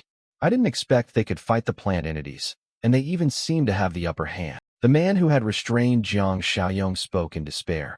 "Even though we have the advantage now, the enemies are just too many. Those corpses are all backup plant guardians." Jiang Xiaoyong raised his arm toward the horde, his face expressionless, and countless powerful vines shot out from his arm. The vines closed in on the monsters and wiped them out in a single strike. The man in yellow trembled at the sight and shrieked, Monsters, they're all monsters." Suddenly his heart went still, his eyes rolled back, pupils constricted. Then countless branches crawled out of his body and quickly destroyed his corpse. Nearby, his companions felt something was wrong. One of them stammered, "I feel uneasy." Suddenly he was also overtaken by innumerable vines, and the survivors were filled with terror. Shouts rang out, "No, don't, please don't." One man yelled, "We can still work." Old He realized and shouted to Jiang Xiaoyong's group, who were fighting, "At this rate, we won't survive." Jiang Xiaoyong calmly said, "Kill it, and that solves everything." Then he shot forward from the ground toward the giant tree. He used his own power to strike the trunk. Above, countless of his sturdy vines quickly uncoiled and extended. Jiang Xiaoyong manipulated the vines with his hands to attack. Suddenly, a huge vine lunged at Jiang Xiaoyong. The giant tree had begun to fight back. He quickly reacted and stepped back to avoid the vine. The vine swung past him, and the ground where he'd stood was struck by the giant tree, sending dust flying everywhere. Jiang Xiaoyong fell back, seriously assessing the situation. Then he said, "No, it's too large to deal with at once. Besides, wasting more energy isn't good." The vines began attacking the chainsaw crew, growing out of their bodies and crawling slowly over them, terrifying the workers. Seeing that, Jiang Xiaoyong said, "All those infected by the plant entities, gather over here." One man asked, "For what?" A green vein appeared on Jiang Xiaoyong's neck. Then he expelled a greenish gas from his mouth. When the chainsaw crew inhaled it, they reacted oddly. One doubled over, clutching his stomach. Another panicked and asked, "What is this?" The workers coughed in alarm, asking, "What is this?" Jiang Xiaoyong explained, "A special algal fungus that can release interferon to prevent further outbreaks of the parasitic spores in people's bodies." Then he turned and said, "Zhang Qi, lead these people away." Zhang Qi replied quickly, "Yes." After that, Zhang Qi, Shan Shan, and Xiao Kai escorted the chainsaw crew away while Old He, Jiang Xiaoyong, and Li Cheng stayed behind. The monsters continued to moan, whispering, "Servants, servants," shamelessly. Jiang Xiaoyong's face was expressionless as he let out a faint, dry chuckle. Suddenly his eyes flashed green, and he shouted loudly. Then he stood tall, pointed at the tree, and shouted, "You idiot!" Suddenly a powerful green light burst from him as he yelled, "Symbiosis lets you survive, grow, and become stronger. Taming each other is the right path, the true way." When he finished, his gaze returned to normal. Jiang Xiaoyong looked at his hand and said, "All right, you've expressed your wish. Now get back to your duty." Old He looked at him puzzled and asked, "Those words, are you talking about the flower carts? Can flower carts really have consciousness?" Jiang Xiaoyong replied, "Adaptive spores evolved long ago with neural-like structures, so the emergence of consciousness is natural. It can be seen as a convergent evolution of higher life forms. Let's go back to discuss this later. For now, retreat." Li Cheng asked, "You're not going to destroy it?" Jiang Xiaoyong said, "It's not worth wasting time fighting such a huge enemy. We'll return when we're prepared next time." Seeing Jiang Xiaoyong's group leave, the tree didn't stop them but watched silently. The monsters howled, "Not finished, not finished. We must kill them." A vine slammed into the ground, warning them not to leave. At the base, under the scorching sun, everyone in the room gathered to discuss. Jiang Xiaoyong said, "I'll call Zhang Xingzhe back and ask them to guard the flower cart fields to resist that massive plant species large-scale attack." Li Cheng folded his arms and asked, "They've all returned. Are they okay?" Jiang Xiaoyong replied, "No need to worry over there. Experts are already holding the line." Zhang Qi asked, "Are the experts even stronger than us?" Jiang Xiaoyong laughed and said, "Then you two can go there and spar with them." Zhang Qi excitedly answered, "We must spar. If we can't beat that monster, how can we beat newcomers?" Then Jiang Xiaoyong said, "Old He, Come with me on that trip. We might need your expertise. He replied, all right. Zhang Qi, face wide with surprise, yelled, holy heck. Next he pointed at the big tree and asked, is that? Jiang Xiaoyong said, the expert I told you about. Then a man emerged from the grotesque red-black mass of the monster's flesh and said, Brother Jiang Xiaoyong. Seeing this, Zhang Qi went blank and obedient. Jiang Xiaoyong clapped him on the shoulder and told Xiao Feng, this kid is Zhang Qi. He wants to spar with you. Don't hold back. Xiao Feng went, oh, with surprise. Then he pointed a finger to the sky, and the red-black mass behind him started writhing again. Suddenly, countless tentacles rose up, making Zhang Qi scream in terror. Holy moly! He quickly stepped forward, patted Xiao Feng on the shoulder, and said, all right, enough. Everyone's friends here. Let's not ruin the vibe. Meanwhile, Jiang Xiaoyong was chatting with Old He and Xiao Ping, explaining that Old He was an expert from the City Agricultural Science Institute. Old He said this man was Chu Xiaoping, a research staffer at the city's biology center. Xiaoping said he was very pleased to meet him and had heard of Old He for a long time. Old He replied, pleasure to meet you too. Jiang Xiaoyong asked, is there any way to control the bee colonies? Can we kidnap a queen bee? Old He answered, I'm an agronomy expert, but I don't know much about the essence of social animals. For the species we do know, controlling colonies can be tricky. The behavior of a colony is simply an emergent phenomenon from many individuals following simple rules, each with its own division of labor. A queen bee, or ant, is merely a reproductive center in that intelligent body. The pheromones she emits suppress the sexual maturation of other members, but don't actually make the decisions, Xiaoping said. But most systems tend towards centralization, so it's hard to say whether the queen of this insect species has evolved functions similar to a central nervous system.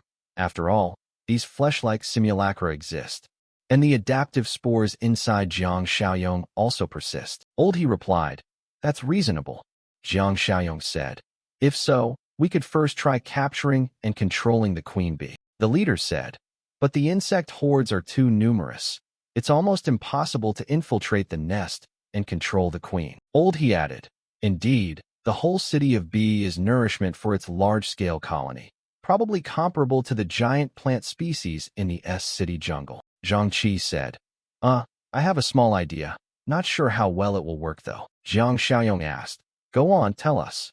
Zhang Qi said, have you heard of this? The wooden horse trick? On the road, 3 black cars sped along, kicking up clouds of dust. The cars all came to a stop at once. Grotesque monsters sat in the vehicles.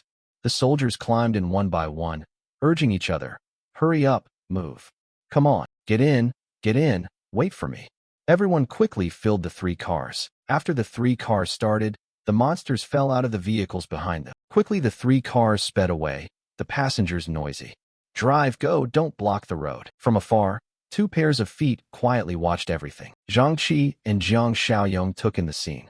Zhang Qi crossed his arms confidently and said, see, my method definitely works. Jiang Xiaoyong fell silent, then noticed something and said, here they come. A bee was flying toward the monsters. The bee made a strange sound. Zhang Qi asked, what's that? Jiang Xiaoyong answered, that's a scout from the hive.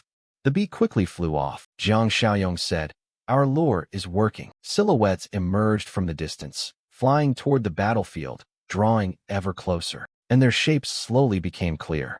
The bees inched closer to the monster below. The group watching was utterly terrified at the sight. One of them, without thinking, immediately turned and ran, shouting, I'm done for. I'm getting out of here. Zhang Qi watched in disbelief, frowning with worry.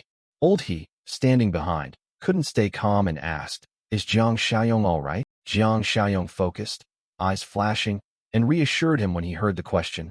No problem. The bees concentrated on their target and dove down in swarms. The hematic forms below sensed the fierce attack and immediately assumed defensive postures. While both sides were fiercely engaged in battle, suddenly tentacles erupted around them. From beneath the ground, tentacles shot up quickly and forcefully. In the blink of an eye, the fighting bees were entangled by the tentacles. Then the tentacles' pointed tips stabbed violently into the bees' necks. The wounded monstrous bee let out a heart-rending cry. The leader stood motionless, staring at the scene, unable to help but exclaim, with this strength, I think we don't need strategy. Just attack the hive directly. The bees trembled and collapsed onto the ground below. Around them remained the remnants of the tentacles that had wrapped them moments ago. Old He watched in astonishment and asked, "Will this method work?" Jiang Xiaoyong surveyed the scene seriously and analyzed. The self-healing ability of these insects is far weaker than that of the simulated flesh. Successfully controlling them will be much harder. Soon after, he looked at the bee corpses strewn across the floor and continued to explain. Moreover, control over Xiao foam involved cooperation from the man himself, but these insects won't obediently fall into line. At that, everyone's discussion voices rose. "This one is dead too. How's it on your side? It seems beyond our strength, so this is our only hope." Jiang Xiaoyong seemed to sense something and glanced to the side. The giant insect was still struggling, wildly flapping its wings as it faced them. He stared at it thoughtfully. Its forelimbs slowly lowered until they touched the ground. Then, as if sensing something, it calmed and became more docile than before. A guard who saw this couldn't help exclaiming, "Did it work?" Jiang Xiaoyong, visibly relieved, stepped closer and gently rubbed its head, whispering, "Looks like it worked." Old He also stepped forward to observe, marveling. "Out of so many tries, only one succeeded?" Jiang Xiaoyong cut him off at once. "One is enough." The tamed bee then took off again, but this time it carried a person with it. Jiang Xiaoyong relaxed and let the bee lift him into the sky. He looked down at the scene below and couldn't help but remark, "No wonder the people in City B go on about insect swarms." Jiang Xiaoyong was carried high into the air. Words escaped his mouth. He was genuinely startled by how frightening it all was. At that moment, inside the cavern, the insect groups kept patrolling everywhere. The Migyong group hid in a corner, watching in terror. "Too dangerous." His teammate crouched to avoid detection while one muttered, "Are you sure your logic is right?" Another interrupted, "What if Lac Duong is here?" Migyong immediately cut him off and reassured them, "The nest needs airflow too. If we follow the air current, we'll definitely find an exit." They gradually moved forward, creeping ahead. Migyong suddenly froze. He had detected something terrifying. Then he stammered a shout that made the two others jump in fright. The sight before them was so horrifying it nearly broke their morale. These people were being used as brood beds for larvae. Disgusting. Sensing something wrong, Yang grit his teeth and warned, "Don't stare. If they spot us, we'll end up like that." Deeper inside the dark cave, the Migyong group pressed on and soon discovered a source of light. He was ecstatic and pointed ahead excitedly. "Look, that's the exit." Seeing the light at the tunnel's end, they clutched at a lifeline and grew increasingly excited. "Great, we made it." Suddenly, countless noises erupted from behind, making their group panic. What was that sound? At that moment, swarms of larvae detected them and rushed forward. "Larvae! Run faster!" They sped up and ran straight for the only patch of light. Victory was within reach. They couldn't fall here. Migyong raced out joyfully and shouted, "We did it!" His legs suddenly skidded to a halt, and he stood frozen. The three of them panted heavily, staring ahead in stunned disbelief. Countless larvae had appeared all over the courtyard before them. They stared fixedly at the three of them when they appeared. Then they launched a frenzied attack toward the Migyong group. Yolong, standing with the others in the dark chamber, heard something and immediately looked up. He then screamed in excitement. "There's a sound," and the group, including Yolong, intently watched the noise coming from above the cavern. Immediately, Migyang's people were thrown down one after another. Migyong looked at those before him in confusion. "What kind of room is this?" He blankly and instinctively answered, "This is the food chamber. From now on you all." Hearing his next words, the Migyong team went pale. It's spare food as well. Yang immediately collapsed into despair and wailed loudly. "If we had known, we wouldn't have run. At least being a laborer might have given us a chance to live." Yolong saw someone lying motionless and couldn't help asking, "What's wrong with him? Is he dead?" Migyong, seeing the person on the ground, was puzzled. "Who is this? A stranger?" Yang also noticed the oddness. "He's not one of the ones who fled with us." He cautiously stepped closer to touch Jiang Xiaoyong. "Is he still alive?" Jiang Xiaoyong suddenly sat up, to everyone's astonishment. "Finally arrived? Huh?" Jiang Xiaoyong brushed the dust off himself and looked around, sighing. "This winding detour nearly made me lose my mind." Jiang Xiaoyong said, "So this is inside the insects? Impressive, they've made it like a maze." Seeing him remark that way left Yolong stunned. A newcomer captured here? And he's in a mood to marvel? In the thick, gloomy space, Jiang Xiaoyong's calm voice rang out. Which of you can find the way to the brood chamber? Migyong, sweat beading on his face, panicked. What did you say? Yolong added, find the brood chamber. What do you want to do? A mysterious glint sat in Jiang Xiaoyong's sharp eyes. I need someone to help me find it. Those around sneered and whispered. He's not an idiot, is he? Maybe the fear fried his nerves and made him stupid. At that moment, the thick air stirred and a grating rustle echoed. Yolong's bloodshot eyes stared in terror at the scene. Here they come again, coming to choose their food. Everyone scrambled to flee. Who is it? Who shoved me out like that? I can't breathe. Hey, why are you spacing out? Want to become food? You idiot. Someone's going to die either way. He warned him. The ones who die could be us. Hearing that, Yang cast a resentful glance at Jiang Xiaoyong. Sorry, but whose bright idea was it to be out of sorts right now? Meanwhile, Jiang Xiaoyong watched the approaching creature with calm eyes, his lithe body standing beneath the huge monster with its razor-sharp maw. Everyone around was sweating with fear, tension compressing the space. At that moment, he decisively grabbed one of the monster's large pincers as it lunged forward. Then Jiang Xiaoyong rapidly unleashed a surge of energy straight into the beast. Watching the spectacle unfold, everyone gaped in astonishment. What's going on? What happened? He killed the larvae. Did he bring a gun in here? Right, he must have brought a gun, but I don't see any gun. He tilted his head and warned. Do you follow me? Or wait here?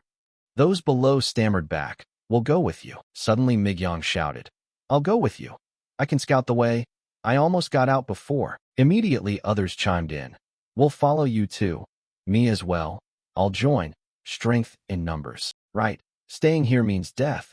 Might as well take the risk. Jiang Xiaoyong said nothing, only lifting the corner of his mouth in a faint smile. At that moment, one of the monster's pincers showed a flicker of motion. This sudden change made them shudder. It turned out that ahead was a crawling horde of tiny, disgusting monsters. They quickly shouted, no matter how strong he is, he can't take on so many worms. I don't want to die. This kind of death is terrifying. But Jiang Xiaoyong remained calm and slapped each vile bug with forceful strikes. Their faces drained, and they stared in stunned disbelief at his actions. Jiang Xiaoyong used a practiced technique to seize each grotesque insect, his robust strength from a fit body, sending each creature whipping into the air. And the creatures were flung upward with accelerating force. The thick air in the cave was filled only with their agonized, piercing screams. After watching Jiang Xiaoyong's display, everyone gaped. This is showy even for him. He just killed a whole squad of larvae with his strength. At that moment his deep voice rose, pointing toward the larvae. Is that the brood's lair? Migyang's face went pale as he stammered a reply. Maybe yes. Jiang Xiaoyong said. All right then, let's keep going. Is this the one I'm looking for? Ahead loomed a huge, sickly green monster. They hesitated. The brood. Migyang frowned. No, this one's called the celestial lineworm. Jiang Xiaoyong asked. Celestial lineworm? He pointed at the monster and explained. Look at its rear. I've seen tail filaments there that look like antenna-like tendrils. He smiled. Oh, so that's the setup. Probably used to control the swarms. Migyang replied. Exactly. Don't disturb it or countless swarms will attack us. Instantly he widened his eyes, tense. Holy crap, what are you going to do? Migyang stared, seeing strange green energy at Jiang Xiaoyong's hands and asked, What's that in your hands? The celestial lineworm suddenly froze, its body exuding a strange aura, a greenish mist spreading from its body throughout the space. The monster emitted pained roars as if it were being attacked. Everyone present exclaimed in surprise. Is he even human? Someone sensing the oddity called out. What's that noise? The celestial lineworm is under attack. More larvae are coming to defend it. Suddenly something seemed to be operating at full capacity. A voice snorted. Big Elder, there's trouble over here. Jiang Xiaoyong stood ready, poised with techniques in hand. Thick, long cords unfurling from his palms and shooting forward. Those cords encircled the area as voices echoed. The Big Elder's attack is coming through us. Those around stammered in surprise. Wah, what a scare. The Congioi froze instantly under Jiang Xiaoyong's rapid strikes. Green cords immediately wrapped tightly around the Congioi. Yolong asked, puzzled. Which side's the monster here? In that dark, silent space where ultimate moves were about to unfold, Jiang Xiaoyong solemnly focused his power. The Congioi seemed to have been hit. It writhed in pain. The Congioi immediately rolled over, and lay motionless on the ground in shock. Shot, Jiang Xiaoyong said. Relying on spores to try to control resisting individuals is still too difficult, but I've already read the brood's location. Long strands sprang from his body, filling the space. Everyone around gasped. Careful, Chief, what's going on? At that moment, in the dim space, the Khan Gioi still tried to keep attacking. It rose with its comrades, preparing a strike. But Jiang Xiaoyong's cords swept in like a storm, instantly restraining the Khan Gioi in the blink of an eye. The cords tightened more and more, coiling around the Khan Gioi's body. The technique continued to assault it, making it scream in agony. And after a while it seemed the toxin had soaked into its body. The Khan Gioi's body trembled and slowly withered. After a moment, its body deflated and collapsed onto the ground. But suddenly other Khan Gioi attacked from high above. In the cave, chunks of earth cracked apart into small pieces. A curious voice asked, "What did you do?" Jiang Xiaoyong replied, "I let them simmer underground and absorbed a bunch of energy from the larvae as a bonus. Now the process is finished, so it's fine." But suddenly cracks appeared in the ground. "You said you'd met it, right?" The cracks quickly spread everywhere. The fissures opened so fast that everyone fell through. The space grew even darker, with huge boulders. Jiang Xiaoyong froze in place, calmly observing everything. Yolong cried out in astonishment. "This is..." Everyone walked slowly through the cave, curious. "Where's the brood?" "Where?" Jiang Xiaoyong remained calm, his eyes scanning. "It's beneath our feet." When suddenly a strange sound came from under the ground. A huge clod of earth popped up from beneath the ground. Jiang Xiaoyong seemed to have anticipated something and watched calmly as a terrifying giant Khan Gioi crawled up from below. At that moment, the brood let out a warning roar, then lunged toward Jiang Xiaoyong with rapid strides. Someone cried in fear. As expected, the swarm never stops coming. At the same time, the ground below was under such strain that it began to crack. The whole group was about to fall into a pit together. In the next second, thorny vines sprouted everywhere, locking them in. It turned out Jiang Xiaoyong was protecting everyone. He instructed, "I need to clear the disturbance.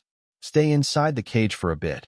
Everyone will agree, whatever you guys say." After that, a line of larvae formed up, preparing to attack him. Jiang Xiaoyong thrust his hand back, and thorny cords kept sprouting from his palm. Now both his hands weaved the thorned cords skillfully, whipping up to beat back the tiny charging enemies. Suddenly something white, like a bullet, shot toward him. Jiang Xiaoyong was on guard and glanced over. Luckily, he jumped to the side and nimbly dodged the strike. Nearby, spiders kept spitting silk strands at Jiang Xiaoyong. He ran forward, deftly avoiding the webs they shot. His hand slid along the ground.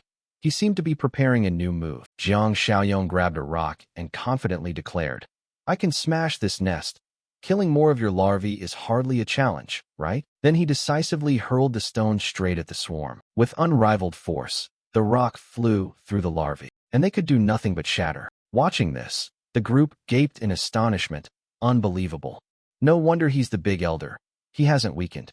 Great, we're saved. Seeing the enemy's strength, the frail brood emitted a threatening roar. But the next moment its huge body trembled and retreated. Jiang Xiaoyong strolled up and scolded casually. "Roar all you want. I'm not planning to kill you." Then his hands generated countless thorny cords that shot forward. And with one strike Jiang Xiaoyong tied the brood up into a bundle. The cords tightened more and more, the sharp thorns piercing its flesh. Feeling the pain, the brood screamed pitifully. Jiang Xiaoyong warned coldly that the spore vine had penetrated its brain and that struggling would cause instant death. He said that, but inwardly he worried. The queen only had this one. Failure would be a waste. Suddenly something happened that made him gasp in astonishment. The brood no longer struggled as before. Jiang Xiaoyong judged silently that under his threat it had become weak. This queen indeed wasn't lacking in intelligence. The system immediately displayed a mission progress notice. Reward 300 accumulation points. Current points are 961. Jiang Xiaoyong was a bit surprised. 2 tasks completed, a jump of 700 points. He rubbed his chin and planned the next step. Might as well thoroughly control and quarantine the multiplied larval bodies in his palm to avoid future trouble. Opening the system shop, options immediately appeared for Jiang Xiaoyong. He hesitated. If he found an awakened power, he'd swap, then manually refresh until accumulation points ran out. Finally, Jiang Xiaoyong decided to manually refresh. The system offered 2 alternative choices and a notice. Not stopping there, He ordered a full reveal. The system reported remaining accumulation points. 59. A slew of items appeared before him. Energy capacity overload, high-voltage bioelectricity, and a domination seal. Jiang Xiaoyong tapped to select one, and a smile finally appeared on his face. Just as I predicted, the domination seal leveled up to Tier 2, and the number of thralls increased by 2. Then he turned to the brood and said, "You're lucky. Come with me, and I'll make sure you rise like a kite in the wind." The brood had no choice but to submit as he began engraving the seal onto it. Cut to another scene where someone shouted angrily, "You two occupy such a huge warehouse. Are you too clever or just stupid? Do you even understand the idea of an innocent husband? But because he carries a precious gem, he gets blamed." Bangu stuck out his tongue in amused praise of Li Kai. Her method was solid. Sure enough, a bunch of fools crawled right into the net. Those below were still furious, shouting insults. "You damned couple, are you always so loose in the head? With such a disparity in numbers, you still think you can take a few and win?" Another man looked lecherous and licked his lips, coaxing pervertedly.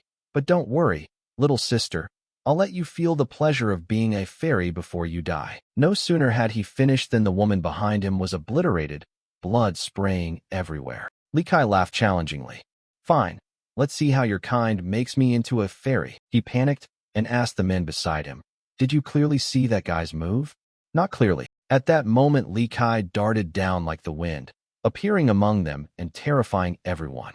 "It's dangerous, so fast." With just a few whip-like strikes, she logged out almost all the people there. Then Li Kai pointed her sword downward. The blade at the neck of that man earlier made his whole body tremble uncontrollably. She lifted his chin with the sword, taunting, "Well then, tell me what it's like to be a fairy." The man hurriedly mouthed, "Sorry." Meanwhile, 3 others struggled to stand and asked in confusion, "Huh? The 2 of you? You 2 are that strong? How did you do that?" Bangu, standing behind, spoke softly, "Don't be shy. Let me tell you, in these times the only ones stronger than the 2 of us are those people over there." The guy dripping syrup was still thinking, while the people behind him were taken aback in surprise. From afar something was barreling toward them. They were puzzled. What was that noise? The other guessed, larval swarm. Hearing that, Bangu and Li Kai also turned their heads to see what it was. Everyone looked up in horror.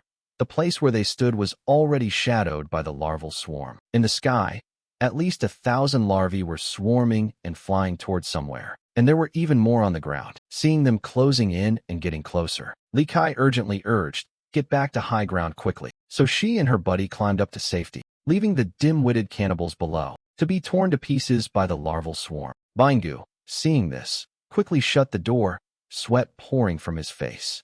What's going on? At the same time, elsewhere something was happening. The leader hurriedly freaked out.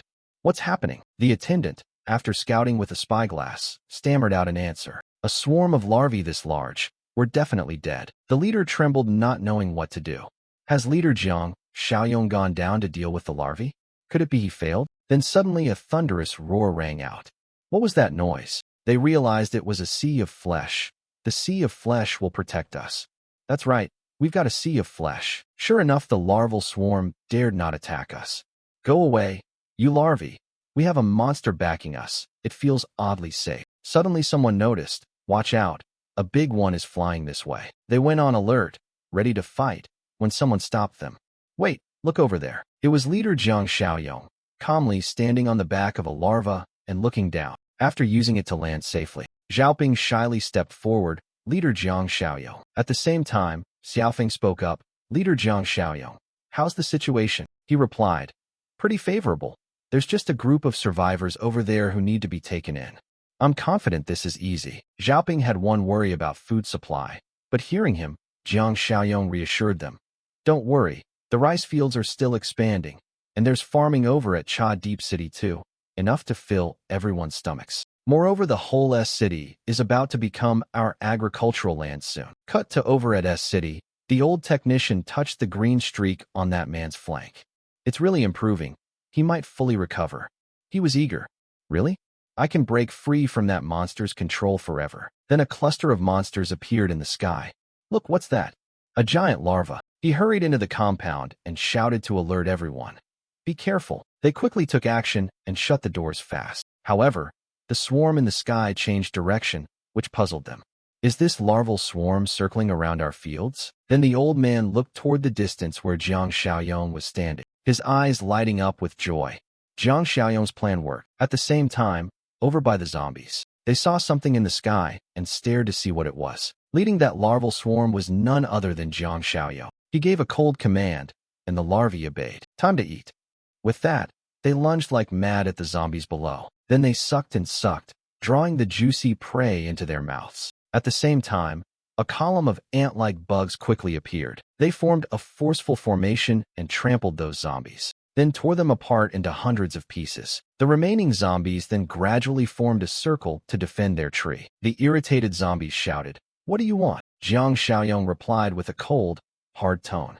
"I've tamed you, made you symbiotic creatures of the flower cart inside my body, thinking you'd be insolent and refuse to submit? No way, my body outweighs yours. I'm the master of the jungle. You're merely losers in the competition." He snapped, clarifying the situation. "Now you're the losers." As he spoke, Jiang Xiaoyong used his skill to saw the trunk the zombies were protecting in half. At once it quickly toppled downwards, creating a chaotic mess. This is the fate of those who resist. I've already chopped the trunk. Next I'll uproot you. One last chance, bow down. Watching his plant slowly grow stronger, steadily reaching upward, it finally produced a single bean that had been incubating all this time. Jiang Xiaoyong saw that seed burst open and said, "Go. Merge into one." Vines reached out and gripped the bean tightly. After absorbing it, he also received a mission from the system. Weed threat elimination completed, 100 points. The Utopia mission progressed. Objectives include expanding the community, removing nearby threats, and exploiting new areas, plus 20 reputation. Current reputation 92, gained 80, total 239. Old He and the others below worriedly asked, "All good, right?" But everyone, seeing the scene, guessed the swarm had returned. Jiang Xiaoyong must have finished the job. Jiang Xiaoyong rode the swarm over to where everyone was. As he jumped down, Old He came over to ask, "Well, did you deal with that giant plant?" Jiang Xiaoyong proudly replied, "It's become part of my body," which puzzled Old He. "Part of your body? What do you mean?" Then he transformed and said, "This is what I mean." Immediately Jiang Xiaoyong showed everyone the power he'd gained. Everyone gaped at the strength. He continued, "The flower cart power inside me has tripled now." He stood before them and announced that all the vegetation in S City was now under his control. The next day, at H Seaside Town, people cheered about a huge catch. The harvesters looked at the haul and wondered how so many fish were caught today. Life really has changed. But as they worked, they heard a strange noise that caught their attention. "What's that sound?" One guy saw something and swore in alarm. Those below asked, puzzled, "Hey, what's all that rumbling?" In front of them, a tsunami and a massive whirlpool were bearing down, sending them into a terrified scramble. A crewman shouted in panic, "Turn back. Hurry, run into the building, quick." One man anxiously asked, "What about these fish?" "Throw them all away." Another barked, "Forget the fish. Get up there, dawdle, and you're dead." Seeing the tsunami right behind them, everyone urged each other, "Run into the building now." One fellow, greedy for more fish, lagged behind to grab a few extra, but the faster they ran, the closer the wave came, and he cursed in fury. Moments later, his greed cost him. The tsunami swept him away. This tsunami was so fierce it submerged almost the entire place. Those who survived stood above and looked down at a scene of utter horror. The crew understood why there were suddenly so many fish. The captain ordered everyone to go down and salvage the swept away, haul the bodies up, and cremate them. But one man, seeing the wreckage below, cried out that the scaffold had collapsed. He fell to his knees in helplessness and asked, "What do we do now?" Outside it remained gloomy, with continuous heavy showers. Li Cheng sat with the others, uneasy, and said, "If the rain keeps up like this, the fields in the nearby towns are probably flooded." He also turned to ask Old He about the flower cart fields. "How are they doing?" Old He recounted their situation. "The flower cart crops are highly adaptable. Rain doesn't affect them much, but if it keeps raining, the yield will likely drop." Ever since, Jiang Xiaoyong had been silently brooding over something. Seeing this, Li Cheng turned to him and asked, "Jiang Xiaoyong, what's wrong?" But Jiang Xiaoyong didn't answer and kept his silence, puzzling him. Moments later, he bent down again, much to everyone's confusion. After some scouting, Jiang Xiaoyong gathered something and realized something else. Once his thoughts formed, he hurriedly turned and urged everyone, Call the villagers from the nearby towns into the fortress. Move quickly. Act now. On arrival, Jiang Xiaoyong shouted to the residents there to grab their belongings and run fast. Zhang Qi, sensing something odd, came over to ask, Jiang Xiaoyong, what's going on? Is there still an enemy we can't handle? Someone up above saw something and yelled down.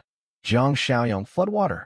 Hearing this, he panicked and shouted, floodwater. Without hesitation, Xiao Kai and the others climbed up to safety. Li Cheng stood safely above, then looked down in stunned silence. This is below where the floodwaters have surged in. The current is pouring in from the sea. He grimaced at the sight, not knowing what to do. The water has risen over a meter. When it hits H City, who knows what will happen? Even Zhang Qi reported that our outer defenses probably won't hold. At that moment, Jiang Xiaoyong finished transforming and stepped out, surprising everyone.